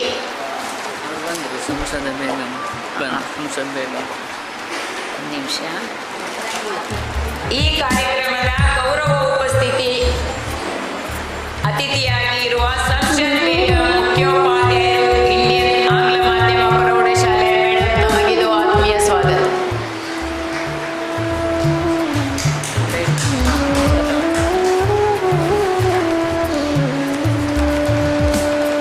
ಈಗ ತೀರ್ಥೇಶ್ ಬಿ ತಮಗಾಗಿ ವೇದಿಕೆ. ಶುಭ ಮಧ್ಯಾಹ್ನ. ಇಂದು ನಾನು ರಚಿಸಿರುವ ಕಥೆಯ ಹೆಸರು ಆದಿಮಾರನ ಅಸಹಾಯ ಕಥೆ. ಒಂದು ಊರು, ಅಲ್ಲಿ ಬೊಮ್ಮರಸ ಎಂಬ ಒಬ್ಬ ರಾಜ ಇದ್ದ. ಆ ರಾಜನಿಗೆ 3 ಮಕ್ಕಳು. ಆ ರಾಜನಿಗೆ ಮಾರಪ್ಪ ಎಂಬ ಒಬ್ಬ ಮಂತ್ರಿಯೂ ಇದ್ದ. ಆ ಮಂತ್ರಿಗೆ ಆದಿಮಾರನೆಂಬ ಮಗನೂ ಇದ್ದ. ಆ ಊರು ತುಂಬ ಸಂತೋಷದಿಂದ ಸಾಗುತ್ತಿತ್ತು. ಇದ್ದಕ್ಕಿದ್ದಂತೆ ಒಮ್ಮೆ ರಾಜ ಪಕ್ಕದ ಊರಿಗೆ ಪ್ರಯಾಣವನ್ನು ಬೆಳೆಸಲು ಮುಂದಾಗುತ್ತಾನೆ. ಆತನು ಬಹಳ ಅವಸರದಿಂದ ಈ ನಿರ್ಧಾರವನ್ನು ತೆಗೆದುಕೊಂಡಿದ್ದರಿಂದ ರಾಜನು ತನಗೆ ಬೇಕಾದ ವಸ್ತುಗಳನ್ನು ಕೂಡ ಅವಸರದಿಂದ ತುಂಬಿಸಿಕೊಂಡಿದ್ದ. ಹಾಗಾಗಿ ರಾಜನಿಗೆ ತಾನು ಯಾವ ವಸ್ತುವನ್ನು ತೆಗೆದುಕೊಂಡಿದ್ದೇನೆ ಮತ್ತು ಯಾವ ವಸ್ತುವನ್ನು ಬಿಟ್ಟಿದ್ದೇನೆ ಎಂದು ರಾಜನಿಗೂ ತಿಳಿದಿರಲಿಲ್ಲ. ಮುಂದೆ ರಾಜನು ತಯಾರಾಗಿ ಆತನ ಎಲ್ಲ ಅರಮನೆಯ ಸದಸ್ಯರಲ್ಲಿ ಹೇಳಿ ಹೊರಡುತ್ತಾನೆ. ಮರುದಿನ ಮುಂಜಾನೆ ಮಂತ್ರಿಯ ಮಗ ರಾಜನ ಕೋಣೆಯನ್ನು ಶುಚಿ ಮಾಡಲು ಬರುತ್ತಾನೆ. ಆತನು ಕೊನೆಯನ್ನು ಶುಚಿ ಮಾಡಲು ಮುಂದಾದಾಗ ಆತನಿಗೆ ಒಂದು ಉಂಗುರ ಸಿಗುತ್ತದೆ. ಈತನಿಗೆ ಆಲೋಚನೆ ಆಗುತ್ತದೆ, ಈ ಉಂಗುರ ಯಾರದ್ದು, ಏನು ಮಾಡಬೇಕು ಎಂಬುದು ತಿಳಿಯುವುದಿಲ್ಲ. ಈತನಿಗೆ ಏನು ತೋಚದಂತಾಗುತ್ತದೆ. ಈತನು ಆ ಉಂಗುರವನ್ನು ಸುಮಾರು 15 ದಿನಗಳ ಕಾಲ ತನ್ನ ಬಳಿಯಲ್ಲಿ ಇಟ್ಟುಕೊಂಡಿದ್ದ. ನಂತರ ಈತನಿಗೆ ಒಬ್ಬಳು ಯುವತಿ ಸಿಗುತ್ತಾಳೆ. ಇಬ್ಬರ ಪರಿಚಯ ಆಗುತ್ತದೆ. ಅದ ನಂತರ ದಿನ ಹೋದಂತೆ ಇಬ್ಬರ ಮಧ್ಯದಲ್ಲೂ ಮಾತುಕತೆ ಹೆಚ್ಚಾಗುತ್ತಾ ಹೋಗುತ್ತದೆ. ನಂತರ ಇಬ್ಬರ ಮಧ್ಯದಲ್ಲಿ ಪರಸ್ಪರ ಪ್ರೀತಿ ಮೂಡುತ್ತದೆ. ಈತನ ಬಳಿ ಇದ್ದ ಉಂಗುರವನ್ನು ಆ ಹುಡುಗಿಗೆ ಉಡುಗೊರೆಯಾಗಿ ಕೊಟ್ಟನು. ಆ ಹುಡುಗಿ ಮಂತ್ರಿಯ ಮಗನಿಗೆ ಧನ್ಯವಾದ ಎಂದು ಹೇಳಿದಳು. ಪರವರಿಗೆ ಹೋದ ರಾಜನಿಗೆ ತನ್ನ ಉಂಗುರ ಕಳೆದು ಹೋಗಿದೆ ಎಂಬ ಚಿಂತೆ ಆಗುತ್ತದೆ. ಆತ ಕೂಡಲೇ ತನ್ನ ಊರಿಗೆ ಹಿಂದಿರುಗಿ ಬಂದು ಎಲ್ಲರೊಂದಿಗೂ ತನ್ನ ಉಂಗುರದ ಬಗ್ಗೆ ಕೇಳುತ್ತಾನೆ. ಯಾರಿಗೂ ಗೊತ್ತಿಲ್ಲ ಎಂದು ಹೇಳುತ್ತಾರೆ. ಒಂದು ಕಡೆ ರಾಜನಿಗೆ ಉಂಗುರದ ಚಿಂತೆ ಆದರೂ ಅದನ್ನೆಲ್ಲ ಮರೆತು ತನ್ನ ಊರಿನ ಪ್ರಜೆಗಳೊಡನೆ ಖುಷಿಯಾಗಿದ್ದ. ಒಂದು ದಿನ ಇದ್ದಕ್ಕಿದ್ದಂತೆ ರಾಜನ ಮಗ ರಾಜನಲ್ಲಿ ಬಂದು ದೂರು ಹೇಳುತ್ತಾನೆ. ಮಂತ್ರಿಯ ಮಗನನ್ನು ಕರೆದು ಆತನಲ್ಲಿ ಕೇಳುತ್ತಾನೆ, ರಾಜ, ನೀನು ನನ್ನ ಉಂಗುರವನ್ನು ಯಾರಿಗಾದರೂ ಕೊಟ್ಟಿದ್ದೀಯಾ, ನೋಡಿದ್ದೀಯಾ ಎಂದು ಕೇಳುತ್ತಾನೆ. ಆಗ ಅವನು ಇಲ್ಲ ಎಂದು ಹೇಳುತ್ತಾನೆ. ಆದರೆ ನನಗೆ ತಿಳಿದಿದೆ ಎಂದು ರಾಜ ಹೇಳಿ, ನಾಳೆ ನನ್ನ ಉಂಗುರವನ್ನು ತಂದುಕೊಡದಿದ್ದಲ್ಲಿ ನಿನಗೆ ಶಿಕ್ಷೆ ಖಚಿತ ಎಂದು ಹೇಳಿದ. ಮಂತ್ರಿಯ ಮಗನಿಗೆ ಏನು ತೋಚದಂತಾಗುತ್ತದೆ. ಮರುದಿನ ತನ್ನ ಊರಿನಲ್ಲಿ ರಾಜನಿಗೆ ಕಾಣಿಸಿಕೊಳ್ಳಲಿಲ್ಲ. ಈತನನ್ನು ಹುಡುಗಲು ತನ್ನ 3 ಮಕ್ಕಳನ್ನು ಕಳುಹಿಸುತ್ತಾನೆ. ಆದರೆ ರಾಜನ ಬಳಿ ದೂರು ಹೇಳಿದ ರಾಜನ ಮಗ ಮಾತ್ರ ಆತನಿಗೆ ಗೊತ್ತಿರುತ್ತದೆ ಮಂತ್ರಿಯ ಮಗ ಎಲ್ಲಿರುತ್ತಾನೆ ಎಂದು. ಹಾಗಾಗಿ ಆತನೇ ಮಂತ್ರಿಯ ಮಗನನ್ನು ಕರೆದುಕೊಂಡು ಬರುತ್ತಾನೆ. ಆದರೆ ಮೊದಲ ಹುಡುಗಿಯ ಕೈಯಿಂದ ಉಂಗುರವನ್ನು ರಾಜನು ತೆಗೆದುಕೊಂಡಿದ್ದ. ರಾಜ ತನ್ನ 3 ಮಕ್ಕಳನ್ನು ಒಂದು ಕೊಳೆಗೆ ಕಳಿಸಿದನು. ರಾಜನು ಮಂತ್ರಿಯ ಮಗನೊಡನೆ ಏನೂ ತಿಳಿಯದಂತೆ ಆತನ ಜೊತೆಗೆ ಆ ಕೋಣೆಗೆ ಬಂದು ಆತನಿಗೆ ತನ್ನ ಮಕ್ಕಳೊಡನೆ ಸೇರಿ ಶಿಕ್ಷಿಸಲು ಪ್ರಾರಂಭಿಸಿದನು. ಕೊನೆಗೆ ಮಂತ್ರಿಯ ಮಗನಿಗೆ ಹೇಳಲು ಆಗದ ಸ್ಥಿತಿಯಲ್ಲಿ ಇದ್ದನು. ಮುಂದೆ ಮಂತ್ರಿಯು ತನ್ನ ಮಗನನ್ನು ಹುಡುಕಿಕೊಂಡು ಬಂದಾಗ ಈತನಿಗೆ ಆ ಕತ್ತಲ ಕೋಣೆಯಲ್ಲಿ ಇದ್ದನು. ಆದರೆ ಅವನಿಗೆ ಏನು ಹೇಳದ ಸಂದರ್ಭ. ಒಂದು ಕಡೆಯಲ್ಲಿ ತಪ್ಪಿಗೆ ಶಿಕ್ಷೆಯಾಯಿತು, ಇನ್ನೊಂದು ಕಡೆಯಲ್ಲಿ ತಾನು ಪ್ರೀತಿಸಿದ ಹುಡುಗಿ ಕೂಡ ಸಿಗಲಿಲ್ಲ. ಇದರ ನೀತಿ ಎಂದರೆ ಅತಿಯಾಸೆ ಗತಿಗೇಡು. ಧನ್ಯವಾದಗಳು.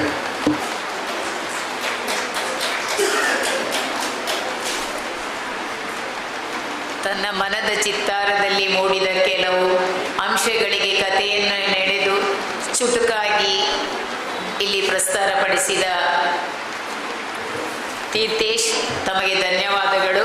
ಅದಕ್ಕಿಂತ ಮೊದಲು ಕಥಾಗೋಷ್ಠಿಯಲ್ಲಿ ಭಾಗವಹಿಸುವ ವಿದ್ಯಾರ್ಥಿಗಳ ಗಮನಕ್ಕೆ ಗ್ರಾಮ ಸಾಹಿತ್ಯ ಇವರು ಕೆಲವು ಸೂಚನೆಗಳನ್ನು ನೀಡಿದ್ದಾರೆ. ನಿಮ್ಮ ಕತೆ ಅಥವಾ ಕವನ ಸ್ವರಚಿತವಾಗಿರಲಿ, ಕತೆ 100 ಪದಗಳಿಗೆ ಸೀಮಿತವಾಗಿರಲಿ, ನಿಮ್ಮ ಹೆಸರು ಪರಿಚಯ ನಿರೂಪಕರೇ ಮಾಡ್ತಾರೆ. ನೀವು ನೇರವಾಗಿ ಹೆಸರು ಕರೆದ ತಕ್ಷಣ ನಿಮ್ಮ ಕಥೆಯ ಹೆಸರು ಹೇಳಿ ಕತೆ ವಾಚಿಸಿ. ನಿಮಗೆ ಪ್ರತಿ ಹಂತಕ್ಕೆ ಅಧ್ಯಕ್ಷರು, ಗೌರವ ಉಪಸ್ಥಿತರು ಸಾಕ್ಷಿಪತ್ರ ನೀಡ್ತಾರೆ. ನೀವು ವಾಚಿಸಿದ ನಂತರ ಇನ್ನೊಬ್ಬರ ಕವನ ಅಥವಾ ಕಥೆಯನ್ನು ಆಲಿಸಿ. ಪ್ರತಿಯೊಬ್ಬರ ಕಥಾಗೋಷ್ಠಿ ಮುಗಿದ ನಂತರ ಮೆಚ್ಚುಗೆಗೆ ಕರತಾಡನವನ್ನು ಮಾಡಿ.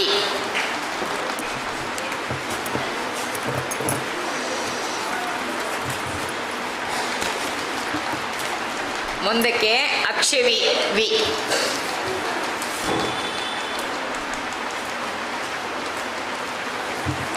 ಎಲ್ಲರಿಗೂ ನಮಸ್ಕಾರ. ನಾನು ಬರೆದ ನಾನು ಕಥೆಯ ಶೀರ್ಷಿಕೆ ನನ್ನ ಅಮ್ಮ. ಅಮ್ಮ ಎಂದರೆ ಜೀವದಾತೆ, ಜೀವದಾತೆ ಎಂದರೆ ನಮಗೆ ಒಂದು ಜೀವವನ್ನು ಕೊಟ್ಟ ಜನ್ಮದಾತೆ.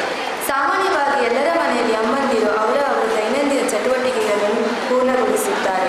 ಆದರೆ ನನ್ನ ಅಮ್ಮ 9 ತಿಂಗಳು ಹೆತ್ತು ಹೊತ್ತು ಸಾಕಿ ಸಲಹೆ ಒಂದು ಉನ್ನತ ಹಂತಕ್ಕೆ ತಂದದು. ಅವರಿಗೆ ಎಷ್ಟೇ ಕಷ್ಟ ಆದರೂ ನಮ್ಮನ್ನು ಒಂದು ಗುರಿ ತಲುಪಿಸಲು ಮೂಲಕ ಸಹಾಯ ಮಾಡಿದರು. ಅಮ್ಮನ ಬಗ್ಗೆ ಎಷ್ಟು ಹೇಳಿದರೂ ನಮಗೆ ಸಾಕಾಗುವುದಿಲ್ಲ.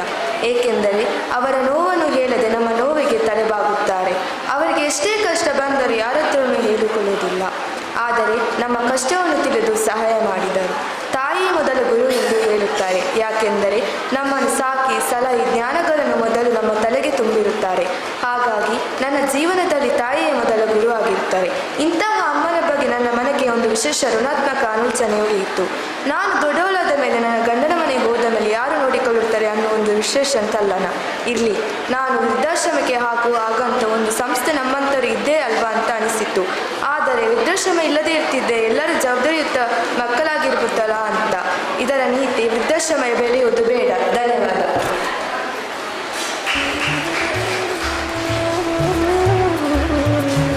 ಸರಳವಾದ ಕಥೆಗಳನ್ನು ತಮ್ಮದೇ ಮಾತಿನಲ್ಲಿ ನಿರೂಪಿಸಿದ ಅಕ್ಷವಿ, ಧನ್ಯವಾದಗಳು ತಮಗೆ. ಮುಂದಕ್ಕೆ ನಿರೀಕ್ಷಾ.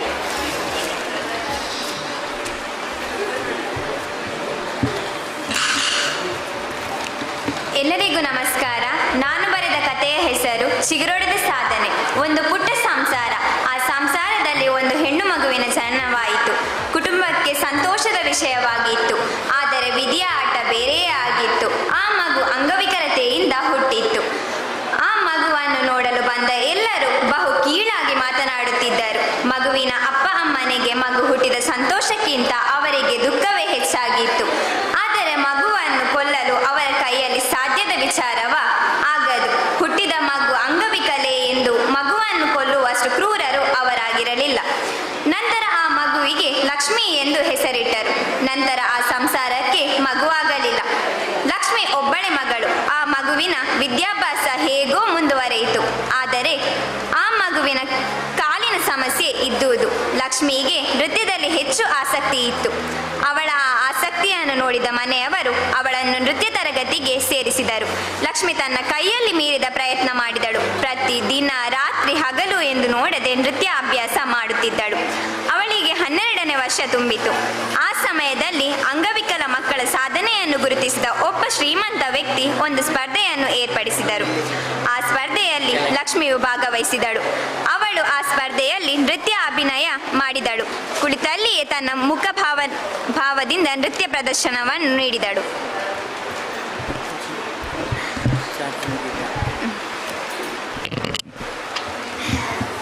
ಅವಳ ಆ ಅಪೂರ್ವ ಸಾಧನೆಯನ್ನು ಗುರುತಿಸಿದ ಜನರು ಬಹಳ ಆಶ್ಚರ್ಯಪಟ್ಟರು ಮತ್ತು ಅವಳಿಗೆ ಮೊದಲ ಪ್ರಶಸ್ತಿ ನೀಡಿ ಗೌರವಿಸಿದರು. ಲಕ್ಷ್ಮಿಯ ತಂದೆ ತಾಯಿಗೂ ಗೌರವಿಸಿದರು. ಆ ಸಮಯದಲ್ಲಿ ಅವರಿಗೆ ಲಕ್ಷ್ಮಿಯನ್ನು ಪಡೆದ ನಾವೇ ಪುಣ್ಯವಂತರು ಎಂದು ಖುಷಿಪಟ್ಟರು. ಆ ಕಾರ್ಯಕ್ರಮವನ್ನು ಏರ್ಪಡಿಸಿದ ಶ್ರೀಮಂತ ವ್ಯಕ್ತಿಯು ಲಕ್ಷ್ಮಿಯ ಸಾಧನೆಯನ್ನು ನೀಡಿ, ನೀನು ಈ ಕಲೆಯನ್ನು ಮುಂದುವರಿಸು, ನಾನು ನಿನಗೆ ಬೇಕಾದ ಸಹಾಯವನ್ನು ಮಾಡುತ್ತೇನೆ ಎಂದನು. ಆ ಮಾತನ್ನು ಕೇಳಿ ಲಕ್ಷ್ಮಿಯು ತನ್ನ ನೃತ್ಯ ಅಭ್ಯಾಸವನ್ನು ಮುಂದುವರಿಸಿ ಅನೇಕ ಪ್ರಶಸ್ತಿಯನ್ನು ಪಡೆದಳು. ಒಂದು ಸ್ಪರ್ಧೆಯಲ್ಲಿ ಭಾಗವಹಿಸಿ ಸೋಲುತ್ತಾಳೆ. ಆದರೂ ಅವಳು ತನ್ನ ಸಾಧನೆಯನ್ನು ನಿಲ್ಲಿಸುವುದಿಲ್ಲ, ಮರಳಿ ಪ್ರಯತ್ನವನ್ನು ಮಾಡುತ್ತಾಳೆ. ಅವಳು ಎಲ್ಲಾ ರೀತಿಯ ನೃತ್ಯ ಸ್ಪರ್ಧೆಗೆ ಭಾಗವಹಿಸಿ ಪ್ರಥಮ ಸ್ಥಾನವನ್ನು ಪಡೆದಳು. ಆಗ ಅವಳಿಗೆ 25 ವರ್ಷವಾಗಿತ್ತು. ಅವಳು ಅಂಗವಿಕಲ ಮಕ್ಕಳನ್ನು ಯಾರು ಬೇಡ ಎಂದು ದೂರ ಇಡುತ್ತಿದ್ದರೋ ಅಂತಹ ಮಗುವನ್ನು ಸಾಕುವ ನಿರ್ಧಾರ ಮಾಡಿದಳು. ಆ ನೃತ್ಯದಲ್ಲಿ ಗೆದ್ದ ಹಣದಿಂದ ಒಂದು ಅಂಗವಿಕಲ ಮಕ್ಕಳ ದೇವಸ್ಥಾನ ಎಂದು ಒಂದು ಮನೆ ನಿರ್ಮಾಣ ಮಾಡಿದಳು ಮತ್ತು ಆ ಮಕ್ಕಳ ಉಪಚಾರವನ್ನು ಮಾಡಿದಳು. ಅವರಿಗೆ ಬೇಕಾದ ವಿದ್ಯಾಭ್ಯಾಸ, ಅವರ ಸಾಧನೆಗೆ ಬೇಕಾದ ಸಲಹೆ, ಪ್ರೋತ್ಸಾಹ ನೀಡಿದಳು.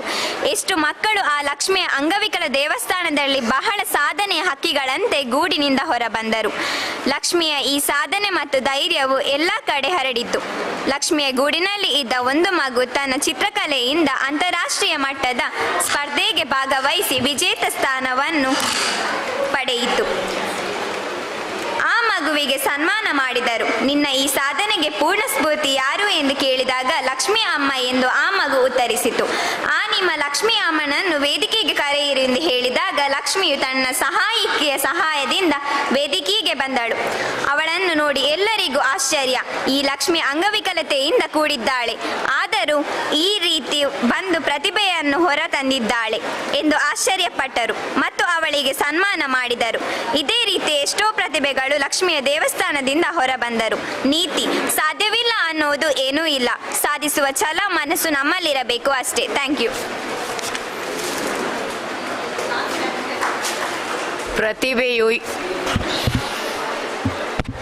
ಪ್ರತಿಭೆಯು ಯಾರ ಸೊತ್ತೂ ಅಲ್ಲ, ಅದು ನಮ್ಮ ಸಾಮರ್ಥ್ಯಕ್ಕೆ ಅನುಗುಣವಾಗಿ ಅದನ್ನು ಬಳಸಿಕೊಂಡಾಗ ಎತ್ತರೆತ್ತರಕ್ಕೇರಬಹುದು ಎನ್ನುವ ಸಾರಾಂಶದೊಂದಿಗೆ ಕಥೆಯನ್ನ ಪ್ರಸ್ತುತಪಡಿಸಿದ ನಿರೀಕ್ಷಾ, ತಮಗಿದು ಅಭಿನಂದನೆಗಳು.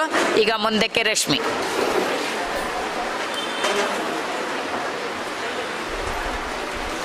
ಎಲ್ಲರಿಗೂ ನಮಸ್ಕಾರ.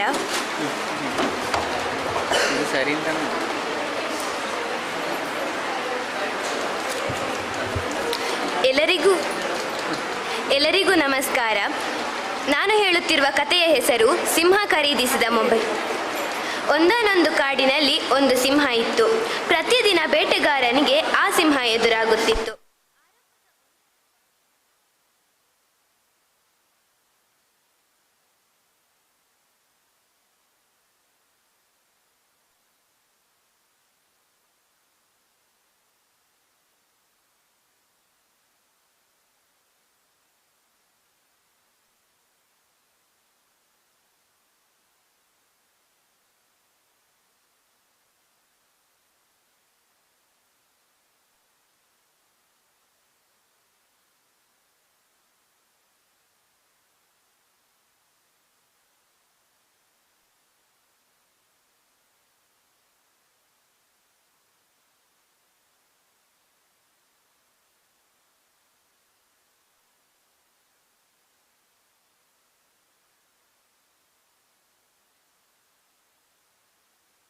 ಇತರರಿಗೂ ಬೇರೆ ಬೇರೆ ಹಾಡುಗಳನ್ನು ಕೇಳಿಸುತ್ತಿತ್ತು. ಸಿಂಹ ಕಾಡಿನಲ್ಲಿ ತಿರುಗಾಡುವಾಗಲೂ ಅದರ ಕುತ್ತಿಗೆಯಲ್ಲೇ ಮೊಬೈಲ್ ನೇತಾಡುತ್ತಿತ್ತು. ಆದರೆ ಇದನ್ನು ಕಂಡು ಒಂದಷ್ಟು ಪ್ರಾಣಿಗಳಿಗೆ ಅಸೂಯೆ ತಡೆದುಕೊಳ್ಳಲಾಗಲಿಲ್ಲ. ಒಂದು ದಿನ ಒಂದಷ್ಟು ಪ್ರಾಣಿಗಳು ಸೇರಿ ಸಿಂಹದ ಮೊಬೈಲನ್ನು ಕದಿಯುವ ಉಪಾಯ ಹೂಡಿದವು. ರಾತ್ರಿ ಮಲಗಿರುವಾಗ ಕದಿಯುವುದು ಸುಲಭ ಎಂದು ಇಲ್ಲಿ ಒಂದು ಉಪಾಯವನ್ನು ಸೂಚಿಸಿತು. ಎಲ್ಲರೂ ಸಮ್ಮತಿಸಿದರೆ ತಾನು ಮೊಬೈಲ್ ಕದಿಯುವುದಾಗಿ ಹೆಗ್ಗಣ ಹೇಳಿತು. ಹೆಗ್ಗಣದ ಧೈರ್ಯವನ್ನು ಮೆಚ್ಚಿ ಎಲ್ಲರೂ ಹೊಗಳಿಕೆಯ ಮಾತುಗಳನ್ನಾಡಿದರು. ಮೊಬೈಲ್ ಕದ್ದು ಬಿಲದಲ್ಲಿಟ್ಟರೆ ಯಾರಿಗೂ ಗೊತ್ತಾಗುವುದಿಲ್ಲ ಎಂಬುದು ಹೆಗ್ಗಣದ ಯೋಚನೆಯಾಗಿತ್ತು.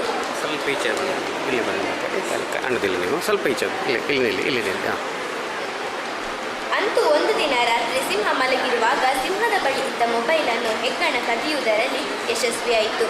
ಯಾರಿಗೂ ಗೊತ್ತಾಗಬಾರದೆಂದು ಮೊಬೈಲನ್ನು ತಂದು ತನ್ನ ಬಿಲದಲ್ಲಿ ಇರಿಸಿತು. ಸಿಂಹ ಮೊಬೈಲ್ ಕದ್ದು ಹೋದ ಬಗ್ಗೆ ಸಿಟ್ಟುಗೊಂಡು ಮರುದಿನ ಬೆಳಿಗ್ಗೆ ಎಲ್ಲ ಪ್ರಾಣಿಗಳ ಸಭೆ ಕರೆದು ಮೊಬೈಲ್ ಕದ್ದವರು ಯಾರೆಂದು ಒಪ್ಪಿಕೊಳ್ಳದಿದ್ದರೆ ಕಾಡಿನ ಎಲ್ಲ ಪ್ರಾಣಿಗಳನ್ನು ತಾನು ತಿನ್ನುವುದಾಗಿ ಘೋಷಿಸಿತು. ಇದರಿಂದ ಎಲ್ಲ ಪ್ರಾಣಿಗಳಲ್ಲೂ ನಡುಕು ಉಂಟಾಯಿತು.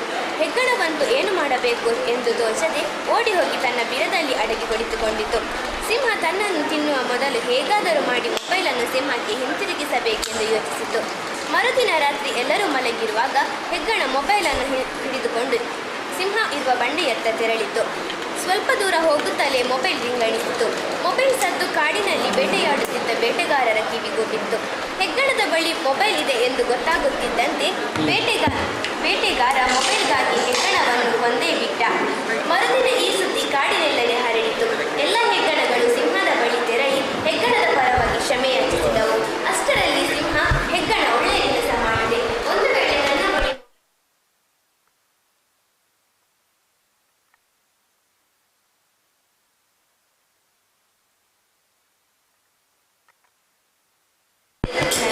ಅದು ಮಾತ್ರ ಶಾಶ್ವತ. ಧನ್ಯವಾದಗಳು.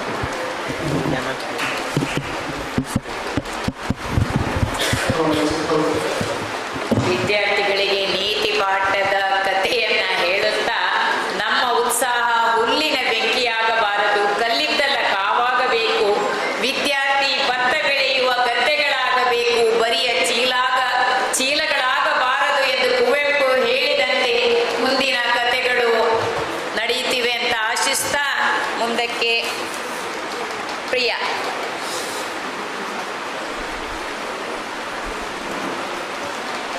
ನಾನು ವಾಚಿಸಲಿರುವ ಕಥೆಯ ಹೆಸರು ಧೈರ್ಯ. ಒಂದು ಅತಿದೊಡ್ಡ ಅರಣ್ಯ. ಅಲ್ಲಿ ಹಲವಾರು ಪ್ರಾಣಿಗಳಿದ್ದವು. ಜಿಂಕೆ, ಮೊಲ, ನರಿ, ಕೋತಿ, ತೋಳ, ಹಂದಿ, ಆನೆ ಮುಂತಾದ ಪ್ರಾಣಿಗಳೊಂದಿಗೆ ಅತಿ ಕ್ರೂರ ಪ್ರಾಣಿಗಳಾದ ಸಿಂಹ, ಹುಲಿ ಇದ್ದವು. ಆ ಕಾಡಿನಲ್ಲಿ ಒಂದು ಅತಿ ಭಯಂಕರ ಮತ್ತು ಅತಿ ರಹಸ್ಯದಿಂದ ಕೂಡಿದ ಒಂದು ಸ್ಥಳವೂ ಇತ್ತು. ಅಲ್ಲಿಗೆ ಸ್ವಯಂ ಕಾಡಿನ ರಾಜ ಸಿಂಹವೂ ಹೋಗುತ್ತಿರಲಿಲ್ಲ. ಆ ಜಾಗದ ಹೆಸರು ಕೇಳಿಯೇ ಭಯಪಡುತ್ತಿತ್ತು.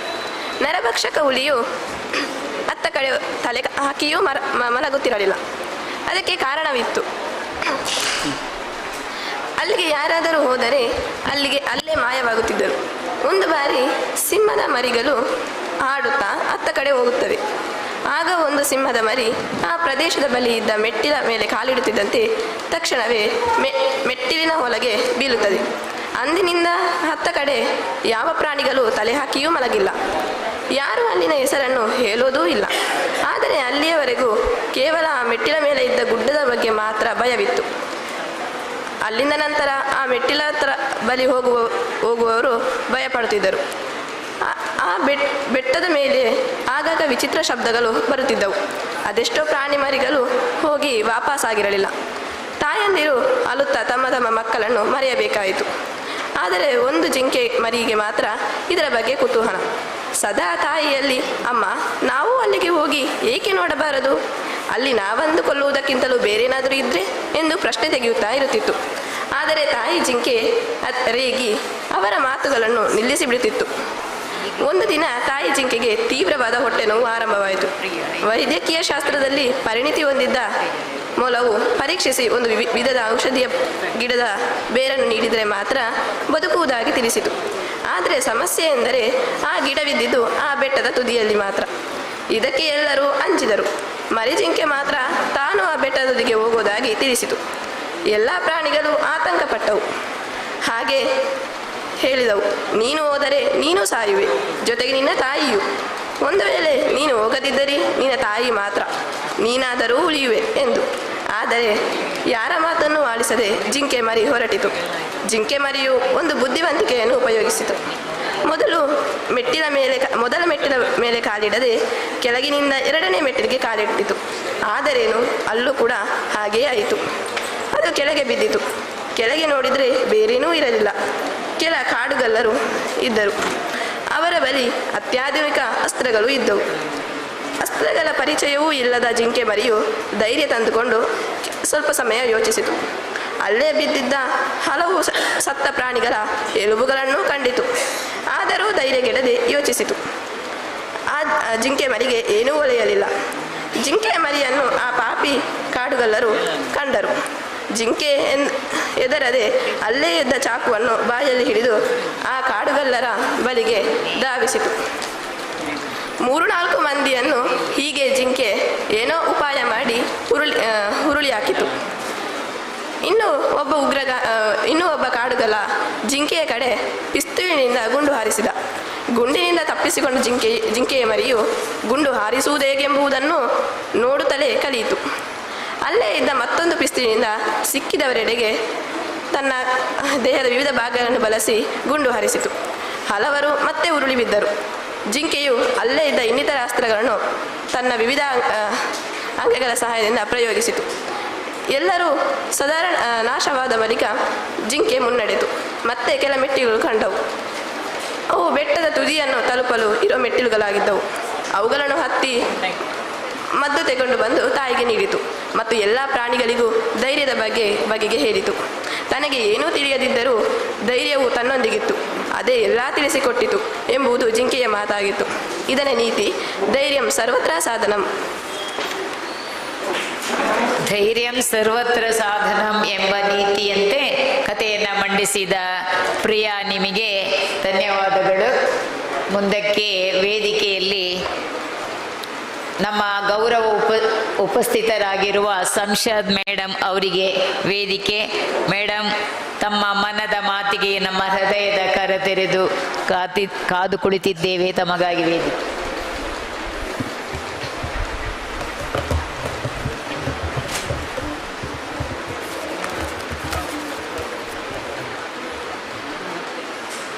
ಎಲ್ಲ ಸಾಹಿತ್ಯ ಅಭಿಮಾನಿಗಳಿಗೆ ಸಾಹಿತ್ಯದ ಸುಂದರ ಶುಭಕಾಮನೆಗಳು.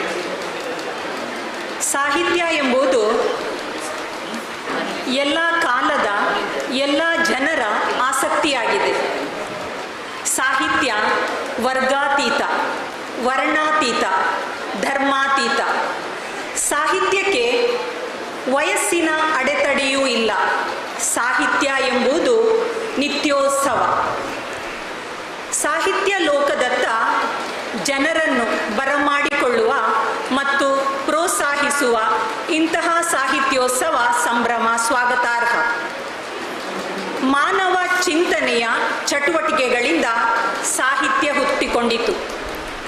ಜಗತ್ತಿನ ಶ್ರೇಷ್ಠ ಸಾಹಿತ್ಯಗಳೆಂದರೆ ಭಗವದ್ಗೀತೆ, ಕುರಾನ್, ಬೈಬಲ್ ಮುಂತಾದವುಗಳು. ಅವು ಜನರನ್ನು ಸಂಸ್ಕಾರದ ಎಡೆಗೆ ಎಡೆಮಾಡಿಕೊಡುತ್ತದೆ. ಸಾಹಿತ್ಯ ಜನರನ್ನು ಒಂದುಗೂಡಿಸಬೇಕು. ಸಾಹಿತ್ಯ ಜನರನ್ನು ಮನುಜರನ್ನಾಗಿ ಮಾಡಬೇಕು. ಕುವೆಂಪುರವರ 4 ಸಾಲನ್ನು ಹೇಳುತ್ತಾ ಮಾತಿಗೆ ವಿರಾಮವನ್ನು ನೀಡ್ತಾ ಇದ್ದೇನೆ. ಎಲ್ಲಾದರೂ ಇರು, ಎಂತಾದರೂ ಇರು, ಎಂದೆಂದಿಗೂ ನೀ ಕನ್ನಡನಾಗಿರು. ಕನ್ನಡ ಗೋವಿನ ಓ ಮುದ್ದಿನ ಕರು, ಕನ್ನಡತನ ಒಂದಿದ್ದರೆ ನೀ ನಮಗೆ ಕಲ್ಪತರು. ಬಾರಿಸು ಕನ್ನಡ ಡಿಂಡಿಮವ, ಓ ಕರ್ನಾಟಕ ಹೃದಯ ಶಿವ. ನೀ ಮೆಟ್ಟುವ ನೆಲ ಅದೇ ಕರ್ನಾಟಕ, ನೀ ನೇರುವ ಮಲೆ ಸಹ್ಯಾದ್ರಿ, ನೀ ಮುಟ್ಟುವ ಮರ ಶ್ರೀಗಂಧದ ಮರ, ನೀ ಕುಡಿಯುವ ನೀರು ಕಾವೇರಿ. ಅವಕಾಶಕ್ಕಾಗಿ ವಂದನೆಗಳು.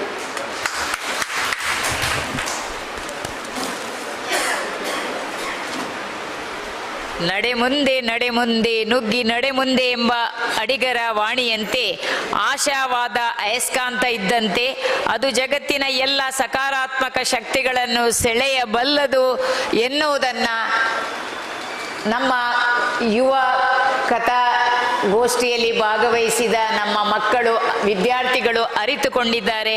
ಮುಂದಕ್ಕೆ ಅವರಿಗೆ ಇದು ಒಂದು ಉತ್ಸಾಹಕ್ಕೆ ಅಯಸ್ಕಾಂತವಾಗಲಿ ಅಂತ ಹೇಳುತ್ತಾ ಇದೀಗ ಅವರನ್ನ ಕಥಾಗೋಷ್ಠಿಯಲ್ಲಿ ಸಾಕ್ಷೀಕರಿಸುವ ಸಮಯ. ಇದನ್ನ ನಮ್ಮ ಗೌರವ ಉಪಸ್ಥಿತರಾದ ಸಂಸದ್ ಬೇಗಂ ಮೇಡಮ್ ನಡೆಸಿಕೊಡ್ಬೇಕಾಗಿ ವಿನಂತಿ.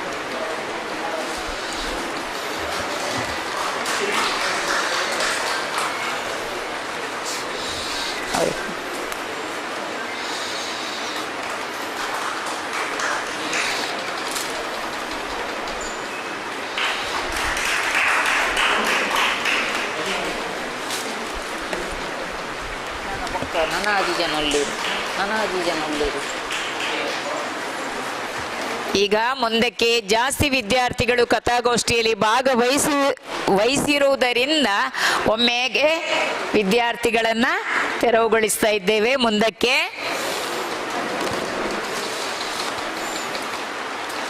ಮೇಘ ಬರಲಿಲ್ಲ ಅಂತ ಅನ್ನಿಸ್ತದೆ. ನವ್ಯಶ್ರೀ, ಶ್ರಾವ್ಯ,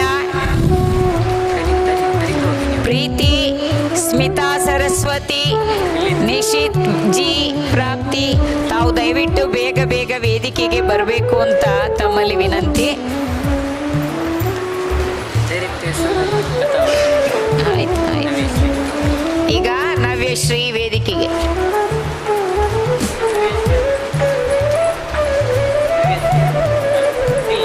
ನವ್ಯಶ್ರೀ ಇಲ್ವಾ? ಇವರ ಹೆಸರು ಕೇಳ್ಕೊಳ್ಳೋದೇ. ಈಗ ಶ್ರಾವ್ಯ ಶ್ರಾವ್ಯ ಬನ್ನಿ. ಶ್ರಾವ್ಯ ಬನ್ನಿ. ಸ್ಮಿತಾ ಸರಸ್ವತಿ ನಿಶ್ಚಿತ ಪ್ರಾಪ್ತಿ. ನಾನು ಹೇಳುತ್ತಿರುವ ಕತೆ ಒಗ್ಗಟ್ಟಿನಲ್ಲಿ ಬಲವಿದೆ. ಅಲ್ಲೊಂದು ದಟ್ಟವಾದ ಕಾಡು, ಕಾಡಿನ ಮಧ್ಯೆ ಕೆಲವು ಮನೆಗಳು. ಆ ಕಾಡಿಗೆ ಬೇರೆ ಊರಿನ ಜನರು ಬರಲು ತುಂಬಾ ಭಯ ಪಡುತ್ತಾರೆ. ಏಕೆಂದರೆ ಆ ಕಾಡಿನಲ್ಲಿ ರಾತ್ರಿಯ ವೇಳೆಯಲ್ಲಿ ಯಾರೋ ಕಿರುಚಿದಂತಹ ಸದ್ದು, ಗೆಜ್ಜೆಯ ಸದ್ದು, ವಿಚಿತ್ರವಾದ ಸದ್ದು ಕೇಳಿ ಬರುತ್ತದೆ. ಆದರೆ ಕಾಡಿನ ಮಧ್ಯೆ ಇರುವ ಜನರು ಅಲ್ಲಿಯೇ ಬದುಕಬೇಕು. ಬೇರೆಡೆ ಹೋಗಿ ಮನೆ ಕಟ್ಟುವಷ್ಟು ದುಡ್ಡು ಅವರಲ್ಲಿಲ್ಲ. ಅವರು ಸಂಜೆಯಾಗುತ್ತಿದ್ದಂತೆಯೇ ಹೊರಗಿನ ಎಲ್ಲ ಕೆಲಸ ಮುಗಿಸಿ ಮನೆಯೊಳಗೆ ಸೇರಿಕೊಳ್ಳುತ್ತಿದ್ದರು. ರಾತ್ರಿಯ ಹೊತ್ತಿನಲ್ಲಿ ವಿಚಿತ್ರವಾದ ಸದ್ದು ಕೇಳಿ ಬರುತ್ತಿತ್ತು. ಮನೆಯ ಮಕ್ಕಳೆಲ್ಲ ಅಳಲು ಪ್ರಾರಂಭಿಸುತ್ತಿದ್ದರು. ಮನೆಯ ಹೊರಗಿದ್ದ ದನಕರುಗಳೆಲ್ಲ ಇದ್ದಕ್ಕಿದ್ದಂತೆ ಕಾಣೆಯಾಗುತ್ತಿದ್ದವು. ಮನೆಯ ಅಂಗಳದಲ್ಲಿ ರಕ್ತ ಕಾಣಿಸುತ್ತಿದ್ದವು. ಇದರಿಂದ ಕೆಲವು ಕುಟುಂಬಗಳು ಆ ಕಾಡನ್ನು ಬಿಟ್ಟು ಹೋದರು. ಅದೆಷ್ಟೇ ಜ್ಯೋತಿಷ್ಯ, ದೇವರ ಮೊರೆ ಹೋದರೂ ಇದಕ್ಕೆ ಪರಿಹಾರ ದೊರಕಲಿಲ್ಲ. ಕೊನೆಗೆ ಕಾಡಿನ ಮನೆಯವರೆಲ್ಲ ಒಗ್ಗಟ್ಟಾಗಿ ಧೈರ್ಯ ಮಾಡಿ ಒಂದು ನಿರ್ಧಾರ ಮಾಡಿದರು. ನಾವೆಲ್ಲರೂ ಕೂಡಿ ಇದಕ್ಕೆಲ್ಲ ಏನು ಕಾರಣ ಎಂದು ಕಂಡುಹಿಡಿಯಬೇಕೆಂದು. ಅಂದು ರಾತ್ರಿ ಆಗುತ್ತಿದ್ದಂತೆ ಊರಿನ ಕೆಲ ಗಂಡಸರು ಧೈರ್ಯ ಮಾಡಿ ಕಾಡಿನ ಕಡೆ ಹೆಜ್ಜೆ ಹಾಕಿದರು. ಮುಂದೆ ಸಾಗುತ್ತಿದ್ದಂತೆ ಅಲ್ಲಿ ಕೆಲವು ಬೈಕ್ಗಳು, ಕೆಂಪು ಬಣ್ಣದ ಪುಡಿ ಇತ್ಯಾದಿ ಕಾಣಿಸತೊಡಗಿದವು. ಇನ್ನು ಮುಂದೆ ಸಾಗುತ್ತಿದ್ದಂತೆ ವಿಚಿತ್ರ ಕಿರುಚಾಟ ಕೇಳತೊಡಗಿತು. ಆ ಕಿರುಚಾಟದ ಕಡೆ ಹೋಗಿ ನೋಡಿದರೆ ಪಕ್ಕದ ಊರಿನ ಒಬ್ಬ ಶ್ರೀಮಂತ ವ್ಯಕ್ತಿ ಮತ್ತು ಅವನ ಮನೆಯ ಆಳುಗಳು ಈ ಕೆಲಸ ಮಾಡುತ್ತಿರುವುದು ಕಂಡು ಬಂತು. ಅವರನ್ನು ಗಂಡಸರು ಹಿಡಿದು ಕೇಳಿದರು, ನೀವು ಹೀಗೆ ಮಾಡುತ್ತಿರುವುದಕ್ಕೆ ಕಾರಣವಾದರೇನು ಎಂದು. ಆದರೆ ಅವರು ಏನು ಉತ್ತರಿಸಲಿಲ್ಲ. 2 ಬಾರಿಸಿದ ನಂತರ ಬಾಯಿ ಬಿಟ್ಟರು. ಆ ಶ್ರೀಮಂತ ವ್ಯಕ್ತಿ ಹೇಳಿದ, ನಾನು ಇಷ್ಟೆಲ್ಲ ಮಾಡಿದ್ದು ಕೇವಲ ದುಡ್ಡಿನ ಆಸೆಗೆ. ನಿಮ್ಮನ್ನು ಈ ಕಾಡಿನಿಂದ ಓಡಿಸಿ ಕಾಡಿನಲ್ಲಿದ್ದ ಮರವನ್ನು ಕಡಿದು ಮಾರಿದರೆ ಬಹಳಷ್ಟು ದುಡ್ಡು ಬರುತ್ತದೆ ಮತ್ತು ಕಾಡಿನ ಎಲ್ಲ ಆಸ್ತಿ ನನ್ನದಾಗುತ್ತದೆ ಎಂಬ ದುರಾಸೆಯಿಂದ. ಈ ವಿಷಯವನ್ನು ಗಂಡಸರು ಊರಿನವರಿಗೆಲ್ಲ ಹೇಳಿದರು ಮತ್ತು ಶ್ರೀಮಂತ ವ್ಯಕ್ತಿ ಮತ್ತು ಅವನ ಆಳುಗಳನ್ನು ಪೊಲೀಸರಿಗೆ ಒಪ್ಪಿಸಿದರು. ನಂತರ ಆ ಕಾಡಿನಲ್ಲಿ ಯಾವ ಕಿರುಚಾಟವೂ ಕೇಳಿಸಲಿಲ್ಲ. ಎಲ್ಲ ಕುಟುಂಬಗಳು ನೆಮ್ಮದಿಯಿಂದ ಬದುಕಿದವು. ಈ ಘಟನೆಯಿಂದ ಒಗ್ಗಟ್ಟಿನಿಂದ ಯಾವ ಕೆಲಸವೂ ಅಸಾಧ್ಯವಲ್ಲ ಎಂಬುದು ಊರಿನ ಜನರಿಗೆ ಮನವರಿಕೆಯಾಯಿತು.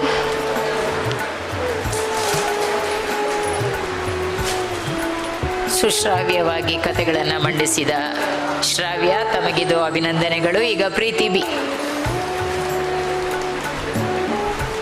ನಾನು ಹೇಳುತ್ತಿರುವ ಕಥೆಯ ಹೆಸರು ಆತನ ಕನಸು.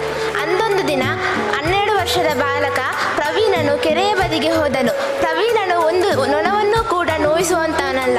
ಆದರೆ ಅಂದು ಕೆರೆಯ ಬದಿಯಲ್ಲಿ ಆತನಿಗೆ ಒಂದು ಕಪ್ಪೆಯನ್ನು ತನ್ನ ಕಾಲಿನಿಂದ ಜಜ್ಜಿದ ಅನುಭವವಾಯಿತು. ಪ್ರವೀಣನ ಮನಸ್ಸಿನಲ್ಲಿ ಆತ ಮಾಡಿದ ಒಂದು ಸಣ್ಣ ತಪ್ಪಿನ ಬಗ್ಗೆ ಪಶ್ಚಾತ್ತಾಪ ಉಂಟಾಯಿತು. ಅಂದು ರಾತ್ರಿ ಅವನು ಮಲಗುವಾಗ ಕೂಡ ಕಪ್ಪೆಯ ಬಗ್ಗೆಯೇ ಚಿಂತಿಸತೊಡಗಿದನು. ಅಂದು ರಾತ್ರಿ ಅವನಿಗೆ ತನ್ನ ಕನಸಿನಲ್ಲಿ ಒಂದು ದೊಡ್ಡ ಗಾತ್ರದ ಕಪ್ಪೆಯು ಪ್ರವೀಣನ ಮನೆಯನ್ನು ಪುಡಿ ಮಾಡುತ್ತಿರುವುದಾಗಿ ಕಂಡಿತು. ಇದರಿಂದ ಭಯಭೀತಗೊಂಡ ಪ್ರವೀಣನು ನಿದ್ದೆಯಲ್ಲಿ ಅಳತೊಡಗಿದನು. ಅಂದು ಪ್ರವೀಣನ ತಂದೆ ಅಶೋಕನು ತನ್ನ ಖಾಸಗಿ ಇಲಾಖೆಯಲ್ಲಿ ಕೆಲಸ ಮುಗಿಸಿ ಮನೆಗೆ ಬರುವಾಗ ರಾತ್ರಿ 10 ಗಂಟೆಯಾಗಿತ್ತು. ಅದಾಗಲೇ ಪ್ರವೀಣನು ಮಲಗಿದ್ದನು. ಪ್ರವೀಣನು ನಿದ್ದೆಯಲ್ಲಿ ಅಳುವುದನ್ನು ಕಂಡು ಅಶೋಕನ ಹೆಂಡತಿಯ ಸ್ಥಿತಿ ಚಿಂತಾಜನಕವಾಗಿತ್ತು. ಮಾರನೇ ದಿನ ಬೆಳಗ್ಗೆ ಅಶೋಕನು ಪ್ರವೀಣನ ಬಳಿ ರಾತ್ರಿ ಅಳುತ್ತಿರುವುದಕ್ಕೆ ಕಾರಣ ಕೇಳಿದಾಗ ಪ್ರವೀಣನು ಕೆರೆಯ ಬದಿಯಲ್ಲಿ ನಡೆದ ಘಟನೆ ಹಾಗೂ ತನ್ನ ಕನಸಿನ ಬಗ್ಗೆ ತಿಳಿಸಿದನು. ಮಗನ ಆತಂಕಕ್ಕೆ ಕಾರಣವನ್ನು ತಿಳಿದುಕೊಂಡ ಅಶೋಕನು ಪ್ರವೀಣನನ್ನು ಕರೆದುಕೊಂಡು ಅದೇ ಕೆರೆಯ ಬದಿ ಹೋದನು. ಅಲ್ಲಿ ಹೋಗಿ ನೋಡಿದಾಗ ಪ್ರವೀಣನು ತುಳಿದು ಬಜ್ಜಿ ಮಾಡಿದ್ದು ಕಪ್ಪೆಯನ್ನೆಲ್ಲ ಅಲ್ಲಿ ಬೆಳೆದಿದ್ದ ಪಾಚಿಯನ್ನು ಎಂದು ತಿಳಿಯಿತು. ಆದರೆ ಪ್ರವೀಣನು ತಾನು ಏನನ್ನು ತುಳಿದೆ ಎಂದು ನೋಡದೆ ತಾಳ್ಮೆಯೇ ಇಲ್ಲದಿದ್ದರಿಂದ ನಾನು ಕಪ್ಪೆಯನ್ನೇ ತುಳಿದೆ ಎಂದು ಭಾವಿಸಿ ಚಿಂತೆಗೆ ಒಳಗಾಗಿದ್ದನು. ಆಗ ಪ್ರವೀಣನಿಗೆ ಯಾವುದೇ ವಿಷಯವನ್ನಾದರೂ ಪರಿಶೀಲಿಸಿ ನೋಡಬೇಕು ಎಂದು ಮನವರಿಕೆಯಾಯಿತು. ಧನ್ಯವಾದಗಳು. ಉತ್ತಮ ಉತ್ತಮವಾಗಿ ಕಥಾಗೋಷ್ಠಿಯನ್ನು ಮಂಡಿಸಿದ ಪ್ರೀತಿ ತಮಗೆ ವಂದನೆಗಳು. ಸ್ಮಿತಾ ಸರಸ್ವತಿ. ದೇವರ ಆಟ. ಸುರೇಶ್ ಖಾಸಗಿ ಕಂಪನಿಯಲ್ಲಿ ಕೆಲಸದಲ್ಲಿದ್ದ. ಅವನ ಕಚೇರಿಯಲ್ಲಿ ಅವನ ಪ್ರಾಮಾಣಿಕ ಕಾರ್ಯವೈಖರಿಯಿಂದ ಎಲ್ಲರ ಮೆಚ್ಚುಗೆ ಪಡೆದಿದ್ದ. ಹೆಂಡತಿ ಹಾಗೂ ಇಬ್ಬರು ಮಕ್ಕಳ ಸುಖಿ ಸಂಸಾರ ಸುರೇಶನದ್ದಾಗಿತ್ತು. ಅವನ ಜೀವನದಲ್ಲಿ ಅವನಿಗಿದ್ದ ಒಂದೇ ಒಂದು ಕನಸೇನೆಂದರೆ ಜೀವನದಲ್ಲಿ ಒಮ್ಮೆಯಾದರೂ ವಿದೇಶ ಪ್ರಯಾಣ ಮಾಡಬೇಕೆಂಬುದಾಗಿತ್ತು. ಆದರೆ ಆತನ ತಿಂಗಳ ಸಂಬಳ, ಮನೆ ಬಾಡಿಗೆ, ಮಕ್ಕಳ ವಿದ್ಯಾಭ್ಯಾಸ, ಮನೆ ಖರ್ಚು ಇತ್ಯಾದಿ ನಿಭಾಯಿಸುವುದರಲ್ಲೇ ಮುಗಿದು ಬಿಡುತ್ತಿತ್ತು. ಇಷ್ಟೆಲ್ಲ ಸಮಸ್ಯೆ ಇದ್ದರೂ ಅವನು ಆ ಒಂದು ಕನಸನ್ನು ಇನ್ನೂ ಕಾಣುತ್ತಲಿದ್ದ. ಹೀಗೆ ಸಮಯ ಸಾಗುತ್ತಿರುವಾಗ ಸುರೇಶನ ಒಂದು ಯೋಜನೆಯಿಂದ ಅವನು ಕೆಲಸ ಮಾಡುತ್ತಿರುವ ಕಂಪನಿ ಬಹಳ ಲಾಭ ಗಳಿಸಿತು. ಇದರಿಂದ ಖುಷಿಗೊಂಡ ಸುರೇಶನ ಮೇಲಾಧಿಕಾರಿಗಳು ಅವನಿಗೆ 15 ದಿನಗಳ ವಿದೇಶ ಪ್ರಯಾಣದ ವ್ಯವಸ್ಥೆಯನ್ನು ಸ್ವತಃ ಕಂಪನಿಯಿಂದಲೇ ಮಾಡಿಕೊಡುವುದಾಗಿ ತಿಳಿಸಿದರು. ಇದನ್ನು ಕೇಳಿದ ಸುರೇಶ ಸ್ವರ್ಗಕ್ಕೆ ಮೂರೇ ಗೇಣು ಎಂಬಂತೆ ಕುಣಿದ. ಮನೆಗೆ ಬಂದ ನಂತರ ಹೆಂಡತಿ ಮಕ್ಕಳೊಂದಿಗೆ ಈ ವಿಷಯವನ್ನು ಹೇಳಿದ. ಅವರ ಸಂತೋಷಕ್ಕೆ ಪಾರವೇ ಇರಲಿಲ್ಲ. ಸುರೇಶನ ವಿದೇಶ ಪ್ರಯಾಣದ 15 ದಿನಗಳ ಮುಂಚೆ ಕಂಪನಿಯೇ ಅವನಿಗೆ ಮತ್ತು ಅವನ ಕುಟುಂಬಕ್ಕೆ ವೀಸಾ ಮತ್ತು ಪಾಸ್ಪೋರ್ಟ್ ನೀಡಿತು. ಹೀಗಿರುವಾಗ ಒಂದು ಮಧ್ಯಾಹ್ನ ಸುರೇಶ ಆಫೀಸ್ನಲ್ಲಿರುವಾಗ ಮನೆಯಿಂದ ಕರೆ ಬರುತ್ತದೆ. ಅದರಲ್ಲಿ ಅವನ ಹೆಂಡತಿ ಅಳುತ್ತಾ ಅವರ ಮಗ ಮನೆ ಎದುರು ರಸ್ತೆಯಲ್ಲಿ ಆಡುತ್ತಾ ಇರುವಾಗ ವಾಹನವೊಂದು ಗುದ್ದಿ ಅಪಘಾತ ನಡೆದ ವಿಷಯ ತಿಳಿಸುತ್ತಾಳೆ. ಈಗ ಆಸ್ಪತ್ರೆಯಲ್ಲಿರುವುದಾಗಿ ತಿಳಿಸುತ್ತಾಳೆ. ವಿಷಯ ತಿಳಿದ ಸುರೇಶನಿಗೆ ಸಿಡಿಲರಗಿದಂತಾಯಿತು. ಕೂಡಲೇ ಸುರೇಶ ಆಸ್ಪತ್ರೆಗೆ ಧಾವಿಸುತ್ತಾನೆ. ಮಗನಿಗೆ ಈ ರೀತಿ ಆಯ್ತಲ್ಲ ಎನ್ನುವ ಸಂಕಟ ಒಂದು ಕಡೆಯಾದರೆ ಅವನ ವಿದೇಶ ಪ್ರಯಾಣಕ್ಕೆ ಇನ್ನು ಕೆಲವೇ ದಿನಗಳಿರುವುದರಿಂದ ಆತಂಕ ಪಡುತ್ತಾನೆ. ಆಸ್ಪತ್ರೆಯಲ್ಲಿ ವೈದ್ಯರು ಜೀವಕ್ಕೆ ಏನೂ ಅಪಾಯ ಇಲ್ಲ, 2 ತಿಂಗಳು ವಿಶ್ರಾಂತಿ ಪಡೆಯಬೇಕು, ಯಾವುದೇ ಪ್ರಯಾಣ ಮಾಡುವಂತಿಲ್ಲ ಎಂದಾಗ ಸುರೇಶನಿಗೆ ನಿಂತ ನೆಲವೇ ಕುಸಿದಂತಾಯಿತು. ಮನೆಗೆ ಬಂದ ನಂತರ ಮಗನ ಮೇಲೆ ಗಮನ ಇಡದ ಕಾರಣ ಹೆಂಡತಿಯ ಮೇಲೆ ಕೋಪಿಸಿಕೊಂಡನು. ಅವಳ ಬೇಜವಾಬ್ದಾರಿಯಿಂದಾಗಿ ತಮಗೆ ದೊರಕಿದ್ದ ಸುವರ್ಣಾವಕಾಶ ಹಾಳಾಗಿ ಹೋಯಿತೆಂದು ಅವಳ ಮೇಲೆ ಕಿಡಿಕಾರಿದನು. ಹಾಸಿಗೆಯಲ್ಲಿ ಮಲಗಿರುವ ಮಗನನ್ನು ಕಂಡಾಗಲೆಲ್ಲ ಅವನ ಕನಸು ನೆನಪಾಗಿ ದುಃಖವಾಗುತ್ತಿತ್ತು. ಅವನು ಕುಟುಂಬ ಸಮೇತ ವಿದೇಶಕ್ಕೆ ಹೋಗಬೇಕಾಗಿದ್ದ ದಿನ ಬಂದಿತು. ತನಗೆ ಹೋಗಲಾಗದಿದ್ದರೂ ವಿಮಾನ ಹೋಗುವುದನ್ನು ನೋಡಲು ವಿಮಾನ ನಿಲ್ದಾಣಕ್ಕೆ ಬಂದನು. ಅದು ಹೋಗುವ ತನಕ ನಿಂತು ನೋಡಿ ವಿಮಾನದಲ್ಲಿ ಪ್ರಯಾಣಿಸಲು ಅದೃಷ್ಟ ಬೇಕು, ಅದು ತನ್ನ ಹಣೆಯಲ್ಲಿ ಬರೆದಿಲ್ಲ ಎಂದುಕೊಂಡು ಮನೆಗೆ ಬಂದ. ಮರುದಿನ ಬೆಳಗ್ಗೆ ಅವನ ಸ್ನೇಹಿತ ಕೇಶವ ಓಡಿಕೊಂಡು ಬಂದ. ಬೆಳ್ಳಂಬೆಳಗ್ಗೆ ಮನೆಗೆ ಬಂದ ಮಿತ್ರನನ್ನು ಕಂಡು ಸುರೇಶನಿಗೆ ಆಶ್ಚರ್ಯವಾಯಿತು. ಕೇಶವ ಏದುಸಿರು ಬಿಡುತ್ತಾ, ಸುರೇಶ, ನೀನು ಹೋಗಬೇಕಿದ್ದ ವಿಮಾನ ಪತನವಾಗಿ ಅದರಲ್ಲಿದ್ದವರೆಲ್ಲ ಸುಟ್ಟು ಭಸ್ಮವಾಗಿದ್ದಾರೆ, ಈ ಪತ್ರಿಕೆ ನೋಡು ಎಂದು ಪತ್ರಿಕೆಯನ್ನು ಸುರೇಶನ ಕೈಗೆ ನೀಡಿದ. ಪತ್ರಿಕೆಯನ್ನು ಓದಿದ ಸುರೇಶನಿಗೆ ಏನು ಉತ್ತರಿಸಬೇಕೆಂದು ತಿಳಿಯಲಿಲ್ಲ. ಸಂತೋಷದಿಂದ ಅವನ ಬಾಯಿಂದ ಮಾತೇ ಹೊರಡಲಿಲ್ಲ. ಅಂದಿನ ಆ ಚಿಕ್ಕ ಅಪಘಾತದಿಂದಾಗಿ ನಾನು ಮತ್ತು ನನ್ನ ಕುಟುಂಬ ಇಂದು ಈ ದೊಡ್ಡ ಅಪಘಾತದಿಂದ ಪಾರಾದೆವು ಎಂದು ದೇವರಿಗೆ ಮನದಲ್ಲೇ ವಂದಿಸಿದನು. ಆಗ ದೇವರ ಆಟ ಬಲ್ಲವರಾರು ಎಂಬ ಹಾಡು ರೇಡಿಯೋದಲ್ಲಿ ಮೊಳಗುತ್ತಿತ್ತು. ಧನ್ಯವಾದಗಳು. ಮನದ ಕಲ್ಪನೆಯನ್ನ ಪದಗಳಿಂದ ಪೋಣಿಸಿ ಕಥೆಯನ್ನು ಹೆಣೆದ ಸ್ಮಿತಾ ಸರಸ್ವತಿ, ವಂದನೆಗಳು. ನಿಶಿತ್ ಜಿ.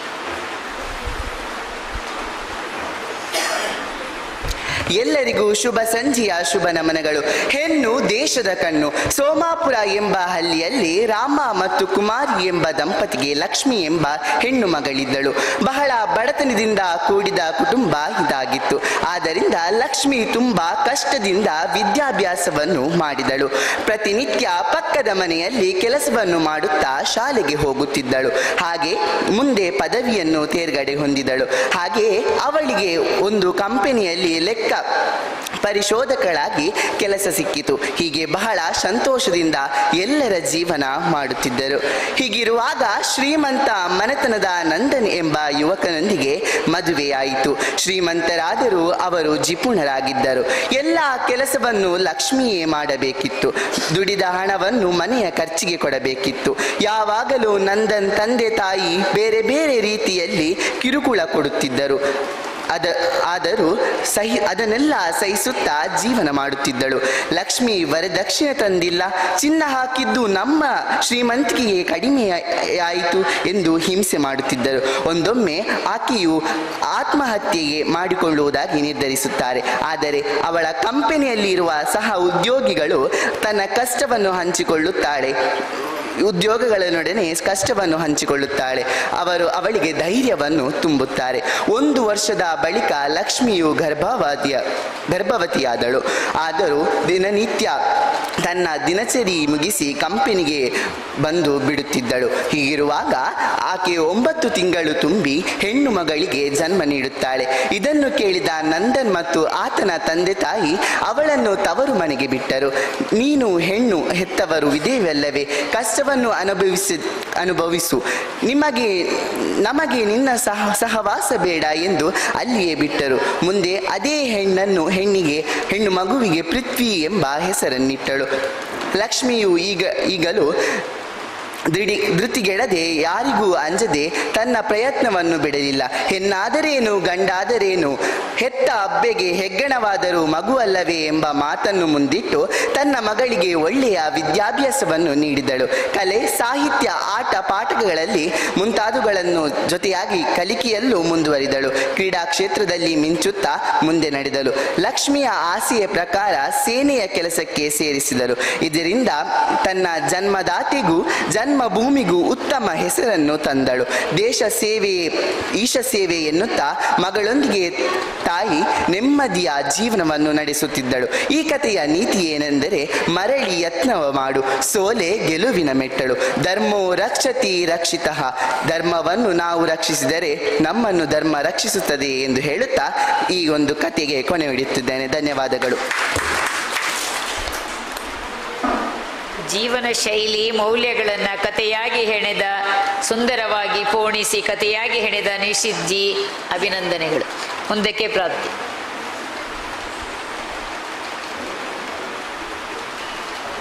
ಪುನರ್ಮಿಲನ. ಸಂಧ್ಯಾಳ ದೇಹ ವಿಪರೀತ ದಣಿದಿತ್ತು. ರಾತ್ರಿ ಬಹಳ ಹೊತ್ತು ಒಂದು ಅಪಘಾತ ನಡೆದ ಸುಮಾರು 60 ವರ್ಷದ ಹೆಂಗಸಿನ ಶಸ್ತ್ರಚಿಕಿತ್ಸೆ ನಡೆಸುವ ಅನಿವಾರ್ಯವಿತ್ತು. ಹಾಗಾಗಿ ಬೆಳಗಿನ ಜಾವ ಬಹಳ ಹೊತ್ತಿನವರೆಗೂ ಎಚ್ಚರವಾಗಿರಲಿಲ್ಲ.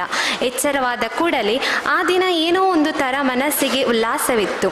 ಏಕೆಂದರೆ ರಾತ್ರಿ ಶಸ್ತ್ರಚಿಕಿತ್ಸೆ ಮಾಡಿದ ಆ ಹೆಂಗಸಿನ ಮುಖಭಾವ ಅವಳ ಮನಸ್ಸನ್ನು ಮುದಗೊಳಿಸಿತ್ತು. ಬೆಳಗಿನ ತಿಂಡಿಯ ಬಳಿಕ ತಂಗಿ ಸ್ನೇಹಾಳ ಜೊತೆ ಸ್ವಲ್ಪ ಹೊತ್ತು ಸಂಭಾಷಣೆ ತೊಡಗಿದ್ದಳು. ಅವಳ ತಂಗಿ ಮಂಗಳೂರಿನಲ್ಲಿ ಪ್ರಸಿದ್ಧ ವಕೀಲ ವೃತ್ತಿಯಲ್ಲಿದ್ದಳು. ಬಳಿಕ ತಂದೆ ಕರೆಯ ಮೇಲೆ ಊರಿಗೆ ಹೊರಟಳು. ಊರಿನಲ್ಲಿ ಸ್ನೇಹಾಳ ಜೊತೆ ತಂದೆ ಶಿವರಾಮ್ ವಾಸಿಸುತ್ತಿದ್ದರು. ಬೆಂಗಳೂರಿನ ಟ್ರಾಫಿಕ್ ಮುಗಿದು ಪೇಟೆಯ ಹೊರವಲಯ ತಲುಪಲು ಬಹಳ ಸಮಯ ಹಿಡಿಯಿತು. ಹಾಗೆಯೇ ಸಂಧ್ಯಾಳ ಲೋಚನಾ ಲಹರಿ ಅವಳ ಬಾಲ್ಯದ ಕಡೆಗೆ ಜಾರಿತು. ಅವಳ ಬಾಲ್ಯದ ಸಣ್ಣ ಗುಡಿಸಲಿನ ಮನೆಯಲ್ಲಿ ಅವಳು, ಸ್ನೇಹ, ಶಿವರಾಮ್ ಮತ್ತು ತಾಯಿ ಗೀತಾ ಇವರೊಂದಿಗೆ ವಾಸವಿದ್ದರು. ಶಿವರಾಮ್ ಮತ್ತು ಗೀತಾ ಇಬ್ಬರು ಹೋಟೆಲ್ ಕೆಲಸಕ್ಕೆ ಹೋಗುತ್ತಿದ್ದರು. ಅವಳ ತಂದೆ ಕಾರಣಾಂತರದಿಂದ ಸಣ್ಣ ವಯಸ್ಸಿನಲ್ಲಿ ಮನೆ ಬಿಟ್ಟು ಪೇಟೆ ಸೇರಿ ಹೋಟೆಲ್ ಕೆಲಸಕ್ಕೆ ಸೇರಿಕೊಂಡಿದ್ದರು. ಮತ್ತೆ ಅದೇ ಬೆಂಗಳೂರು ಹೋಟೆಲಿಗೆ ಬರುತ್ತಿದ್ದ ಅಂತರ್ಜಾತಿ ಮಹಿಳೆಯೊಂದಿಗೆ ವಿವಾಹವಾದರು. ಆ ಬಳಿಕ ಊರಿನ ಕಡೆ ತೆರಳದೆ ಕೆಲವು ವರ್ಷ ಬೆಂಗಳೂರಿನಲ್ಲೇ ಉಳಿದರು. ಇದರ ನಡುವೆ ಪ್ರಯಾಣದ ಮಧ್ಯೆ ರಾತ್ರಿ ಶಸ್ತ್ರಚಿಕಿತ್ಸೆ ನಡೆಸಿದ ಆ ಹೆಂಗಸಿನ ಮುಖಭಾವ ಅವಳ ಮನಸ್ಸು ಮತ್ತು ಹೃದಯದಲ್ಲಿ ಹತ್ತಿರದ ಸಂಬಂಧ ಇದೆ ಎಂದು ಆಯಿತು. ತಾಯಿ ಇಲ್ಲದೇ ಇರುವುದರಿಂದ ಈ ರೀತಿ ಯೋಚನೆ ಬಂದಿತ್ತೇನೋ ಎಂದು ಅವಳಿಗೆ ಅನಿಸಿತು. ಸಂಧ್ಯಾಳ ತಾಯಿ ಇದ್ದಿದ್ದರೆ ಅದೇ ವಯಸ್ಸಿನಲ್ಲಿ ಇರುತ್ತಿತ್ತು. ಸ್ನೇಹಾಳೊಂದಿಗೆ ಜಗಳ ಮಾಡಿದಾಗ ಗದರುತ್ತಿದ್ದ ತಾಯಿ ಅಷ್ಟೇ ಮುದ್ದು ಕೂಡ ಮಾಡುತ್ತಿದ್ದಳು. ಸಂಧ್ಯಾ ಓದಿನಲ್ಲಿ ಬಹು ಜಾಣೆ ಇದ್ದ ಕಾರಣ ವೈದ್ಯಕೀಯ ಕಲಿಯಲು ಬಹುಬೇಗನೆ ಸೀಟು ಸಿಕ್ಕಿತ್ತು. ಕಾರು ತಿರುವು ರಸ್ತೆಯಲ್ಲಿ ನಿಧಾನವಾಗಿ ಚಲಿಸಿದಾಗ ಊರು ತಲುಪಿತೆಂದು ತಿಳಿಯಿತು. ಸಂಧ್ಯಾಳ ತಂದೆ ಹುಟ್ಟೂರು ಆದ ಮಂಗಳೂರಿನ ಸಣ್ಣ ಕಾರ್ಯಕ್ರಮದಲ್ಲಿ ಭಾಗಿಯಾಗಿ ಮತ್ತೆ ಮರುದಿನ ಸಂಧ್ಯಾ ವೈದ್ಯಕೀಯ ಕೆಲಸಕ್ಕೆ ಬೆಂಗಳೂರಿಗೆ ಹೊರಟಳು. ಕರ್ತವ್ಯಕ್ಕೆ ಹಾಜರಾದ ತಕ್ಷಣ ಶಸ್ತ್ರಚಿಕಿತ್ಸೆ ಮಾಡಿದ ಆ ಹೆಂಗಸಿನ ಆರೋಗ್ಯದ ಬಗ್ಗೆ ವಿಚಾರಿಸಿದಳು. ಸಂಧ್ಯಾಳ ಸಂಧ್ಯಾಳ ತಂದೆ ಬೆಂಗಳೂರಿನಲ್ಲಿ ಸುಮಾರು ವರ್ಷ ಸಂಸಾರ ಹೂಡಿದ್ದರು. ಸಂಧ್ಯಾ ಮತ್ತು ಸ್ನೇಹ ಆಗ ಬಹಳ ಸಣ್ಣವರಾಗಿದ್ದರು. ಈ ನಡುವೆ ಸಂಧ್ಯಾಳ ತಂದೆಗೆ ಊರಿನ ಕಡೆ ಮರಳುವ ಮನಸ್ಸಾಯಿತು. ಸಂಧ್ಯಾಳ ಅಪ್ಪನಿಗೆ ಅವರ ಅಪ್ಪ ಅಮ್ಮನ ನೆನಪು ವಿಪರೀತವಾಗಿ ಕಾಡಿತ್ತು. ಮಂಗಳೂರಿನ ಮೂಲ ಮನೆಗೆ ಮರಳಲು ಅವರು ವಿವಾಹದ ಸಮಸ್ಯೆ ಅಡ್ಡಿಯಾಯಿತು. ಸಂಧ್ಯಾಳ ತಂದೆ ಉಪಾಯ ಮಾಡಿ ಒಂದು ದಿನ ಸಂಧ್ಯಾಳ ತಾಯಿಯನ್ನು ದೂರದ ಸಂಬಂಧಿಯ ಮನೆಗೆ ಕಳುಹಿಸಿ 2 ದಿನದಲ್ಲಿ ಬರುತ್ತೇನೆಂದು ಹೇಳಿ ಬಂದರು. ಈ ನಡುವೆ ಊರಿನ ಕಡೆ ಸಂಧ್ಯಾ ಮತ್ತು ಸ್ನೇಹಾಳ ಜೊತೆ ಹೊರಟರು. ಸಂಧ್ಯಾಳ ತಂದೆ ಮತ್ತು ಬೆಂಗಳೂರಿಗೆ ಎಂದೂ ಹೋಗದೆ ಮಂಗಳೂರಿನಲ್ಲೇ ಉಳಿದುಕೊಂಡರು. ಕ್ರಮೇಣ ಸಂಧ್ಯಾ ಮತ್ತು ಸ್ನೇಹಳಿಗೆ ತಾಯಿ ನೆನಪು ಕಡಿಮೆಯಾದಂತೆ ಅವರ ಅಪ್ಪ ಅವರಲ್ಲಿ ತಾಯಿ ಇಲ್ಲವಾಗಿದ್ದಾಳೆ ಎಂದಿದ್ದರು. ಬಿಟ್ಟು ಬಂದ ಸಂಧ್ಯಾಳ ತಾಯಿ ಬೆಂಗಳೂರಿನಲ್ಲೇ ಉಳಿದು ಕ್ರಮೇಣ ಒಂದು ಪ್ರಾಂಶುಪಾಲರ ಮನೆಯಲ್ಲಿ ಕೆಲಸಕ್ಕೆ ಸೇರಿಕೊಂಡು ಅಲ್ಲಿಯೇ ಉಳಿದರು. ಆ ಪ್ರಾಂಶುಪಾಲರು ತಂದೆ ತಾಯಿಯನ್ನು ಕಳೆದುಕೊಂಡಿದ್ದರು. ಹಾಗಾಗಿ ಅವರು ಸಂಧ್ಯಾಳ ತಾಯಿಯನ್ನು ಕೆಲಸದವಳ ರೂಪದಲ್ಲಿ ನೋಡದೆ ತಾಯಿಯಷ್ಟೇ ಅಕ್ಕರೆ ನೋಡಿಕೊಳ್ಳುತ್ತಿದ್ದರು. ಒಂದು ದಿನ ಪ್ರಾಂಶುಪಾಲರು ಸಂಧ್ಯಾಳ ತಾಯಿಯೊಂದಿಗೆ ಪ್ರಯಾಣ ಮಾಡುವಾಗ ಅಪಘಾತಕ್ಕೆ ಸಂಧ್ಯಾಳ ತಂದೆ ಆಸ್ಪತ್ರೆಗೆ ಸೇರಿಕೊಂಡರು. ಆ ಮುಖಭಾವವನ್ನು ಸಂಧ್ಯಾ ನೋಡುತ್ತಾ ಆಳವಾಗಿ ವಿಚಾರಿಸುತ್ತಾ ಹೋದಂತೆ ಅವಳಿಗೆ ಅವಳ ತಾಯಿ ಎಂದು ತಿಳಿಯಿತು. ಕೂಡಲೇ ಅವಳು ತಂದೆಗೆ ಕರೆ ಮಾಡಿ ನನ್ನ ತಾಯಿ ನನಗೆ ಸಿಕ್ಕಿರುವರು ಎಂದು ತಿಳಿಸಿದಳು. ಬಳಿಕ ಊರಿನಲ್ಲಿ ಅಜ್ಜ ಅಜ್ಜಿ, ಚಿಕ್ಕಪ್ಪ ಚಿಕ್ಕಮ್ಮ, ದೊಡ್ಡಮ್ಮರು ತಾಯಿಯ ಬಗ್ಗೆ ವಿವರಿಸಿ ಅವರೆಲ್ಲರನ್ನು ತಕ್ಷಣವೇ ಸಂತೋಷದಿಂದ ಊರಿಗೆ ಬರಲು ಒಪ್ಪಿಗೆ ನೀಡಿದರು. ಪ್ರಾಂಶುಪಾಲರಲ್ಲಿ ವಿಚಾರ ತಿಳಿಸಿದಾಗ ಅವರು ಸಂಧ್ಯಾಳ ತಾಯಿಯನ್ನು ಮಂಗಳೂರಿಗೆ ಕಳಿಸಲು ಬಹಳ ಬೇಜಾರದಿಂದ ಒಪ್ಪಿಕೊಂಡರು. ಸಂಧ್ಯಾಳ ತಂದೆಯಾದ ಶಿವರಾಮ್ ಮತ್ತು ತಮ್ಮ ಮಕ್ಕಳಲ್ಲಿ ಹೆಂಡತಿಯಲ್ಲಿ ಕ್ಷಮೆ ಯಾಚಿಸಿದರು. ನಂತರ ಸಂಧ್ಯಾಳ ತಾಯಿಯಾದ ಗೀತಾಳನ್ನು ಬಹಳ ಪ್ರೀತಿಯಿಂದ ಬರಮಾಡಿಕೊಂಡರು. ಈಗ ಅವರೆಲ್ಲರೂ ಬಹಳ ಸುಂದರವಾಗಿ ಜೀವನ ನಡೆಸುತ್ತಿದ್ದಾರೆ. ಅಂತಿಮವಾಗಿ ಈ ರೀತಿಯಲ್ಲಿ ಅವರ ಪುನರ್ಮಿಲನವಾಯಿತು. ಧನ್ಯವಾದಗಳು. ಪ್ರೀತಿ, ಹೊಂದಾಣಿಕೆ, ಒಗ್ಗೂಡುವ ಮನಸ್ಸು, ಈ ಮೌಲ್ಯಗಳನ್ನು ಸೇರಿಸಿ ಕಥೆಯನ್ನು ಹೆಣೆದ ಪ್ರಾಪ್ತಿ, ತಮಗಿದೋ ಧನ್ಯವಾದಗಳು. ಮುಂದಕ್ಕೆ ಅಧ್ಯಕ್ಷರ ಮನದಾಳದ ಮಾತುಗಳು.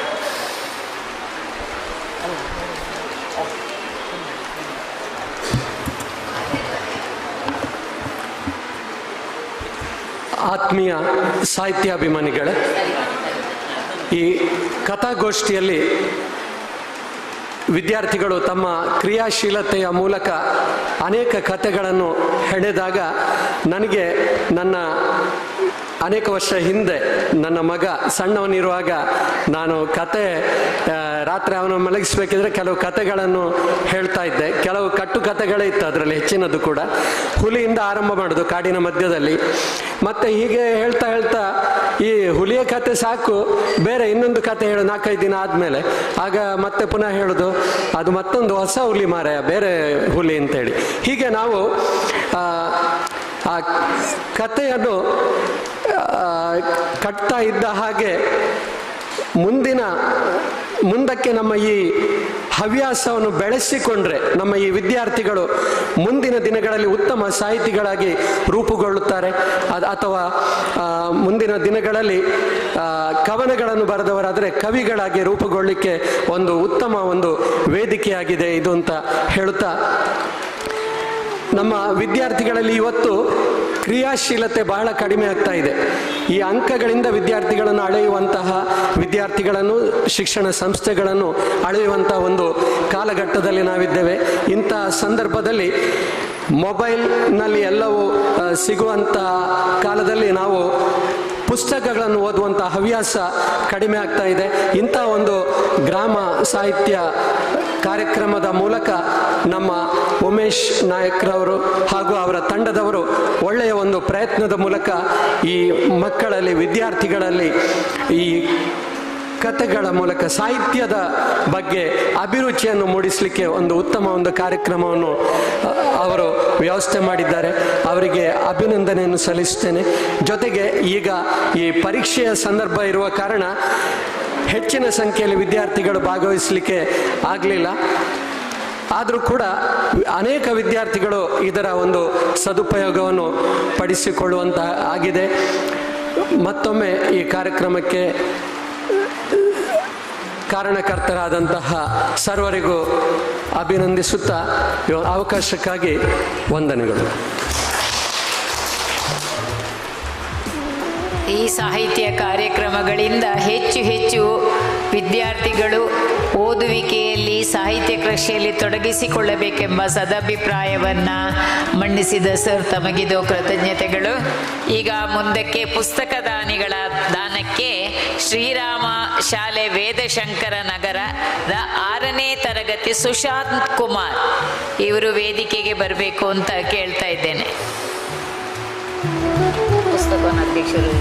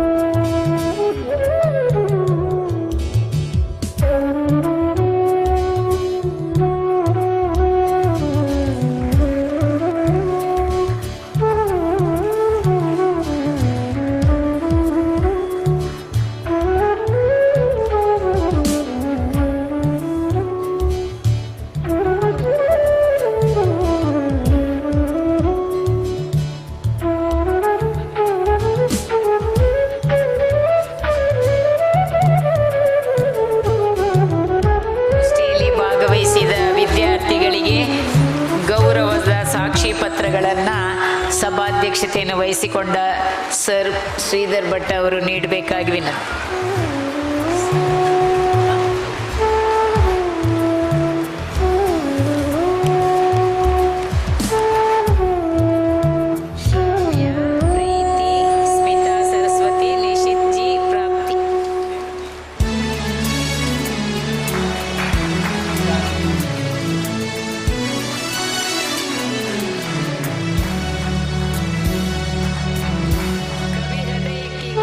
ಸೊಬಗು ಬಹಳ ವಿರಳ, ಮನಕ್ಕೆ ಹಿತವಾದ ಪ್ರಿಯವಾದ, ದುಃಖದಲ್ಲೂ ಸುಖ ಕಾಣುವ ವಿಶಾಲ ಚಿಂತನೆಗಳ ಚಿತ್ತಾರ ಧನಾತ್ಮಕತೆ, ಇವೆಲ್ಲದರ ಸಮ್ಮಿಲನ ಭಾವರಸಕ್ಕೆ ಕನಸುಗಳ ಸಿಹಿ ರಸ ಸೇರಿಸಿ ಕರ್ಣಗಳಿಗೆ ಆಹ್ಲಾದಕರ ರಸದೌತಣ ನೀಡುವುದೇ ನಮ್ಮ ಗುರಿ. ಸಾಮಾಜಿಕ ಸ್ವಾಸ್ಥ್ಯ, ಆರೋಗ್ಯಕರ ಬೆಳವಣಿಗೆ, ಭ್ರಾತೃತ್ವ, ನಾವೆಲ್ಲ ಒಂದೇ ಎಂಬ ಭಾವೈಕ್ಯತೆ, ನಾವು ನೀವು ಎಲ್ಲರೂ ಒಂದಾಗಿ ಮುಂದೆ ಸಾಗುವ ಯುವಶಕ್ತಿ ರಾಷ್ಟ್ರದ ಬಲಿಷ್ಠ ಶಕ್ತಿಯಾಗಲಿ, ಸ್ವಾಭಿಮಾನದ ಬದುಕು ಎಲ್ಲರದಾಗಲಿ. ಜೈ ಭುವನೇಶ್ವರಿ, ಜೈ ಭಾರತ ಮಾತೆ. ಧನ್ಯೋಸ್ಮಿ.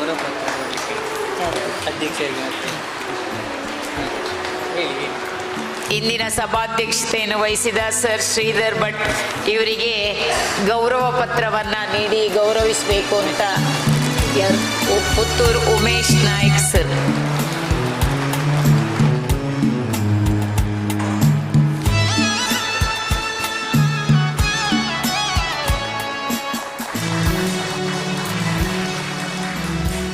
ಹಾಗೆ ನಮ್ಮ ಮೇಡಮ್ ಶ್ರೀಮತಿ ಸಂಶನ್ ಬೇಗ, ಮುಖ್ಯ ಉಪಾಧ್ಯಾಯರು, ಇಂಡಿಯನ್ ಸ್ಕೂಲ್ ಆಂಗ್ಲ ಮಾಧ್ಯಮ ಶಾಲೆ. Thank you sir.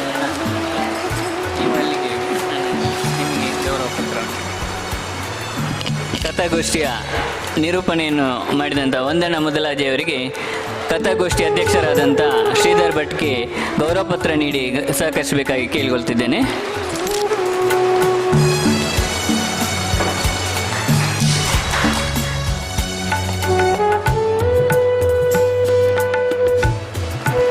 ಇಲ್ಲಿಗೆ ಕಥಾಗೋಷ್ಠಿ ಮುಗಿಯಿತು. ಇನ್ನು ಸಾರ್ವಜನಿಕ ವಿಭಾಗದ ಕವಿಗೋಷ್ಠಿ ಇದೇ ವೇದಿಕೆಯಲ್ಲಿ ನಡೆಯಲಿಕ್ಕಿದೆ. ಅದರ ನಿರೂಪಣೆಯನ್ನು ಶ್ರೀ ವಿಜಯಕುಮಾರ್ ಕಲ್ಲಳಿಕೆ ಅವರು ನಿರ್ವಹಿಸಲಿದ್ದಾರೆ. ವೇದಿಕೆ ವಿಜಯಕುಮಾರ್ ಕಲ್ಲಳಿಕೆ ಅವರಿಗೆ.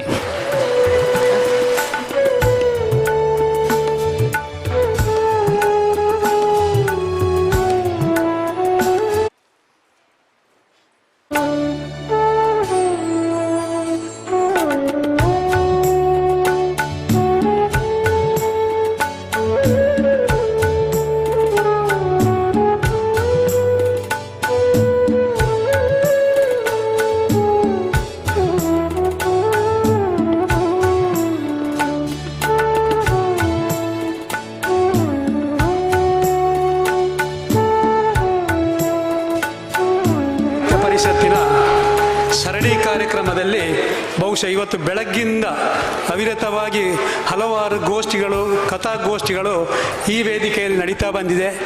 ಈಗ ಬಹುಶಃ ಗೋಷ್ಠಿಗಳಲ್ಲಿ ಕೊನೆಯ ಗೋಷ್ಠಿ ಸಾಹಿತ್ಯ ಸಾರ್ವಜನಿಕ ಕಥಾಗೋಷ್ಠಿ.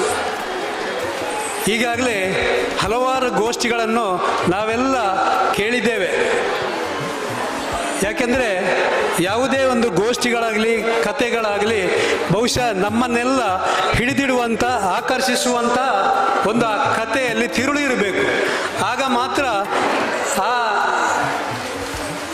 ಕಥೆಗೆ ಆಗಲಿ ಆ ವೇದಿಕೆಗೆ ಆಡಿಯನ್ಸ್ಗಳು ಬರ್ತಾರೆ ಅಂತ ಹೇಳೋದು ನಮ್ಮ ನಂಬಿಕೆ.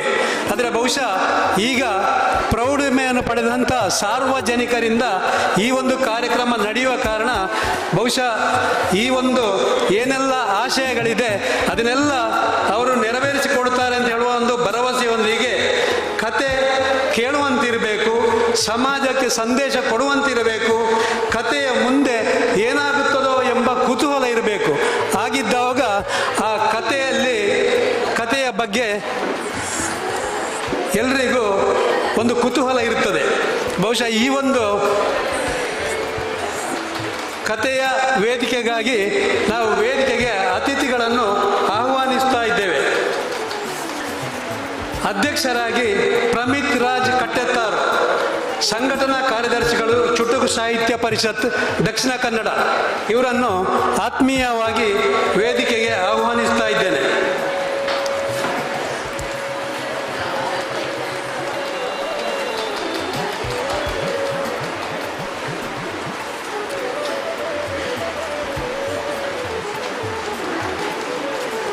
ಅದೇ ರೀತಿಯಾಗಿ ಇನ್ನೋರ್ವ ಅತಿಥಿಗಳು ಅಂಬಾ ಪ್ರಸಾದ್ ಪಾದಾಳ, ಹಿರಿಯ ಯಕ್ಷಗಾನ ಕಲಾವಿದರು, ಇಲ್ಲೇ ಸ್ಥಳೀಯರಾದಂತಹ ಅಂಬಾ ಪ್ರಸಾದ್ ಪಾದಾಳ ಅವರನ್ನು ವೇದಿಕೆಗೆ ಆಹ್ವಾನಿಸ್ತಾ ಇದ್ದೇನೆ. ಇನ್ನೋರ್ವರು ವೀಣಾ ಪ್ರಸಾದ್ ಕಜೆ, ಪದವಿ ಕಾಲೇಜಿನ ಉಪನ್ಯಾಸಕರು, ಇವರು ಕೂಡ ಅತಿಥಿಯಾಗಿ ವೇದಿಕೆಗೆ ಬರಬೇಕಾಗಿ ಕೇಳಿಕೊಳ್ತಾ ಇದ್ದೇನೆ.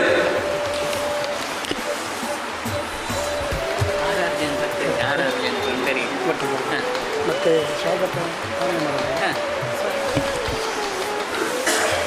ಈಗ ಈ ಕಾರ್ಯಕ್ರಮದಲ್ಲಿ ಒಟ್ಟು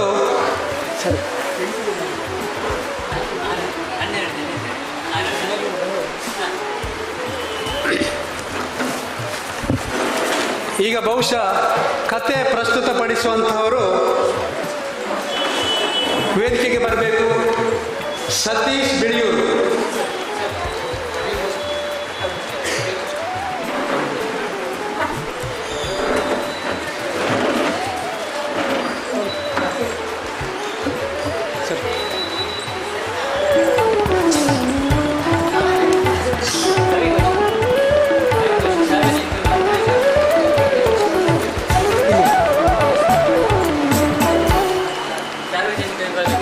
ಕವಿಗೋಷ್ಠಿ.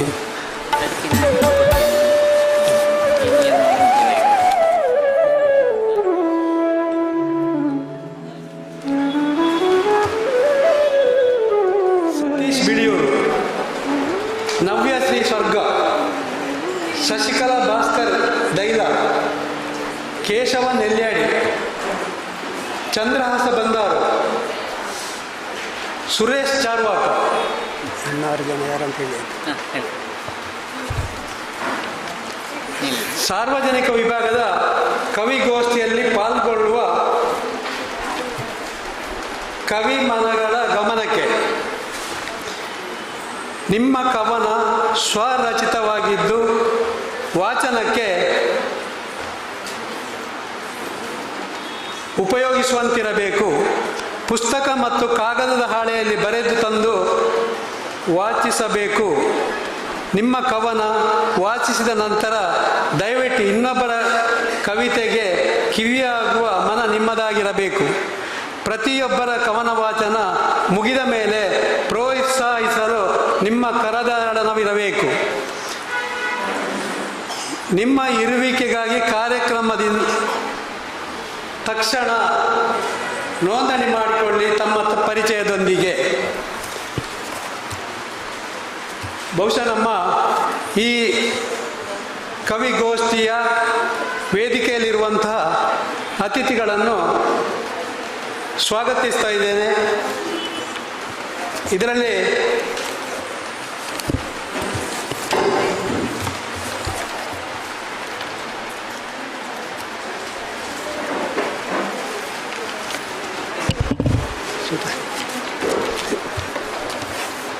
ಈ ಒಂದು ಕಾರ್ಯಕ್ರಮದ ಅಧ್ಯಕ್ಷೆಯನ್ನು ಪ್ರಮೀತ್ ರಾಜ್ ಕಟ್ಟೆತಾರ್ ಇವರು ವಹಿಸಿಕೊಂಡು ಈ ಕಾರ್ಯಕ್ರಮ ನಡೆಸಿಕೊಳ್ಳಬೇಕಾಗಿ ಅವರಲ್ಲಿ ಕೇಳಿಕೊಳ್ತಾ ಇದ್ದೇನೆ.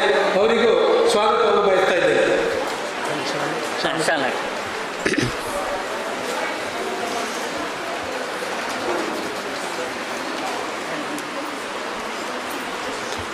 ಅದೇ ರೀತಿಯಾಗಿ ಮುಖ್ಯ ಅತಿಥಿಗಳಾಗಿ ಭಾಗವಹಿಸುವಂತಿರುವವರು ಅಂಬಾ ಪ್ರಸಾದ್ ಪಾದಾಳ, ಹಿರಿಯ ಯಕ್ಷಗಾನ ಕಲಾವಿದರು. ಇನ್ನೋರ್ವರು ವೀಣಾ ಪ್ರಸಾದ್ ಕಜೆ, ಪದವಿ ಕಾಲೇಜಿನ ಉಪನ್ಯಾಸಕರು.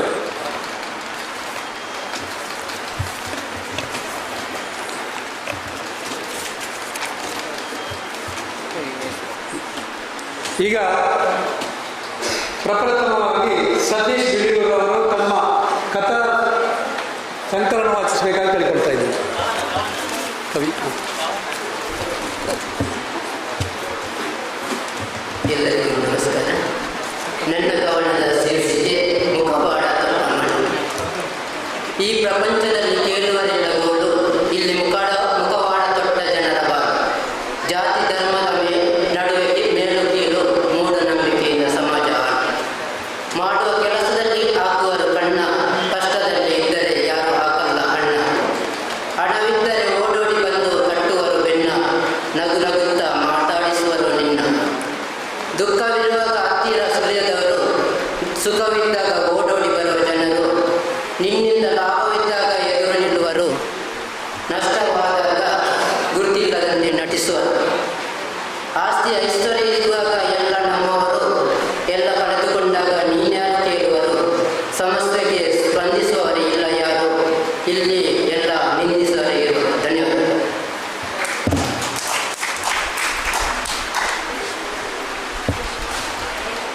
ಮುಂದಿನ ಕವನವನ್ನು ನವ್ಯ ಶ್ರೀಪಾದ ಇವರು ಹೆಚ್ಚಿಸಬೇಕಾಗಿ ಕೇಳ್ಕೊಳ್ತಾರೆ.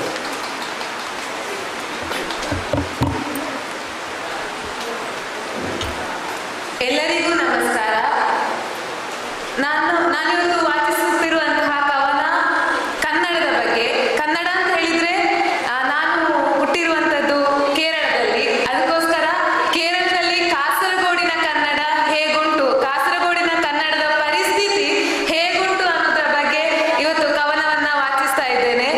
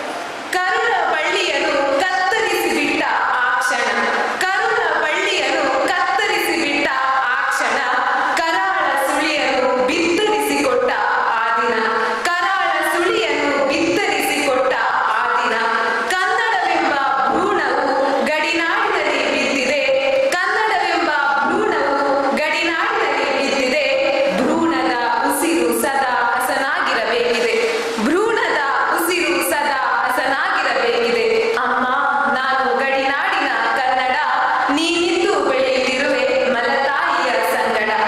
ಸೆರೆಮನೆಯೊಳಗಿರುವ ನನ್ನ ಹೊರತರುವವರಾರು, ಸೆರೆಮನೆಯೊಳಗಿರುವ ನನ್ನ ಹೊರತರುವವರಾರು, ಲೇಖನಿಯಿಂದಲೇ ಹೋರಾಡಿದರು ಪೈಗಳು ಕೈಯಾರರು, ಲೇಖನಿಯಿಂದಲೇ ಹೋರಾಡಿದರು ಪೈಗಳು ಕೈಯಾರರು. ಗಡಿಯ ಕುಡಿಯ ಬದುಕಿಂದು ಅತಂತ್ರ, ಗಡಿಯ ಕುಡಿಯ ಬದುಕಿಂದು ಅತಂತ್ರ, ಮೊಳಗಬೇಕು ಎಲ್ಲರ ಬಾಯಲ್ಲಿ ಕನ್ನಡದ ಮಂತ್ರ. ಅಮ್ಮ ನಾನು ಗಡಿನಾಡಿನ ಕನ್ನಡ, ನೀನಿದ್ದು ಬೆಳೆಯುತ್ತಿರುವೆ ಮಲತಾಯಿಯ ಸಂಗಡ. ಅಗ್ನಿಗರ್ಭದ ಒಡಲಲ್ಲಿ ಬೇಯುತ್ತಿರುವೆ ನಾನು, ಅಗ್ನಿಗರ್ಭದ ಒಡಲಲ್ಲಿ ಬೇಯುತ್ತಿರುವೆ ನಾನು, ಹರ್ಷಭರಿತ ವರ್ಷಧಾರೆಯ ಹನಿಗಳಿಗೆ ಕಾಯುತ್ತಿರುವೆನು, ಹರ್ಷಭರಿತ ವರ್ಷಧಾರೆಯ ಹನಿಗಳಿಗೆ ಕಾಯುತ್ತಿರುವೆನು.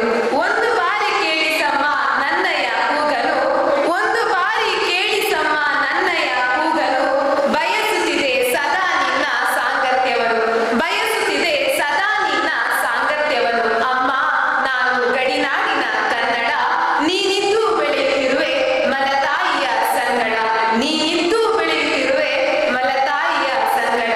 ಅವಕಾಶಕ್ಕಾಗಿ ಧನ್ಯವಾದಗಳು. ವಂದನೆಗಳು ನವ್ಯಶ್ರೀಯವರಿಗೆ. ಇನ್ನು ಮುಂದಿನ ಕವನವನ್ನು ಶಶಿಕಶ ಭಾಸ್ಕರ ದೈವ ಇವರು ವಾಚಿಸಬೇಕಾಗಿ ತಿಳ್ಕೊಳ್ತಾ ಇದ್ದರು.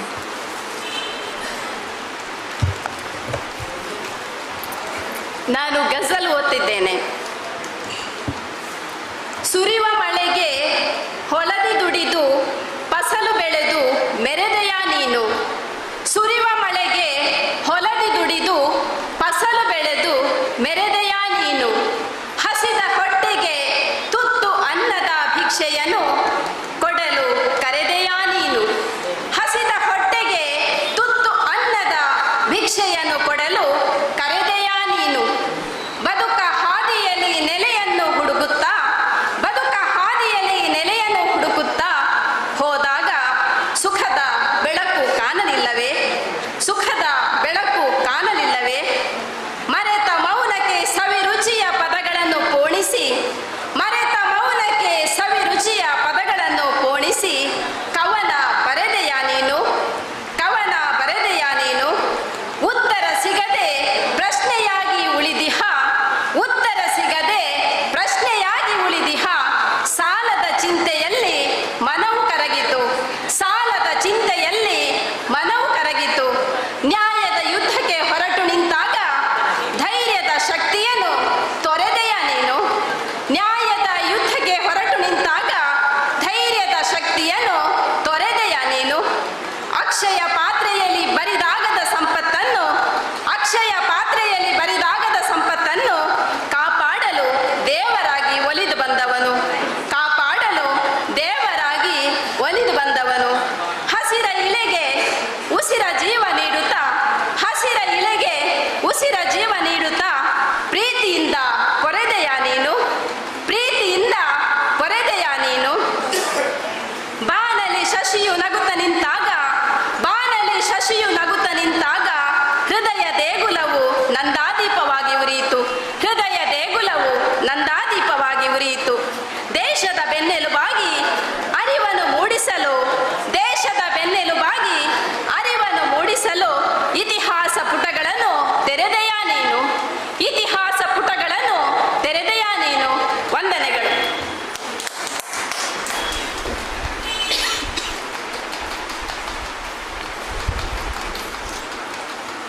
ವಂದನೆಗಳು ಭಾಸ್ಕರ್, ಶಶಿಕಲಾ ಭಾಸ್ಕರ್ ಅವರೇ. ಇವರು ಬಹುಶಃ ಮಂಜೇಶ್ವರದಿಂದ ಬಂದು ಇಲ್ಲಿ ಕವನ ವಾಚಿಸಿದ್ದಾರೆ. ವಂದನೆಗಳು. ಇನ್ನು ಮುಂದೆಗೆ ಕೇಶವ ನೆಲ್ಯಾಡಿಯವರು.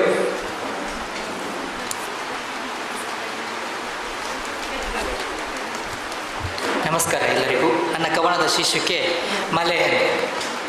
ಹನಿ ಹನಿ ಮಲೆ ಬೀಳುವ ಸಮಯದಲ್ಲಿ ಮೈ ಬಿಸಿಯಾದಂತೆ ಹೊಸ ನೆನಪುಗಳು ಮೂಡಿತು. ಹನಿ ಹನಿ ಮಲೆ ಬೀಳುವ ಸಮಯದಲ್ಲಿ ಮೈ ಬಿಸಿಯಾದಂತೆ ಹೊಸ ನೆನಪುಗಳು ಮೂಡಿತು. ಹೊಸ ಕನಸಿನೊಂದಿಗೆ ಬರುವ ಮಲೆ ಹಾಡಿನ ಸಾಲುಗಳನ್ನು ಬರೆಯಲು ಹೇಳಿತು. ಹೊಸ ಕನಸಿನೊಂದಿಗೆ ಬರುವ ಮಳೆಯ ಹಾಡಿನ ಸಾಲುಗಳನ್ನು ಬರೆಯಲು ಹೇಳಿತು. ಬಿರುಸಾಗಿ ಬರುವ ಮಳೆಯ ಹನಿ ಭೂಮಿಗೆ ತಂಪಾಗಿ ಹರುಷದಲ್ಲಿ ಕುಣಿಯುತ್ತಿತ್ತು. ಬಿರುಸಾಗಿ ಬರುವ ಮಳೆಯ ಹನಿ ಭೂಮಿಗೆ ತಂಪಾಗಿ ಹರುಷದಲ್ಲಿ ಕುಣಿಯುತ್ತಿತ್ತು. ಧನ್ಯವಾದಗಳು.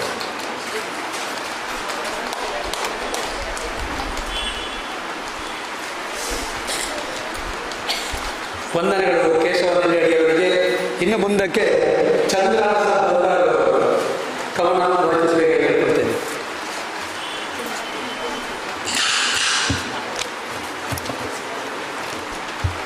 ಎಲ್ಲರಿಗೂ ನಮಸ್ಕಾರ.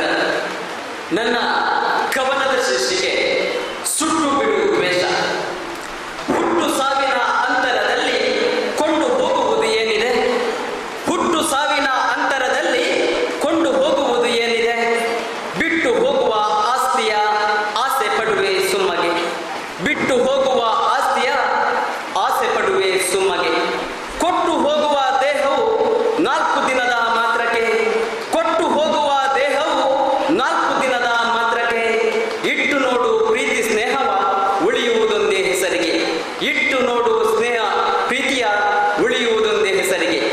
ಸುಟ್ಟು ಬಿಡು ದ್ವೇಷವ ಸಹೃದಯಿ ಮನುಜನೆ. ಸುಟ್ಟು ಬಿಡು ದ್ವೇಷವ ಸಹೃದಯಿ ಮನುಜನೆ. ಒಟ್ಟು ಸೇರಿ ಬರುವರ್ಯಾರು ಕೊನೆಗೆ ನಿನ್ನ ಜೊತೆಗೆ. ಒಟ್ಟು ಸೇರಿ ಬರುವರ್ಯಾರು ಕೊನೆಗೆ ನಿನ್ನ ಜೊತೆಗೆ. ಅವಕಾಶಕ್ಕಾಗಿ ಧನ್ಯವಾದಗಳು. ವಂದನೆಗಳು ಚಂದ್ರಾಸರವರಿಗೆ. ಇನ್ನು ಮುಂದಕ್ಕೆ ಸುರೇಶ ಚಾರ್ವಾಕ ಇವರಿಂದ ಕವನ ವಾಚನ.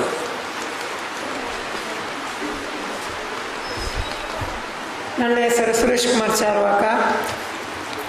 ನಿಂದಿಸುವವರಿಗೆ ಬರವಿಲ್ಲ ಈ ಜಗದಲ್ಲಿ. ನಿಂದಿಸುವವರಿಗೆ ಬರವಿಲ್ಲ ಈ ಜಗದಲ್ಲಿ. ಅಲ್ಲಿಯವರೆಗೂ ಕೊರತೆಯೇ ಲೋಕದಲ್ಲಿ. ಅಲ್ಲಿಯವರೆಗೆ ಕೊರತೆಯೇ ಲೋಕದಲ್ಲಿ. ತಿರಸ್ಕಾರಕ್ಕೆ ಜಡವಾಗಿ ಬಿಡದೆ ಸಮಾಜದಲ್ಲಿ. ತಿರಸ್ಕಾರಕ್ಕೆ ಜಡವಾಗಿ ಬಿಡದೆ ಸಮಾಜದಲ್ಲಿ. ನಿಂದನೆ ಕೋಪಗಳಿಗೆ ಅಂಜದೆ ಕೊರಗದಿರು ಮೂಲೆಯಲ್ಲಿ.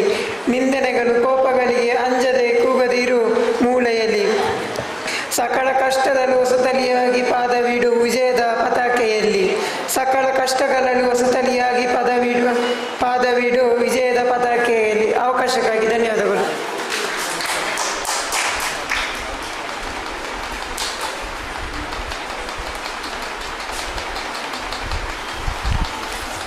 ಈಗಾಗಲೇ 6 ಜನರಿಂದ ಕವನ ವಾಚನ ಆಗಿದೆ. ಅವರು ಬಹುಶಃ ನಮ್ಮ ಇಂದಿನ ಅತಿಥಿಗಳಾದಂಥ ವೀಣಾ ಪ್ರಸಾದ್ ಕಜೆ ಇವರಿಂದ ಸಾಕ್ಷಿ ಪತ್ರವನ್ನು ಪಡೆಯಬೇಕಾಗಿ ಕೇಳಿಕೊಳ್ತಾ ಇದ್ದೇನೆ.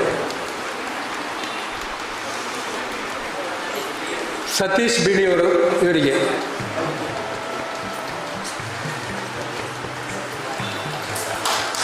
ನವ್ಯಶ್ರೀ ಸ್ವರ್ಗ.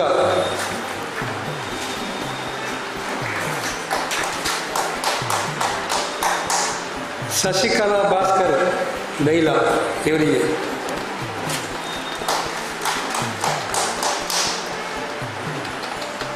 ಕೇಶವ ನೆಲ್ಯಾಡಿ ಅವರಿಗೆ.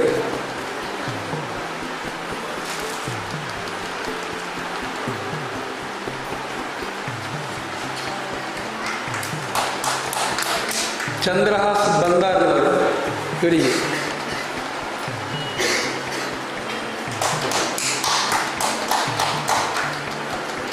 ಸುರೇಶ್ ಚಾರ್ವಾಕ ಇವರಿಗೆ.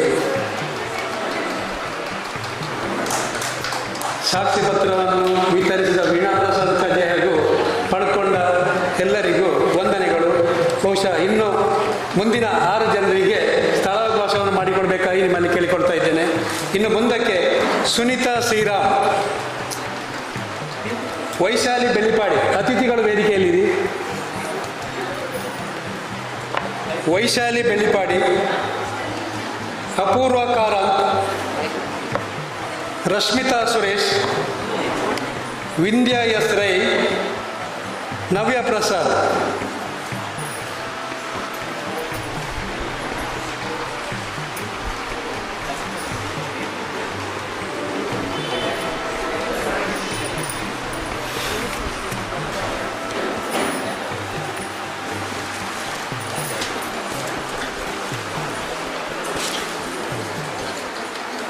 ಎಲ್ಲರಿಗೂ ಕವನಗೋಷ್ಠಿಯ ಬಗ್ಗೆ ಸ್ವಾಗತವನ್ನು ಕೋರುತ್ತಾ ಈಗ ಐಶ್ವರ್ಯ ರೈ ಅವರನ್ನು ಕರೆಯಿರಿ. ಅಲ್ಲಿ ಹೆಸರು ಐಶ್ವರ್ಯ ರೈ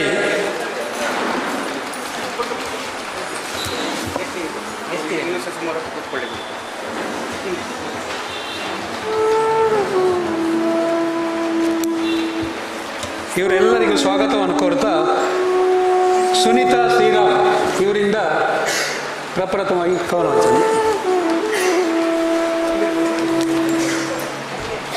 ಎಲ್ಲರಿಗೂ ನಮಸ್ಕಾರ. ನನ್ನ ಕವನದ ಶೀರ್ಷಿಕೆ ನಾನು ಪರಿಸರ ಪ್ರೇಮಿ. ನಾನು ಪರಿಸರ ಪ್ರೇಮಿ, ನನಗೂ ಗಿಡ ಮರಗಳು ಬೇಕು ಸ್ವಾಮಿ. ಆದರೇನು ಮಾಡಲಿ, ನನಗೂ ದೊಡ್ಡ ಮನೆ ಬೇಕು, ಅದಕ್ಕಾಗಿ ಬೇರು ಬಿಡದೆ ಸಮತಟ್ಟು ಮಾಡಬೇಕು. ನನಗೂ ದೊಡ್ಡ ಮನೆ ಬೇಕು, ಅದಕ್ಕಾಗಿ ಬೇರು ಬಿಡದೆ ಸಮತಟ್ಟು ಮಾಡಬೇಕು. ನಾನು ಪರಿಸರ ಪ್ರೇಮಿ, ನನಗೂ ಗಿಡ ಮರಗಳು ಬೇಕು ಸ್ವಾಮಿ. ಆದರೇನು ಮಾಡಲಿ, ನನ್ನ ಅಂಗಳಕ್ಕೂ ಬೇಕು ಇಂಟರ್ಲಾಕು, ಅದರಲ್ಲಿ ಹುಲ್ಲು ಬೆಳೆಯದಂತಿರಬೇಕು. ನನ್ನ ಅಂಗಳಕ್ಕೂ ಬೇಕು ಇಂಟರ್ಲಾಕು, ಅದರಲ್ಲಿ ಹುಲ್ಲು ಬೆಳೆಯದಂತಿರಬೇಕು. ನಾನು ಪರಿಸರ ಪ್ರೇಮಿ, ನನಗೂ ಗಿಡ ಮರಗಳು ಬೇಕು ಸ್ವಾಮಿ. ಆದರೇನು ಮಾಡಲಿ, ನನಗೂ ಅಗಲವಾದ ರಸ್ತೆ ಬೇಕು, ಅದಕ್ಕಾಗಿ ಸಾಲು ಮರಗಳ ಕಡಿಯಬೇಕು. ನನಗೂ ಅಗಲವಾದ ರಸ್ತೆ ಬೇಕು, ಅದಕ್ಕಾಗಿ ಸಾಲು ಮರಗಳ ಕಡಿಯಬೇಕು. ನಾನು ಪರಿಸರ ಪ್ರೇಮಿ, ನನಗೂ ಶುದ್ಧ ಗಾಳಿ ಬೇಕು ಸ್ವಾಮಿ. ಆದರೇನು ಮಾಡಲಿ, ನಮ್ಮ ಮನೆಗೆರಡು ಗಾಡಿ ಬೇಕು, ಗಂಡ ಹೆಂಡತಿ ಪ್ರತ್ಯೇಕವಾಗಿ ಓಡಾಡಬೇಕು. ನಮ್ಮ ಮನೆಗೆರಡು ಗಾಡಿ ಬೇಕು, ಗಂಡ ಹೆಂಡತಿ ಪ್ರತ್ಯೇಕವಾಗಿ ಓಡಾಡಬೇಕು. ನಾನು ಪರಿಸರ ಪ್ರೇಮಿ, ನನಗೂ ಗಿಡ ಮರಗಳು ಬೇಕು ಸ್ವಾಮಿ. ಆದರೇನು ಮಾಡಲಿ, ಗಿಡ ನೆಡಲು ಜಾಗ ಇಲ್ಲ, ಯಾಕಂದ್ರೆ ಮಿಕ್ಕಿದ ಜಾಗವನ್ನು ಮನೆ ಕಟ್ಟಿ ಬಾಡಿಗೆಗೆ ಕೊಟ್ಟೆನಲ್ಲ. ಆದರೇನು ಮಾಡಲಿ, ಗಿಡ ನೆಡಲು ಜಾಗ ಇಲ್ಲ, ಯಾಕಂದ್ರೆ ಮಿಕ್ಕಿದ ಜಾಗವನ್ನು ಮನೆ ಕಟ್ಟಿ ಬಾಡಿಗೆಗೆ ಕೊಟ್ಟನಲ್ಲ. ನಾನು ಪರಿಸರ ಪ್ರೇಮಿ, ನನಗೂ ಗಿಡ ಮರಗಳು ಬೇಕು ಸ್ವಾಮಿ. ಗಿಡ ಮರ ನೆಟ್ಟು ಬೆಳೆಸಬೇಕೆಂದಿರುವೆ ಅಕ್ಕಪಕ್ಕ, ಗಿಡ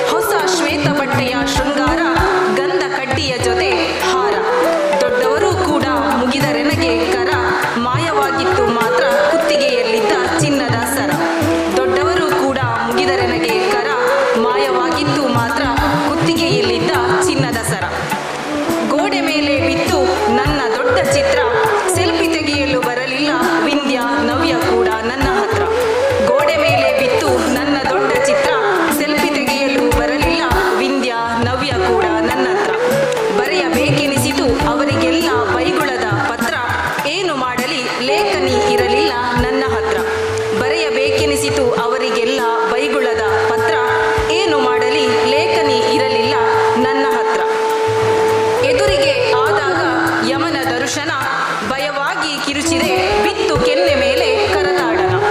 ಎದುರಿಗೆ ಆದಾಗ ಯಮನ ದರ್ಶನ ಭಯವಾಗಿ ಕಿರಿಚಿದೆ ಬಿತ್ತು ಕೆನ್ನೆ ಮೇಲೆ ಕರತಾಡನ. ತಡವಾಗಿ ಎದ್ದಿದ್ದಕ್ಕೆ ಶುರುವಾಯಿತು ಗುಣಗಾನ. ನಾರಾಯಣರ ಕರೆಯಿದೆ ಬೇಗ ಹೊರಡೆಂದರು ನನ್ನೆಜಮಾನ. ತಡವಾಗಿ ಎದ್ದಿದ್ದಕ್ಕೆ ಶುರುವಾಯಿತು ಗುಣಗಾನ. ನಾರಾಯಣರ ಕರೆಯಿದೆ ಬೇಗ ಉಪ್ಪಿನಂಗಡಿಗೆ ಹೊರಡೆಂದರು ನನ್ನೆಜಮಾನ. ವಂದನೆಗಳು.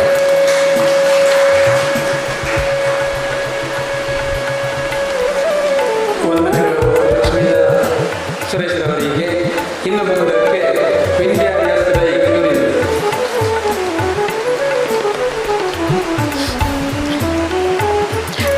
ಕವಿಗೋಷ್ಠಿ ಅಧ್ಯಕ್ಷರೇ ಮತ್ತು ಗಣ್ಯ ಉಪಸ್ಥಿತಿಯಿರುವಂತಹ ಮಾನ್ಯರಿಗೆ ಮೊದಲನೇದಾಗಿ ನನ್ನ ನಮನಗಳು. ಎಲ್ಲ ಕವಿಮನಗಳಿಗೆ ನನ್ನ ವಂದನೆಗಳು. ನನ್ನ ಕವನದ ಶೀರ್ಷಿಕೆ ಕಪ್ಪು ಕಪ್ಪೆಂದೆಂದಕ್ಕೆ ಅನ್ನುವಿರಿ. ಕ್ಷೀರವ ನೀಡುವ ಕಾಮಧೇನು ಕಪ್ಪಿರುವುದಿಲ್ಲವೇ? ಚುಕ್ಕಿಗಳು ಮಿನುಗುವ ಆಕಾಶ ಕಪ್ಪಲ್ಲವೇ? ಕ್ಷೀರವ ನೀಡುವ ಕಾಮಧೇನು ಕಪ್ಪಿರುವುದಿಲ್ಲವೇ? ಚುಕ್ಕಿಗಳು ಮಿನುಗುವ ಆಕಾಶ ಕಪ್ಪಲ್ಲವೇ? ಕಂದನ ಸೌಂದರ್ಯಕ್ಕೆ ದೃಷ್ಟಿ ಕೊಟ್ಟ ಬಣ್ಣ ಕಪ್ಪಲ್ಲವೇ? ಅಂದ ಹೆಚ್ಚಿಸೋ ಹೆಣ್ಣ ಕೇಶರಾಶಿ ಕಪ್ಪಿಲ್ಲವೇ? ಕಂದನ ಸೌಂದರ್ಯಕ್ಕೆ ದೃಷ್ಟಿ ಕೊಟ್ಟ ಬಣ್ಣ ಕಪ್ಪಲ್ಲವೇ? ಅಂದ ಹೆಚ್ಚಿಸೋ ಹೆಣ್ಣ ಕೇಶರಾಶಿ ಕಪ್ಪಿಲ್ಲವೇ? ಚೆಲುವ ಎಂಬಡಿಗೊಳಿಸೋ ಉಡುಗೆ ಬಣ್ಣ ಕಪ್ಪು ತಾನೆ? ಪ್ರತಿ ಜೀವವು ನೋಡಿ ಅರಿವ ಮೊದಲ ಬಣ್ಣ ಕಪ್ಪಲ್ಲವೇ? ಚೆಲುವ ಎಂಬಡಿಗೊಳಿಸೋ ಉಡುಗೆ ಬಣ್ಣ ಕಪ್ಪೆ ತಾನೆ? ಪ್ರತಿ ಜೀವವು ನೋಡಿ ಅರಿವ ಮೊದಲ ಬಣ್ಣ ಕಪ್ಪಲ್ಲವೇ? ವಿದ್ಯೆಯ ಕಲಿಸಿದ ತರಗತಿ ಹಲಗೆ ವರ್ಣ ಕಪ್ಪಲ್ಲವೇ? ನಮ್ಮನ್ನ ಅಕ್ಷರಸ್ಥರನ್ನಾಗಿಸಿದ ಬಳಪದ ಸ್ಲೇಟು ಕಪ್ಪಲ್ಲವೇ? ವಿದ್ಯೆಯ ಕಲಿಸಿದ ತರಗತಿ ಹಲಗೆ ವರ್ಣ ಕಪ್ಪಲ್ಲವೇ? ನಮ್ಮನ್ನ ಅಕ್ಷರಸ್ಥರನ್ನಾಗಿಸಿದ ಬಳಪದ ಸ್ಲೇಟು ಕಪ್ಪಲ್ಲವೇ? ಅಡುಗೆ ಕೈ ರುಚಿ ಹೆಚ್ಚಿಸುವ ಮಣ್ಣಿನ ಮಡಕೆ ಕಪ್ಪಲ್ಲವೇ? ಪಕ್ಷಿ ಅಂದದ ಅಕ್ಷಿಗೆ ತೀಡಿದ ಕಾಡಿಗೆ ವರ್ಣ ಕಪ್ಪಲ್ಲವೇ? ಅಡುಗೆ ಕೈ ರುಚಿ ಹೆಚ್ಚಿಸುವ ಮಣ್ಣಿನ ಮಡಕೆ ಕಪ್ಪಲ್ಲವೇ? ಪಕ್ಷಿ ಅಂದದ ಅಕ್ಷಿಗೆ ತೀಡಿದ ಕಾಡಿಗೆ ವರ್ಣ ಕಪ್ಪಲ್ಲವೇ? ಪರಿಶ್ರಮದ ಪರಿಯ ಪರಿಚಯ ದ್ಯೋತಕ ಮೊಗದ ವರ್ಣ ಕಪ್ಪಲ್ಲವೇ? ಕಪ್ಪಾದರೂ ಮನಸ್ಸಿಗೊಪ್ಪಿದುದೇ ಒಪ್ಪವಲ್ಲವೇ? ಪರಿಶ್ರಮದ ಪರಿಯ ಪರಿಚಯ ದ್ಯೋತಕ ಮೊಗದ ವರ್ಣ ಕಪ್ಪಲ್ಲವೇ? ಕಪ್ಪಾದರೂ ಮನಸ್ಸಿಗೊಪ್ಪಿದುದೇ ಒಪ್ಪವಲ್ಲವೇ? ಇದ ನೀವು ಒಪ್ಪುವುದಿಲ್ಲವೇ? ಧನ್ಯವಾದಗಳು.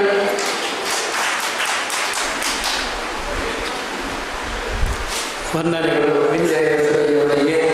ಇನ್ನು ಮುಂದಕ್ಕೆ ನವ್ಯ ಪ್ರಸಾದ್ ಇವರಿಂದ ಕವನ ವಾಚನ.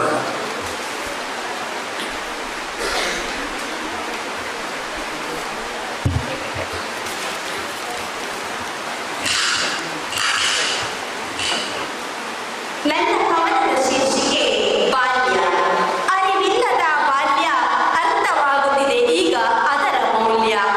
ಅರಿವಿಲ್ಲದ ಬಾಲ್ಯ ಅರ್ಥವಾಗುತ್ತಿದೆ ಈಗ ಅದರ ಮೌಲ್ಯ. ಬಾಲ್ಯದ ನೆನಪು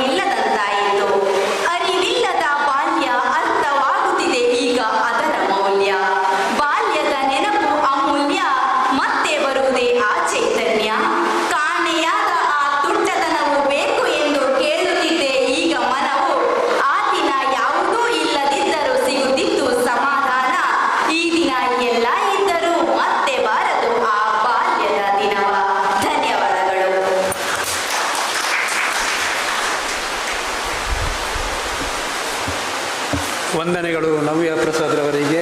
ಇನ್ನು ಮುಂದಕ್ಕೆ ಐಶ್ವರ್ಯ ರೈ ಇವರಿಂದ ಕವನ ಪಠಣ.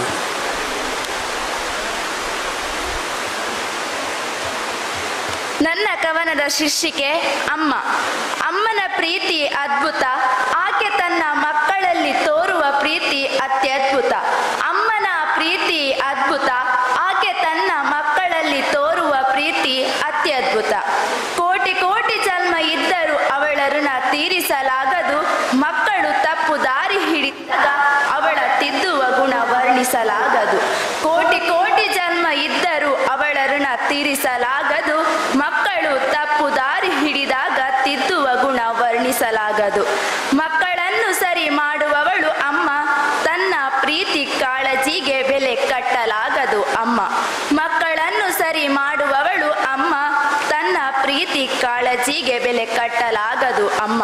ತನಗೆ ಎಷ್ಟೇ ಕಷ್ಟ ಇದ್ದರೂ ಹೇಳಿಕೊಳ್ಳುವುದಿಲ್ಲ, ತನ್ನ ಮಕ್ಕಳಿಗೆ ಏನೂ ತೊಂದರೆ ಆದರೂ ಸಹಿಸಿಕೊಳ್ಳುವುದಿಲ್ಲ. ತನಗೆ ಎಷ್ಟೇ ಕಷ್ಟ ಇದ್ದರೂ ಹೇಳಿಕೊಳ್ಳುವುದಿಲ್ಲ, ತನ್ನ ಮಕ್ಕಳಿಗೆ ಏನು ತೊಂದರೆ ಆದರೂ ಸಹಿಸಿಕೊಳ್ಳುವುದಿಲ್ಲ. ತನ್ನ ಅಮ್ಮನ ಕೈ ರುಚಿಗೆ ಬಿದ್ದ ನನ್ನ ಗೆಳತಿಯರು, ಮಕ್ಕಳೆಲ್ಲ ಒಂದೇ ಎಂಬಂತೆ ಪ್ರೀತಿಸುವ ಅಮ್ಮನಿಗೆ ಸರಿಯಾರು. ತನ್ನ ಅಮ್ಮನ ಕೈ ರುಚಿಗೆ ಬಿದ್ದ ನನ್ನ ಗೆಳತಿಯರು, ಮಕ್ಕಳೆಲ್ಲ ಒಂದೇ ಎಂಬಂತೆ ಪ್ರೀತಿಸುವ ಅಮ್ಮನಿಗೆ ಸರಿಯಾರು. ಅಮ್ಮನ ಪ್ರೀತಿ ಅದ್ಭುತ, ಆಕೆ ತನ್ನ ಮಕ್ಕಳಲ್ಲಿ ತೋರುವ ಪ್ರೀತಿ ಅತ್ಯದ್ಭುತ. ಅವಕಾಶಕ್ಕಾಗಿ ಧನ್ಯವಾದಗಳು.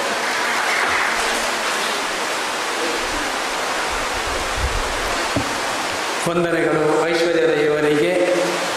ಈಗಾಗಲೇ ನಮ್ಮೆಲ್ಲ ಸ್ಪರ್ಧಿಗಳು ಅಮ್ಮ, ಕಪ್ಪು, ಕನ್ನಡ, 10 ಹಲವಾರು ವಿಷಯಗಳ ಬಗ್ಗೆ ತಮ್ಮ ಕವನ ವಾಚನವನ್ನು ಮಾಡಿದ್ದಾರೆ. ಅವರೆಲ್ಲರಿಗೂ ಧನ್ಯವಾದಗಳು ಹೇಳ್ತಾ ನಮ್ಮ ಇವತ್ತಿನ ಈ ಕಾರ್ಯಕ್ರಮದ ಮುಖ್ಯ ಅತಿಥಿಗಳಾಗಿರುವಂಥ ಅಂಬಾ ಪ್ರಸಾದ್ ಪಾತಾಳ ಇವರಿಂದ ಹಿತನುಡಿಗಳು.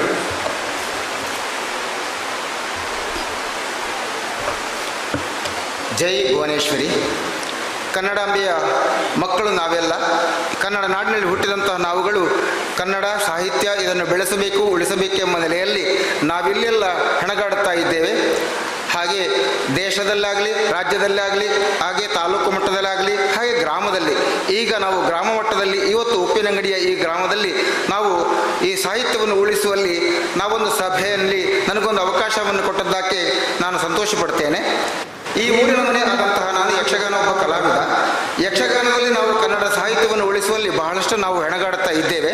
ಕನ್ನಡವನ್ನಲ್ಲದೆ ಬೇರೆ ಯಾವುದೇ ಒಂದು ತುಣುಕನ್ನು ನಾವು ಬೆರೆಸುವುದಿಲ್ಲ.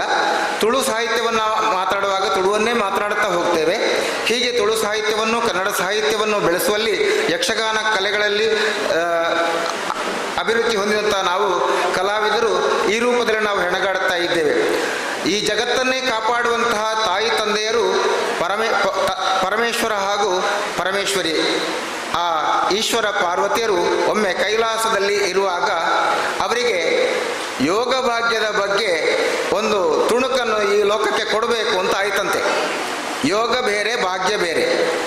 ಒಬ್ಬ ಬಡವ ಒಂದು ಊರಿನಲ್ಲಿ ತಾನು ನಿತ್ಯ ಬೇಡುತ್ತಾ ಕಾಲ ಕಳೆಯುತ್ತಾ ಇರ್ತಾನೆ. ಹಾಗೆ ಒಂದು ದಿವಸ ಮನೆಯಿಂದ ಹೊರಟ, 10 ಮನೆಯಲ್ಲಿ ಬೇಡುವುದಕ್ಕೆ ಹೊರಟ.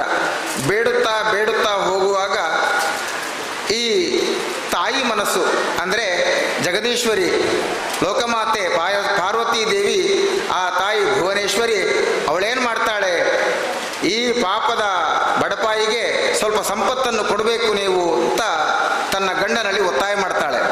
ಆವಾಗ ಗಂಡ ಹೇಳ್ತಾನೆ, ಪರಮೇಶ್ವರ ಯಾಕೆ ದೇವತೆ ಹೀಗೆ ಮಾತಾಡುತ್ತಿ ನೀನು? ಅವನಿಗೆ ಯೋಗ ಉಂಟು, ಭಾಗ್ಯ ಇಲ್ಲ. ಪಡೆಯುವ ಯೋಗ ಉಂಟೋ ಭಾಗ್ಯ ಉಂಟೋ ನೀನೇ ಒಮ್ಮೆ ನೋಡು ಅವನೇನು ಮಾಡ್ತಾನೆ ಅಂತ. ಹಾಗೆ ಆ ದಾರಿಯಲ್ಲೇ ಹೋಗುತ್ತಿರುವ ಅವನಿಗೆ ಈ ಹೆಂಡತಿಯ ಒತ್ತಾಯಕ್ಕಾಗಿ ಒಂದು ಚಿನ್ನದ ಗಂಟನ್ನೇ ಮಧ್ಯಪಥದಲ್ಲಿ ಇಟ್ಟುಬಿಟ್ಟ ಪರಮೇಶ್ವರ. ಇವ ಬೇಡುವವ ಏನು ಮಾಡಿದ, ನಾನು ನಿತ್ಯ ಈ ದಾರಿಯಲ್ಲಿ ಬೇಡುತ್ತಾ ಬೇಡುತ್ತಾ ಹೋಗುವವ, ಹಾಗೆ ನಾನು ಕಣ್ಣು ಮುಚ್ಚಿ ಆದರೂ ಹೋಗಬಲ್ಲೆ ಎಂಬುದಾಗಿ ಆ ಗಂಟು ಅವನ ಹತ್ತಿರ ಸಿಗುವ ಹೊತ್ತಿಗೆ ಇವ ಕಣ್ಣು ಮುಚ್ಚಿಕೊಂಡೇ ಆ ದಾರಿಯಲ್ಲಿ ಹೋದ. ಆದರೂ ಆ ಗಂಟು ಅವನಿಗೆ ಸಿಗಲಿಲ್ಲ. ಆವಾಗ ಪಾರ್ವತಿ ದೇವಿಗೆ ಪರಮೇಶ್ವರ ಹೇಳಿದ, ನೋಡು ಅವನಿಗೆ ಯೋಗ ಉಂಟಾ, ಆ ಪಡೆಯುವ ಭಾಗ್ಯ ಉಂಟಾ ಅವನಿಗೆ. ಹಾಗಾಗಿ ಯೋಗ ಭಾಗ್ಯ ಎಲ್ಲ ನಮಗೆ ಸಿಗುವುದು ಪರಮೇಶ್ವರನ ಇಚ್ಛೆಯಂತೆ, ದೈವಿ ಚಿತ್ತ ಇದು. ಆದ್ದರಿಂದ ಸಾಹಿತ್ಯ ಉಳಿಸುವುದು ಬೆಳೆಸುವುದು ನಮ್ಮ ಸ್ವಧರ್ಮ ಹೌದು. ಆದರೆ ಇದಕ್ಕೆಲ್ಲ ದೇವತಾ ಶಕ್ತಿಗಳು ನಮಗೆ ಅನುಗ್ರಹಿಸಲಿ. ಉಪ್ಪಿನಂಗಡಿಯ ಪಾರ್ವತಿ ಪರಮೇಶ್ವರರು, ಕಾಳಿಕಾ ಮಾತೆಯು, ಸಹಸ್ರಲಿಂಗೇಶ್ವರನು ನಮಗೆಲ್ಲ ಅನುಗ್ರಹ ನೀಡಲಿ. ಇಲ್ಲಿಂದಲೇ ತೊಡಗಿ ನಮ್ಮ ಕರ್ನಾಟಕದ ಉದ್ದಗಲಕ್ಕೂ ಸಾಹಿತ್ಯ ಬೆಳಗು ಬರಲಿ ಎಂಬುದಾಗಿ ಹೇಳುತ್ತಾ ತಾಯಿ ಭುವನೇಶ್ವರಿಗೆ ವಂದಿಸಿಕೊಂಡು ನನ್ನ ಮಾತನ್ನು ಮುಗಿಸ್ತೇನೆ. ಜೈ ಹಿಂದ್.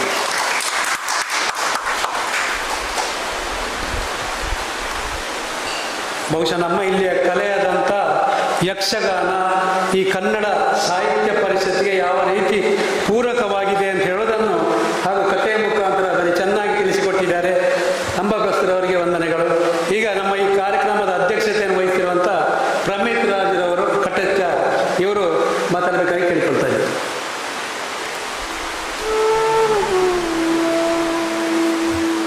ಹರಿ ಓಂ.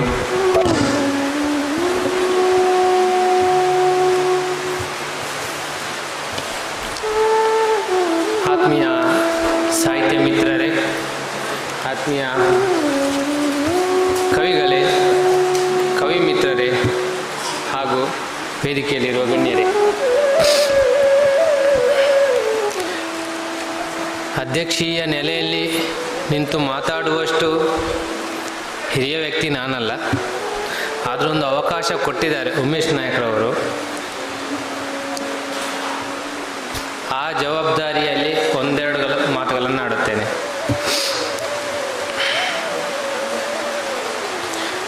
ದಕ್ಷಿಣ ಕನ್ನಡ ಜಿಲ್ಲಾ ಸಾಹಿತ್ಯ ಪರಿಷತ್ತು ಪುತ್ತೂರು ತಾಲೂಕು ಘಟಕ ಇದರ ಮತ್ತು ಪುಸ್ತಕ ಹಬ್ಬ, ಪುಸ್ತಕ ದಾನಿಗಳ ಸಮಾವೇಶ, ಉಪ್ಪಿನಂಗಡಿ ಸಾಹಿತ್ಯ ಸಂಭ್ರಮ ಸರಣಿ ಕಾರ್ಯಕ್ರಮ ಇದರ ನೇತೃತ್ವದಲ್ಲಿ ನಡೆಯುತ್ತಿರುವಂತಹ ಈ ಗ್ರಾಮ ಸಾಹಿತ್ಯ ಸಂಭ್ರಮವು ಬಹಳ ಅದ್ಧೂರಿಯಾಗಿ ನಿನ್ನೆಯಿಂದಲೇ ನಡೀತಾ ಇದೆ. ಕನ್ನಡ ಸಾಹಿತ್ಯ ಪರಿಷತ್ತಿನ ಪ್ರತಿಯೊಂದು ಕಾರ್ಯಕ್ರಮಗಳು ಹಳ್ಳಿಯಲ್ಲಿರುವಂತಹ ಸಾಹಿತ್ಯಾಸಕ್ತರು, ಕವಿಗಳು ಮುನ್ನೆಲೆಗೆ ಬರಬೇಕು, ಸಾಹಿತ್ಯ ಸಮಾಜಕ್ಕೆ ಬರಬೇಕು ಅನ್ನುವ ಉದ್ದೇಶದಿಂದ ಕನ್ನಡ ಸಾಹಿತ್ಯ ಪರಿಷತ್ತು ಮತ್ತು ಅದಕ್ಕೆ ಸಂಬಂಧಪಟ್ಟಂತಹ ಸಂಘಟನೆಗಳು ಮಾಡುತ್ತಿರುವಂತಹ ಈ ಅಭೂತಪೂರ್ವ ಕಾರ್ಯಕ್ರಮಗಳು, ಪ್ರಯತ್ನಗಳು ಬಹಳ ಶ್ಲಾಘನೀಯ.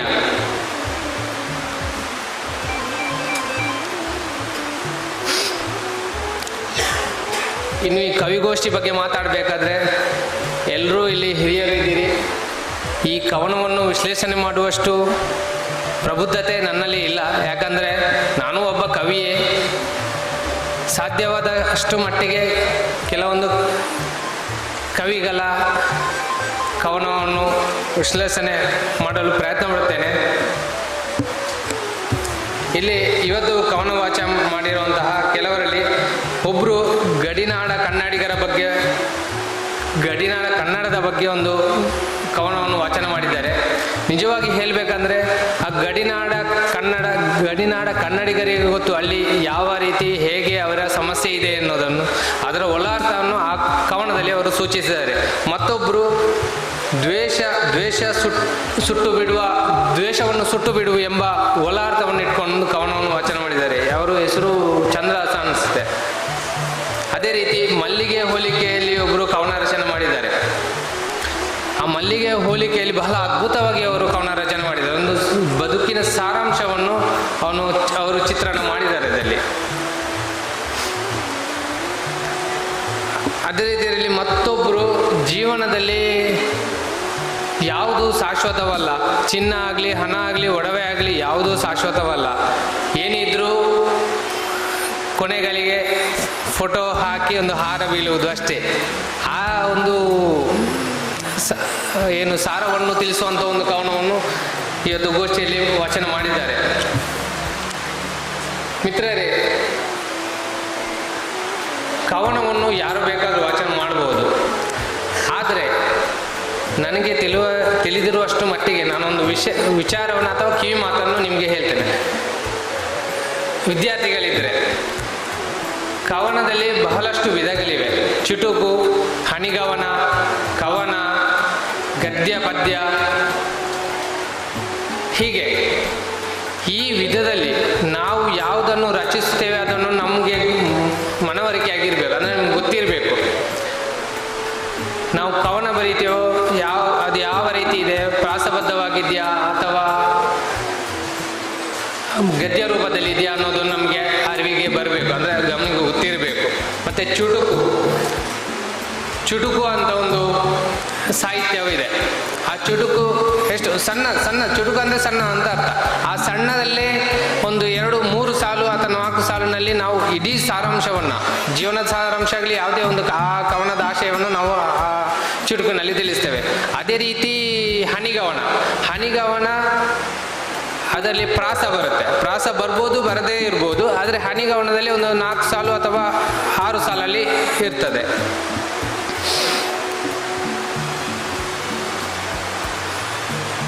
ಒಟ್ಟಿಗೆ ಗಜಲ್ ಅನ್ನೋದು ಒಂದಿದೆ. ಇವತ್ತು ಯಾರೋ ವಾಚನ ಮಾಡಿದರು ಗಜಲ್, ಬಹಳ ಸುಂದರವಾಗಿತ್ತು ಅದು. ನಾನು ಕೆಲವೊಂದು ಉದಾಹರಣೆಯಲ್ಲಿ ಹೇಳ್ತೇನೆ. ಅಂದರೆ ದುಂಡಿರಾಜ್ ಗೊತ್ತಿರ್ಬೋದು, ಎಲ್ರಿಗೂ ಪರಿಚಯ ಇರೋರು. ಯಾಕಂದರೆ ಸದಾ ದುಂಡಿರಾಜ್ ಅವರ ಹನಿಗವನ ಆಗಲಿ ಚುಟುಕು ಆಗಲಿ ಬಹಳ ಅದು ಚಿರಪರಿಚಯ ಎಲ್ರಿಗೂ. ಅವರ ಒಂದು ಹನಿಗವನ, ಬರೆದು ಬರೆದು ಕನ್ನಡ ಕವನ ಪಡೆದೆನು ಕನ್ನಡ ಕವನ, ಬರೆದು ಬರೆದು ಕನ್ನಡ ಕವನ ಪಡೆದೆನು ಕನ್ನಡ ಕವನ. ಅಂದರೆ ಅವರ ಅರ್ಥ, ಅವರು ಯಾವುದೋ ಒಂದು ಅರ್ಥದಲ್ಲಿ ಹೇರಿರ್ಬೋದು. ನನಗೆ ಅನಿಸಿದ ರೀತಿಯಲ್ಲಿ ಅಂದರೆ ಅಷ್ಟೊಂದು ಆಳವಾಗಿ, ಅಷ್ಟೊಂದು ಆ ಒಂದು ವಿಷಯಕ್ಕೆ ಅಧ್ಯಯನ ಮಾಡಿ ಒಂದು ವಿಷಯವನ್ನು ಬರೀತಾರೆ. ಅದು ಬರೀಬೇಕು ಅಂದರೆ ನಾವು ಎಷ್ಟು ಅದರ ಒಳಾರ್ಥವನ್ನು ಅರ್ಥ ಮಾಡಿಕೊಂಡು ಬರಿತೇವೋ ಅಷ್ಟು ನಮಗೆ ಅದರಲ್ಲಿ ಜ್ಞಾನ ಸಿಗುತ್ತೆ. ಕನ್ನಡಕ್ಕೆ ಬಂದಿದೆ ಅಂತ ಇವರು ಹೇಳ್ತಾರೆ. ಅಂದ್ರೆ ಹಾಸ್ಯ ರೂಪದಲ್ಲಿ ಅವರು ಹೆಚ್ಚು ಯಾವುದೇ ಚುಟುಕು ಆಗಲಿ ಹನಿಗವನ ಆಗಲಿ ಹಾಸ್ಯ ರೂಪದಲ್ಲಿ ವ್ಯಕ್ತಪಡಿಸುವಂಥದ್ದು. ಮತ್ತೊಂದು, ನಕ್ಕರೆ ಈಕೆ ದಂತದ ಗೊಂಬೆ, ಅತ್ತರೆ ಅಯ್ಯೋ ಆಗುಂಬೆ. ನಕ್ಕರೆ ಈಕೆ ದಂತದ ಗೊಂಬೆ, ಅತ್ತರೆ ಅಯ್ಯೋ ಆಗುಂಬೆ. ಅಂದರೆ ಅತ್ತರೆ ಎಷ್ಟೊತ್ತು ಅಲ್ತಾನೆ ಇರ್ತಾಳೆ, ಆ ಗೊಂಬೆಯಲ್ಲಿ ಮಳೆ ಜಾಸ್ತಿ. ಆ ರೀತಿ ಹೋಲಿಕೆ ಕವನದಲ್ಲಿ ಇರಬೇಕಾದ್ದೇ ಒಂದು ಹೋಲಿಕೆ ಎಷ್ಟು ಇರ್ತೇವೋ ಅಷ್ಟು ಕವನದ ಸಾರಾಂಶವನ್ನು ವ್ಯಕ್ತಪಡಿಸಲಿಕ್ಕೆ ಆಗುತ್ತೆ. ಭಾವನೆಯನ್ನು ವ್ಯಕ್ತಪಡಿಸ್ತದೆ ಕವನ ಆಗಲಿ ಚುಟುಕು ಆಗಲಿ ಹನಿಗವನ ಆಗಲಿ. ಮಂಗಳೂರು ಚುಟುಕು ಸಾಹಿತ್ಯ ಇದರ ದಕ್ಷಿಣ ಕನ್ನಡ ಜಿಲ್ಲೆಯ ಅಧ್ಯಕ್ಷರಾಗಿರುವಂತಹ ಹರೀಶ್ ಸುಲೆ ಒಡ್ಡಂಬೆಟ್ಟ ಅವರು ಒಂದು ಚುಟುಕು ಬರೀತಾರೆ. ಮುಗುಳು ನಗೆಯ ಮೌನವು ಮಾತಿಗಿಂತಲೂ ಹೆಚ್ಚು ಸೂಕ್ತ. ಮುಗುಳು ನಗೆಯ ಮೌನವು ಮಾತಿಗಿಂತಲೂ ಹೆಚ್ಚು ಸೂಕ್ತ.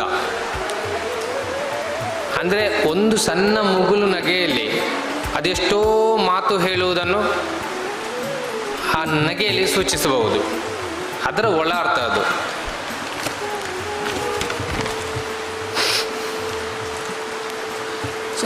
ನಾವು ಕವನ ಹನಿಗವನ ಚುಟುಕು ಇದನ್ನು ಯಾವ ರೀತಿ ನಾವು ಅಭ್ಯಾಸ ಮಾಡ್ಬೋದು, ಅಥವಾ ಬರೀ ವಿದ್ಯಾರ್ಥಿಗಳು ಅದನ್ನು ಮನನ ಮಾಡ್ಬೋದು. ಅಂದರೆ ಪ್ರತಿಯೊಬ್ಬರಿಗೂ ಯಾವುದೋ ಒಂದು ಕಲೆಯನ್ನು ಬೆಳೆಸಿಕೊಳ್ಳಬೇಕು ಅನ್ನೋ ಆಸೆ ಇದೆ. ಅದನ್ನು ಯಾವ ರೀತಿ ನಾವು ಬೆಳೆಸಿಕೊಳ್ಳಬೇಕು ಅನ್ನೋದನ್ನು ಸಣ್ಣ ಒಂದು ಮಾತು. ಕವನಗಳನ್ನು ಹೇಗೆ ಬರೆಯಬಹುದು? ಸಾಕಷ್ಟು ಕವಿತೆಗಳನ್ನು ಓದಬೇಕು. ಎಷ್ಟು ಓದಲಿಕ್ಕೆ ಆಗುತ್ತೆ ಅಷ್ಟು. ಕವನಗಳಲ್ಲಿ ಮೇಯ್ನ್ ಆಗಿ ಪದ ಬಳಕೆ, ಅದರ ಛಂದಸ್ಸು ಆಗಲಿ ಸಾರಾಂಶ ಆಗಲಿ ಅದು ಇರಬೇಕು, ಪ್ರಾಸ ಇರಬೇಕು.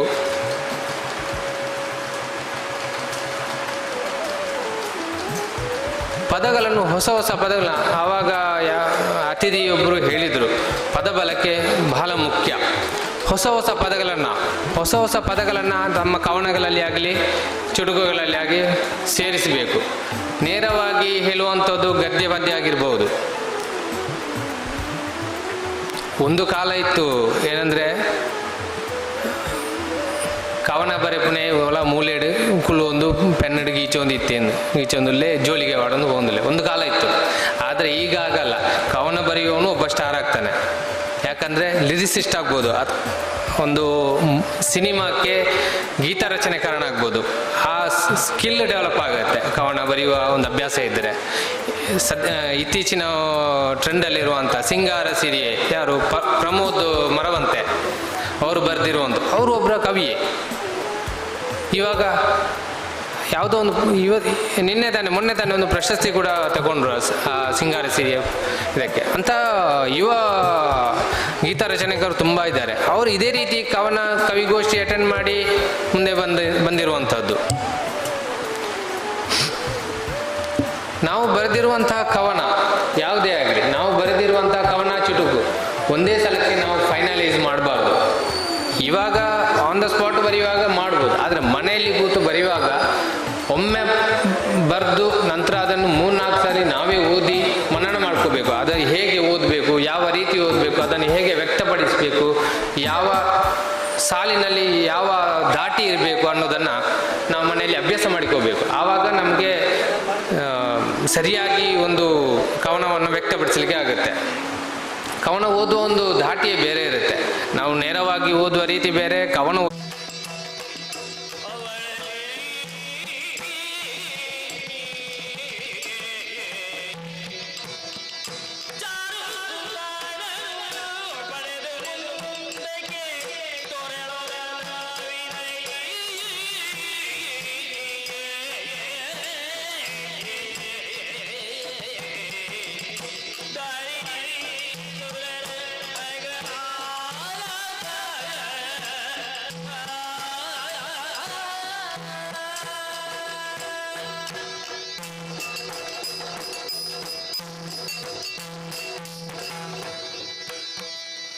ಬದುಕು ಹೇಗಿರಬೇಕು? ಹರಿಯುವ ನದಿಯ ತೆರದಿ ನಮ್ಮ ಬದುಕು ಸಾಗಬೇಕು. ಅಜ್ಜಯ್ಯ ಹೇಳುತ್ತಿದ್ದ ಮಾತು ಈಗ ನೆನಪಿಗೆ ಬರುತ್ತಾ ಇದೆ. ನದಿ ಹೇಗೆ ತಾನು ಹರಿಯುವ ದಾರಿಯಲ್ಲಿ ಬಂದಂತ ಎಲ್ಲವನ್ನು ತನ್ನೊಂದಿಗೆ ಸೇರಿಸಿಕೊಂಡು ಶುಚಿ ಇರಲಿ ಅಶುಚಿ ಇರಲಿ, ಶುದ್ಧವೇ ಇರಲಿ ಅಶುದ್ಧವೇ ಇರಲಿ, ಜೀವ ಇದ್ದದ್ದೇ ಆಗಲಿ ನಿರ್ಜೀವವೇ ಆಗಲಿ, ಎಲ್ಲವನ್ನು ತನ್ನೊಳಗೆ ಸೇರಿಸಿಕೊಂಡು ತಾನು ಸೇರುವಂತ ಗಮ್ಯವನ್ನು ಪ್ರಧಾನವಾಗಿಟ್ಟುಕೊಂಡು ಹೇಗೆ ಮುಂದೆ ಸಾಗುತ್ತದೋ ಆ ತೆರನಾದಿ ಮನುಷ್ಯನ ಬದುಕಿರಬೇಕು. ಸುಖಕ್ಕೆ ಹಿಗ್ಗದೆ, ದುಃಖಕ್ಕೆ ಕುಗ್ಗದೆ, ಬಂದಂತ ಕ್ಲಿಷ್ಟಕರ ಪರಿಸ್ಥಿತಿ ಎಲ್ಲವನ್ನು ಸಮಚಿತ್ತದಿಂದ ಎದುರಿಸಿ ಮುಂದೆ ಸಾಗಿದಾಗ ಮಾತ್ರ ಬದುಕು ಸಾರ್ಥಕತೆಯನ್ನು ಪಡೆದುಕೊಳ್ಳುತ್ತದೆ. ಪಾಂಡವರ ಬದುಕು ಸಹ ಹಾಗೆ ಅಲ್ಲವೇ? ನಾವು ಅನುಭವಿಸಿದ ಕಷ್ಟ ಕೋಟಲೆಗಳುಂಟೆ, ಆದರೆ ಅದಕ್ಕೆಲ್ಲ ಹೆದರಿ ನಿಂತವರಲ್ಲ ನಾವು. ಧರ್ಮವನ್ನು ಬಿಡದೆ, ಅಸತ್ಯದ ಹಾದಿಯನ್ನು ತುಳಿಯದೆ, ಕಿರಿಯರನ್ನು ಪ್ರೀತಿಯಿಂದ, ಹಿರಿಯರನ್ನು ಗೌರವದಿಂದ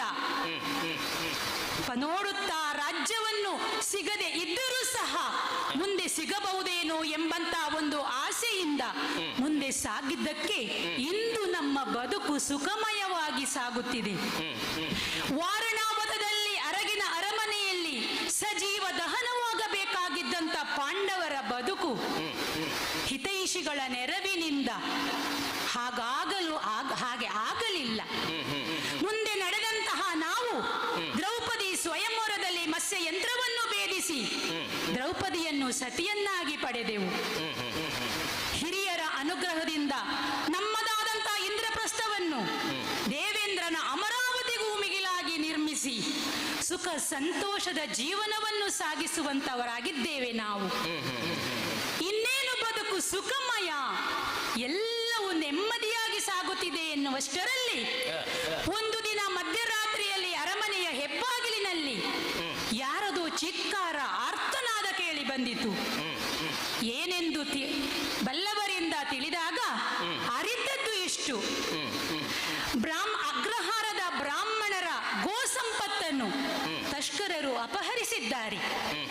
ಅರಸರಾದಂತ ನಾವು ಕಾಪಾಡುವುದು ಕರ್ತವ್ಯವಾದ ಕಾರಣಕ್ಕಾಗಿ ನಿಶ್ಚಿಂತೆಯಾಗಿರಿ, ನಿಮ್ಮ ಗೋ ಸಂಪತ್ತನ್ನು ಮರಳಿ ಕೊಡಿಸುವುದು ನನ್ನ ಹೊಣೆ ಎಂದು ಆಶ್ವಾಸನೆ ಇತ್ತಂತ ಮಧ್ಯಮ ಪಾಂಡವ ಅರ್ಜುನ ನಾನು ಕೆಲವೇ ಹೆಜ್ಜೆ ಮುಂದೆ ಇಟ್ಟದ್ದು. ಆದರೆ ಹೆಜ್ಜೆ ತಡವರಿಸಿತು. ಕಾರಣ ಇಷ್ಟೇ: ದ್ರೌಪದಿಯನ್ನು ಸತಿಯನ್ನಾಗಿ ಪಡೆದುಕೊಂಡಂತಹ ನಾವು ಅಮ್ಮನೆದುರು ಬಂದು ನಿಂತಾಗ ದೈವೇಚ್ಛೆಯೋ ಅಮ್ಮನ ಆಶೀರ್ವಾದ ಸಮವಾದವೋ? ಅಮ್ಮ ಹೇಳಿದ್ದಿಷ್ಟು, ಐವರು ಸಮವಾಗಿ ಹಂಚಿಕೊಳ್ಳಿ. ಅಮ್ಮನ ಮಾತಿಗೆ ಬದ್ಧರಾಗಿ ನಾವು ದ್ರೌಪದಿಯನ್ನು ಐವರು ಸತಿಯನ್ನಾಗಿ ಸ್ವೀಕರಿಸಿಕೊಂಡು ಜೀವನವನ್ನು ಸಾಗಿಸುತ್ತಿದ್ದಾಗ ಒಂದು ದಿನ ಆಗಮಿಸಿದಂತಹ ನಾರದರು ಸಹೋದರರ ಪ್ರೇಮಕ್ಕೆ ಉದಾಹರಣೆಯಂತಿದ್ದ ಸುಂದರ ಕಥೆಯನ್ನು ಹೇಳಿದರು. ಪರಸ್ಪರರು ಕಿತ್ತಾಡಿಕೊಂಡು ಹೆಣ್ಣಿನ ಮೋಹದಿಂದ ತಮ್ಮ ಜೀವನವನ್ನು ಯಾವ ರೀತಿ ಅಂತ್ಯಗೊಳಿಸಿಕೊಂಡರು. ಹಾಗಾಗಬಾರದು ನಿಮ್ಮ ಜೀವನ. ಸತ್ಯವನ್ನು ಪರಿಪಾಲಿಸುವುದಕ್ಕಾಗಿ ಧರ್ಮ ರಕ್ಷಣೆಗಾಗಿ ಜನಿಸಿದವರು ನೀವು. ಹಾಗಾಗಿ ನೀವೊಂದು ನಿಯಮವನ್ನು ರೂಪಿಸಿಕೊಳ್ಳಬೇಕು. ಅವರ ಮಾತಿಗೆ ಒಪ್ಪಿದಂತಹ ನಾವೈವರು ಒಟ್ಟಾಗಿ ಕುಳಿತು ಚಿಂತಿಸಿ ಯೋಚಿಸಿ ಒಂದು ನಿಯಮವನ್ನು ರೂಪಿಸಿಕೊಂಡೆವು. ವರುಷಕ್ಕೂ ಒಬ್ಬರಂತೆ ದ್ರೌಪದಿಯೊಡನೆ ಸಂಸಾರ ನಡೆಸುವುದು. ಆ ಸಂದರ್ಭದಲ್ಲಿ ಅವರ ಏಕಾಂತಕ್ಕೆ ಭಂಗವನ್ನುಂಟು ಮಾಡಿದವರು 12 ವರ್ಷಗಳ ತೀರ್ಥಯಾತ್ರೆಯನ್ನು ಮತ್ತು ಬ್ರಹ್ಮಚಾರ್ಯ ವ್ರತವನ್ನು ಪರಿಪಾಲಿಸತಕ್ಕದ್ದು. ಈ ಮಾತಿಗೆ ಬದ್ಧರಾದಂತಹ ನಾವು ಸುಖವಾಗಿ ಸಂಸಾರವನ್ನು ನಡೆಸುತ್ತಿದ್ದೇವೆ. ಆದರೆ ಈಗ ಅಣ್ಣ ಧರ್ಮಜನ ಸರದಿ ದ್ರೌಪದಿಯೊಡನೆ ಏಕಾಂತದಲ್ಲಿದ್ದಾನೆ. ಅಣ್ಣ ಧರ್ಮಜ ನಮ್ಮನ್ನೆಲ್ಲ ಸರಿಯಾಗಿ ಅರಿತವನು. ಹಾಗಾಗಿ ಆಯುಧಾಗಾರವನ್ನು ತನ್ನ ಶಯನಾಗೃಹದ ಬಳಿಯೇ ನಿರ್ಮಿಸಿಕೊಂಡಿದ್ದಾನೆ. ಆಯುಧ ಬೇಕು ಅಂತಾದರೆ ಧರ್ಮರಾಯನ ಶಯನಾಗೃಹವನ್ನು ದಾಟಿ ಹೋಗಬೇಕು. ದಾಟಿದೆ ಅಂತಾದರೆ ನಾನು ನಿಯಮವನ್ನು ಮುರಿದಂತಾಗುತ್ತದೆ. ಏನು ಮಾಡುವುದು? ಯೋಚಿಸಲಿಕ್ಕೆ ಸಮಯವಿಲ್ಲ. ಬಂದದ್ದನ್ನು ಮುಂದೆ ನೋಡಿದರಾಯಿತು ಎಂಬ ಚಿಂತನೆಯಿಂದ ಮುಂದೆ ಸಾಗಿ ಆಯುಧವನ್ನು ಪಡೆದುಕೊಂಡು ತಸ್ಕರರನ್ನು ಸದೆಬಡಿದು ಬ್ರಾಹ್ಮಣರ ಗೋಸಂಪತ್ತನ್ನು ಅವರಿಗೆ ಹಿಂತಿರುಗಿಸಿಕೊಟ್ಟು ತದನಂತರ ಅಣ್ಣನಲ್ಲಿಗೆ ಬಂದು ಕ್ಷಮೆಯನ್ನು ಯಾಚಿಸಿದೆ. ಮಾಡಿದ ತಪ್ಪಿಗಾಗಿ 12 ವರ್ಷಗಳ ಕಾಲ ತೀರ್ಥಯಾತ್ರೆಯನ್ನು ಮಾಡಲು ಹೊರಟಿದ್ದೇನೆ, ಆಶೀರ್ವದಿಸು ಎಂದೆ. ಅಣ್ಣ ಹೇಳಿದ್ದಿಷ್ಟೇ, ನೀನು ಮಾಡಿದಂತಹ ಕಾರ್ಯ ಸ್ವಾರ್ಥಕ್ಕಾಗಿ ಅಲ್ಲ, ಪರಹಿತಕ್ಕಾಗಿ. ಹಾಗಾಗಿ ನೀನು ತೀರ್ಥಯಾತ್ರೆಗೆ ಹೋಗುವ ಅಗತ್ಯ ಇಲ್ಲ. ಆದರೆ ನಾನದಕ್ಕೆ ಒಪ್ಪಲಿಲ್ಲ. ಕಾನೂನನ್ನು ಮಾಡಿದವರೇ ಮುರಿಯುವುದು ಎಷ್ಟು ಸರಿ? ನಾಳೆ ಪ್ರಜೆಗಳನ್ನು ಪ್ರಶ್ನಿಸುವ ಅಧಿಕಾರವು ನಮಗಿಲ್ಲದಾಗಿ ಹೋಗುತ್ತದೆ. ಹಾಗಾಗಿ ನಾನು ತೀರ್ಥಯಾತ್ರೆಗೆ ಹೋಗಿಯೇ ಸಿದ್ಧ. ಧರ್ಮ ಸೂಕ್ಷ್ಮವನ್ನು ಅರಿತಂತ ಅಣ್ಣ, ಹಾಗಾದರೆ ಒಂದು ಕೆಲಸ ಮಾಡುವ ಎಂದು ಹೇಳಿದ. 12 ವರ್ಷಗಳ ಬದಲು 12 ತಿಂಗಳುಗಳನ್ನಾಗಿ ಪರಿವರ್ತಿಸಿ 1 ವರ್ಷಗಳ ಕಾಲ ನೀನು ತೀರ್ಥಯಾತ್ರೆಗೆ ಹೋಗಿ ಬಾ ಎಂದು ಹರಸಿ ಕಳುಹಿಸಿಕೊಟ್ಟ. ಅಣ್ಣನಿಂದ ಆಶೀರ್ವಾದವನ್ನು, ಹಿರಿಯರಿಂದ ಆಕಾಂಕ್ಷೆಯನ್ನು, ಬೆಂಬಲವನ್ನು ಪಡೆದಂತ ನಾನು ನೇರವಾಗಿ ಹೊರಟ ಸಂದರ್ಭದಲ್ಲಿ ಹಲವರು ನನ್ನ ಜೊತೆಗೂಡಿ ಬಂದರು. ಮುಂದೆ ನಡೆದಂತಹ ನಾನು ಏಕಾಂಗಿಯಾಗಿ ಮುಂದೆ ಸಾಗುತ್ತಾ ಬಂದು ಗಂಗಾ ನದಿಯಲ್ಲಿ ಮೀಯಲಿಕ್ಕೆಂದು ನದಿಯಲ್ಲಿ ಇಳಿದದ್ದು ಮಾತ್ರ ಗೊತ್ತು. ಕಣ್ಣು ಬಿಟ್ಟು ನೋಡಿದಂತಹ ಸಂದರ್ಭದಲ್ಲಿ ಬುಸುಗುಡುತ್ತಿರುವಂತಹ ಸರ್ಪಗಳ ಮಧ್ಯದಲ್ಲಿ ನಾನಿದ್ದೆ. ಏನಾಯಿತೆಂದು ಕಣ್ಣು ತೆರೆದು ನೋಡುವಷ್ಟರಲ್ಲಿ ಸುಂದರಿಯಾದ ತರುಣಿಯೊಬ್ಬಳು ನಡೆದು ಬಂದಳು. ಬಂದು ಹೇಳಿದ್ದಿಷ್ಟು, ನಾಗಶ್ರೇಷ್ಠನ ನಾಗರ ಗುಂಪಿಗೆ ಸೇರಿದಂತಹ ಕೌರವ್ಯನೆಂಬ ಅರಸನ ಮಗಳು ಉಲೂಪಿ ನಾನು. ನದಿಯಲ್ಲಿ ಮೀಯಲು ಇಳಿದಂತಹ ನಿನ್ನ ಸೌಂದರ್ಯವನ್ನು ಕಂಡು ಮೋಹಿತಳಾಗಿದ್ದೇನೆ.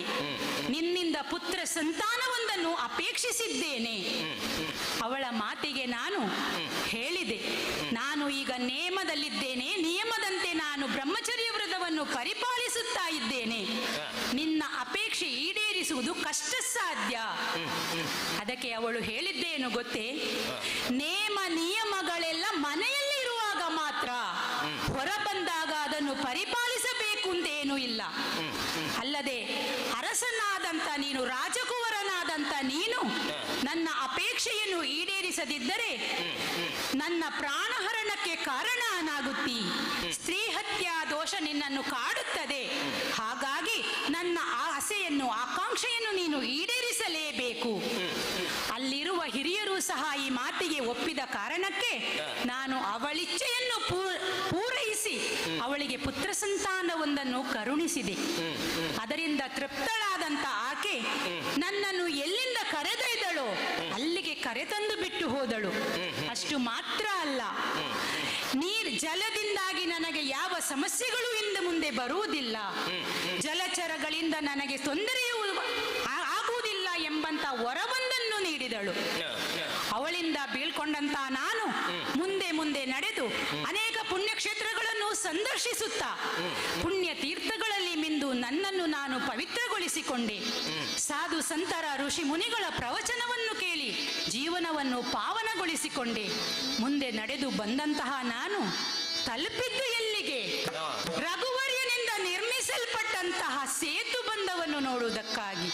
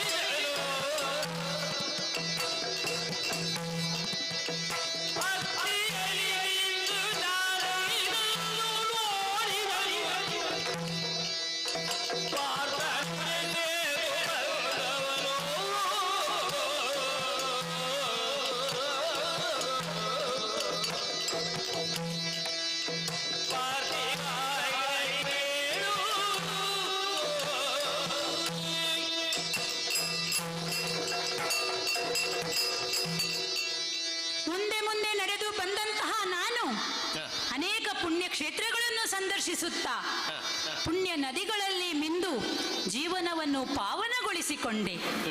ನಂತರ ನಡೆದು ಬಂದಂತಹ ನಾನು ನಿಂತದ್ದು ರಾಮೇಶ್ವರದಲ್ಲಿ. ನಿಂತ ಕ್ಷಣ ಮೈ ರೋಮಾಂಚನವಾಯಿತು. ಆ ಯುಗದ ಯುಗ ಪ್ರವರ್ತಕ ಪವಾಡ ಪುರುಷ ದೇವಾಂಶ ಸಂಭೂತ ಶ್ರೀರಾಮ ಓಡಾಡಿದ ಪುಣ್ಯ ನೆಲ ಇದು.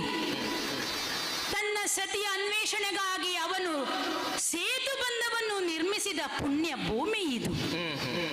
ರಘುವರ್ಯನಿಂದ ನಿರ್ಮಿಸಿದ ಆ ಸೇತು ಬಂಧ, ಆಹಾ ಏನು ಸುಂದರ, ಏನು ಅದ್ಭುತ! ಅವನಿಂದಲೇ ಪ್ರತಿಷ್ಠಾಪಿಸಲ್ಪಟ್ಟಂತಹ ಶಿವಲಿಂಗದ ದರ್ಶನವನ್ನೂ ಮಾಡಿದೆ. ಈ ಸ್ಥಳದಲ್ಲಿ ಇನ್ನೂ ಹೆಚ್ಚಿನ ಮಾಹಿತಿಗಳು, ವಿವರಗಳು ನನಗೇನಾದರೂ ಲಭ್ಯವಾಗಬಹುದೇ ಎಂದು ಅತ್ತಿತ್ತ ಕಣ್ಣಾಡಿಸುತ್ತಾ ಮುಂದೆ ಮುಂದೆ ಸಾಗಿ ಬಂದಂತಹ ನಾನು ನೋಡಿದ್ದು ಮೂಲೆಯಲ್ಲಿ ಕುಳಿತಂತ ಒಂದು ಸೂಕ್ಷ್ಮ ರೂಪವನ್ನು. ಬಳಿ ಸಾಗಿ ನೋಡುತ್ತೇನಂತೆ, ಕಪಿಯೊಂದು ಕುಳಿತು ಬಾಯಲ್ಲಿ ಮಣಮಣ ಏನನ್ನೋ ಮಂತ್ರವನ್ನು ಉಚ್ಚರಿಸುತ್ತಾ ಇದೆ. ರಾಮ ನಡೆದಾಡಿದ ಈ ಪುಣ್ಯ ಭೂಮಿಯಲ್ಲಿ ಕಪಿಗಳೂ ಇದ್ದಾವೆ ಅಂತ ಹೇಳಿದರೆ ಆಶ್ಚರ್ಯಪಡುವಂಥದ್ದು ಏನೂ ಇಲ್ಲ. ಆ ಯುಗದಲ್ಲಿ ಕಪಿಗಳು ಮಾತನಾಡುತ್ತಿದ್ದುವಂತೆ. ಹಾಗಾಗಿ ಈ ಕಪಿಯನ್ನು ಮಾತನಾಡಿಸಿ ನೋಡುತ್ತೇನಂತೆ. ಆರು ನೀನು ವನಚರ,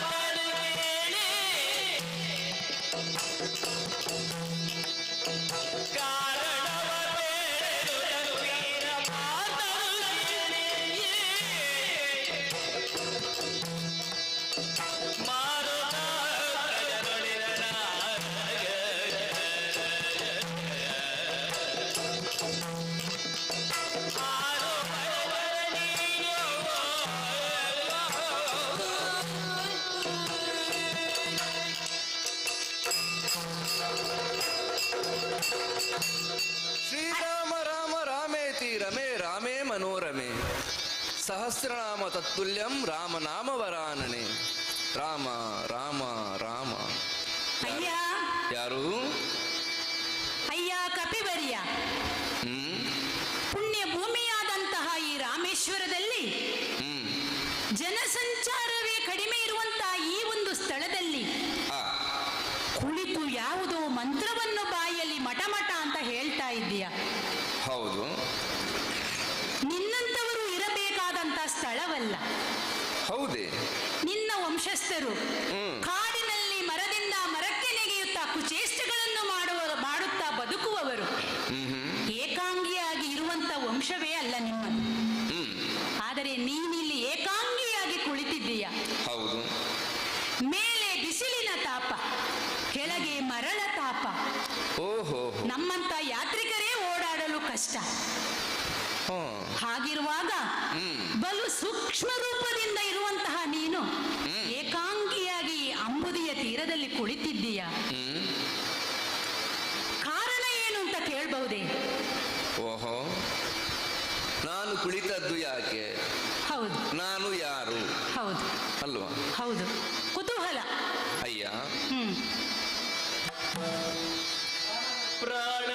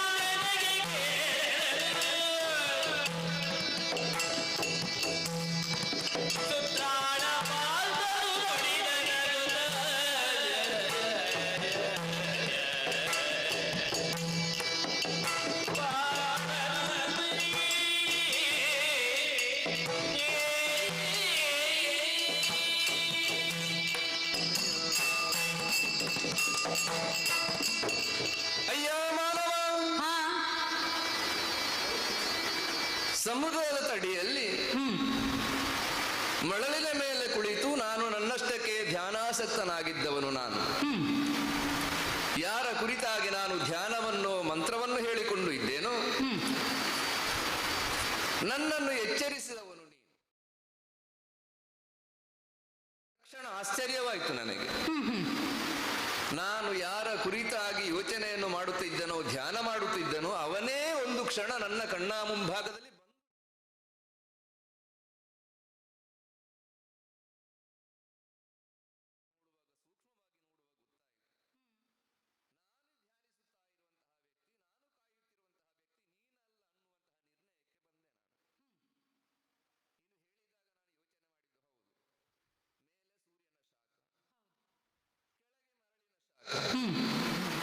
ಇದು ಯಾವುದರ ಪರಿವೇ ಇಲ್ಲದೆ ನೀನು ಕುಳಿತುಕೊಂಡಿದ್ಯಲ್ಲ, ಯಾರು ನೀನು ಅಂತ ಕೇಳುತ್ತಾ ಇದ್ದಿ. ಅಯ್ಯ, ನನ್ನ ಹೆಸರೇನು ಅಂತ ನಾನು ಹೇಳಲೇಬೇಕು.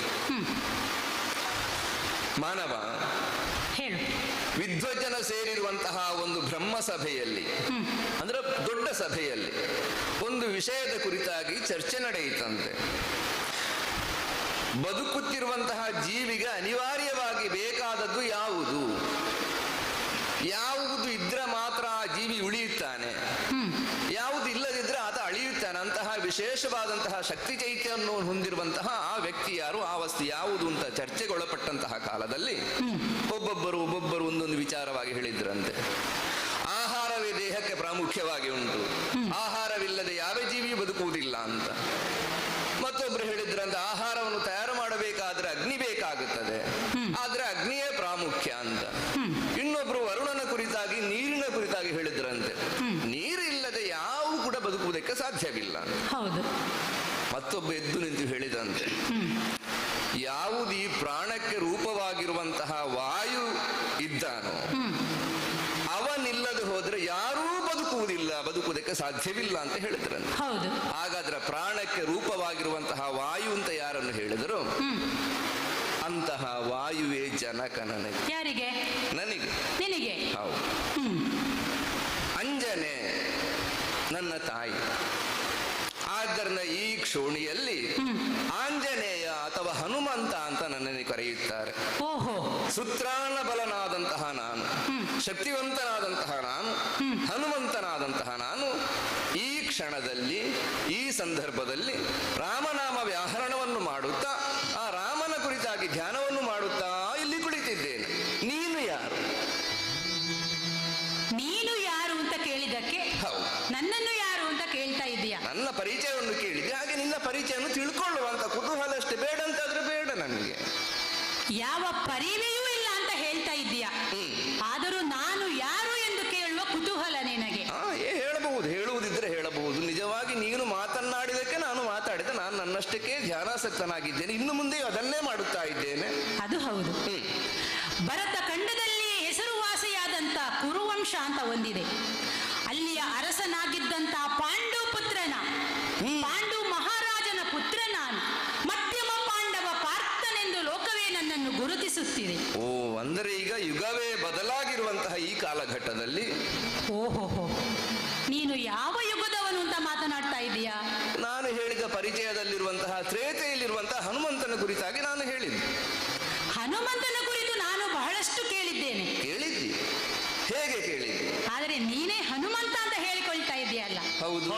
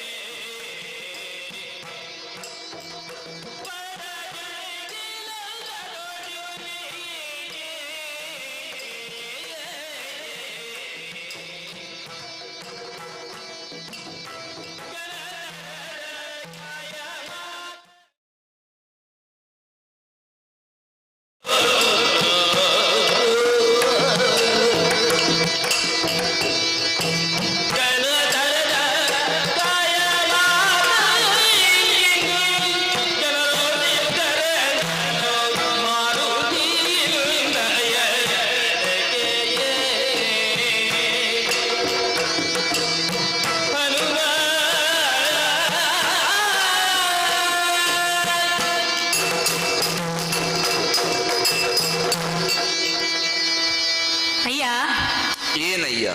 ಕೆಲವರಿಗೆ ತಮ್ಮ ಕುಟುಂಬದಲ್ಲಿ ಅಥವಾ ತಮ್ಮ ನೆರೆಕರೆಯಲ್ಲಿ ಪರಿಚಯದಲ್ಲಿ ಇರುವಂತ ಯಾರಾದರೂ ಒಬ್ಬ ಶ್ರೇಷ್ಠ ಪ್ರಸಿದ್ಧ ವ್ಯಕ್ತಿಯನ್ನು ಅವರು ತನಗೆ ಬಹಳ ಪರಿಚಯಸ್ಥರು ಅಂತ ಹೇಳಿಕೊಳ್ಳುವ ಒಂದು ಚಟ ಉಂಟು. ಅದು ಹೌದು. ಅವರು ನಮ್ಮ ಚಿಕ್ಕಪ್ಪನ ದೊಡ್ಡಪ್ಪನ ಮಗನ, ಅವರು ಹೀಗೆ ಉದ್ದ ಸಂಬಂಧ ಹೇಳಿ ಯಥಾರ್ಥವಾಗಿ ನೋಡಬೇಕು ಅಂತ ಹೇಳಿದ್ರೆ ಅವರು ಪರಸ್ಪರ ನೋಡಿಯೂ ಇರುವುದಿಲ್ಲ, ಪರಿಚಯವೂ ಇರುವುದಿಲ್ಲ. ಅದು ಸಹಜ ಕೂಡ, ತಪ್ಪು ಅಂತ ಹೇಳಲಿಕ್ಕಾಗೋದಿಲ್ಲ. ಆದ್ರೆ ನೀನು ಒಂದು ಹೆಜ್ಜೆ ಮುಂದೆಯೇ ಹೋಗಿ ಆ ಕುಲದಲ್ಲಿ ರಾಮನ ಬಂಟನಾಗಿದ್ದಂತ ಹನುಮ ಅವನೇ ನೀನು ಅಂತ ಹೇಳ್ತಾ ಇದ್ದೀಯ. ಹೌದು, ಹೌದು, ಸತ್ಯವನ್ನೇ ನೀನು ಅವನ ವಂಶಸ್ಥನಾಗಿದ್ದಕ್ಕೆ, ಅವನು ಒಬ್ಬ ಮಹಾನ್ ವ್ಯಕ್ತಿಯಾಗಿದ್ದಕ್ಕೆ ನೀನು ಹೆಮ್ಮೆ ಪಡಬೇಕು. ಅದು ತಪ್ಪು ಅಂತ ನಾನು ಹೇಳೋದಿಲ್ಲ. ಆದರೆ ಅವನೇ ನೀನು ಅಂತ ಹೇಳ್ತಾ ಇದ್ದೀಯಲ್ಲ, ಏನು ನೀನು ಹೇಳಿದ ಹನುಮನನ್ನು ತಿಳಿಯದವನು ನಾನು ಅಂತ ಭಾವಿಸಿದೆಯಾ? ಓ, ನನ್ನ ಮಾತಿನಲ್ಲಿ ನಿನಗೆ ಸಂಶಯ ಬರುವುದಿಲ್ಲ. ಸಂಶಯವೇ? ನೀನು ಹೇಗೆ ತಿಳಿದಿದ್ದಿ ಹನುಮಂತನನ್ನು? ಬಾಲ್ಯದಲ್ಲೇ ಗುರುಗಳಿಂದ ಪಾಠವಾಗಿದೆ. ಹೌದು. ಹನುಮಂತ ಯಾರು? ನೀನು ಹೇಳಿದ್ದೀಯಲ್ಲ, ಹೌದು. ಪ್ರಾಣ ರೂಪ ನೆನಪ ವಾಯುವೇ ಜನಕ. ನನ್ನ ತಂದೆ. ಹೌದು. ಯಾರಿಗೆ? ಯಾರಿಗೆ? ಹನುಮಂತನಿಗೆ, ನಿನಗಲ್ಲ. ಅಂಜನಾದೇವಿಯ ಗರ್ಭದಲ್ಲಿ ಜನಿಸಿದವನು ಯಾರು? ಹನುಮಂತ. ಸರಿಯಾಗಿ ಹೇಳಿದ್ದೇನೆ. ನೀನಲ್ಲ, ನಿನ್ನನ್ನು ಹೋಲಿಸಿಕೊಳ್ಳಬೇಡ. ವಾಯುದೇವನಿಂದ ಅಂಜನಾದೇವಿಯ ಗರ್ಭದಲ್ಲಿ ಜನಿಸಿದಂತ ಹನುಮಂತ ಸೂರ್ಯನನ್ನು ಹಣ್ಣೆಂದು ಭ್ರಮಿಸಿ ಮೇಲೆ ಹಾರಿದ್ದ ಕಾರಣಕ್ಕಾಗಿ, ಪೆಟ್ಟು ತಿಂದಕ್ಕಾಗಿ, ಹನು ಊದುಕೊಂಡಿದ್ದಕ್ಕಾಗಿ ಹನುಮಂತ. ಚೆನ್ನಾಗಿ ತಿಳಿದಿದ್ದಿ. ಆಂಜನೇಯ. ಹೌದು, ನೀನು ಹೇಳಿದ್ದು ಹೌದು. ಹೌದು, ಆದ್ರೆ ನೀನಲ್ಲ, ಅವನು. ನೀನು ಯಾಕೆ ನನ್ನ ಬಗ್ಗೆ ಇಷ್ಟು ತಾತ್ಸಾರ ಭಾವ? ನೀನಲ್ಲ ನೀನಲ್ಲ. ನಿನ್ನ ಬಗ್ಗೆ ತಾತ್ಸಾರ ಅಲ್ಲ, ನಾನು ಹನುಮಂತ ಅಲ್ವಾ? ನೀನು ಅವನನ್ನು ನಿನಗೆ ಹೋಲಿಸಿಕೊಂಡದ್ದಕ್ಕಾಗಿ ನನಗೆ ಹೋಲಿಕೆಯೋ? ನಿನ್ನ ಬಗ್ಗೆ ಅಪನಂಬಿಕೆ. ಮತ್ತು ಹೇಳ್ತೇನೆ ಕೇಳು, ಸಾಗರೋಲ್ಲಂಘನ ಮಾಡಿದಂತ ಸಾಹಸಿ, ಹೌದು, ಅಕ್ಷೀಣ ಬಲ, ಆಕಾಶದೆತ್ತರಕ್ಕೆ ಬೆಳೆದು ನಿಲ್ಲಬಲ್ಲಂತಹ ವಜ್ರದೇಹಿ. ಹೌದು, ಹನುಮ. ರಾಮನ ಮುಂಭಾಗದಲ್ಲಿ ಹಾಗೆ ಕಾಣಿಸಿಕೊಂಡಿದ್ದೆ. ರಾಮ ಭಕ್ತ, ರಾಮದಾಸ, ದಾಸ ಶ್ರೇಷ್ಠನೆಂದು ಲೋಕವೇ ಗುರುತಿಸುತ್ತಿದೆ. ನನ್ನನ್ನು ರಾಮನಿಗಾಗಿ ಸಂಪೂರ್ಣವಾಗಿ ತೆತ್ತುಕೊಂಡವನು ನಾನು, ಅರ್ಪಿಸಿಕೊಂಡವನು ಆ ಹನುಮ. ರಾಮನೆಲ್ಲಿದ್ದಾನೆ ಎಂದು ಕೇಳಿದ ಲೋಕಕ್ಕೆ ಎದೆಯ ಬಗೆದು ರಾಮನನ್ನು ತೋರಿಸಿದಂತ ಭಕ್ತಾಗ್ರೇಸರ. ಹೌದಪ್ಪ, ಎಲ್ಲ ಸರಿಯಾಗಿ ಹೇಳುತ್ತಾ ಇದ್ದೀನಿ. ಭಕ್ತಿಗೆ ಉದಾಹರಣೆ, ಶಕ್ತಿಗೆ ಪ್ರೇರಣೆ ಆ ಹನುಮ. ನೀನಲ್ಲ. ಹೋಲಿಸಿಕೊಳ್ಳುವುದಕ್ಕೂ ಒಂದು ಇತಿ ಮಿತಿಗಳಿರಬೇಕು. ಹೇಳುತ್ತೇನೆ ಕೇಳು, ನಮ್ಮ ಊರಿನಲ್ಲಿ ಭಜನಾ ಮಂದಿರಗಳಲ್ಲಿ ದಿನಾ ಸಂಜೆ ಆದರೆ ಭಜನೆ ಮಾಡ್ತಾರೆ ಅವನನ್ನು ಸ್ತುತಿಸುತ್ತಾ. ಹೌದಾ? ಹನುಮಂತ ಧೀಮಂತ ಪವನಾತ್ಮಜ ಶ್ರೀರಾಮದೂತ. ಓಹೋ, ದಿನಾ ಸಂಜೆ ಭಜನೆ ನಡೀತಾ ಇದೆ. ಓ, ಭಜನಾ ಮಂಡಳಿಗಳಲ್ಲಿ ಹನುಮ ವ್ಯಾಯಾಮ ಶಾಲೆಗಳು. ಹೌದಾ? ತುಂಬಿ ತುಳುಕುತ್ತಿದೆ ಅವನ ವಜ್ರ ದೇಹವನ್ನು ನೋಡಿ ಯುವಕರು ಮಾರು ಹೋಗಿದ್ದಾರೆ. ಆ ಜನ್ಮ ಬ್ರಹ್ಮಚಾರಿಯಾಗಿಂತ ಹನುಮ ಪೂಜನೀಯ ನಮಗೆ. ನೀನು ಆ ಹನುಮ ನೀನೆಂದೆಂಬೆ. ಹೌದು, ಹನುಮ ನಾನೇ. ತನುವ ನೋಡಿದರೆ ಬಡ ಜುಣುಗಿನಂತಿದೆ. ನನ್ನ ತಾನು ನಿನ್ನ ಜನಕ ಅಂತ ಹೇಳಿದ್ದಿ ನೋಡು. ಹೌದು. ಆ ವಾಯುವೆ ಬಂದರೆ ನೀನು ಗಾಳಿಗೆ ಹಾರಿ ಹೋಗ್ತಿ. ಓ, ಅಂತಹ ನೀನು ಹನುಮಂತ ಅಂತ ನಿನ್ನನ್ನು ಹೋಲಿಸಿಕೊಳ್ತಾ ಇದ್ದೀಯ. ಹಾಗಾದರೆ ಈ ರೀತಿ ನಿನ್ನ ರೂಪ ಬರುವುದಕ್ಕೆ ಯಾವ ಘನತರದ ಕಾರ್ಯ ಮಾಡಿದ್ದೀಯ? ಈಗ ಹನುಮಂತನ ಕುರಿತಾಗಿ ನೀನು ಒಪ್ಪಬೇಕು ಅಂತ ಆದ್ರೆ ಕೇಳಿರುವಂತಹ ಸತ್ಯ ಸ್ಥೂಲವಾಗಿ ನನ್ನಲ್ಲಿ ಕಾಣುವುದಿಲ್ಲ. ಬಡ ಜುಣುಗಿನ ಅಂದದೊಳಿರುವೆ ಅಂತ ಹೇಳುದು ಅಲ್ವೇ? ಈ ದೇಹ ಯಾಕೆ ಹೀಗಾಯಿತು?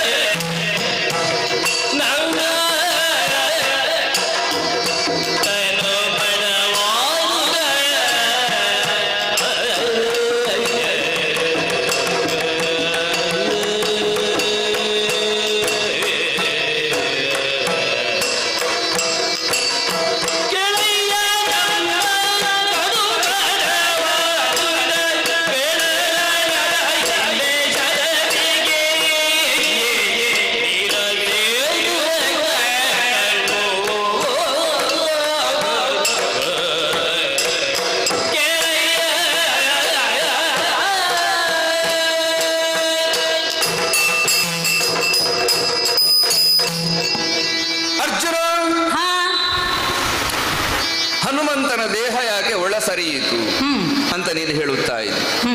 ಅಯ್ಯ, ಈ ಹಿಂದೆ ತ್ರೇತಾಯುಗದಲ್ಲಿ ನಾವು ಮಾಡಿದಂತಹ ಸಾಧನೆಯ ಫಲವಾಗಿ ಈ ಒಂದು ಸ್ಥಿತಿ ಹನುಮಂತನಿಗೆ ಬಂದಿದೆ ಅಂತ ಅತಿಶಯ ಅಂತ ಆಗುವುದಕ್ಕೆ ಸಾಧ್ಯವಿಲ್ಲ.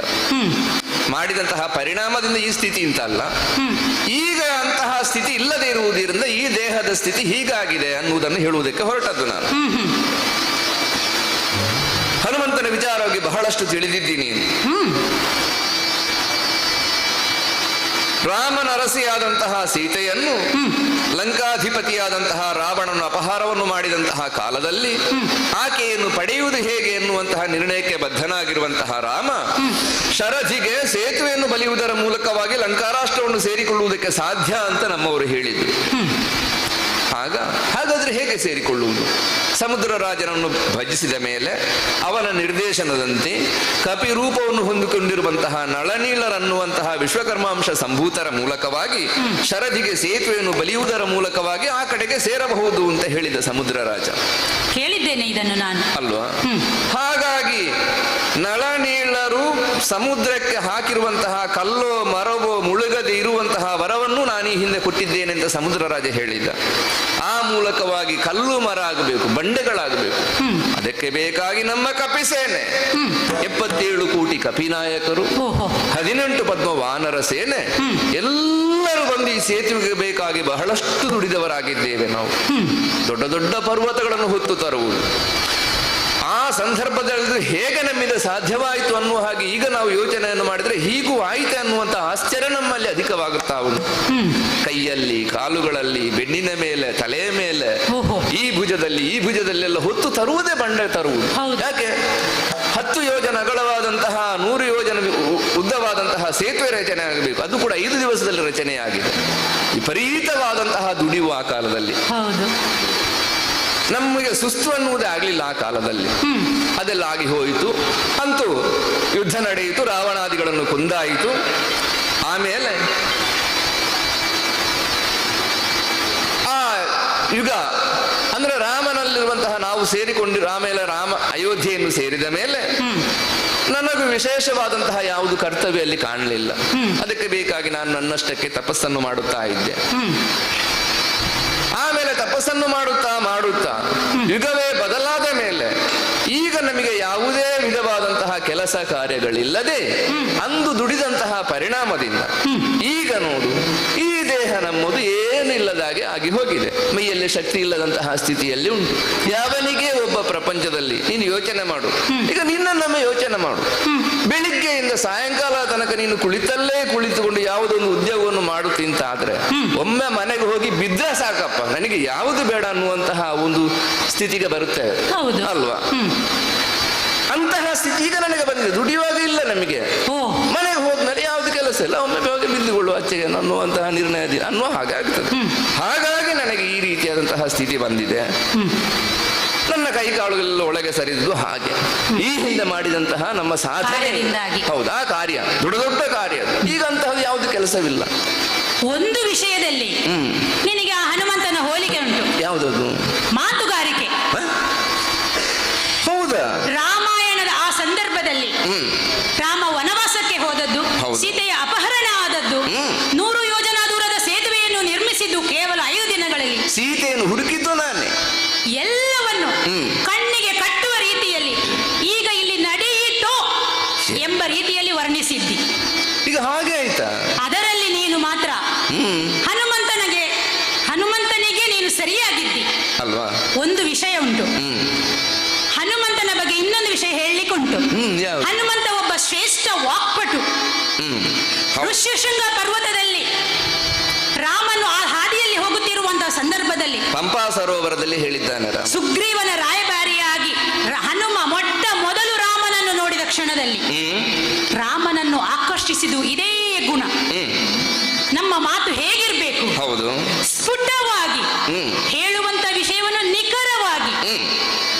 ಕೆಲವರು ಹೇಳ್ತಾರೆ ಹೀಗೆ ಬರ್ಬೇಕಾದನ್ನು ಹೀಗೆ ಬಂದು ಹೇಳ್ತಾರೆ, ಹಾಗೆಲ್ಲ ಸ್ಪಷ್ಟವಾಗಿ ಕೆಲವೇ ಶಬ್ದಗಳಲ್ಲಿ ಮತ್ತೆ ಆಂಗಿಕ ಅಭಿನಯಗಳು ಇಲ್ಲದೆ ಹೇಳ್ಬೇಕು. ಮಾತುಗಾರಿಕೆ ಅಂದ್ರೆ ಅದು. ಅದನ್ನು ಸಿದ್ಧಿಸಿಕೊಂಡವನು ಹನುಮಂತ ಮಾತ್ರ.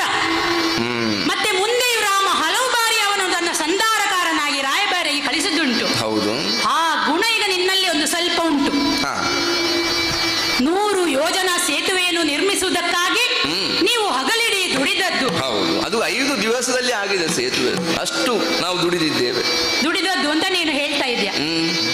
ಪೊತ್ತು ದಣಿಯಲದೇಕೆ?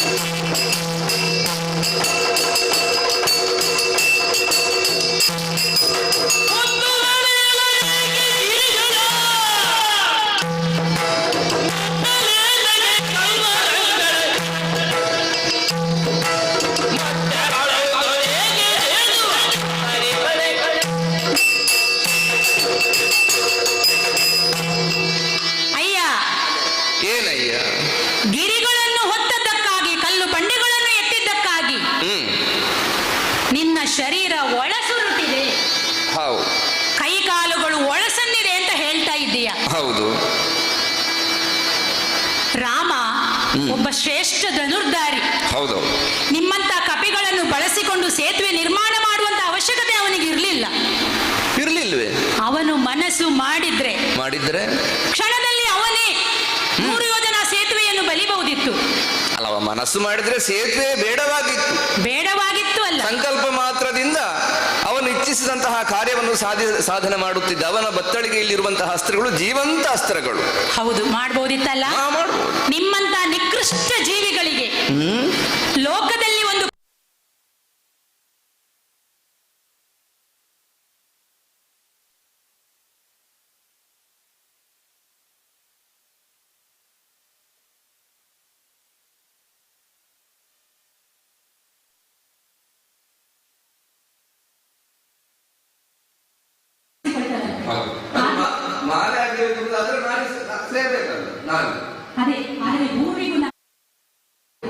ಹಾಗೆ ರಾಮ ತಾನು ಮಾಡುವಂತಹ ಕಾರ್ಯದಲ್ಲಿ ನಿಮ್ಮನ್ನು ಬಳಸಿಕೊಂಡು ತನ್ನ ಕಾರ್ಯವನ್ನು ಸಾಧಿಸಿದ. ನಿಮಗೆ ಒಂದು ಪೂಜೆ ಸ್ಥಾನವನ್ನು ಕೊಟ್ಟ. ನಾವು ರಾಮನ ಸೇವೆ ನಾವು ಮಾಡ್ತಾ ಇದ್ದೇವೆ. ಆಗ ನಾನು ಹೇಳ್ತಾ ಇದ್ದೇನೆ, ನಾನು ಆ ರಾಮನ ಸಮಕಾಲೀನನಾಗಿದ್ದರೆ, ಆಗ ನಾನು ಇದ್ದಿದ್ದರೆ ನಿಮ್ಮ ವಂಶಸ್ಥರಿಗೆ ಆ ಶ್ರಮವನ್ನೇ ಕೊಡ್ತಾ ಇರಲಿಲ್ಲ. ನಿಮಗೆ ವಿರಮಿಸಲು ಹೇಳಿ 100 ಯೋಜನೆ ಸೇತುವೆಯನ್ನು ಕ್ಷಣ ಮಾತ್ರದಲ್ಲಿ ನಾವು ನಿರ್ಮಾಣ ಮಾಡಿಬಿಡ್ತಾ ಇದ್ದೇವೆ. ಶರಣಿಂದ ಶರಣಿಗೆ ಸೇತುವೆಯನ್ನು ನಿರ್ಮಾಣ ಮಾಡ್ತಾ ಇದ್ದೇವೆ.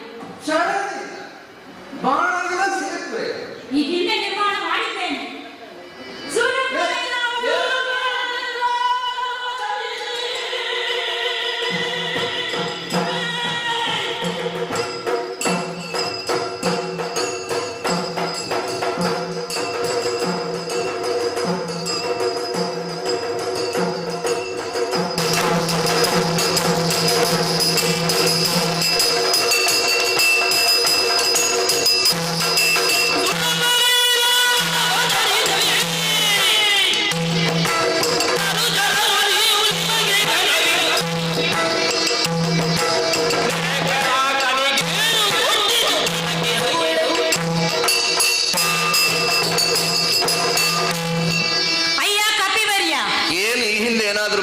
ದಾಖಲೆ ಉಂಟ ನಿನ್ನಲ್ಲಿ?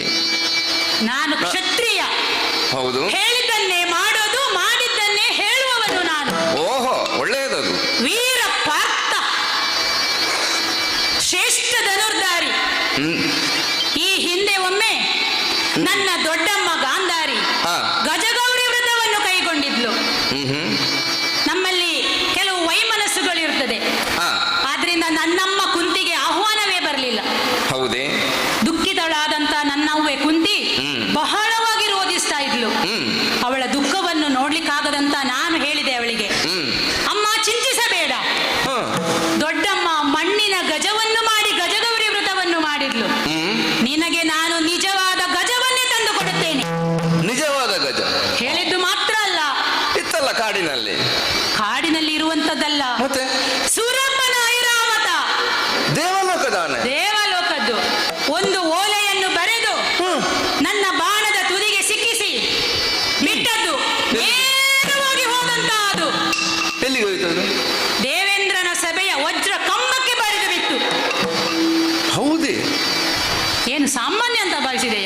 ಅಸಾಮಾನ್ಯ ಇದು. ಕೂಡಲೇ ದೇವೇಂದ್ರನ ಮರು ಒಕ್ಕಣೆ ಬಂತು. ಏನಂತ?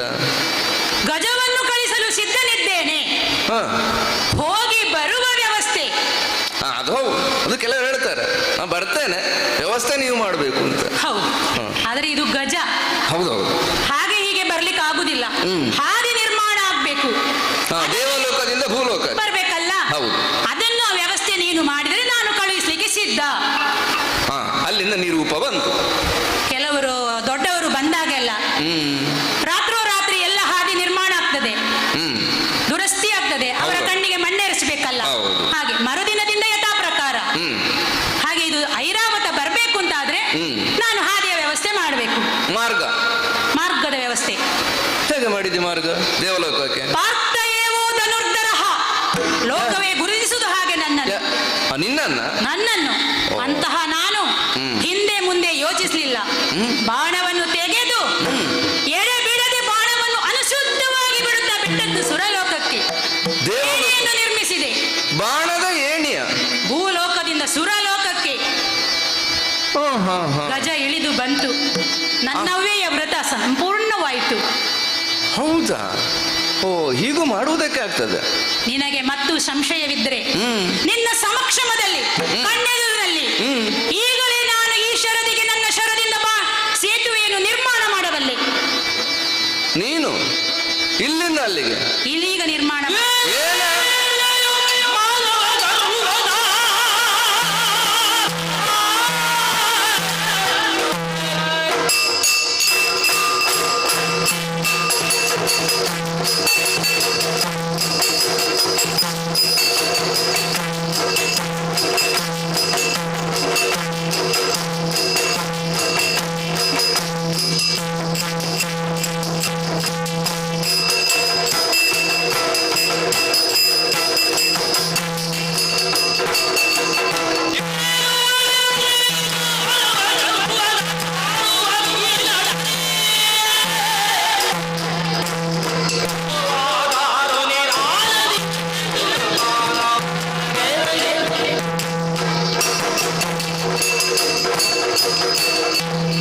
ಆಗದಿಂದ ಸಮಾಧಾನವಾಗಿ ನಾನು ಕೇಳುತ್ತಾ ಇದ್ದೆ ನಿನ್ನ ಮಾತುಗಳನ್ನು. ನಿನ್ನ ಮಾತು ಬಹಳ ಏನೆಂದರೆ ಜೀವನದಲ್ಲಿ ಮದ ಇರಬೇಕು, ಆಗ ಅದು ಹದದಲ್ಲಿರಬೇಕಾಗುತ್ತದೆ. ಇನ್ನದು ಹದ ಮೀರಿದ ಮಾನವನಿಂದ ಗರ್ವವನ್ನು ಯಾವತ್ತಾದ್ರೂ ಇಟ್ಟುಕೊಳ್ಳಕೂಡದು. ಮಿತಿ ಮೀರಿದ್ರೆ ಅದು ಅನಾಹುತಕ್ಕೆ ಕಾರಣವಾಗ್ತದೆ ಅನ್ನೋದು ನಿನ್ನ ಮಾತಿನಿಂದ ನಾನು ಸಂಪೂರ್ಣವಾಗಿ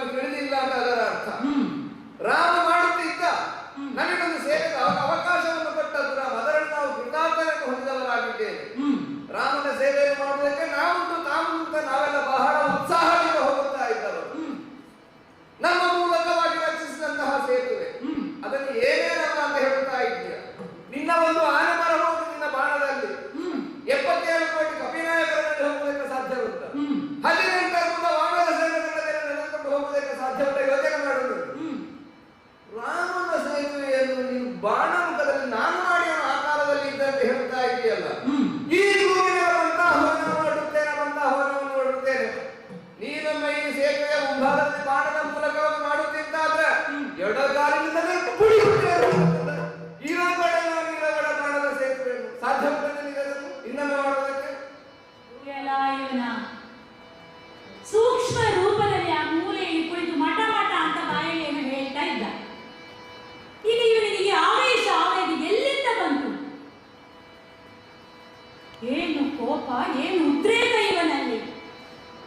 ಇದಾಗ ನೋಡಿದ ಮಂಗು ಅಲ್ವಾ ಅಂತ ಅನಿಸ್ತಾ ಇದೆ. ಅಯ್ಯ, ನೀನು ಯಾವ ಶ್ರೇಷ್ಠ ವ್ಯಕ್ತಿಯನ್ನು ಹೇಳುತ್ತಿದ್ದೀಯೋ ಆ ರಾಮಚಂದ್ರ ನನಗೆ ದೇವರೆಂಬ ಪೂಜನೀಯ ಭಾವ ನನ್ನಲ್ಲಿಂಟು. ಈಗಲೂ ಅವನನ್ನು ಪೂಜಿಸುವವನಿದ್ದೇನೆ ನಾನು. ಅವನ ವ್ಯಕ್ತಿತ್ವದ ಬಗ್ಗೆ, ಅವನು ನಿರ್ಮಿಸಿದ ರಾಮ ಸೇತುವಿನ ಬಗ್ಗೆ ಯಾರಾದರೂ ಅನುಮಾನ ವ್ಯಕ್ತಪಡಿಸಿದರು ಅಂತಾದ್ರೆ ಅವರನ್ನು ಪ್ರತಿಭಟಿಸುವಲ್ಲಿ ನಾನು ಮುಂದಾಗಿದ್ದೇನೆ.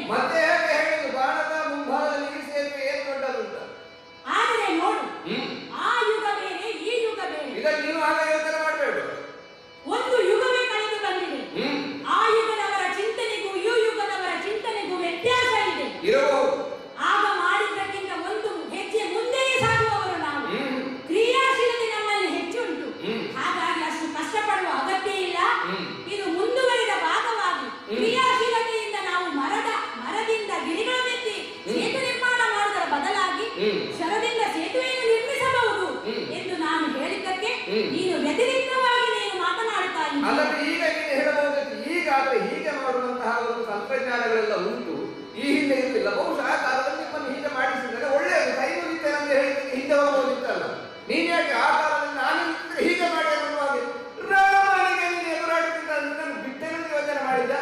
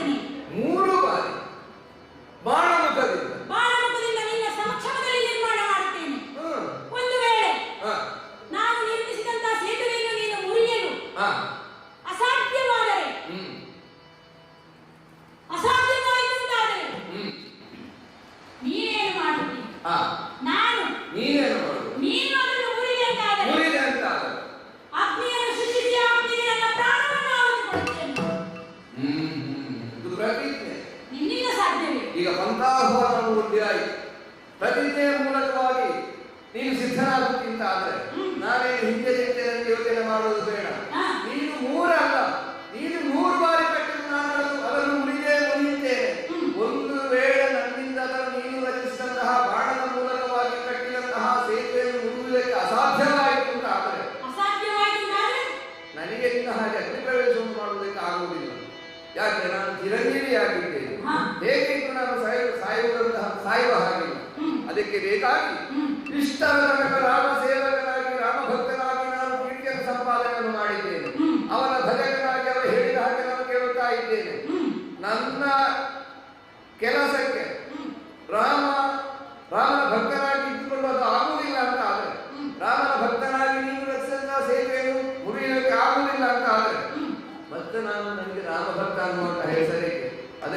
ಮೊದಲನೇದಾಗಿ ರಾಮನ ಸೇವೆಯನ್ನು ಮಾಡುವುದನ್ನು ಬಿಟ್ಟು ನಿನ್ನ ಸೇವೆಯನ್ನು ನಾನು ಮಾಡುವುದಕ್ಕೆ ಸಿದ್ಧನಾಗಿದ್ದೇನೆ. ಹೌದು.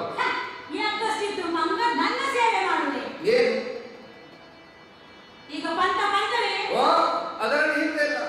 ನೋಡಿಯೇ ಬಿಡುವ ಸೇವೆ ಕಟ್ಟುವುದಕ್ಕೆ ಸಿದ್ಧನಾಗಿದ್ಯಾ? ಈಗ ಕ್ಷಣದಲ್ಲಿ ನಿನ್ನ ಮುಂದೆ ನಾನು ಸೇತುವೆಯನ್ನು ನಿರ್ಮಾಣ ಮಾಡ್ತೇನೆ.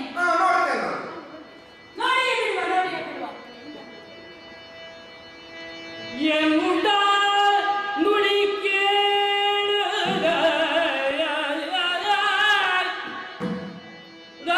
ಪಾತನು ಸಲ್ಲಿಸಿ ಶರಣಿ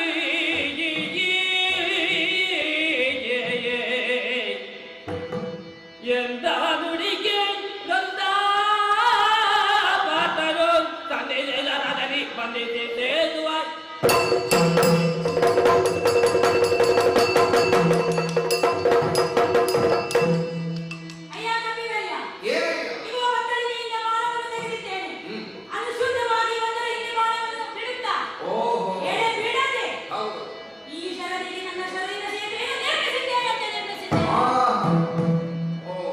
ಸರದಿಂದ ಸೇತುವೆ ನಿರ್ಮಾಣವಾಗಿದೆ. ಒಂದನೇ ಹಂತವಾಗಿ ಒಂದನೇ ಬಾರಿಗೆ ಸೇತುವೆಯನ್ನು ಕಟ್ಟಿದ್ದೀನಿ. ನೋಡು ನಾನು ಅದನ್ನು ಮುರಿಯುವಂತಹ ಚಂದವನ್ನು ಎಡಗಾಲನ್ನು ಎತ್ತಿದ್ದೇನೆ. ಜೈ ಶ್ರೀರಾಮ್.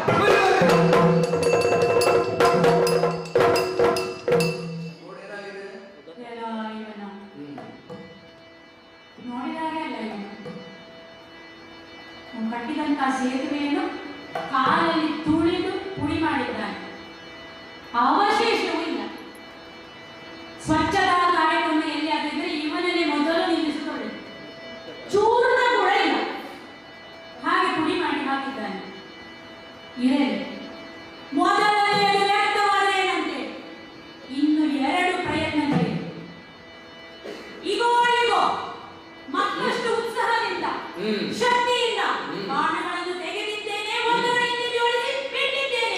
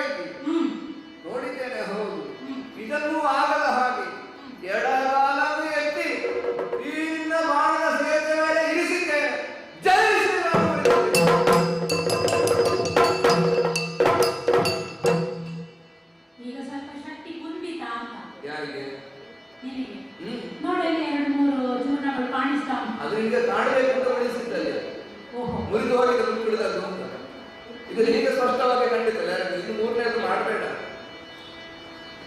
ಅದು ಹಾಗೆ ನುಡಿದಂತೆ ನಡೆಯುವುದು ನನ್ನ ನೀನಾಗದು ಮಾತು ಹೇಳಿ.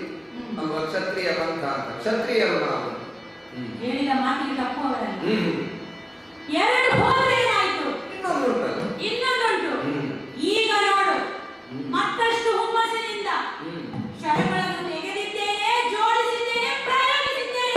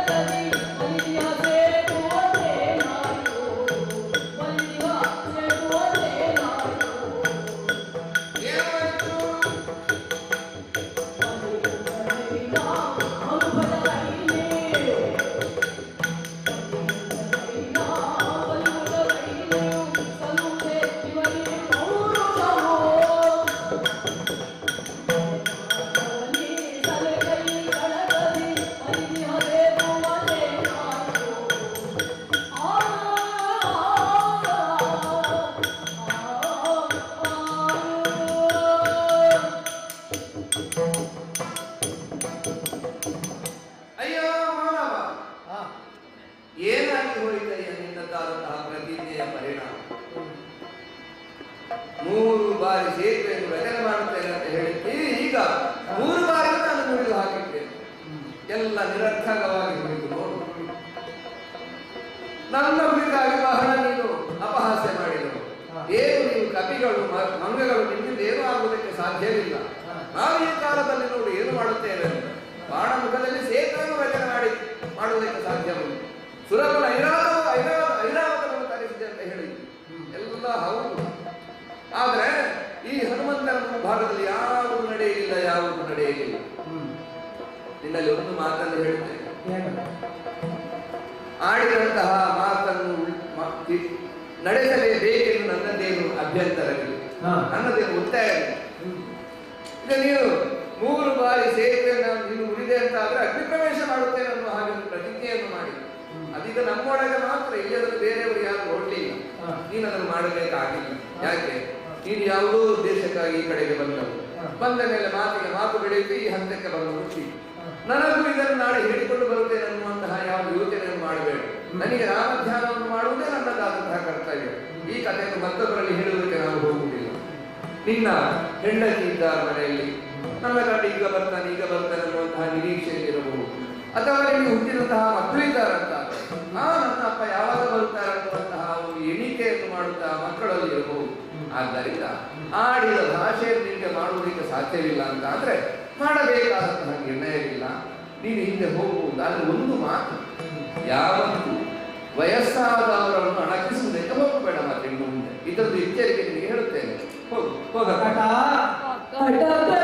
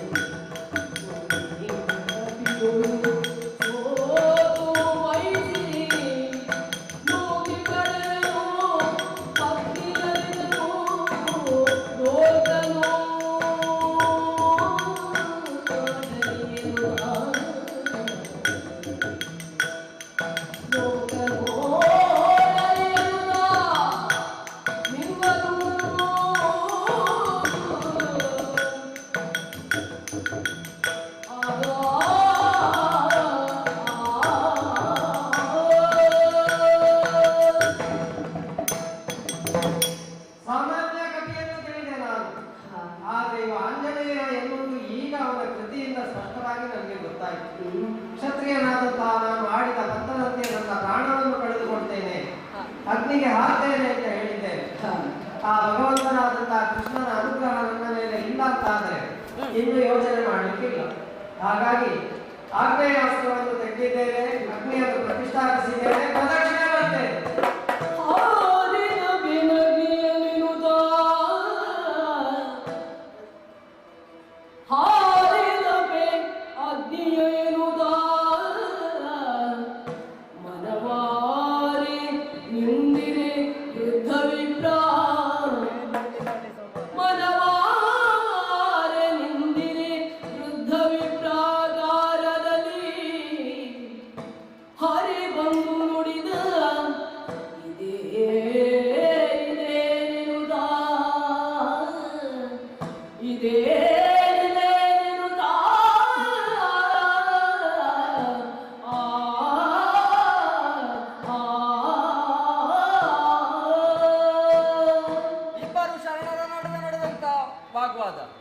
ಈ ವಾಗ್ವಾದದ ಪರಿಣಾಮವಾಗಿ ಒಬ್ಬ ಅಗ್ನಿಗೆ ಸುತ್ತು ಬಂದು ಇನ್ನು 3 ಸುತ್ತು ಬರ್ತೇ ಆದರೆ ಬೀಳುವುದಿಲ್ಲ. ಹಾಗಾಗಿ ಈ ಕ್ಷಣವೇ ವೃದ್ಧ ವಿಪ್ರಾಕಾರದಲ್ಲಿ ಅವರ ಮುಂದೆ ಕಾಣಿಸ್ಕೊಳ್ತೇನಂತೆ. ಏನಯ್ಯ ಏನಯ್ಯ ನಿಮ್ಮದು? ನಮಸ್ಕರಿಸಿದ್ದೇನೆ. ನಾನೂ ವಂದಿಸಿಕೊಂಡಿದ್ದೇನೆ ಬ್ರಾಹ್ಮಣೋತ್ತಮರೇ. ಒಳ್ಳೆಯದಾಗಲಿ, ಇಬ್ಬರಿಗೂ ದೀರ್ಘಾಯುಷ್ಯ ಮಸ್ತು.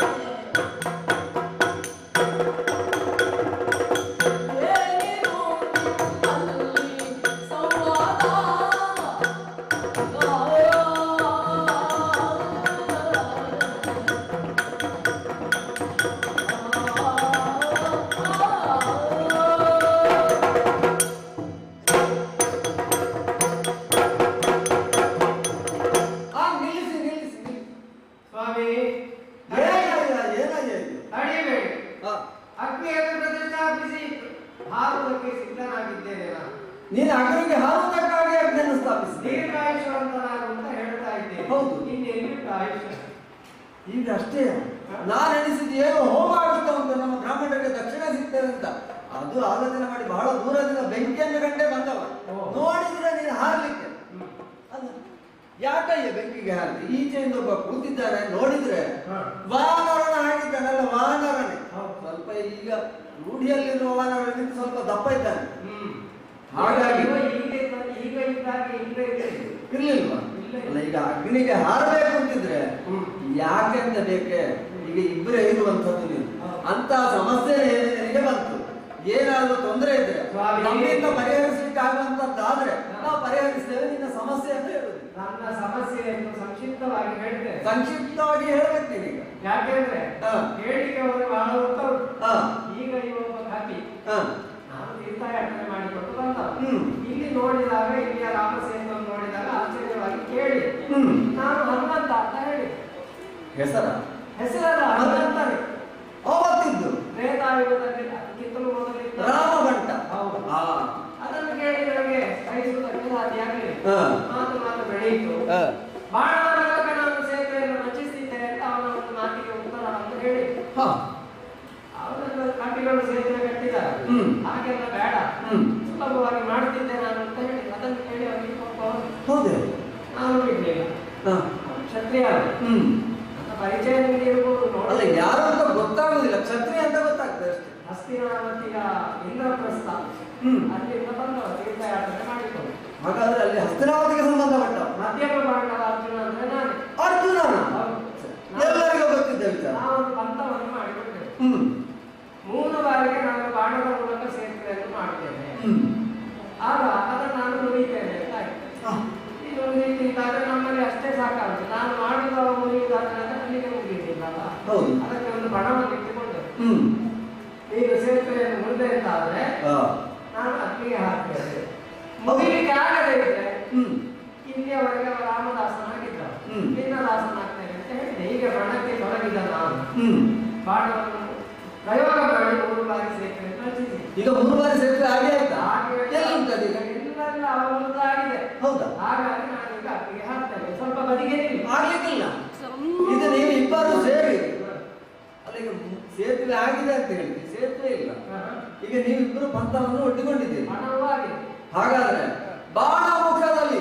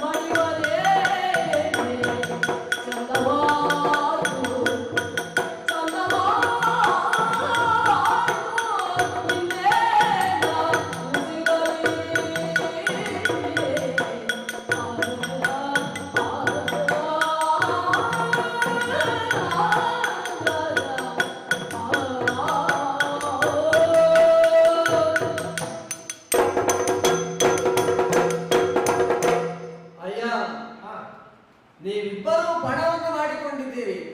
ಪ್ರಾಣದ ಪ್ರಕಾರ ಸೇತುವೆಯನ್ನು ನಾವು ಮುರಿದಿದ್ದಾನೆ, ಅದಕ್ಕಾಗಿ ಸಾಹಿತ್ಯ ಹೊರಟಿದ್ದೇನೆ ಅಂತ ಹೇಳ್ತಾ ಇದ್ದೀನಿ. ಇವ ಈಚೆಯಿಂದ ಸುಮ್ಮನೆ ಕೂತಿದ್ದಾನೆ. ನಿಮ್ಮ ಇಬ್ಬರ ವರ್ತನೆಗಳು ವಿಚಿತ್ರ. ಒಬ್ಬ ಸಾಯ್ತಾನೆ ಅಂತಿದ್ರೆ ನಿನಗೊಂದು ಕರುಣೆ ಇಲ್ಲ. ಹೌದಾ?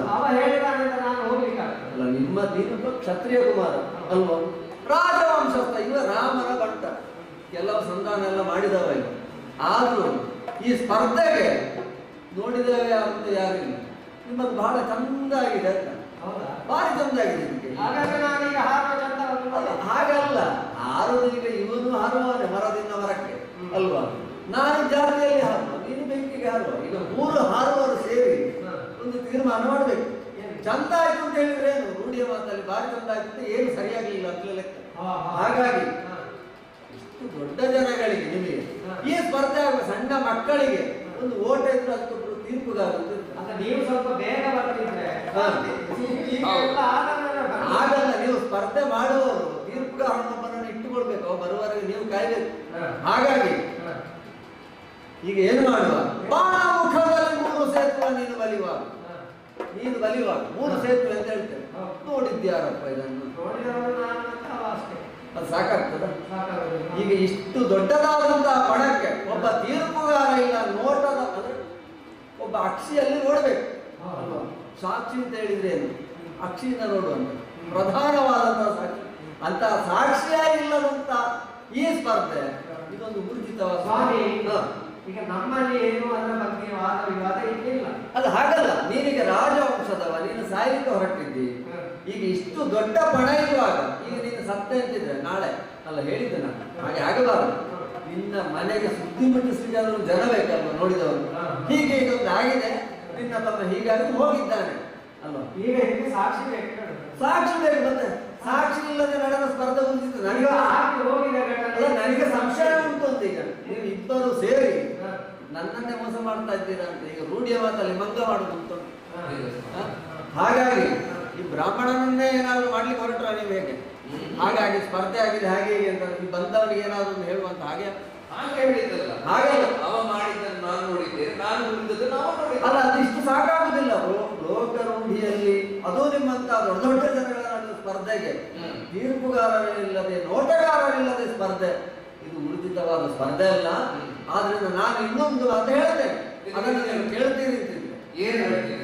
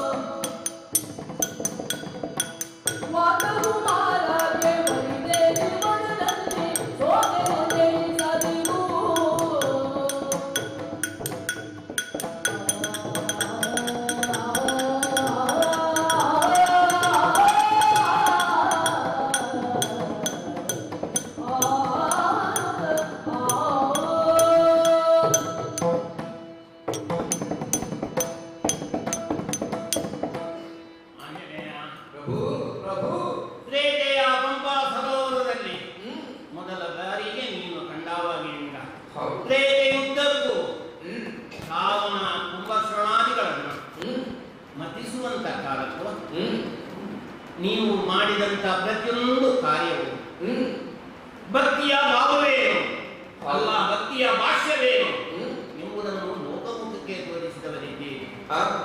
ಆದರೆ ಈ ಹೊತ್ತಿನಲ್ಲಿ ಸೋತೆ ಎಂದು ನಿನ್ನದಾದಂತ ಸಾಮರ್ಥ್ಯವೇನು ಅಲ್ಲ, ನಿನ್ನದಾದಂತ ವಾಕ್ಚಾತುರ್ಯವೇನು, ನಿನ್ನದಾದಂತ ಬುದ್ಧಿಮತ್ತೆಗಳೇನು, ಇವೆಲ್ಲವನ್ನು ನಾನು ಅರಿತವನೇ ಇದ್ದೇನಾಗಬೇಕು. ಈ ಕ್ಷಣದಲ್ಲಿ ನನ್ನ ಸಾಮರ್ಥ್ಯವನ್ನು ಉಳಿಸಿಕೊಳ್ಳುವುದಕ್ಕಾಗಲಿಲ್ಲ, ಸಾಮರ್ಥ್ಯ ತೋರಿಸುವುದಕ್ಕಾಗಲಿಲ್ಲ, ಪರಿಕರಿಸ್ತಾ ಇದ್ದೇನೆ ನಾನು. ಯಾಕೆ ಹೀಗಾಗಿ ಆಂಜನೇಯ?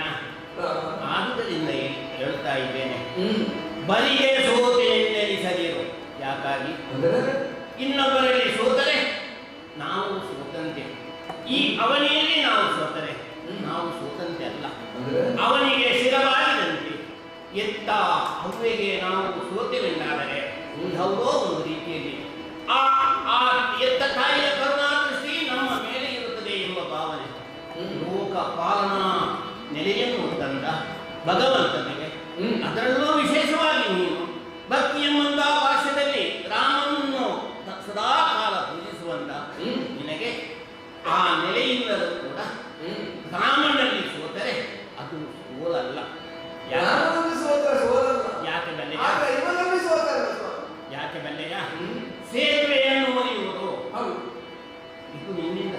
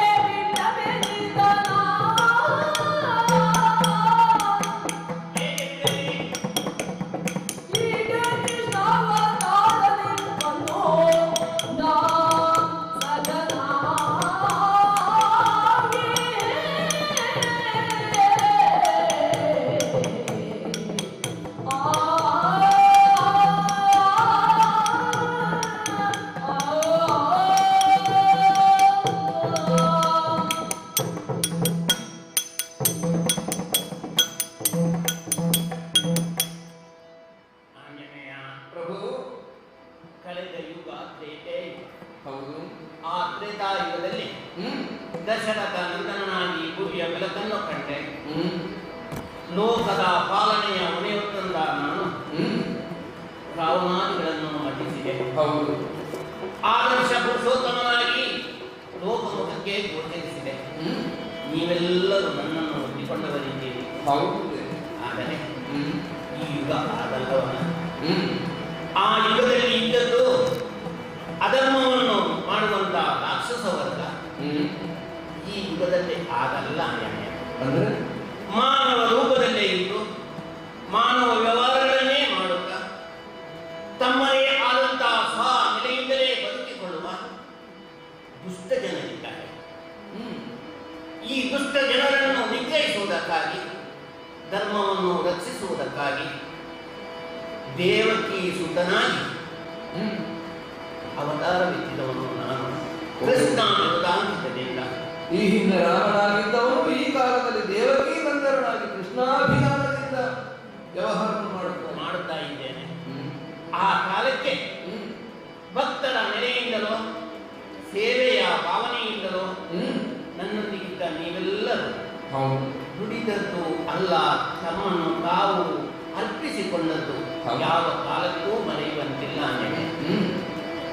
ಅಷ್ಟು ಮಾತ್ರ ಬಲ್ಲ. ಆ ತ್ರೇತೆಯ ಕೊನೆಯ ಭಾಗವನ್ನು ಈ ಕಾಲಕ್ಕೂ ಕೂಡ ಸದಾ ಕಾಲ ಜ್ಞಾಪಿಸಲು ಇರುವಂತಹ ಒಂದು ಸಮಯವನ್ನು. ಯಾಕೆ? ರಾಮ ನಿರ್ಯಾಣವನ್ನು ನಿರ್ಧರಿಸಿದವನು ಬೆಳೆಸಿದಂತ ನೀವು, ತ್ಯಾಗ ಭಾವನೆಯಿಂದ ನನ್ನೊಂದಿಗೆ ಸದಾ ಕಾಲ ಇರುವಂತ ನೀವು, ಇನ್ನು ನಿಮ್ಮಯ ಚರಣ ದರ್ಶನ ಎಂದು ನಮಗೆ ಎಂದು ಆ ಕಾಲಕ್ಕೆ ಮನದ ಅಲರನ್ನು ತೋಡಿಕೊಂಡವರಿದ್ದೀರಿ. ನಿಮ್ಮ ಆ ವೇದನೆಯನ್ನು ಯಾವ ಕಾಲಕ್ಕೂ ನಾನು ಮರೆಯುವಂತಿಲ್ಲ. ಆ ಕಾಲಕ್ಕೆ ರಾಮವಾದಿಗಳ ಸಮೇತರವಾಗಿ ನಿನಗೆ ಕೊಟ್ಟಂತ ಮಾತು, ಯುಗ ಯುಗದಲ್ಲಿ ದರ್ಶನವನ್ನು ಇಯುತ್ತೇನೆಂದು. ಯುಗ ಯುಗದಲ್ಲಿ ದರ್ಶನವನ್ನು ಇಯುವುದಾದರೆ ಆ ಯುಗದಲ್ಲೂ ಧರ್ಮ ಪಾಲನೆಯನ್ನು ಮಾಡಬೇಕಲ್ಲವೇ? ಅದಕ್ಕಾಗಿ ಪಾಂಡವರಲ್ಲಿ ಆದಂಥ ಅವರನ್ನು, ಅದರಲ್ಲೂ ಅರ್ಜುನನನ್ನು, ಇವರೆಲ್ಲರನ್ನು ಸಖನೆಂಬ ಭಾವನೆಯಿಂದ ನಾನು ಆತನಿಗೆ ಸಖನಾಗಿ ಇದ್ದೇನೆ. ಯಾಕಾಗಿ? ಧರ್ಮ ಕಾರ್ಯವನ್ನು ಮಾಡುವುದಕ್ಕಾಗಿ. ಇಷ್ಟು ಮಾತ್ರವಲ್ಲ, ಸಂಬಂಧದ ನೆಲೆಯಲ್ಲಿ ನೋಡುವುದಾದರೆ ನೀನು ಮತ್ತು ಅರ್ಜುನ ಅಣ್ಣ ತಮ್ಮಂದಿರೇ ಆಗಿದ್ದೀರಿ. ಯಾಕೆ ಬೆಲೆಯ? ನೀನಾದರೂ ವಾಯುವಿನ ಮಗನಲ್ಲವೇ? ಇವನ ಅಣ್ಣನಾದ ಭೀಮಸೇನನು ವಾಯುವಿನ ಮಗನಿದ್ದಾನೆ ಇದ್ದಾನೆ. ಅವನ ತಮ್ಮನಾದಂತ ಅರ್ಜುನನು ನಿನಗೂ ತಮ್ಮನೇ ಆಗಿದ್ದಾನೆ. ಇಷ್ಟು ಈ ಯುಗದ ವಿಚಾರವಾಗಿ, ನನ್ನ ಅವತಾರ ವಿಚಾರವಾದರೆ ನಿನ್ನಿಂದಲೂ ಇನ್ನು ಕಾರ್ಯವಾಗಲಿ.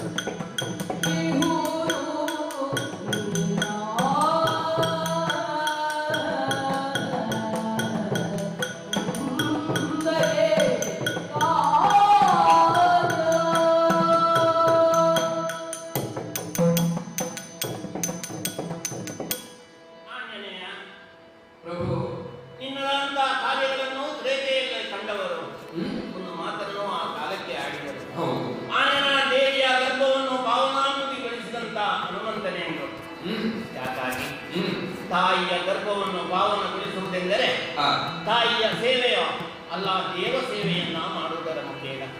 ಅಂತ ದೇವ ಸೇವೆಯನ್ನು ಮಾಡಿ ಲೋಕಮುಖಕ್ಕೆ ಆಂಜನೇಯನ ಹನುಮಂತನೆಂಬಂತ ನೆಗಲ್ತೆಯನ್ನು ಗಳಿಸಿದಂತ ನಿನಗೆ ತ್ರೇತೆಯಲ್ಲಿ ನಾನು ಆಡಿದಂತ ಮಾತನ್ನು ಈ ಯುಗದಲ್ಲಿ ಉಳಿಸಿಕೊಂಡೆನು. ಯುಗ ಯುಗದಲ್ಲಿ ನಿಮಗೆ ಚರಣ ದರ್ಶನವನ್ನು ನೀಡುತ್ತೇನೆ ಎನ್ನುವಂತ ಮಾತು, ಅದರೊಂದಿಗೆ ಈ ಯುಗದಲ್ಲಿ ಧರ್ಮ ಪಾಲನೆಯನ್ನು ಮಾಡುವಂತ ಸಂಕಲ್ಪವನ್ನು ಮಾಡಿದಂತ ನಾನು ಸದಾ ಕಾಲವು ಈ ಭೂಮಿಯು ಯಾವ ಕಾಲಕ್ಕೂ ಕೂಡ ಧರ್ಮ ಗ್ಲಾನಿಯಾಗದಂತೆ ರಕ್ಷಿಸುವಂತ ಹೊಣೆಯನ್ನು ಹೊತ್ತವನಿದ್ದೇನೆ. ಈ ಧರ್ಮ ಕಾರ್ಯದಲ್ಲಿ ಈ ಯುಗದಲ್ಲಿ ಪಾಂಡವರನ್ನು ಬಳಸಿಕೊಳ್ಳುವಲ್ಲಿ ನಿನ್ನದು ಸಾಕಾರವಾಗಬೇಕು. ಹೇಗೆಯ ಯುದ್ಧವನ್ನು ಮಾಡುವುದರ ಮುಖೇನವಾಗಲಿ ಆಗಲಿ ಅಲ್ಲವೇ ಕಳೆದ ತ್ರೇತೆಯಲ್ಲಿ ಕುರಿತಂತ ರೀತಿಯಲ್ಲಾಗಲಿ ಅಲ್ಲ. ಯುದ್ಧವು ಮುಂದಿನ ದಿನಗಳಲ್ಲಿ ನಡೆಯುವಂತಹ ಮಹಾ ಸಂಗ್ರಾಮದಲ್ಲಿ, ಧರ್ಮ ಯುದ್ಧವೆಂದೇ ಘೋಷಿಸಲ್ಪಡುವಂತ ಆ ಮಹಾ ಸಂಗ್ರಾಮದಲ್ಲಿ ಅರ್ಜುನನ ರಥದ ಧ್ವಜವಾಗಿ ನೀನು ಆ ಧ್ವಜದಲ್ಲಿ ಇರಬೇಕು, ಕೇತನವಾಗಿರಬೇಕು. ಆ ಪಾರ್ಥನ ರಥವನ್ನು ಯುದ್ಧರಂಗದಲ್ಲಿ ಮುನ್ನಡೆಸುವವನು. ಅಷ್ಟು ಮಾತ್ರವಲ್ಲ, ಈ ಯುಗದಲ್ಲಿ ಧರ್ಮರಥವನ್ನು ಮುನ್ನಡೆಸುವವನು ನಾನಾಗಿರುತ್ತೇನೆ. ಆದ್ದರಿಂದ ಮುಂದಿನ ದಿನಗಳಲ್ಲಿ ನಡೆಯುವಂತಹ ಯುದ್ಧದ ಸಂಗ್ರಾಮದಲ್ಲಿ ಮಹಾ ಸಂಗ್ರಾಮದಲ್ಲಿ ಧರ್ಮ ಯುದ್ಧದಲ್ಲಿ ನೀನು ಅಭಿಕೇತನಾಗಿರಬೇಕು. ಆಂಜನೇಯ ಅಭಿಕೇತನಾಗಿರಬೇಕು. ಹನುಮಂತನಿಗೆ ನಿರ್ದೇಶವನ್ನು ನೀನು ನೀಡಿದಂತಹ ನಿರ್ದೇಶವನ್ನು ಇಲ್ಲ ಅಲ್ಲ ಅಂತ ಹೇಳುವಂತಹ ವ್ಯಕ್ತಿ ನಾನಲ್ಲ ಅನ್ನೋದನ್ನು ಚೆನ್ನಾಗಿ ಹೇಳಿದೆ. ಈ ಕಾಲದಲ್ಲಿ ಧರ್ಮಸ್ಥಾಪನೆಗೆ ಬೇಕಾಗಿ ಪಾಂಡವರನ್ನು ನೀನು ಕೂಡಿಕೊಂಡು ಧರ್ಮದ ವ್ಯವಹಾರವನ್ನು ನೀನು ಮಾಡುತ್ತಿದ್ದಾದ್ರೆ ನಾವೆಲ್ಲರೂ ಈ ಕಾಲದಲ್ಲೂ ನಿನ್ನ ದಾಸರಾಗಿದ್ದೆ. ಆದ್ದರಿಂದ ಅರ್ಜುನ ಯಾವಾಗ ನನ್ನನ್ನು ಕರೆಯುತ್ತಾನೋ ಆವಾಗ ಅವರಿಗೆ ಒದಗುತ್ತೇನೆ ಅನ್ನೋ ಹಾಗೆ ನನಗೂ ಸಮಾಧಾನ ಹೇಳಿದ್ದೇನೆ. ರಾಮ ಯಾವಾಗ ನನ್ನ ಅನಿವಾರ್ಯವೆಂದು ಆ ಕಾಲದಲ್ಲಿ ನನ್ನನ್ನು ಧ್ಯಾನಿಸುತ್ತಾನೆ ಅನ್ನೋ ಹಾಗೆ ಅವನು ನನಗೆ ಮಾತನ್ನು ಹೇಳಿದ್ದಾರೆ. ಹಾಗಾಗಿ ರಾಮ ನಾನು ನಿನ್ನ ಧ್ಯಾನವನ್ನು ಮಾಡುವುದಕ್ಕೆ ಬೇಕಾದ ಮತ್ತೆ ಹೇಳುತ್ತೇನೆ. ಹಾಗೆ